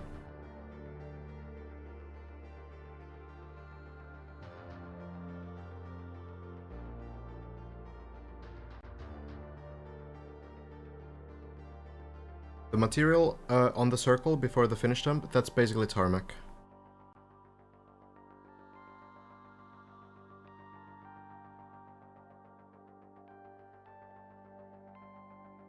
Second last section, clean landing here, small release and into the quarter pipe. And now Elcon needs to get grip on the ceiling. So really trying to get the wheels to actually like land onto the ceiling. The turbos will push you upwards, which means that if you do this correctly, the only way the turbos can push you is towards the like left side here, because the ceiling is a slope. So, and Elcon gets it well. Floor 15. One more jump, but usually not a problem.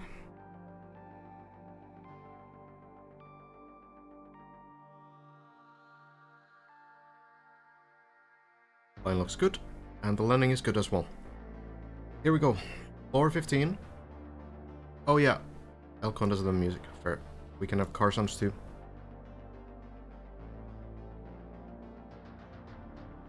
Thank you for reminding me.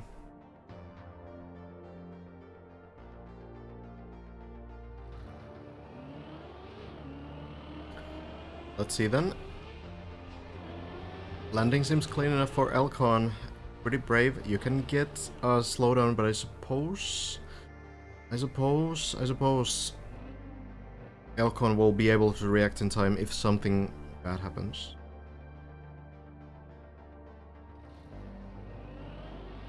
Now around the circle, landing through, looks to work. Small release, and then the flip upside down. Good enough, and gets the pull. Avoiding the 100 speed here, avoiding the second gear. Make sure you don't get a slowdown, as you can get the second gear and lose that gear as you're jumping, which means that you get a slowdown from it. So it's better to keep the slightly lower speed, slightly under speed. Elcon does this right side wall hug here. A lot of, or most others, or even all others, are still doing the left side, but Elcon finds this to be a bit more comfortable. And then into the wall, looks to work as well. Will this run get on floor 16 based on driving? Floor 15 is pretty tough. There's tricky sections here, so I guess we'll see.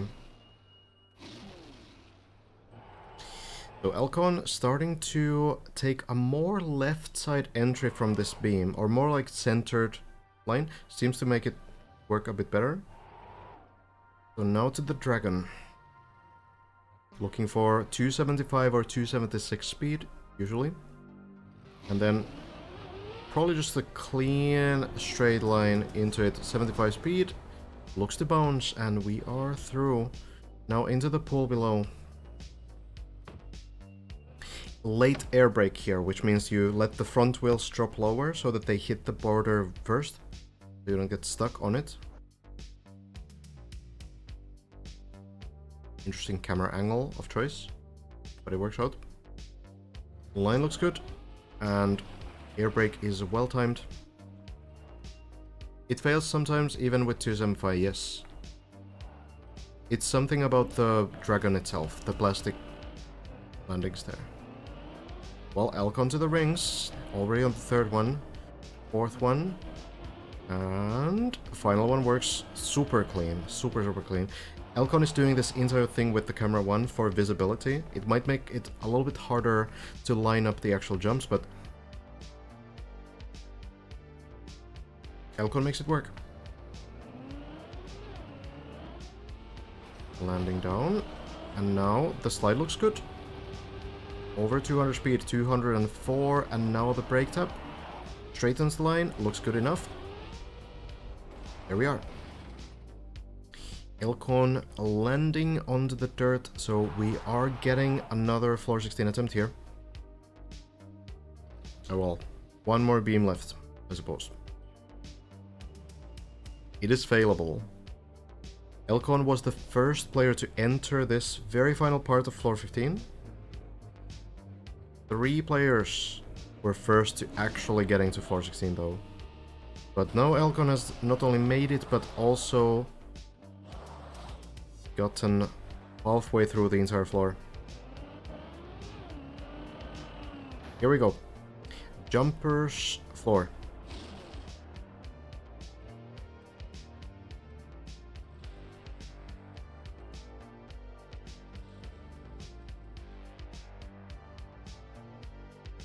Then the flip through. The first person POV, if you mean the rings, it just gives you like a better view of where where you're driving. It's easier when you have like a stable camera, because with the camera 1, it's kind of a diagonal angled, you might not see the ring that well. So some players prefer it. Flip, looks pretty good. Keeps the ground contact, and now the drift landing. Slight touch on the plastic. We heard that small plastic sound there. Elcon also heard it, not enjoying it at all. Why is it there, jumper?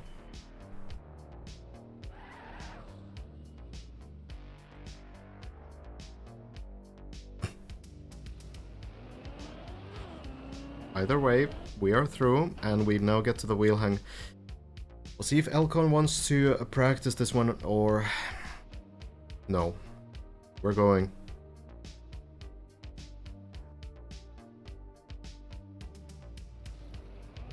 We're just going. Back wheel not quite high enough. Was promising, it does land to the floor 15 pool as usual. But yeah, back wheel a little bit too low. So you can brake on the wall. Are you supposed to drift to the right side? Or what?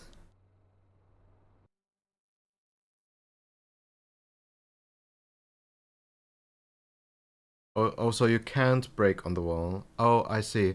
So the reason why it's there is so that you can't do like a diagonal... no, yeah, I understand. So you can't like wall hug on the right side, so you'd need to do the drift. Okay, now I understand. And I suppose the possible plastic bounce you can get there before actually landing is just a nice bonus, yeah?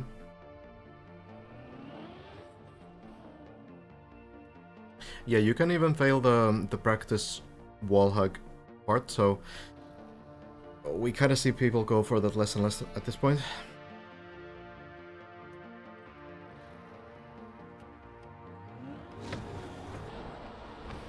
Flip works. There we are.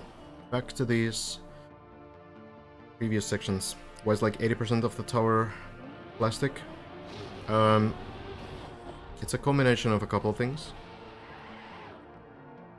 One problem is that in the vanilla game, you mostly have these like narrow plastic pieces. You don't really have those kinds of blocks in any other surface. It's really difficult to build other surfaces if you want to use like very small, narrow blocks.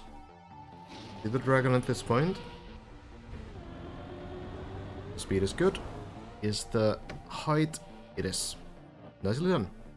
So why are they then not using like custom blocks, like, you know, the beam at the end of this level, for example?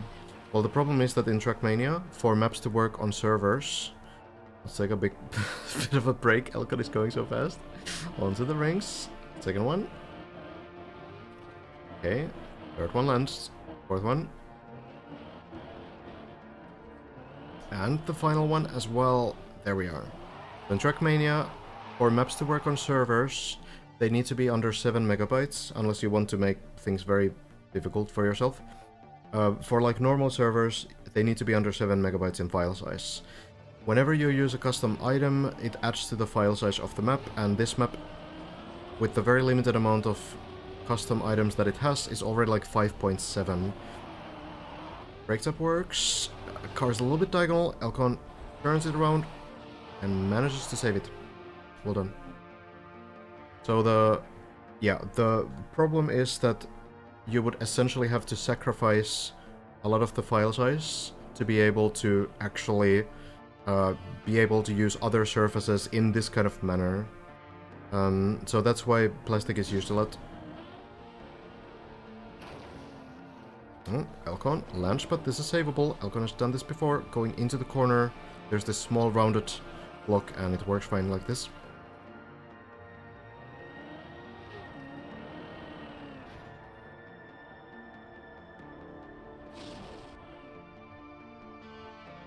It's a very good save. Lars was trying to save it on the other side earlier and unfortunately failed. I feel like there's a little bit of a knowledge situation as well about these kinds of small situations.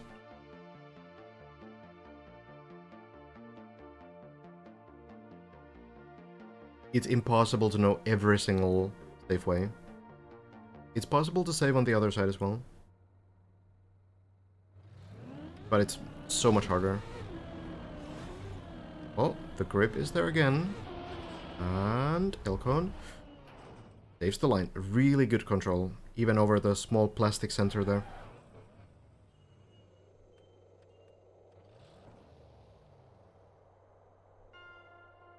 Yeah, I'm not sure how difficult the snake thing is at the end of 15. It doesn't definitely look like a super hard section, but there's probably a bit more to it than what it looks like. There we go. Back to the wheel hang.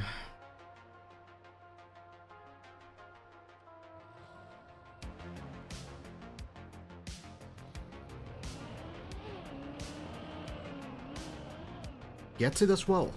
So now the timing is right, very clean. And then just press forward. The exit has been figured out. Elcon lands it. So now getting through.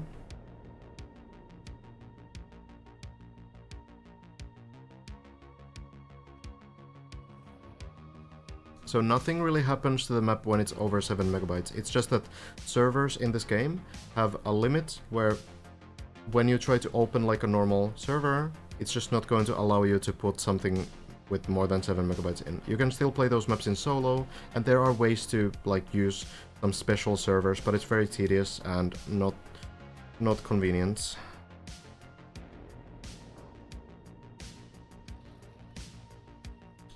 Con lining up. Gets it. Small right tap and lands it as well. Nicely done. So we keep going. Elcon maybe has a chance here. Get another try at the ice dirt zoop, but there's a little bit of ways to go. The right tap is basically just to turn the car towards the direction of the landing, so that it's more likely to bounce onto the platform.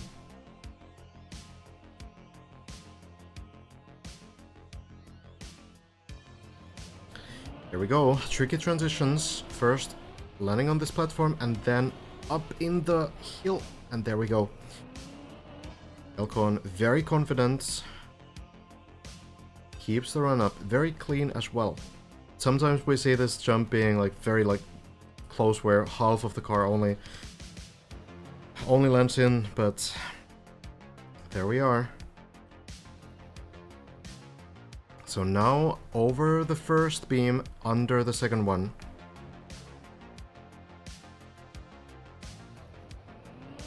To the right, and it works. Elcon.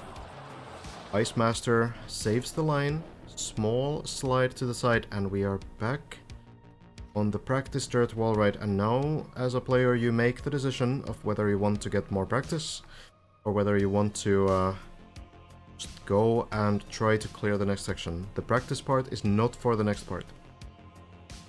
It is for a future section.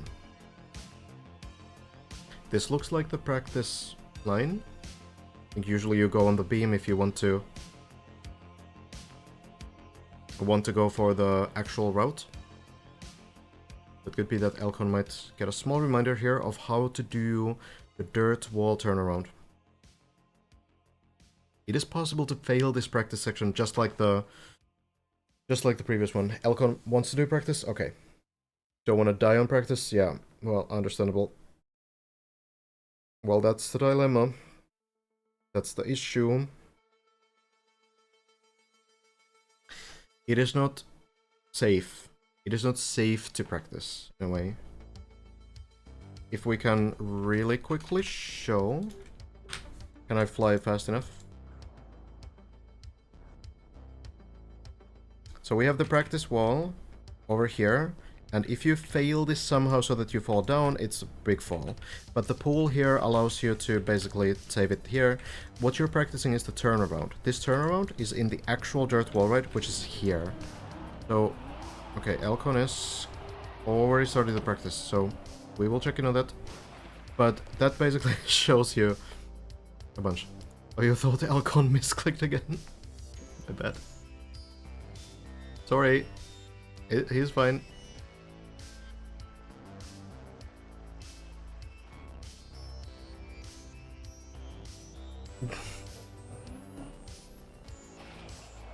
Not enough tension on a floor 16 attempt.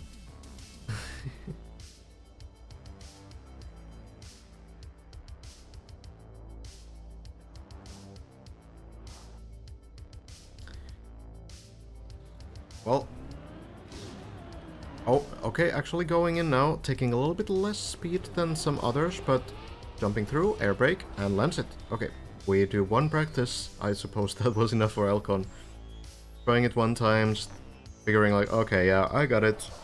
Doesn't even need to succeed at it. And this is a tied personal best, and it's also a three-way tie for the second place right now. Elcon has been here before. So have Hazard and Lars. Ren is the only player to get through this section. Everyone's seen Bren's attempts. Elcon knows how this works. Slows down, gets the speed, but it is not a clean line. So what Elcon is doing is basically keeping the speed below 100 so that you don't get the second gear. So you do this with the first gear. And you do some brake taps. You do brake taps, and you try to get the exit line. You try to get this well.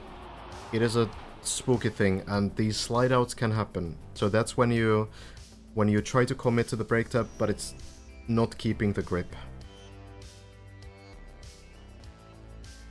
Luckily there are, you know, some barriers to block you from flying through too often, but yeah, Elcon is trying to figure this out. Need to be a little bit careful on this ice block as well. Gears in Trackmania are automatic, whether you want it or not. They will always happen at a specific speed. So you just keep your speed below 100 in this entry. Oh, Elcon! Oh, that's a little bit too much. And it is so difficult to control these. Oh. And not landing on floor 12 either. Looks like it might be floor 9 at best. The car will land in an active turtle. There is a wall here that you can save yourself into. It does look like Elcon might be might be going for another run here, potentially. But yeah, it is so difficult because like the brake taps kind of just like accelerate you more, and it is extremely hard to actually control the exit line. Like the speed is one thing, but the exit line, the angle that you need to get, that is the harder part. Yeah, Elcon also, like the precision there, pretty wild. Well, we'll check in back on Elcon if the run keeps going again. Looks really tough to get the speed and the line at the same time. Of course, like you can do a slower line that gets the angle right. You need to basically jump up here, land onto the ice. Yeah, and that's a good point, Ezekiel. Like also here, like you don't see at all where you're actually going. And sure, you kind of know what this is, but it's like difficult to react to anything when the camera kind of goes like this, and then suddenly you need to react to whatever inputs, and you know, just very tough to get that done. It's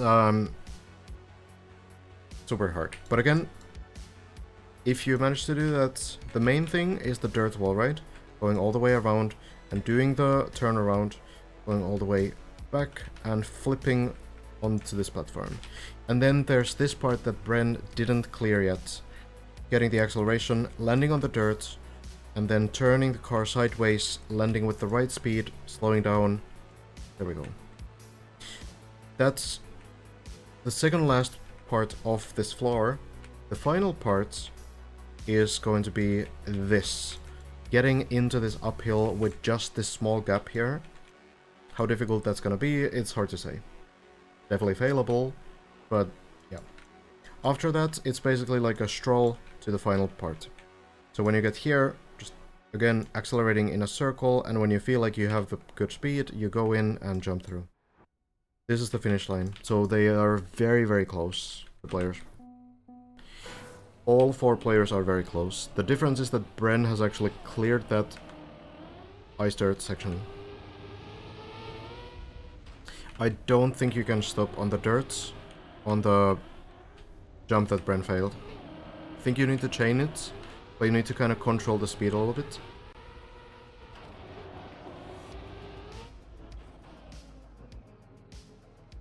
Thank you, Ezekiel. I tried.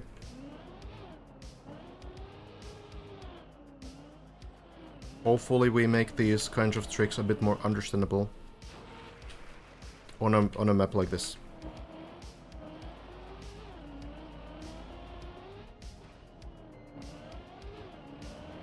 The wheel hang is, yeah, very unforgiving. At least there's a pool below, so I suppose in that sense it's kind of forgiving. Or not that punishing.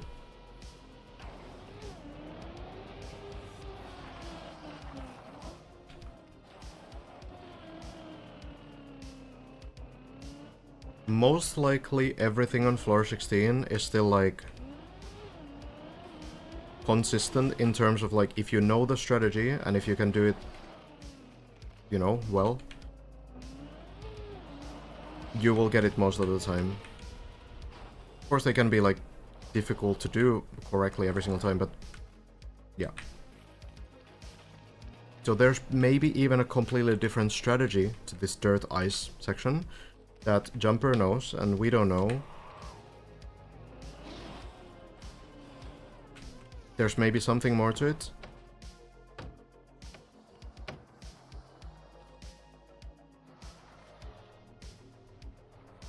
Bren has gotten, yeah, floor 16 more than anyone else. Maybe still more than the others combined, but I think today might have changed that.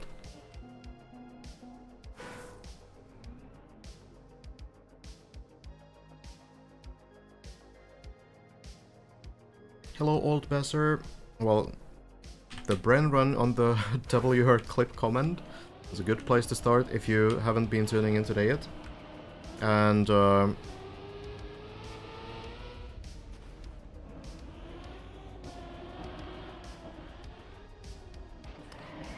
yeah, there's also been like a bunch of floor 16 attempts. The previous one was from Elcon, trying to get some runs in, but the dirt ice section in the middle, or on the second third of the floor really, that is a difficult one.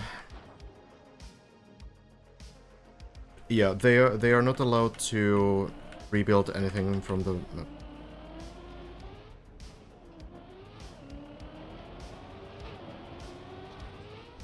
I actually don't Veil.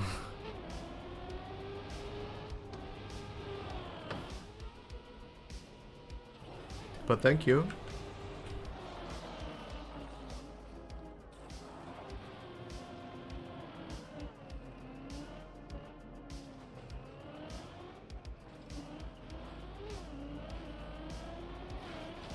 Pressure is very high, yeah. Like, I don't know if anyone's gonna be sleeping well this weekend. I don't know if I'm gonna be sleeping well this weekend. And I'm not even playing. Well, I mean, I am, but...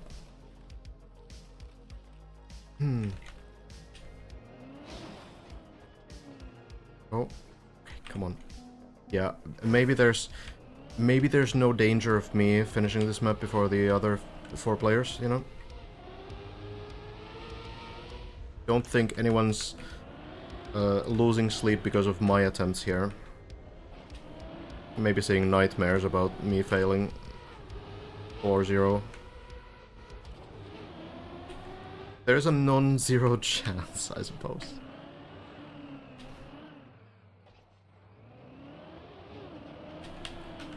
I just did Diplo. If you want to go a little bit back in the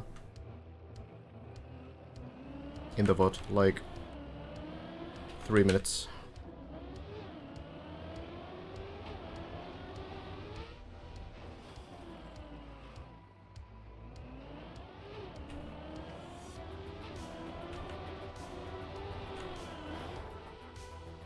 Bren will just wake up soon to beat you. Yeah, maybe Bren will see that I got a new PB on floor 3 and now it's time to grind.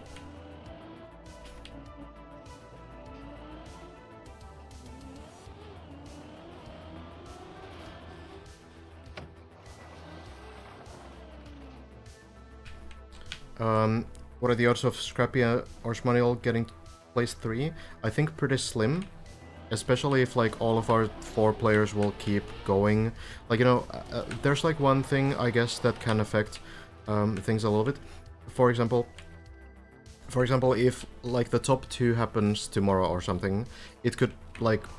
I don't know if it's gonna affect the motivation of the other 2 players. Probably not, but, like, it could be still something, you know?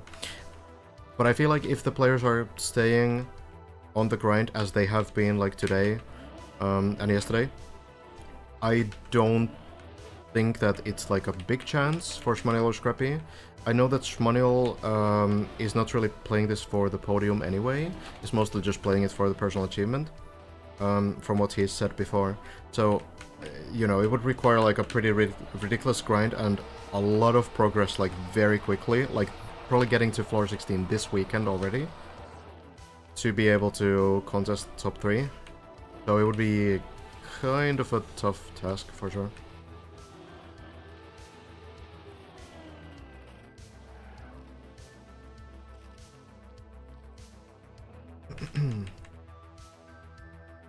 Yeah, I have saved all the VODs, and, you know, I think the fact that we have, like, everything, all the information and progress in one place is a very valuable thing for future documentaries. A bit early to say this since DD2 isn't complete yet, but thanks so much for these educational streams. It's added so much context and value to the race. I'm glad to hear that, Kredas. That is what I was trying to do. Floor 3 is awesome. Yeah, it's pretty fun. It's intimidating at first because the physics of this wet, icy wheel plastic are so weird. Not quite ice, and it's not quite wet plastic. Only floor you don't enjoy watching is 8. Well, now there's the new shortcuts on floor 8 as well. Maybe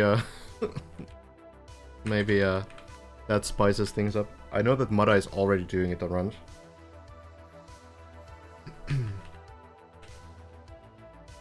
Your streams have given essential perspective, otherwise I would not understand the complexities. Glad to hear, Speedbine.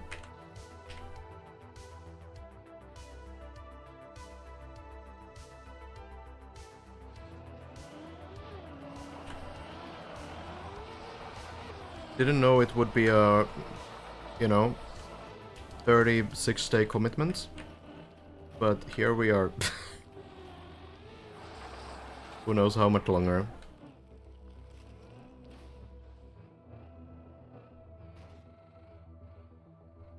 We are deep in the dip, you could say.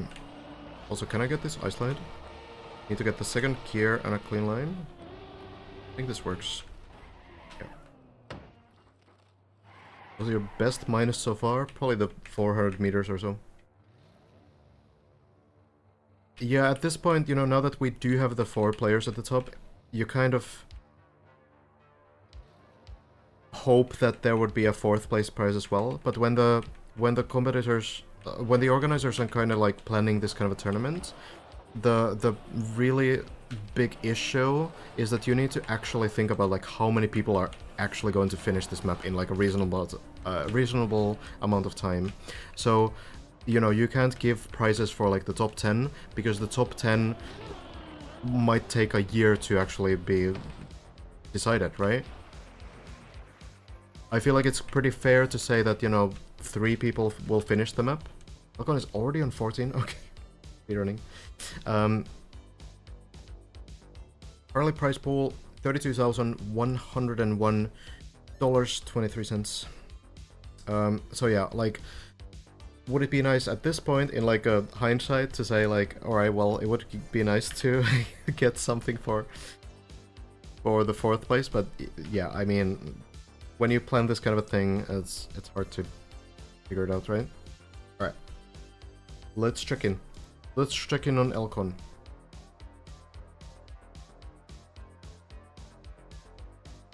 It's even possible, really, that... Oh, my Elcon shoutout is on cooldown. It's even possible that there will, like, not be 10 people finishing this map in, like, a pretty long time. Like, it really depends how much motivation people will have who are currently on, like, floor 12 and such.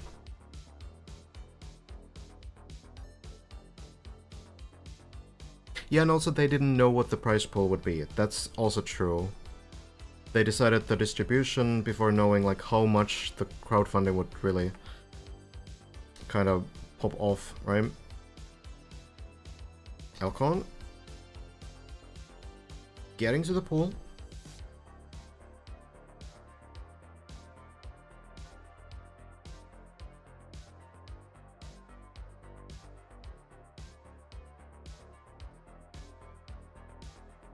Maybe this is the run. Oh, yeah, okay. Don't.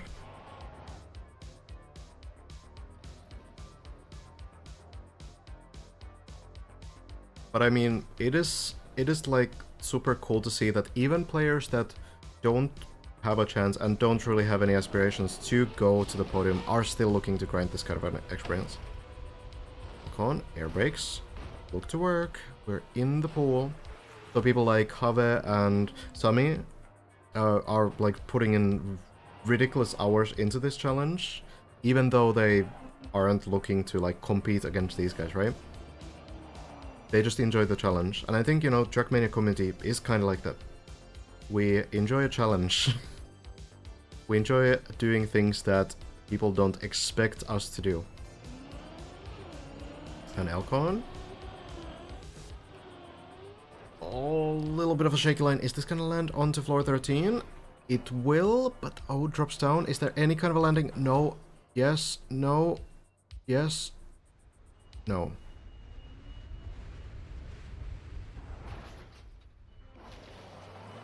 Well, floor 10 could have been worse.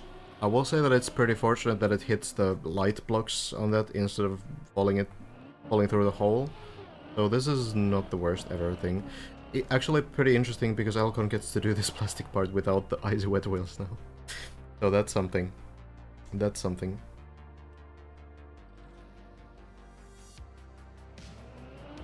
I also do think that Virtual will complete the map. It will happen.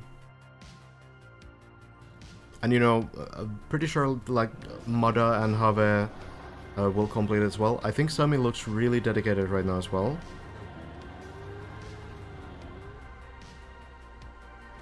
Well, Elcon is gonna go back and climb, so we can tune in a little bit later. Of course, Elcon is streaming, which you probably knew.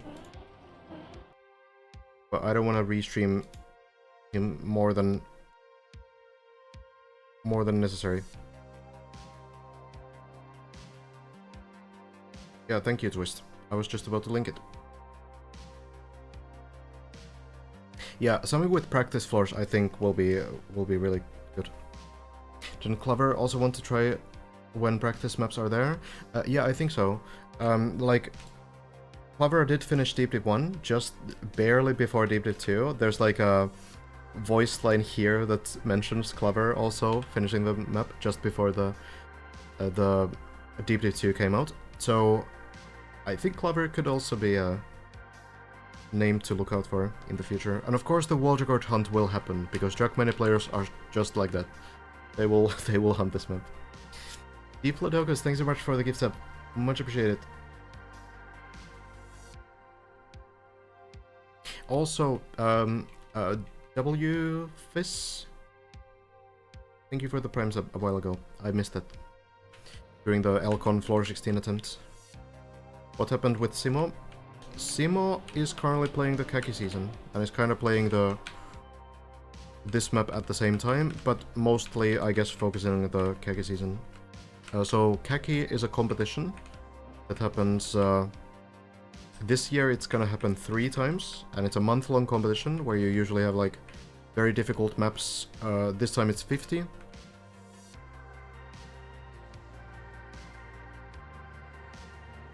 Your goal is essentially to finish as many of those as possible during the 1 month.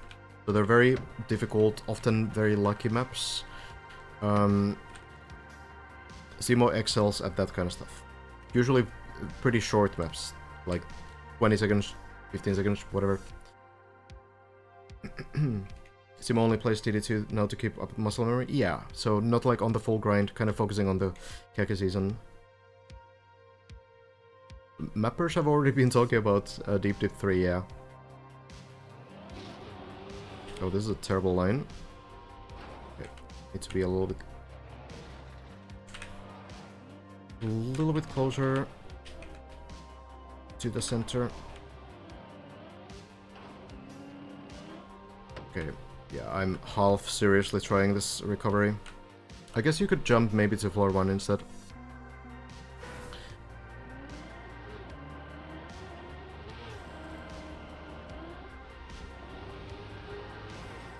Okay, I'm not looking at my game. Let me try to get through the first bridge. Elcon got scammed with a plastic pool bounce on floor 11. That is unfortunately not uncommon. That's around where your PB is. The first bridge. Back to back, okay. Alright, Alcon back to floor gang. We'll keep eyes on this still. I mean, Alcon is still getting good runs going, so...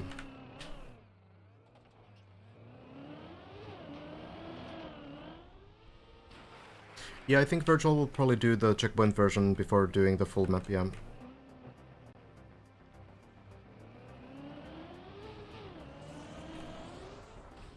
Many others too. That will be like a huge amount of practice. I think I will too. There's gonna be 2 checkpoint versions of the map. One is going to be a version with 1 checkpoint per floor, so you need to one-shot the entire floor and then, you know, you get to the next one. And the other version is going to be many checkpoint version, which will be like 5 to 10 checkpoints per floor. So you have like maybe 1 or 2 tricks, and then you have a checkpoint. So a lot easier. Still very difficult, of course, just due to the difficulty of the tricks. But much more doable. I think there's gonna be a bunch of people, like 100+ people who will finish that version.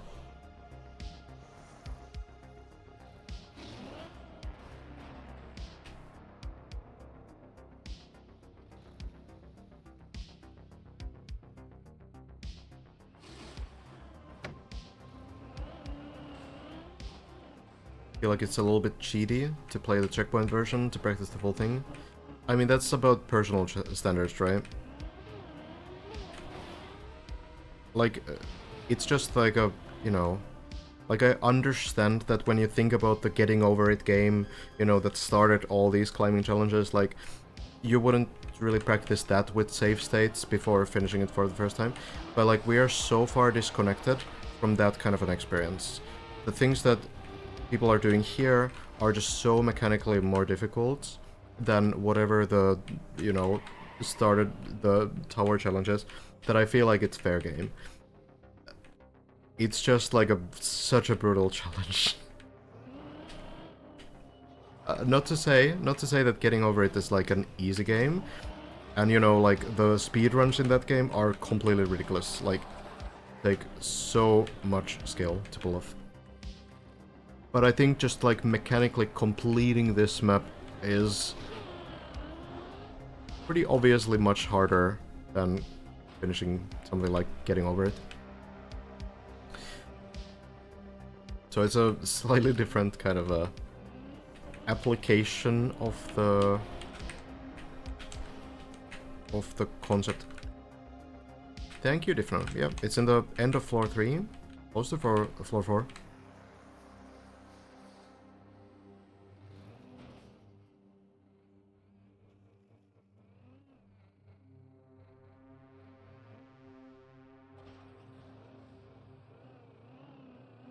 Yeah, like everyone has their own personal standards.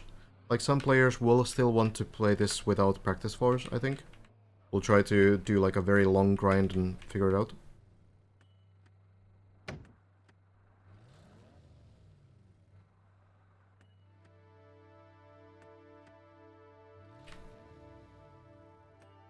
Find it fascinating that you beat Shallow Dip within, what, one shot? It wasn't quite one shot. I think it took me less than 2 hours though.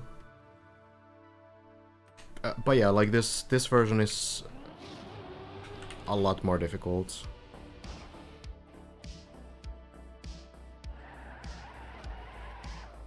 It's like small differences on the jumps that just make it like ridiculous compared to Shallow Dip.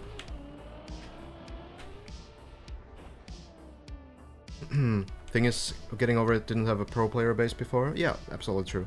It was completed quicker than this, which had a pro player base and still takes over 200 hours. Yeah, imagine, basically like, the comparison would be that you would need like 20,000 hours of like some weird like pickaxe climbing game practice to even like attempt the getting over it game. Like that would be the comparison, right? So like the skill difference is completely different. Of course.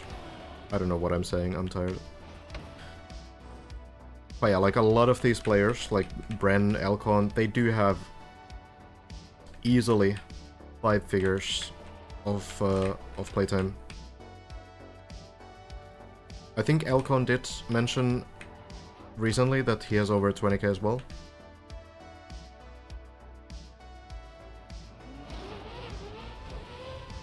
Oh no. Okay. You already know, the way plastic bounces work is that basically, you know, you want to hit it with the top part of the car because that way it bounces. If you land with wheels, you don't get a bounce. So, yeah, you already know from the rotation that it's not gonna be good.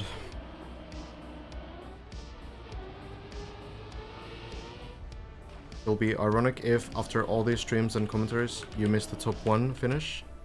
I mean, yeah, it can happen. I've made peace with it. You know, there's a whole lot of different time zones and everything, different sleep schedules. At some point, Lars was also like starting the streams around like this time, past midnight. So yeah, I've made peace with the fact that I cannot be here 24/7 following everyone. No, yeah, it definitely shouldn't take 200 hours to beat the Getting Over It game, though I didn't actually beat it myself. I played it for a little bit, but never committed to it. I just wanted to see what it was about. I did watch Brent's Wildcard, yes. It's in the WR clip, but...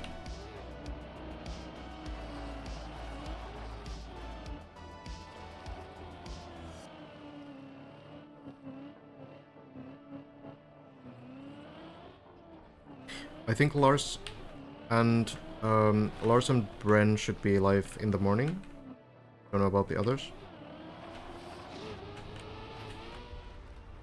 No, I didn't watch it live. I didn't miss it. But I did see the VOD. And we did see Bren's second attempt on the dirt wall ride. Did kind of a radio cast for it. Bren has requested to not be restreamed, which is absolutely within his right, of course.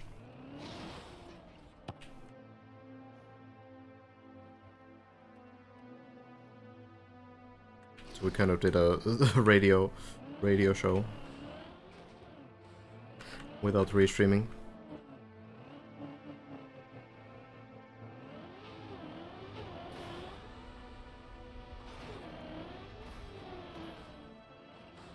Ren is very close, yeah. Honestly, the height is so misleading as well.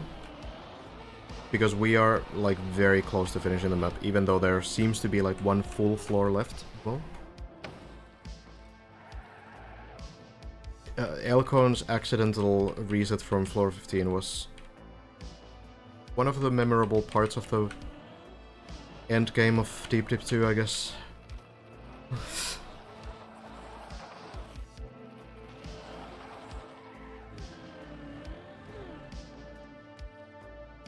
Oh yeah, that's all good. You too. I think a lot of people do the same.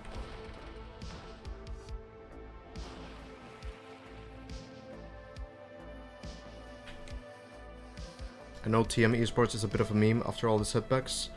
Yeah, I mean, you know, it's still, like, there's these community tournaments, like XP Evo, that will be, like, a very sort of high production thing, and it's gonna have all the best players, and it will be, like, a big deal, but I understand what you mean. Like, the official league has been a little bit changing all the time, and now we don't really have, like, an official season in the same sense anymore, so I get what you're saying. But SP Villa would make a great analyst on the desk if he were to take off like other esports. Maybe I'll keep that in mind. Maybe it's a career opportunity at some point. I think the difference is that on a map like this, there's a lot more to talk about. If you just have like a sort of traditional esports map, there's usually very few like weird mechanics in play. Whereas here there's things like wheel hang that you can talk about, which you will hopefully not have on an official like Trackmania esports map.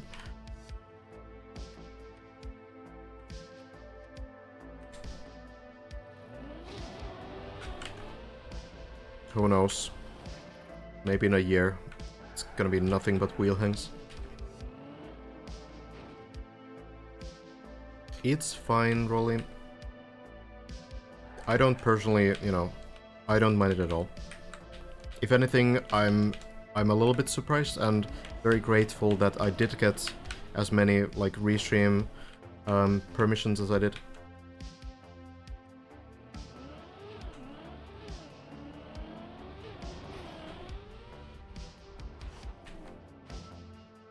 I don't think anyone like has to give me that kind of right.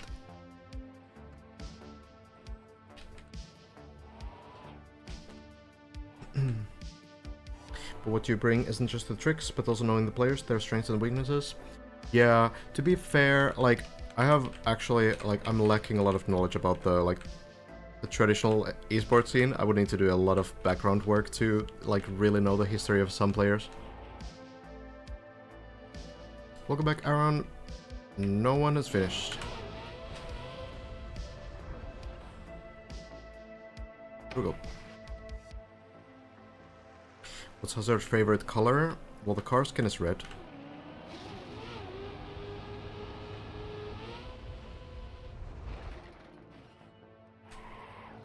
So I don't know. That would be my guess, I guess, because what else would it be? Hazard also uses like pink Twitch name though. So yeah, that might strengthen the guess a little bit. Yeah, this is the run. Don't worry.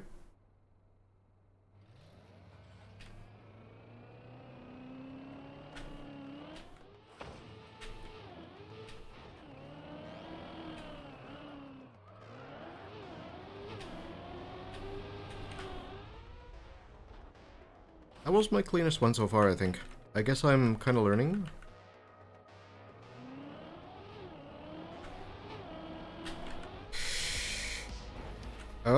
Okay, I'm definitely not learning. That was terrible, but it landed. I'll take it.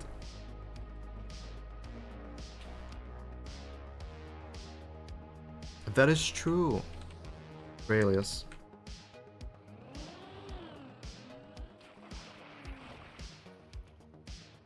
I think like people have been talking about like a possibility of official cast, but I don't really honestly see how that would work.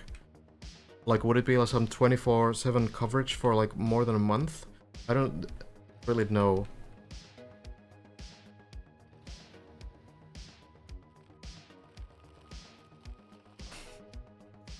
That's it, differenter. That's what my plan was all along.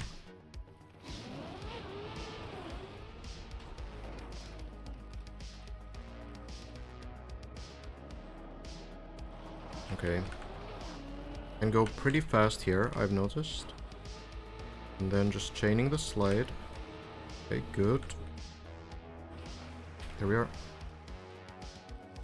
Only seen a couple of your streams during DD2 and just followed today. Welcome. What part of the world are you in? Finland. I don't know what I'm doing. I need much less speed.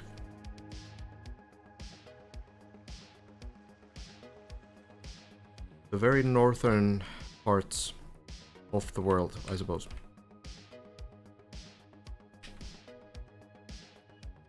A month-long LAN. That might limit some players' abilities to participate. It's gonna be like one participant who can commit to grinding this map for 1 month on a LAN. Oh no. Oh! Wow, how did that still save? Okay. I honestly just pressed random buttons and it worked. I was like 100% sure it wouldn't.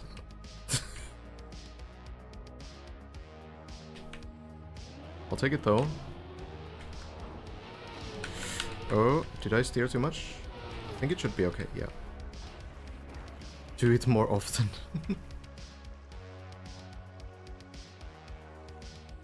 Let's see if I can get this ending as well.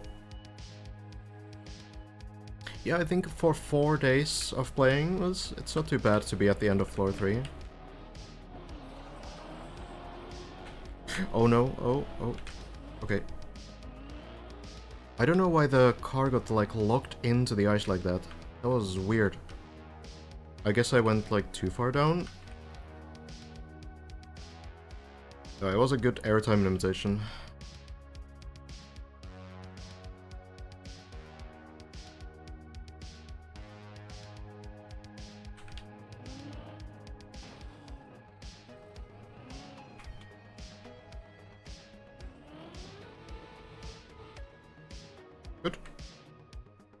And then I don't remember how much speed I had last time. That looks to work. Okay. So then the bug slide. Been like 20-ish these last few days. Ba-doom. Yeah, this is honestly a good line. Alright, so it kind of snapped into the bug slide last time. I'm not really sure how I can avoid it. I guess I'll just try it the same way as I would every single time. Not overthinking it.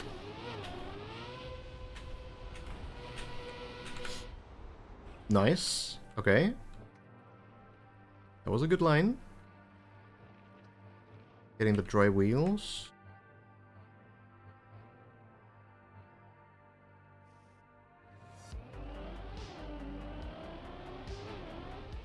And floor 4. Let's go.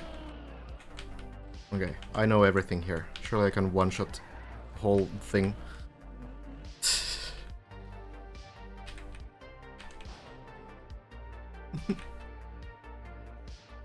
It's pretty good. I think I made it to top 200 now. Imagine, getting to this point, top 200. Out of like 30,000.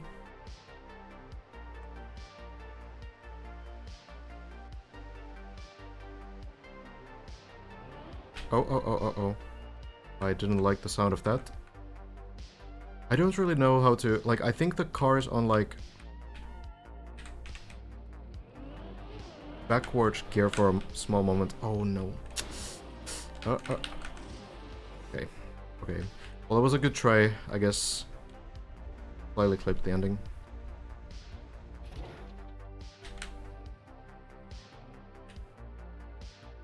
There's this thing, right?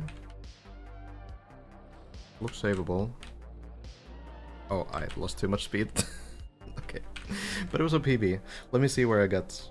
I did get to floor 4. 198. Yeah, it is top 200. Oof. It is actually a pretty fun map. It's cool to make progress. It's a little bit of different feel for me than than the others, because I kind of have already seen players reach these points. It's different when you're the first to get to the next section and you need to discover everything again. I kind of know what's ahead already, so it's a little different feel, but it's still cool.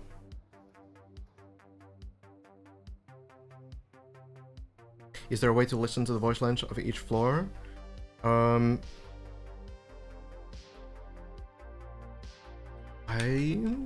not sure. I think voice lines. Yeah, here you can replay the voice lines in the plugin. Yeah, in the Dips++ plugin, the ones that you've unlocked.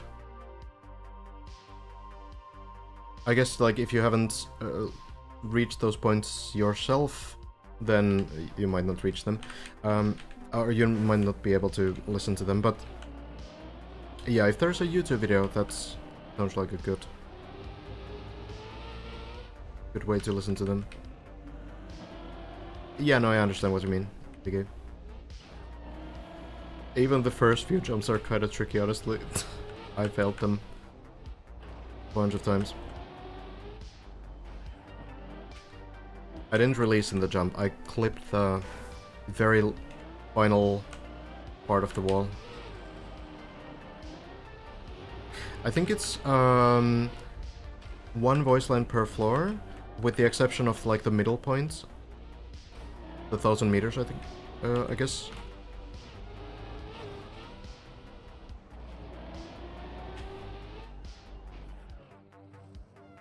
Have about 4 hours in the game now. Finished one campaign and decided the driving part isn't for me. Gotcha.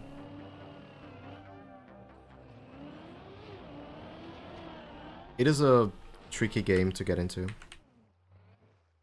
Very unique. A lot of things, surfaces and interactions to learn.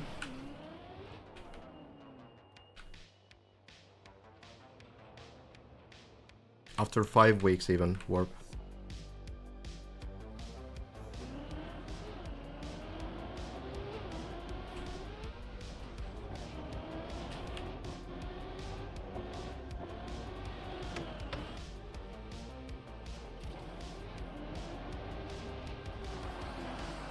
Oh, cheers, Claire. If you want to though, like really quickly, this run is not that far. I have made this campaign that can be pretty nice for beginners to like learn what the game is about. In my club, SBV Lab, the SBV Lab campaign 23. So if you know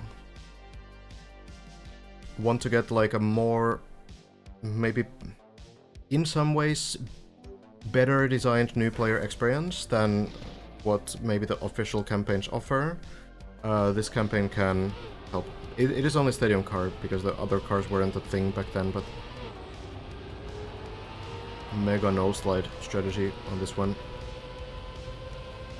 But yeah, these can be like a little bit more general, and also like the goal with this campaign was to kind of like introduce the player to different styles. So even if you maybe, you know, find some tricks a little bit tricky, generally speaking, there's gonna be like some maps that are very different from the others, and you might find some style that you really enjoy. For example, we do have kind of like a mini RPG map that has like a kind of a similar style, I suppose, as the Deep Dip, you know, similar kinds of tricks like quarter pipe jumps, and we have this small pipe here.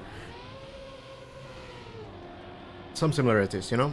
So, you know, can be a good introduction to different parts of the game.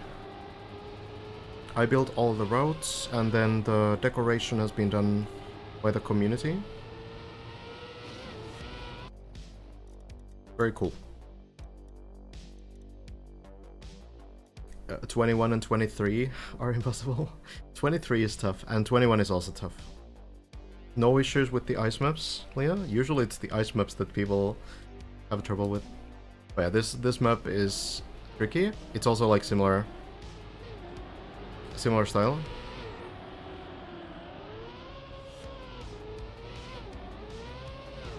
You can kind of get like Floor Zero vibes probably from this. Oh, that's good, Leo. Yeah, it's not supposed to be like an easy campaign necessarily, but it's supposed to be beginner friendly in the sense that that you can learn new things and you're kind of like maybe pushed to learn some things as well. Erizel actually built this decoration for this map as well.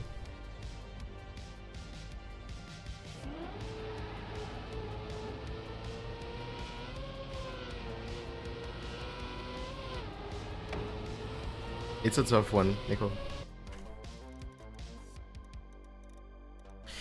Only got into the game because of Deep Dip 2. I have 5 hours on Shallow Dip and PB is floor 3. That's very good, honestly. Are there any maps you would recommend for getting better at this genre? Wet icy plastic is not really like a common style in Trackmania. Not something many people build. So I can't really come up with some, you know, other examples of that kind of style. But you can play ice. I will say that ice maps are like fairly similar. You do the same techniques like the slides in the like usual ice maps, so you can try it. There's 2 ice maps in my campaign if you want to check.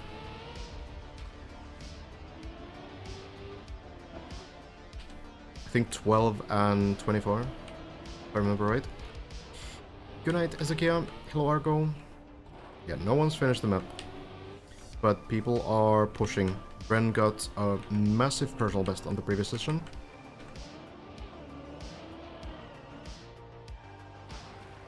That is still good, Leah.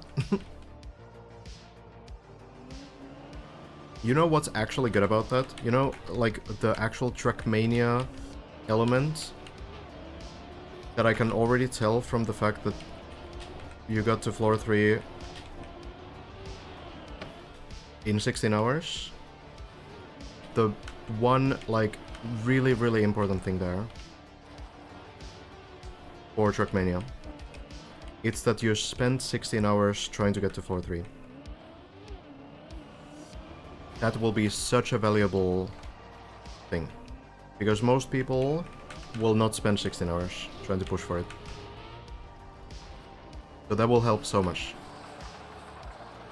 Being able to kind of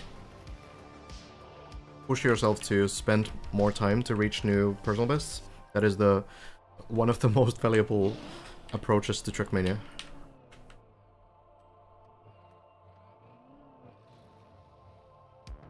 That's kind of what the game is about.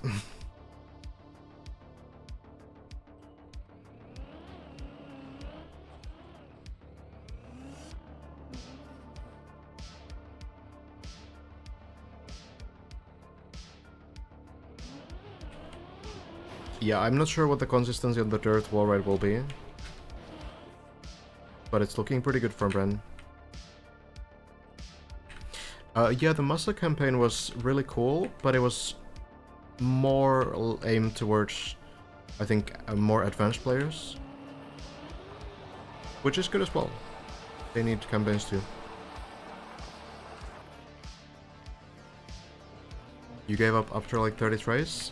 I mean, it's understandable. If your first Trackmania experience is Shallow Dip, like, you know, it's supposed to be a very tough experience mentally. So as your first Trackmania map, you know, it's going to be pretty exhausting, let's say. Come on now. I love spending 20 hours on maps. Uh-huh. What about, like, how long did it take you to get the Polar Night 80? That was a while, yeah. There's a new world record on practice floor 9 with a slight reroute. Yeah, there's like 2 small shortcuts on it. I can show it in a moment. Remind me when I fall.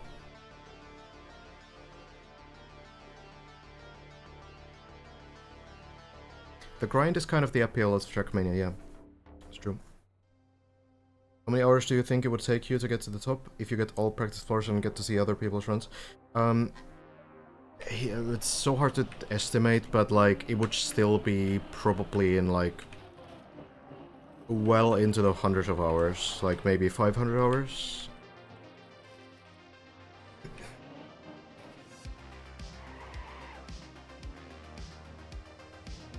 That could be a pretty realistic estimate, if I practiced on the practice floors a lot then.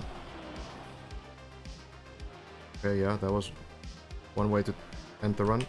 Okay, let me show the floor 9. It is a very cool run.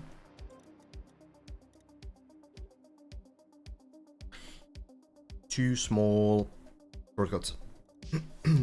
Like, one is like a big shortcut, but it doesn't save that much time. Geographically, it's a big shortcut.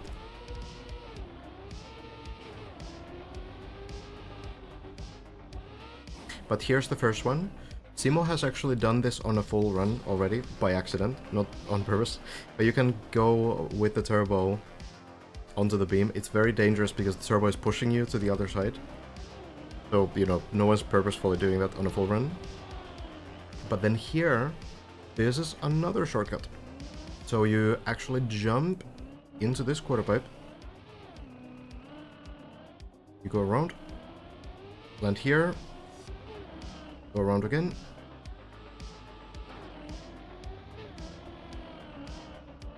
Land here. And then you go up. There's actually one more. There's one more small shortcut. This one, actually kind of interesting, that you can get enough speed by just going around in a circle like that. You don't need to actually go on the whole block. And then here, on top of the wall, instead of going into the tunnel, don't need to gather speed, ends up being a little bit faster.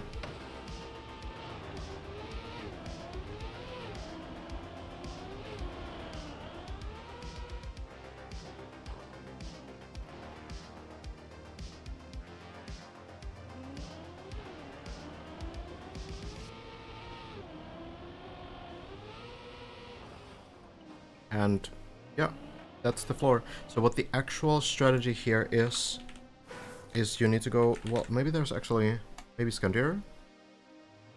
That's the internet way? Should any of these shortcuts be applied in full runs? Probably not before wildcard. They don't save enough time to be like valuable, but normally you land on top of this turbo, so you don't go like on the beam directly.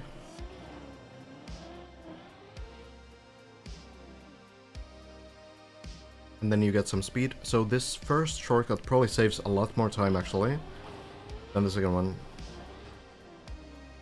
Even though it's like a shorter shortcut, like it's in the same place.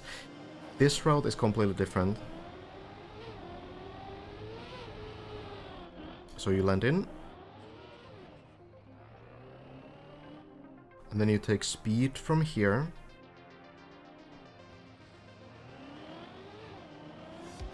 Land onto the pole, jump up,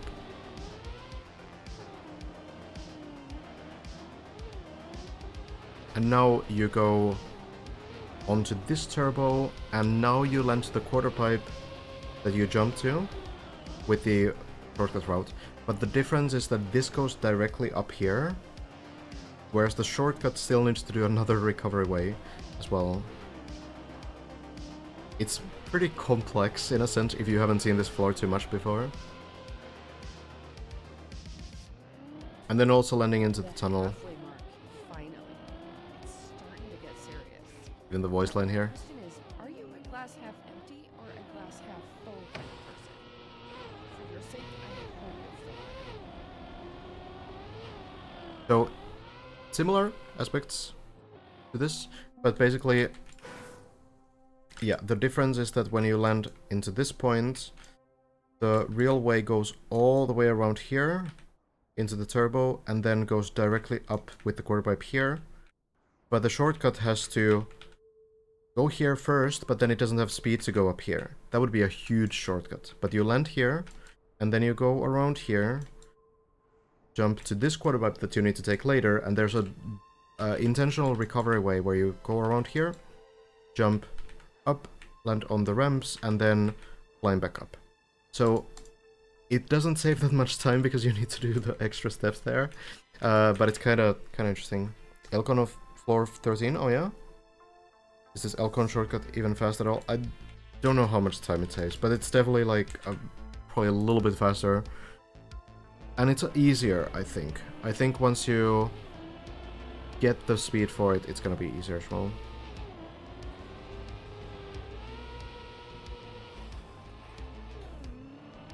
Oh no, yeah, Tally does the chain. Okay, so Tally on this run chains this jump, which is also pretty great, honestly. Not something you would do on a full run. But yeah, the turbo shortcut is kind of crazy. Okay, let's check in on Elcon maybe. Maybe getting the run going again. Yeah, getting to floor 13 again. We will check and see what he's cooking.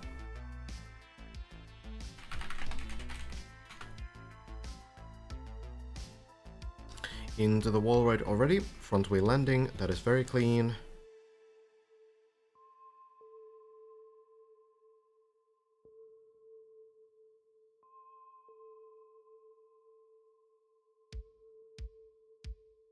Yeah, and also, sometimes you make a mistake and you land onto the quarter pipe where you can then go to the half pipe recovery way. That's true, yeah. So that, knowing that that's possible to do is definitely valuable as well. Well, here we go. Elcon. One ice landing remains and it works out. Kind of hard to see, but there's actually a gap between the wall and the ice on the left side. So you definitely don't want to go too far. So when the players hit the poles, that is not an accident. That is a way to slow down, redirect the car. If you don't hit the poles, then you will fall into the gap almost, certainly.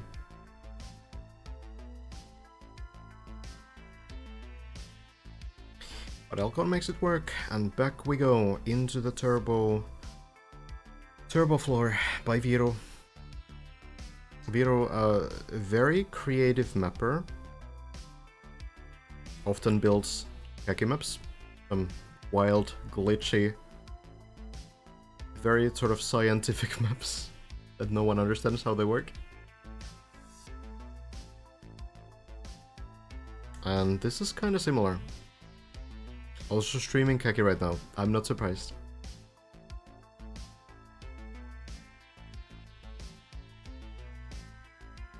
Hiro is a khaki enjoyer. The shoutouts have a cooldown. Unfortunately.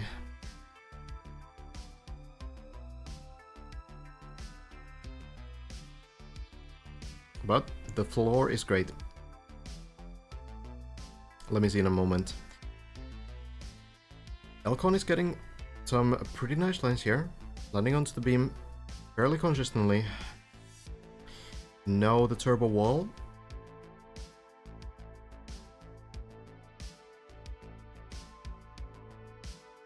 Let's see if that works. Looks good.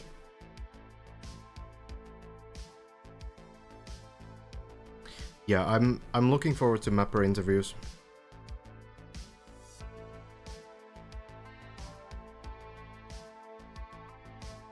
I've already kind of asked some questions in stream chat. A lot of mappers are here. It's interesting to learn how they've found out some of the tricks and everything. Yeah, Plaxity I think has already promised to do like a stream about showing the intended ways. Oh, that didn't bounce. Oh no. Oh, is it gonna fall? Oh, this looks dangerous. I don't know what's below. If anything.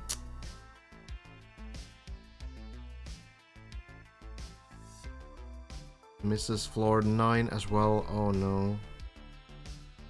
That is very unusual that the plastic bounces don't work. Oh, that's such a bad line. Finally drops onto floor 2. Not great. I think at this point, you know,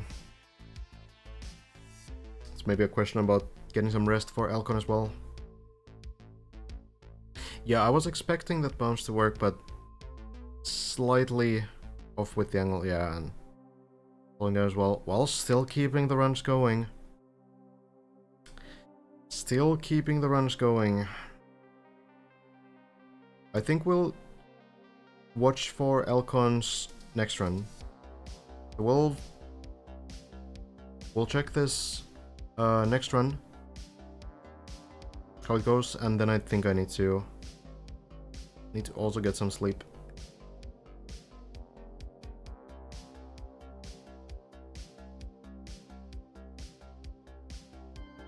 Yeah, I guess Elcon also thinking about like the fact that you know, there's this guy called Bryn who is getting a session in. So I feel like Elcon might be kind of playing it in the sense that this is the final day.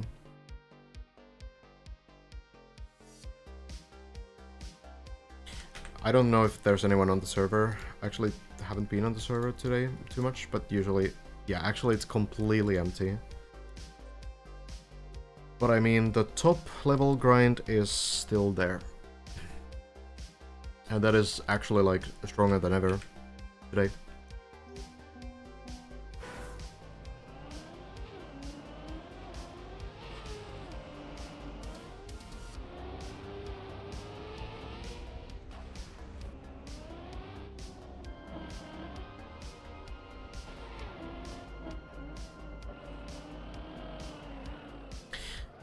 We'll see. Turns out he won't be playing early in the morning. Australian time? Okay. So, I mean, maybe Elcon can afford to get some rest and then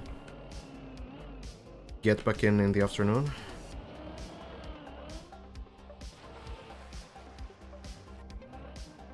Clearly, whatever Elcon is doing, like, it's working.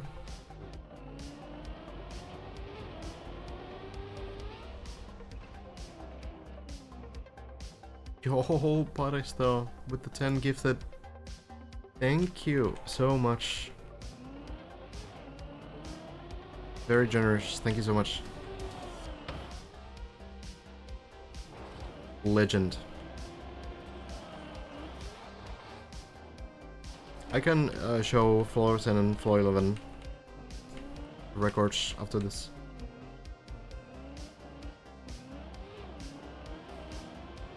Hello, big dude. Much appreciated, Paristo. Yeah, maybe Sami and Have also taking a bit of a break, or maybe playing in solo. I actually don't know. I guess, like, you know, if you you know, look at the server and there's no one there, then I guess, you know, it doesn't make a difference whether you go there or play in solo, right?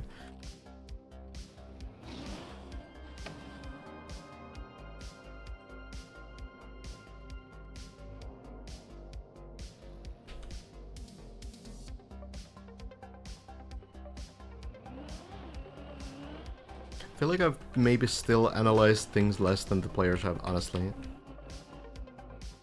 But it's true that, yeah, I kind of have a good amount of understanding of this map and the different tricks. Oh yeah, actually true. I did also see a comment from Sami trying out a different game for a bit, getting away from the grind, and I mean, can't really blame him. Very exhausting. Good slide out. If everyone thinks that way, nobody will join the server. That's true. But what are you gonna do?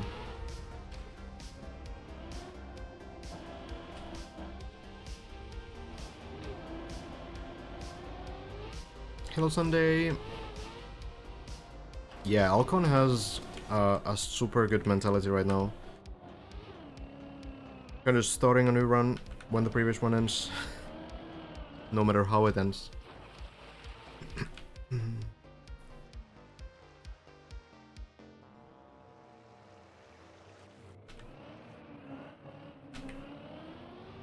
I feel like Elcon is really good at like tunnel visioning an event like this.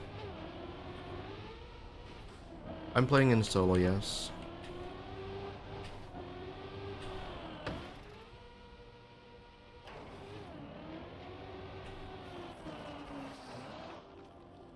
Elcon shortcut at the turtle part after floor 0?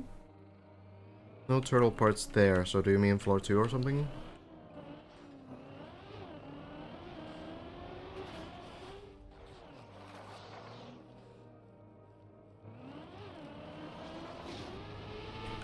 Floor 2 most likely.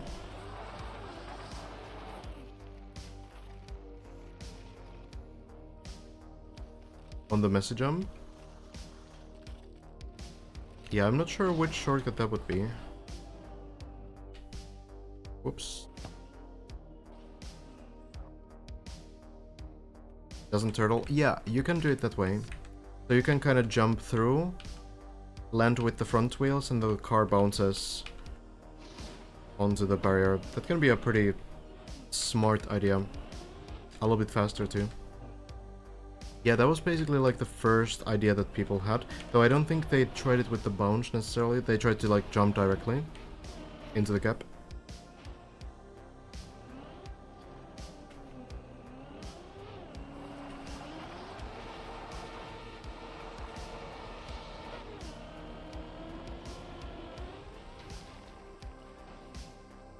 I think Lars is doing pretty well too, yeah. And I mean, everyone is doing really well. Like, even if they seem very tired and exhausted, like, of course they are, right? But they're still playing the game, right? So that means something.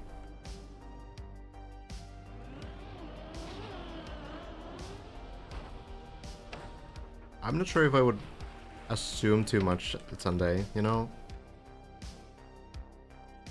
It can also be a very personal thing. Where, you know, your personality is just something where you don't really get super tilted, you know? Kind of focus on the end goal. And you know that the best way to reach the end goal is to just keep going, so...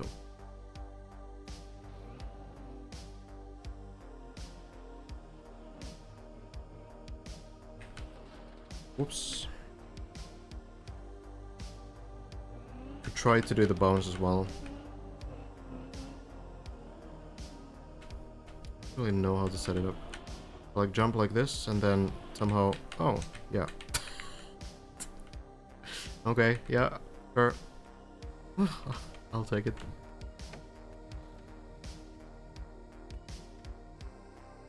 That easy.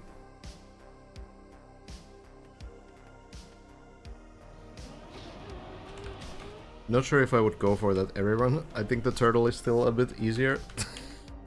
That was a little bit lucky.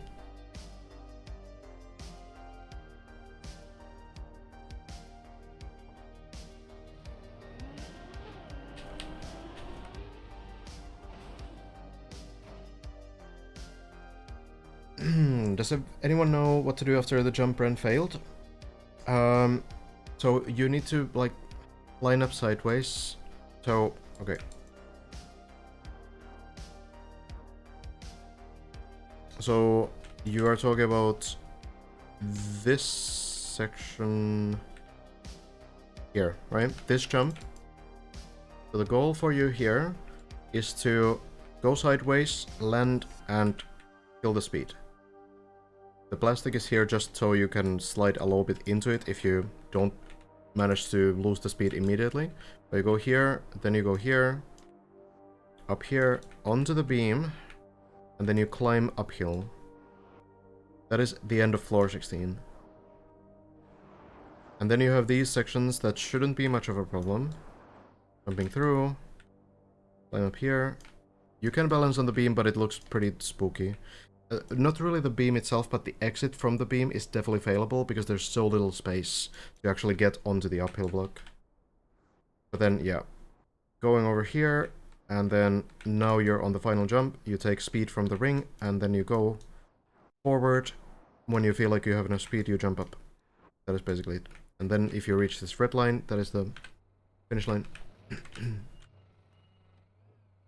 Yeah, fair enough, Sunday.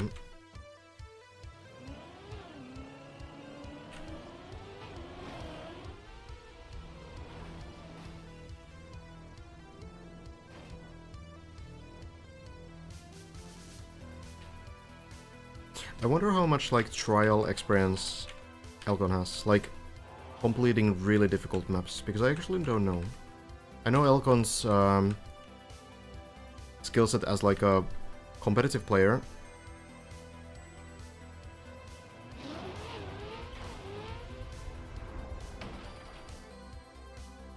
Not really sure about the like grinds that Elcon's done.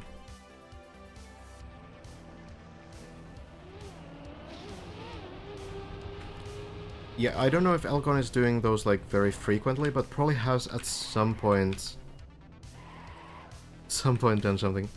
Well, yeah, Deep Dip 2 will go down as one of the grinds for sure for Elcon.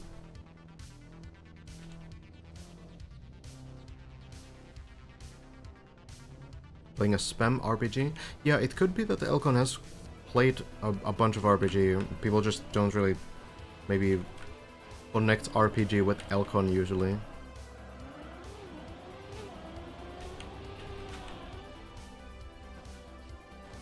Okay, bit lucky, I'll take it.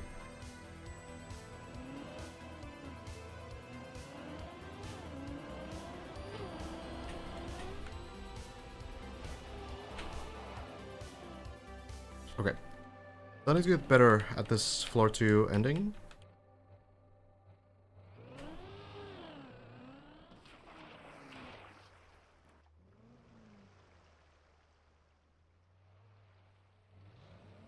Yeah, Elcon doesn't stream that much, honestly.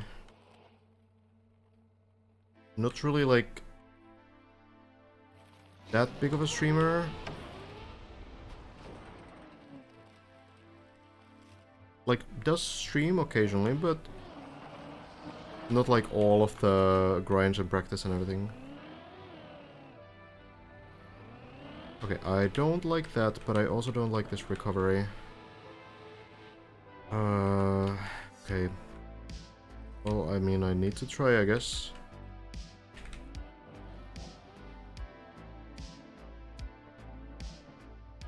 There are no good cameras for this.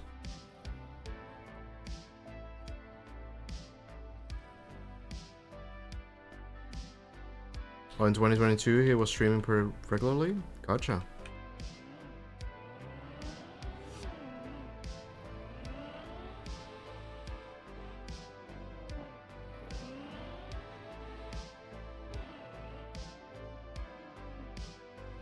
Fun to watch you play, reminding us how hard it is. Yeah, it's like, I feel like actually chaining this section is a little bit easier than doing it from here.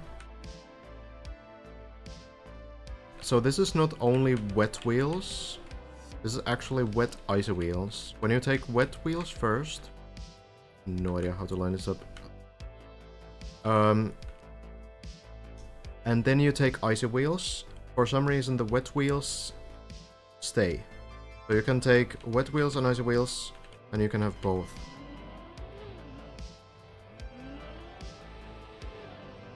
Okay. And when you go on plastic, plastic retains wet wheels retain icy wheels, so now you have wet wheel, icy wheel, plastic. And it's kind of like ice gameplay, but it's weird, because, for example, plastic has very high acceleration from like 0 speed, especially. And you still have that kind of like very zoopy, like low speed acceleration that you don't have on ice. And then like the car sounds weird and it feels weird. It's still like kind of strange how it works.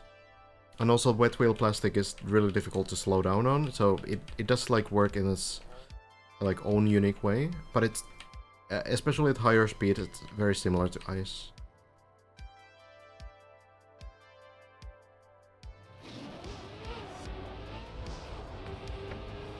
Sideways. Good. Like there are these small like speed boosts that you get on plastic, but then because you're kind of playing like ice, it feels so wrong.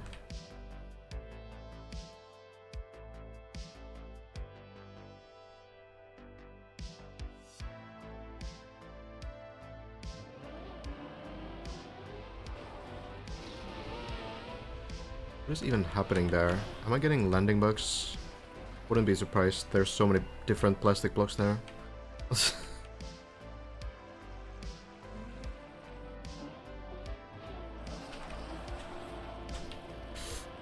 Oh, okay. I shouldn't have committed.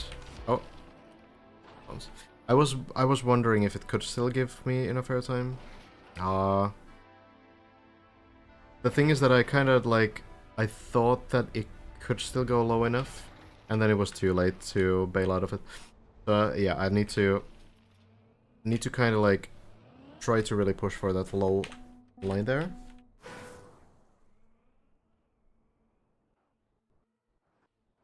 It's a bit scary, but yeah, somewhere from like here seems to work. Shouldn't be that difficult.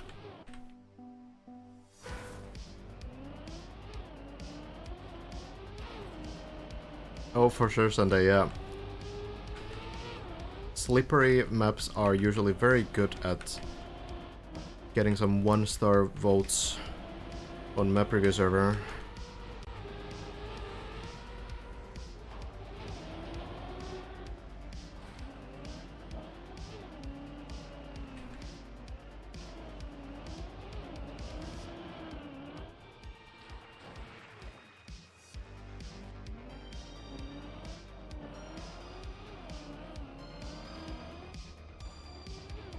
I think floor 3 works really nicely though. You just need to get used to the weird physics. As a mapper, do you feel like the mappers have received too much hate?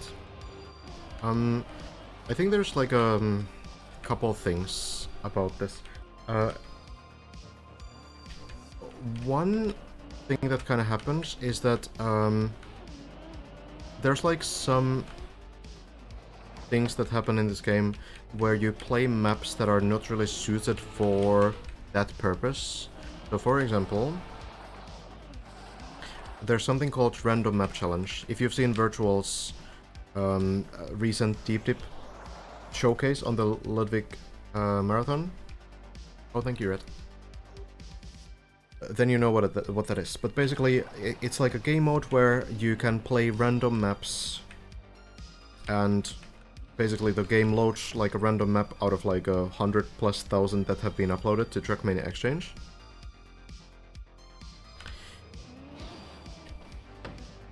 And your goal is to get medal times on those as quickly as possible.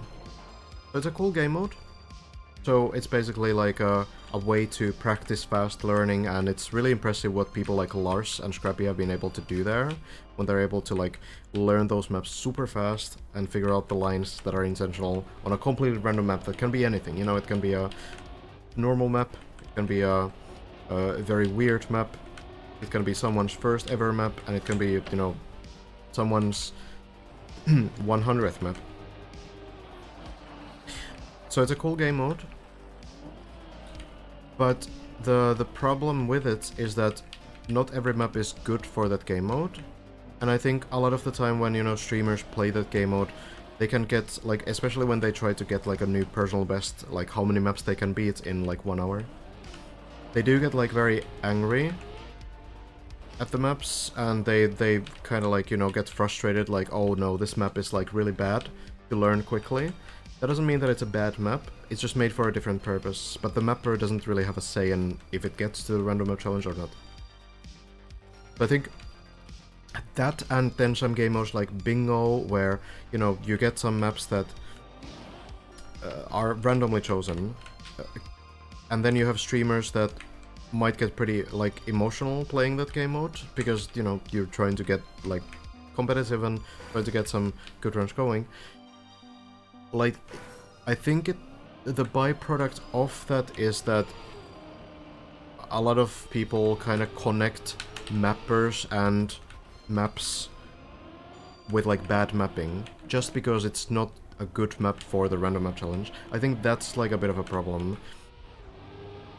Where it's like, you might have some mapper whose maps come up often in the random map challenge, and then it's like, you know, they are not suitable, they are not built for that purpose, so then it's kind of like, oh no, again this guy's map, and it can get pretty toxic, yeah. So maybe, like, in that sense, yeah. That's like something that I've thought about a bunch. Imagine getting DD2 in this mode. Fortunately, there's a time limit. I think the maps that the plugin loads are under 3 minutes long. But you might, actually, it might be possible to get a deep dip 2 floor, for example. That might be possible.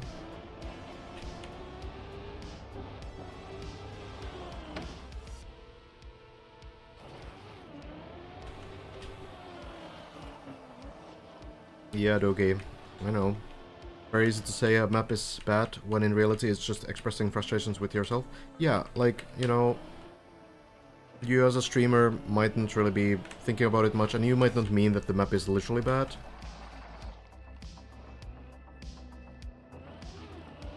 I'm not talking about, like, specific people, by the way. Armsy is very popular, and this happens all the time. And it's a lot of the time, like, it's not really the player who actually, like, gets frustrated at them, necessarily, but it can be, like, other people as well. It just kind of builds this kind of, like, a reputation for the mapper that they didn't sign up for at all. Like, it's not their fault that their maps get played in a game mode that they weren't built for. So, yeah, it's kind of unfortunate. I don't think it's, like, a huge problem, but it's, like, something where people could kind of think, like, okay, well, maybe it's not the mapper's fault. Oh, really, Doogie? Oh, no.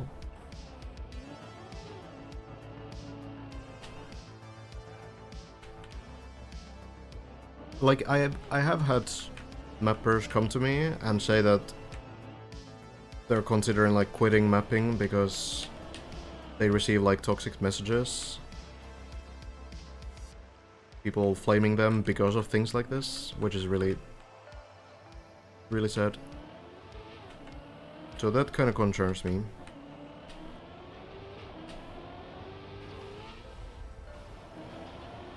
But it's... overall, I feel like mappers are doing fine.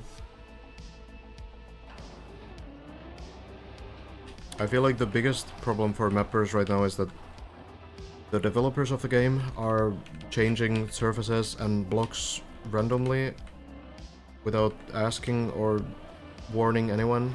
I think that's like a much more current issue.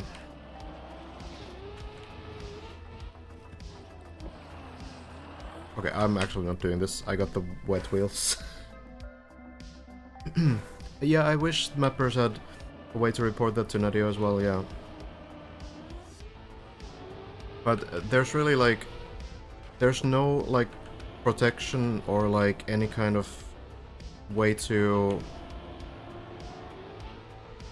defend your own maps, because you don't own your maps. Ubisoft owns your maps. So there was a case, for example, pretty recently, where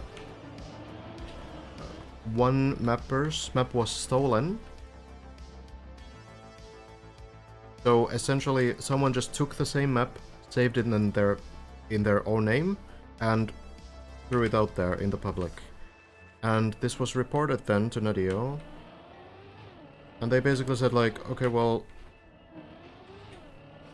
I guess we'll look out for this in the future. But there was no action taken at all towards the mapper. The map is not, like, removed from anywhere.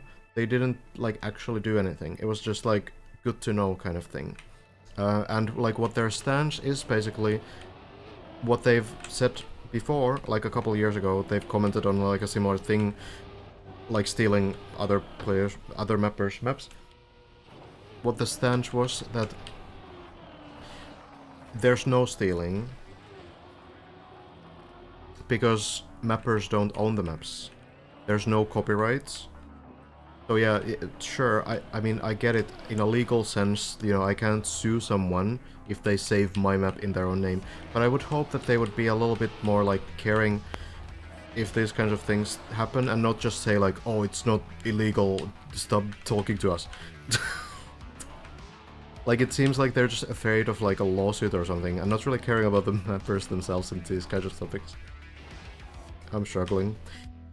So, yeah, like, I feel like that kind of stuff is maybe something where there could be a little bit more support.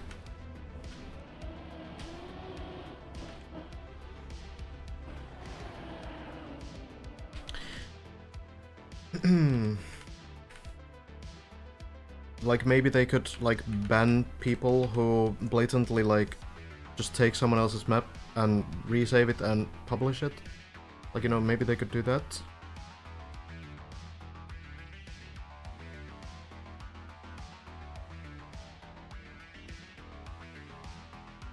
Yeah, with the coins you have on the channels, those are called channel points, and you can use them to highlight messages or redeem emotes or bless runs if you want to, for example.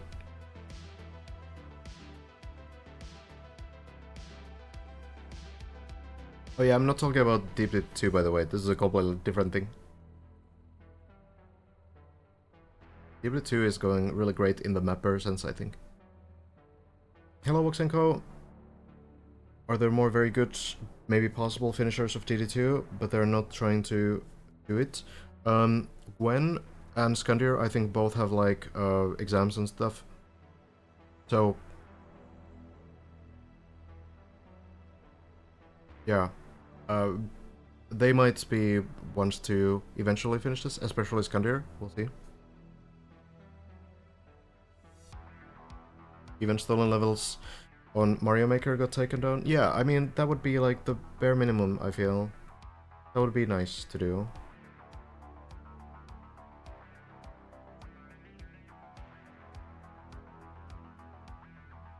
I'm not asking for a lot. It's just like, you know, caring a little bit.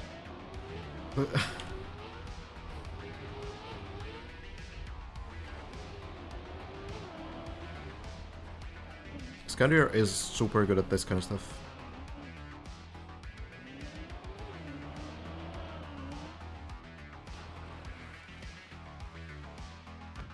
That would make the game so not a game anymore. It's just a map. If people are not making money out of it, who cares?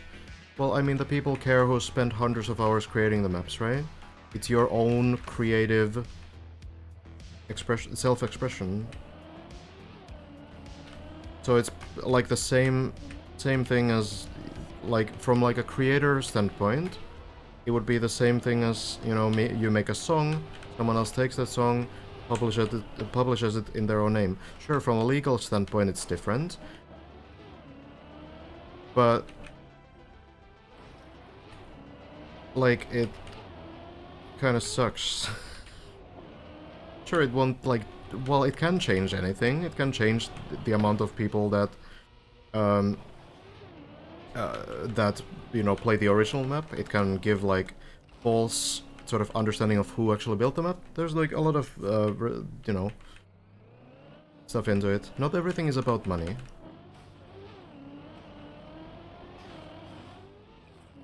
Like, you know, copyright laws also exist beyond just the topic of money, you know? You're still breaking copyright if you steal someone's song, whether you're making money out of it or not.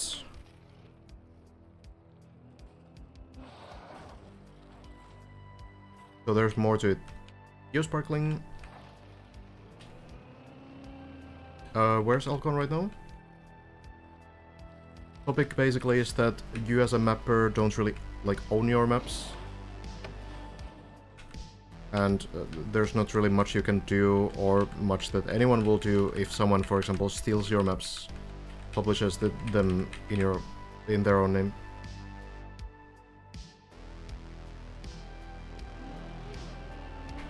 That's also a fair take, Sparkling.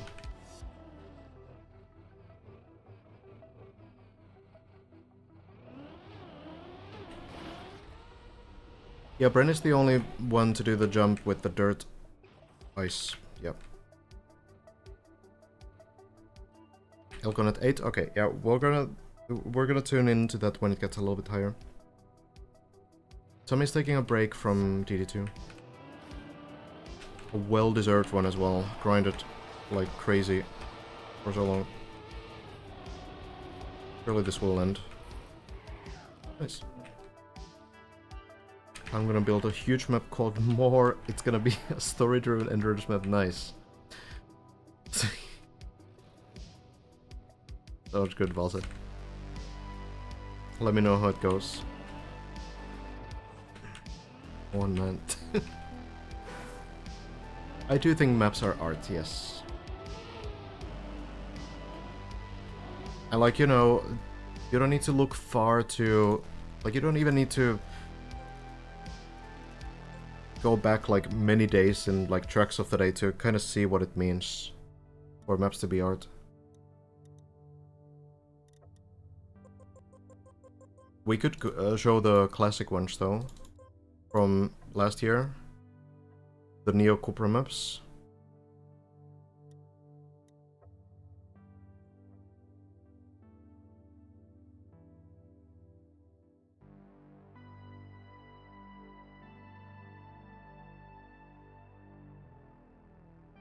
What, really, Sunday? That's kind of wild.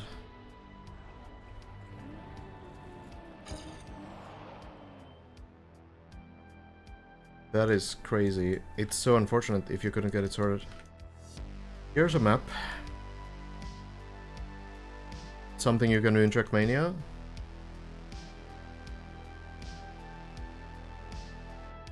They made so many of these as well. There's so many tricks to make this work. Super cool.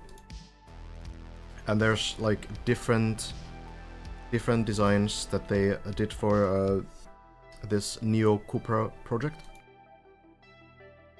Florence is really cooked, yeah.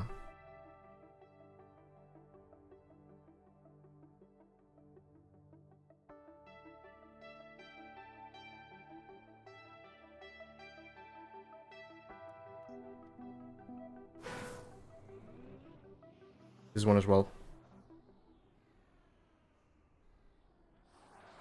It's wild.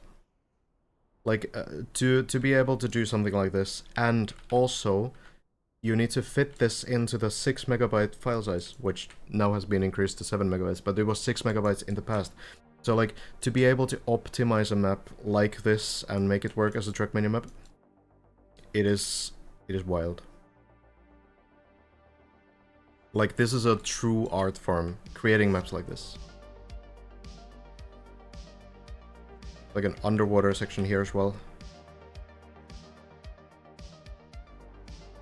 Now, the route quality was a little bit, you know, sometimes criticized on these maps.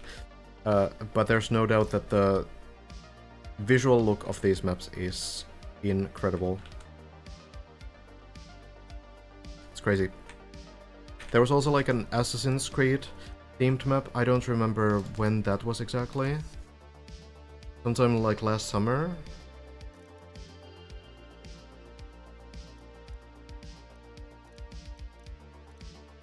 I don't really know. Oh, I found it.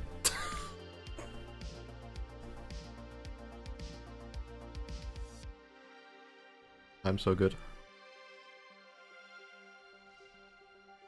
This one looks super cool as well. It even starts with the like leap of faith thing.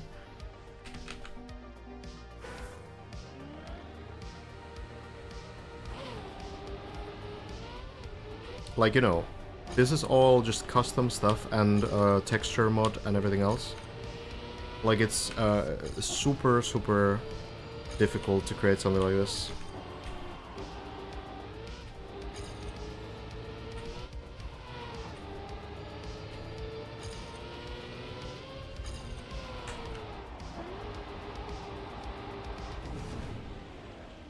This road wasn't too bad either, I think. Even a cinematic ending, yeah.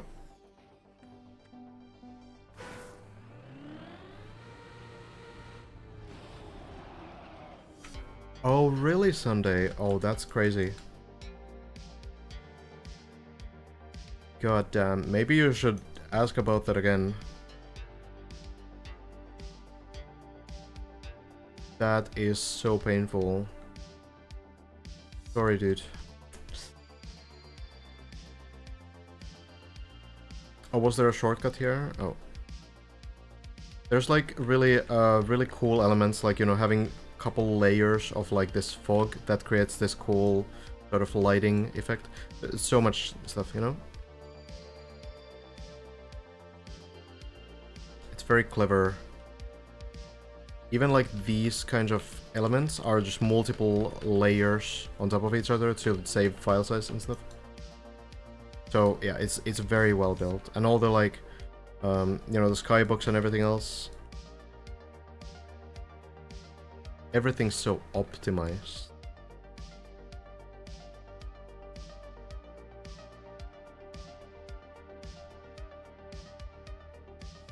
It's super cool. Like, you know, all these things in the distance are just these small layers that don't add much to the file size. Yeah, it's crazy how this is 6 megabytes only. Wild. Yeah, Florentius is completely insane with this stuff. So cool.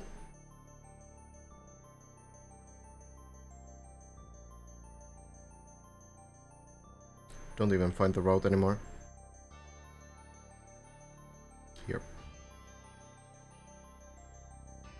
Yeah, the sky is like a dome. Basically. The size of Dip 2 is 5.7 megabytes.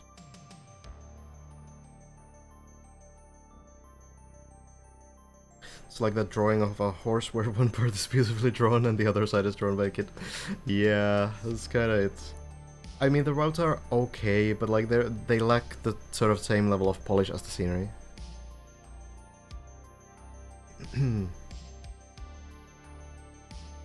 Recent Ski Freak tweets: I'm on my Trackmania said arc, game is dead socially for mappers, nobody cares about anything anyone makes.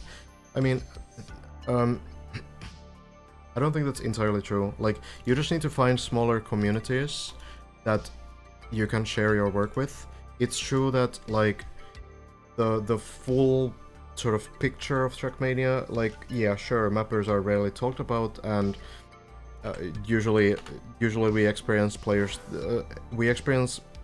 maps through players, like, you know, streamers and such, rather than experiencing them through the mappers, which, yeah, I mean, that feels kind of natural to me, I guess. I feel like still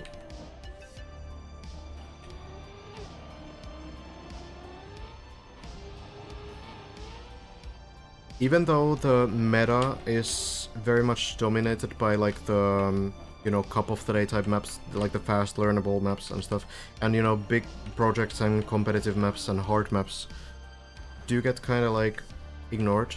I feel like there's still like people who you can connect with those kinds of maps as well. Just usually gonna be smaller communities. It is really difficult to break through in Trackmania as a mapper right now though.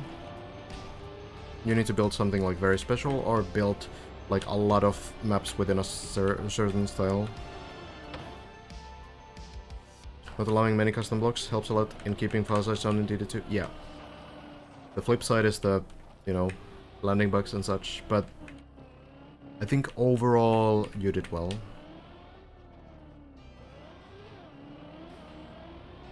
Yeah, I mean, the Deep Dip 2 is obviously kind of like with the mapper fundraiser and everything else. Kind of countering the point as well. It's just that there's so many mappers, yeah. So like obviously you need to build something special to stand out. If there's only one person who makes maps, then people will play whatever that one person builds, whether it's good or bad. But when there's 10,000, now you need to build something something different.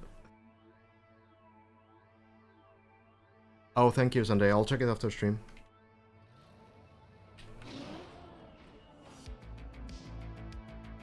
Elcon still climbing?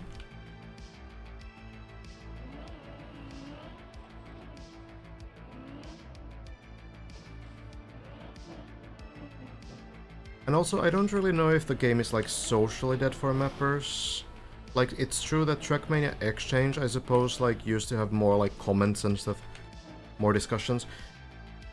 But at the same time, Elgon is floor 1 at the moment. Okay, so still going for a new run.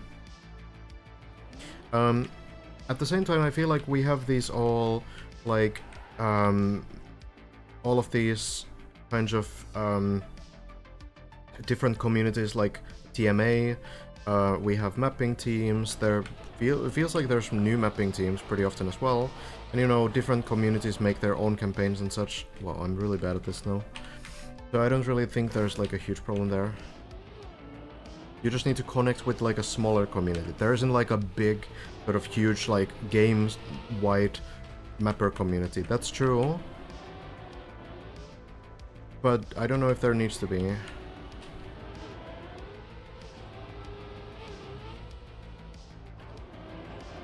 That's kind of the same for me, Sparkling. Like, I like to try to build something new with every map I build. And it's just not something that Cup of the Day needs or benefits from. Yeah, that's really good, Sunday. Having 100 people playing your maps, that's really good.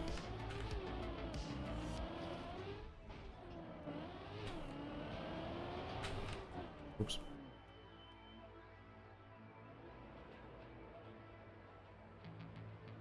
I honestly think the slowdown of interaction of TMX is because newer players coming to the game literally have no idea about TMX and such. I think, yeah, also like the fact that you can like just boot up your own servers and everything very easily and make your own campaigns in game and everything. Kind of like also pushes map sharing towards the game itself, and not really a third-party website. So yeah, Trackmania Exchange is a Trackmania track sharing website that has been there since the launch of the first game, basically. It's created by the community and it's maintained by the community, but Nadio obviously very much benefits from its existence. I do think they're coordinating things together. There's some collaboration, I think. Elcon from the start again. Oof. This guy. There is a Trackmania Exchange like plugin that you can use in the game, but yeah, a bit smaller thing. Getting into Ice is good as a new mapper. Yeah, that's true. Like in general, like smaller communities are more willing to like test out maps and stuff. Things like if you're already like a semi-good player, you can get into like backwards mapping. There's always gonna be people who will be very glad to play your maps. But you do need to like be able to play it pretty well because it's really hard to build. Thank you, Tattoo.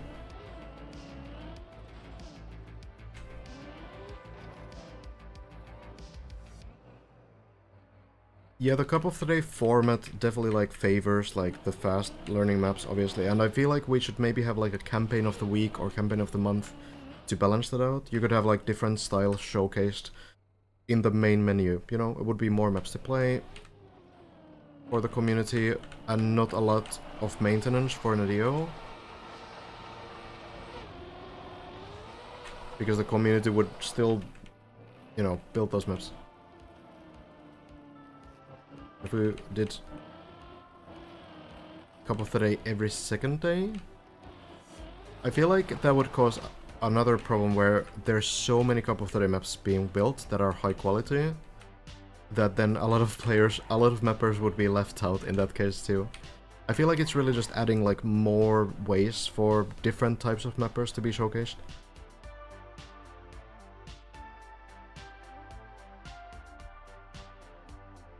What if you combine ice and backwards? Good luck with that. Not a usual mix. Come on. Oh. That did not drift to the direction I wanted to.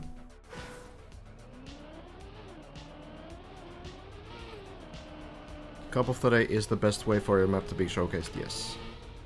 People do make maps for that reason into Cup of the Day, and it's even like more than that. People build maps that are absolutely unsuitable for Cup of the Day, and then they try to somehow compromise like the hard speed checks and stuff to make the map somehow survive the Cup of the Day selection process. And the problem with that is that we get maps that are not built for Cup of the Day into Cup of the Day, so kind of nobody wins.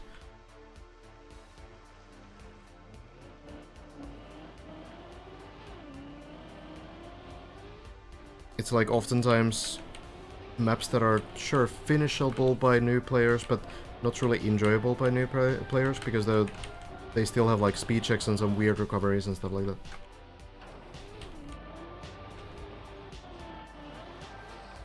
Yeah, even if it was every other day, like it would still be the best way to showcase your maps though, so it would just make it more competitive and make the map review process more annoying.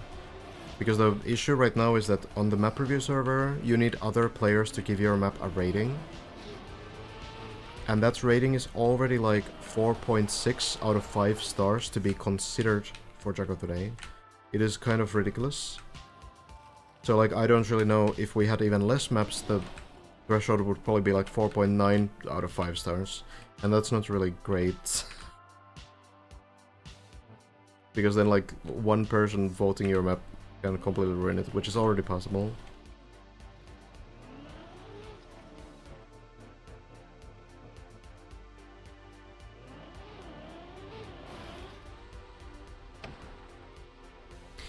I'm struggling. And there would be a track of the day without the cup, and it sure wouldn't be played as much, but maybe it's still worthwhile to make maps for. Yeah, I kinda see. So every day there would be a track of the day, but cup of the day only the other day. Only every other day. I understand what you're saying. I feel like from a player perspective it would be bad though, because the cup of the day is one of the like biggest things in the game. So yeah, like actually what I would like them to do is separate cup of the day and track of the day entirely. So have a cup of the day, you play a map for 15 minutes, get into a division, and then you play the division, and that's it. No like 24-hour grind. But instead of that, you would have like a campaign of the week, where you have like 10 maps or 5 maps every week in a different theme, and then you can grind those for the entire week, try to place well on those maps, and then you can showcase different maps in Cup of the Day, you can showcase other maps in Track of the Day, kind of, like, you know, not Track of the Day, but, you know, a similar system, but probably like a weekly map pack. Something like that I would be a huge fan of.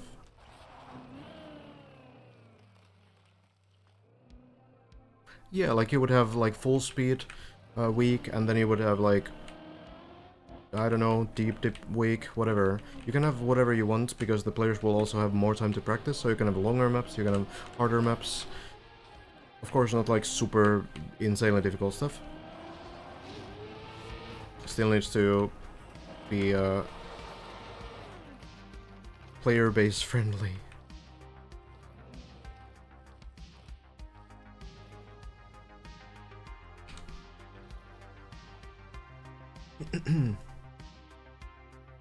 Recently there's also a trend where mappers get flamed a lot for making bad maps. Yeah, I was talking about like the random map challenge and like bingo effects a bit earlier. I don't know if the weekly campaign would be that much work. Like sure it would be more work, but the community is still building all the maps for you. And you don't need to select like super recent maps either. You can go back like a couple months and pick some maps.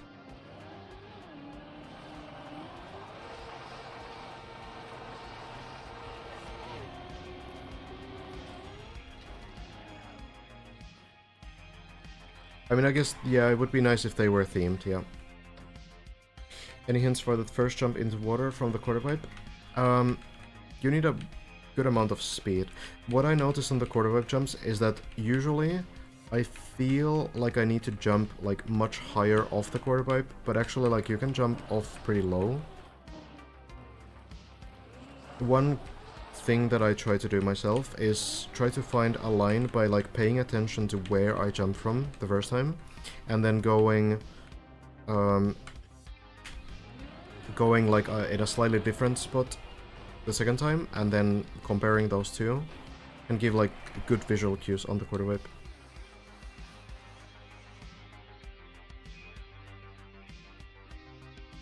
Problem with the map review system is that maps that people like the most don't win, but maps people hate the least. Sort of, yeah, like that kind of comes from the fact that everyone is voting 5 stars on like every map, right? If you don't vote 5 stars on a map, then it's kind of like bad for the map. We do have thousands of maps that are purely made for a random map challenge, yeah. Feel like I lose speed by trying to steer and find the correct line. Um, unless you're drifting, it shouldn't happen. It might just feel like it because of the uphill, but it's of course possible that you steer like a lot more than necessary.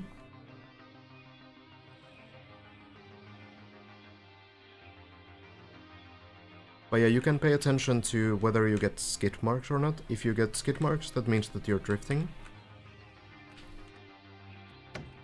And that's definitely something to avoid. Can happen on like those kinds of uphills as well.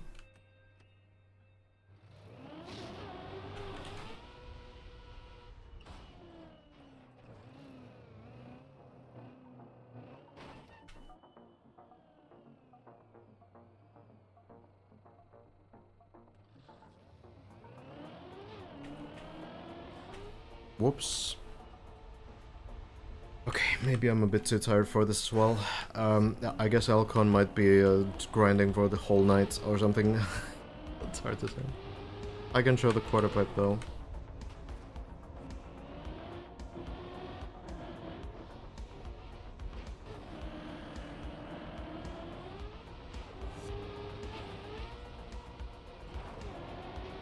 Yeah, it's kind of crazy that, you know, a 5-star vote would basically be like, yeah, this is alright for a couple today, right?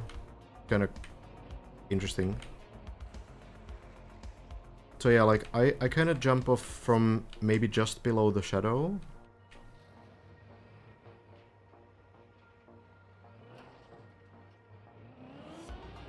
You can take speed in a circle as well, and yeah, somewhere here, with enough speed, it should work with just like a straight line. You don't need to turn too much as you go into the quarter pipe.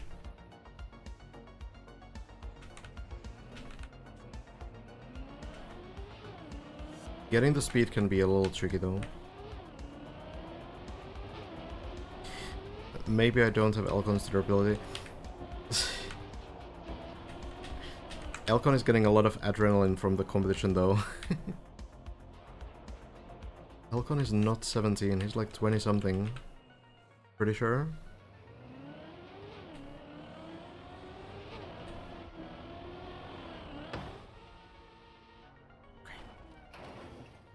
I need some water. Also, losing my voice.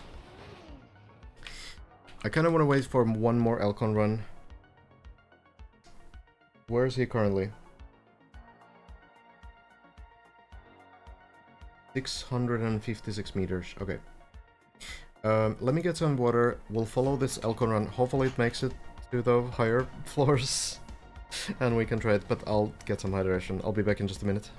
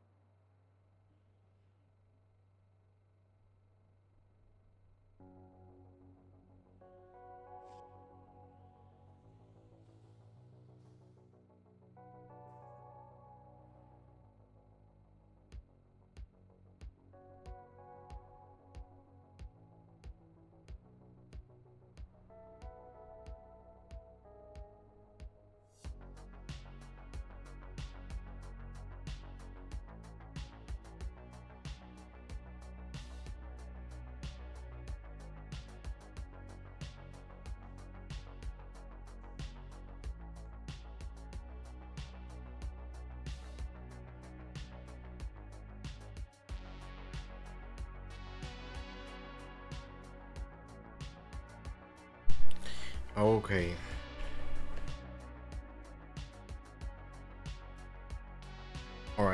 Elcon just fell. It happens. Yeah, indeed. Well, let's see. Let's see. Maybe the claim starts going again. I do need to go like semi soon.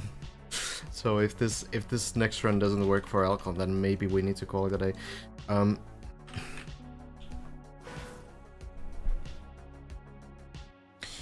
Still need to finish some stuff this weekend, and I want to, you know, try to do this final push casting as much as possible, so it's probably best to prioritize to the next evening. It's possible that Elcon still gets the run, of course. It's possible. Elcon is 20? Yeah, something like that, I figure.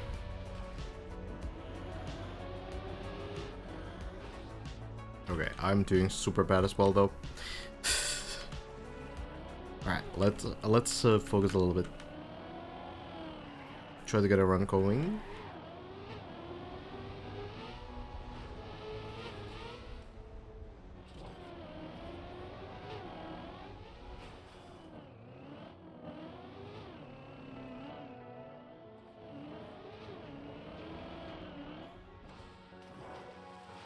I'm actually curious how long Elcon is gonna keep pushing it, though. Like, it really does feel like Elcon thinks that this is the final chance. Like, if he now stops and goes to sleep, that's it.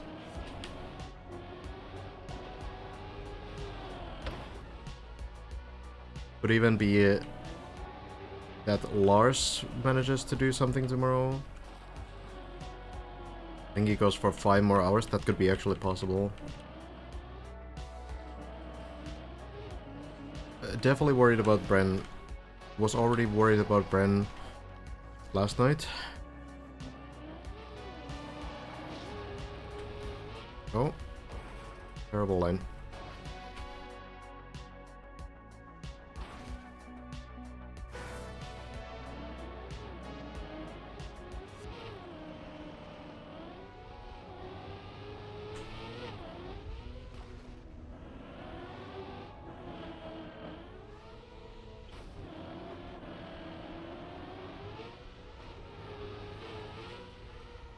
And I mean, I feel like Elcon can probably keep those good runs going even after all this time.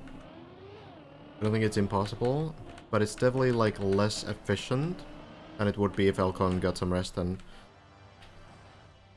then, you know, started again tomorrow. But the problem is that Bren will be live in the morning, most likely, or, you know, live at some point tomorrow before Elcon. And that's gonna be dangerous if Elcon is looking to close the win, yeah.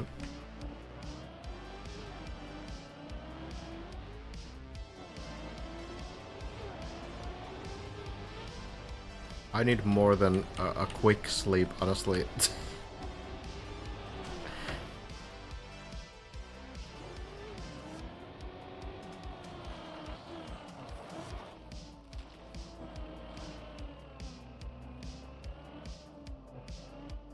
It's going to be very interesting, though, to see what Bren's session especially looks like, but also Lars's.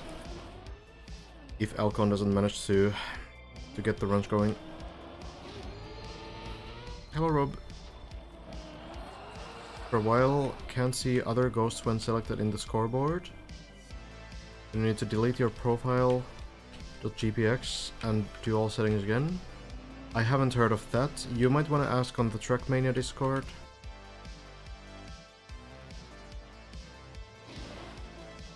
They might have some ideas, or maybe Open Planet Discord as well.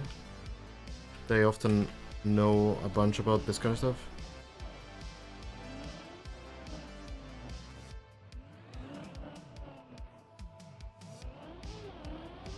Nothing comes to mind though. There's like a bunch of errors and bugs, but you know, that one sounds a little bit unique. Haven't encountered it before.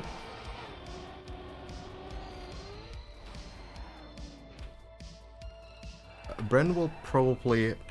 Yeah, if Elcon doesn't get this run today, goes to sleep, Bren is gonna wake up very glad. But it's still like, it's not just that no one else beat them up, you still need to beat them up, right? It's a lot of pressure.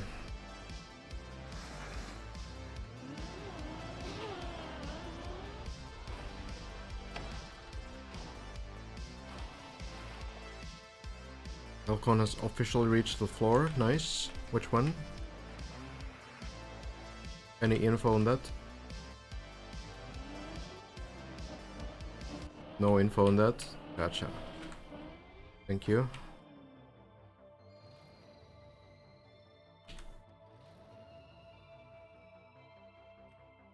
Interesting, Rob. Yeah. There's also the official Ubisoft Discord where you can report bugs. I don't know what system they're using these days. I think they're using the Discord. Falcon floor 5, okay. Well, let's see. If that run goes up, I will follow. If not, I will go to sleep. Actually not, I need to do other Trackmania related stuff. For a while. Oh.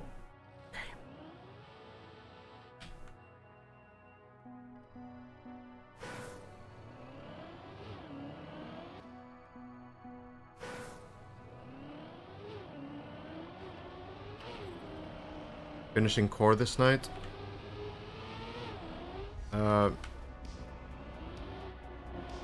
Not core.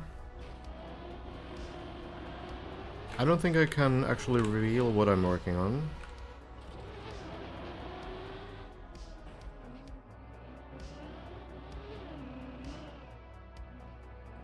Eventually I will be. It's nothing super crazy. More related to playing than mapping.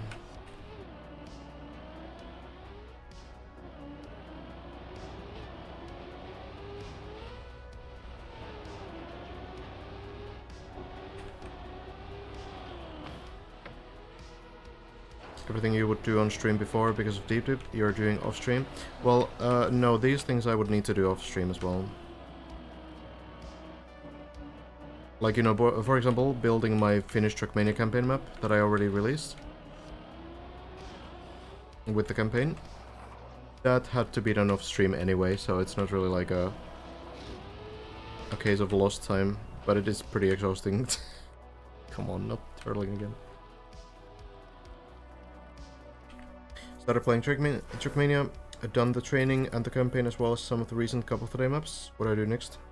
You can play my campaign. It's pretty good for new players. So, Club SB Villa, and then SB Villa campaign 23. 25 maps. And usually pretty well received by new players.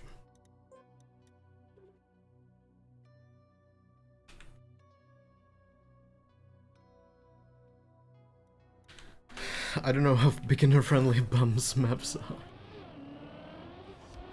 Some of them might be.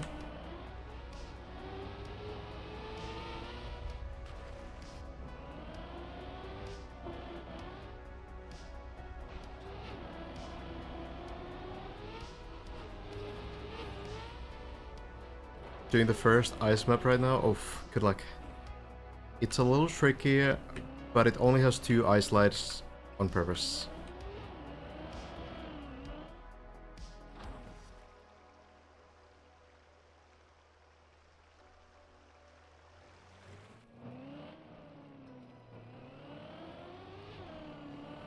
Yeah, searching for beginner campaigns might be a little bit of a coin flip.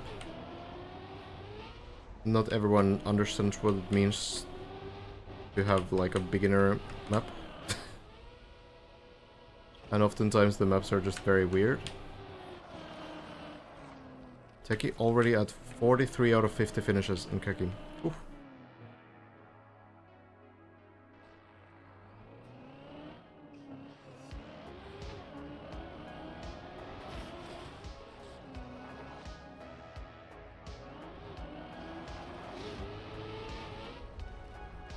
Looks so.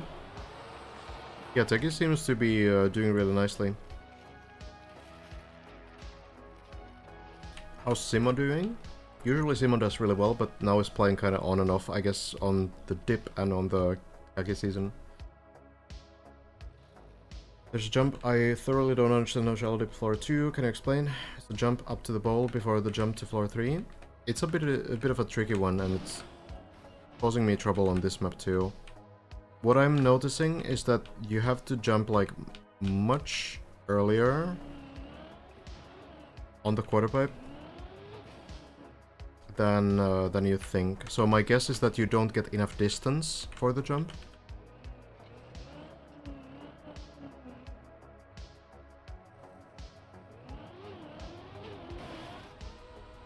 Oops.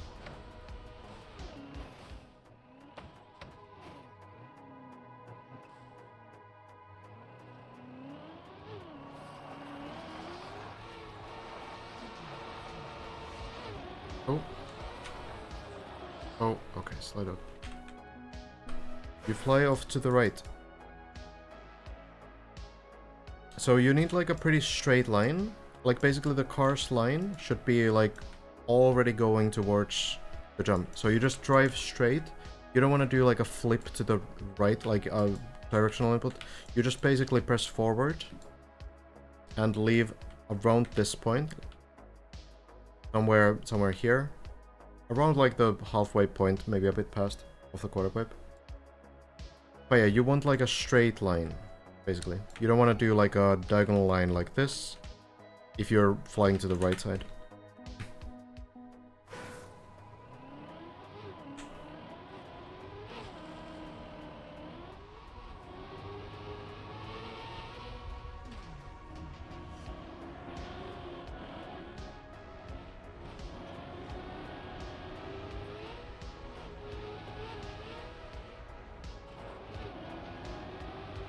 Oh, are there even signs on shallow dip? Those could be good visual cues.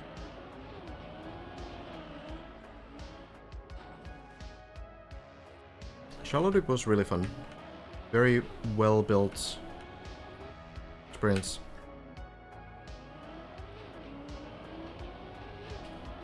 I am playing on keyboard, yes.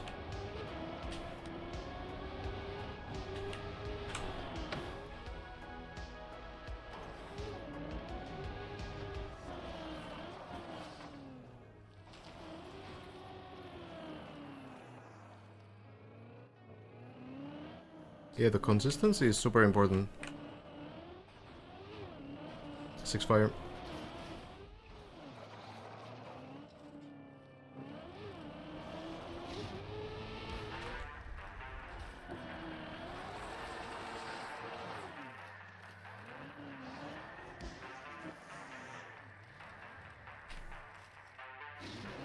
Oh god, did I do a right input or did I just somehow zoom to the right? I don't know, it's been too long this session. Okay, how is Elcon? Floor 8, okay, or 7, one or the other. Alright, we'll check how Elcon's run develops. From the first few DD floors, anything you think is actually easier to do on DD than shallow dip? There was something. Oh god, I can't remember. Let me try this because there was something pretty early on, I think. What was it?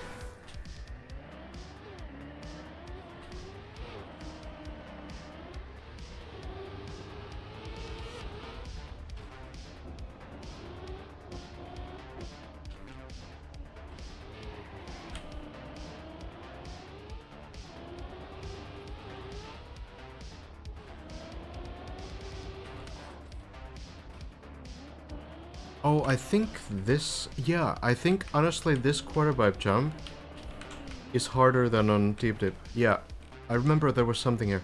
I feel like this quarter pipe jump is honestly harder. It's a little bit different because you need to go all the way up the quarter pipe. It's just easier for me to like jump off the side. I suppose like at the end of the day it's just different. It's not really something that, you know, is maybe strictly harder. But it's different enough that it feels more challenging when you're at least used to this one. Is legit harder, you think? Yeah, honestly, I kind of feel that way.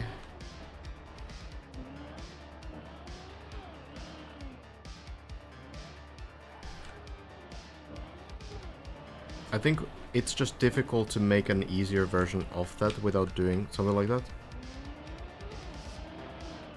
But yeah, this just somehow feels simpler.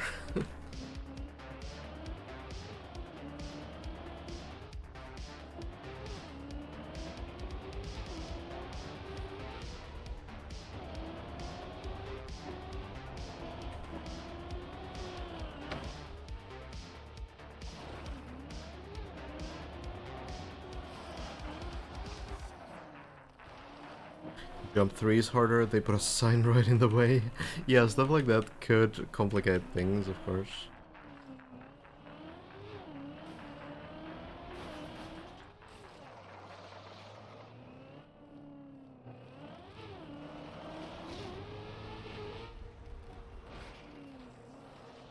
Elcon at 10 hours. Oof. It's a long session, and I honestly wouldn't doubt Elcon if he said that he's gonna go for like 3 more hours or whatever.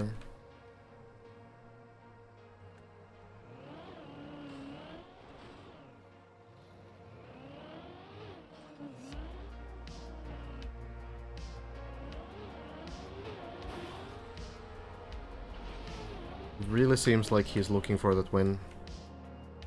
You ever stream map creation? All the time. One of the main things that I do.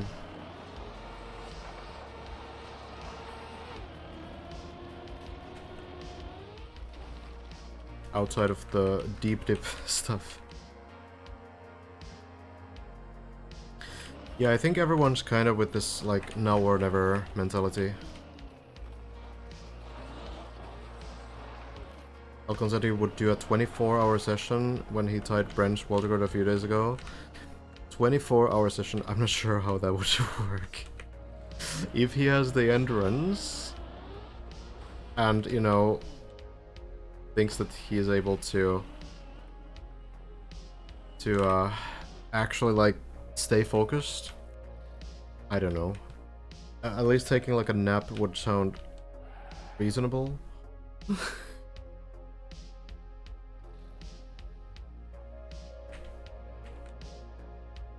Yeah, I mean, right now I'm focusing on the deep dip stuff. A great jump. Maybe on the ice? No, it's too far. Okay, I'll take that landing. Thank you, Lamp. So, yeah, right now I'm focusing on this and basically not doing anything else. I did do like a couple map request streams during this, but probably skipping them this weekend now that the competition is getting closer to the end.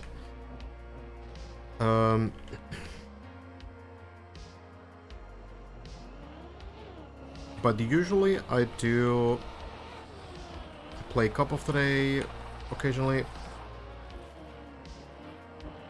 I play some new things that have come out, but still a lot of my focus is on building maps. Usually I do have some, like, even multiple projects going on.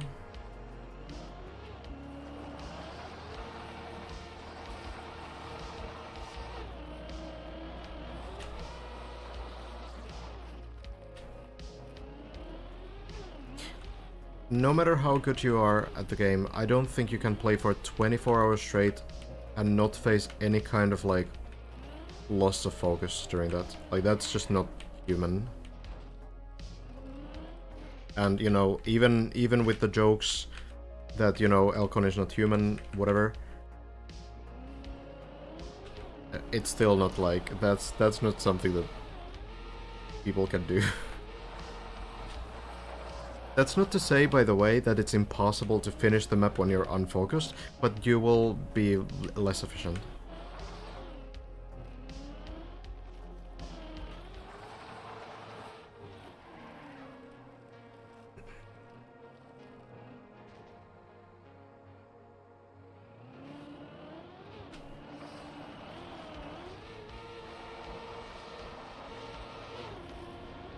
Probably good enough. So like, what I noticed from speedruns is that like, if I really wanted to get a run at some point, I could, sure, like if I felt like I was close to getting like a record or whatever, I could play like 10 hours a day. It was possible, and like past the 4-hour mark, I would play pretty bad. But sometimes at like the 9-hour moments, I would get like a really good run and pull it off somehow. You kind of get the adrenaline on a good run that you need to actually finish a run.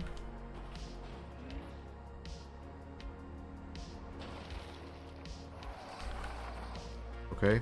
I don't think there's any good recovery here. Anyway.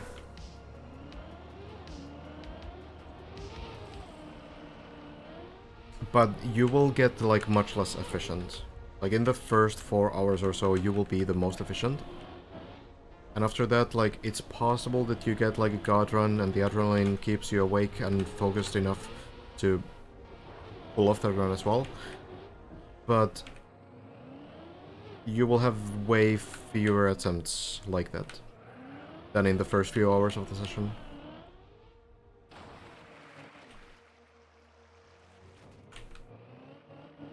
So that's like a question of like, okay, well, is it better for me to rest right now and get like more efficient runs, or is this just about brute forcing? Because if Elcon feels like he just needs to brute force, then it might be a good idea to do like a very long session as well. But I would be very surprised that the map like this could be brute forced. Everything is so difficult. But hey, maybe Elcon can do it.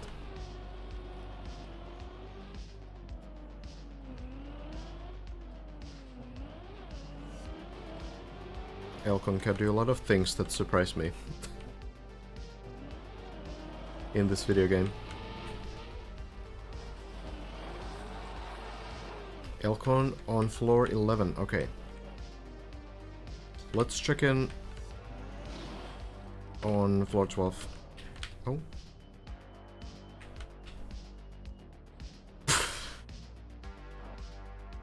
What is happening? I have no idea what happened there. I'll take it though.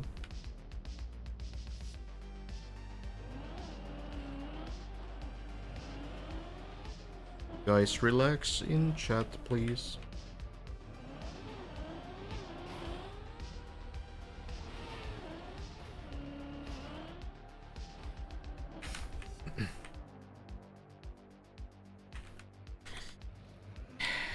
Yeah, I mean, Trackmania does require so many timings and so much precision, and you can make so many like silly mistakes when you're like a little bit tired. Like I'm already making them here, and I'm not on a 24-hour session. That, yeah, it seems like a weak idea. Oh yeah, Elcon falling down. Falling down all the way, it seems. Back to floor 0. Okay, it could be that we are gonna probably call it here as well.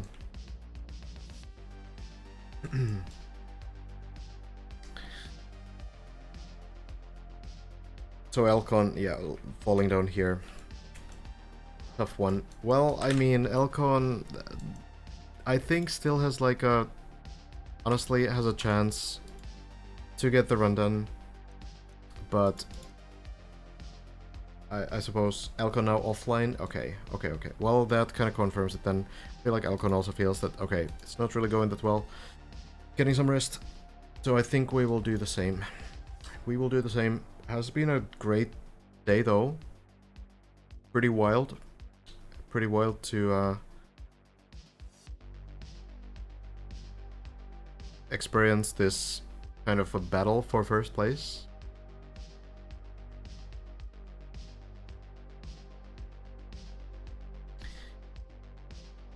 And we'll see how tomorrow goes.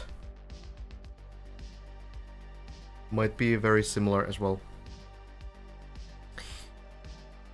Finally didn't expect to see my bed tonight. Yeah, Alcon called it. Let's get our copium reserves full during the night. And we'll get back to this grind. Following everything that's happening. Alright. Okay, pretty much no one... Oh, Matt is dipping. Alright. I'll throw you guys to Matt. Getting some runs going that are way better.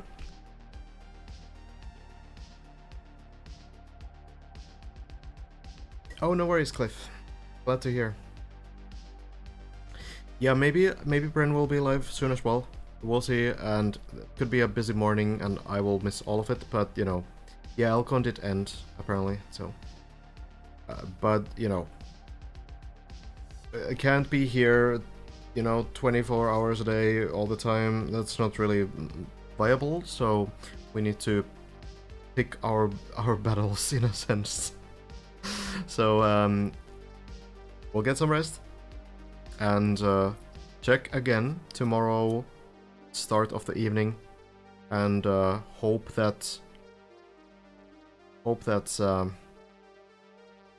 something is going to happen then. Still, we'll see. Maybe I'll miss the Walter Guard or the first finish. I mean, Matt has a different skin today, it seems. So no worries, Liam. All good. Alright, yeah, hoping that it doesn't happen during the night or the morning, but you know, if it happens, then so be it. Can't really control the players, and I'm gonna ultimately just be glad that someone actually managed to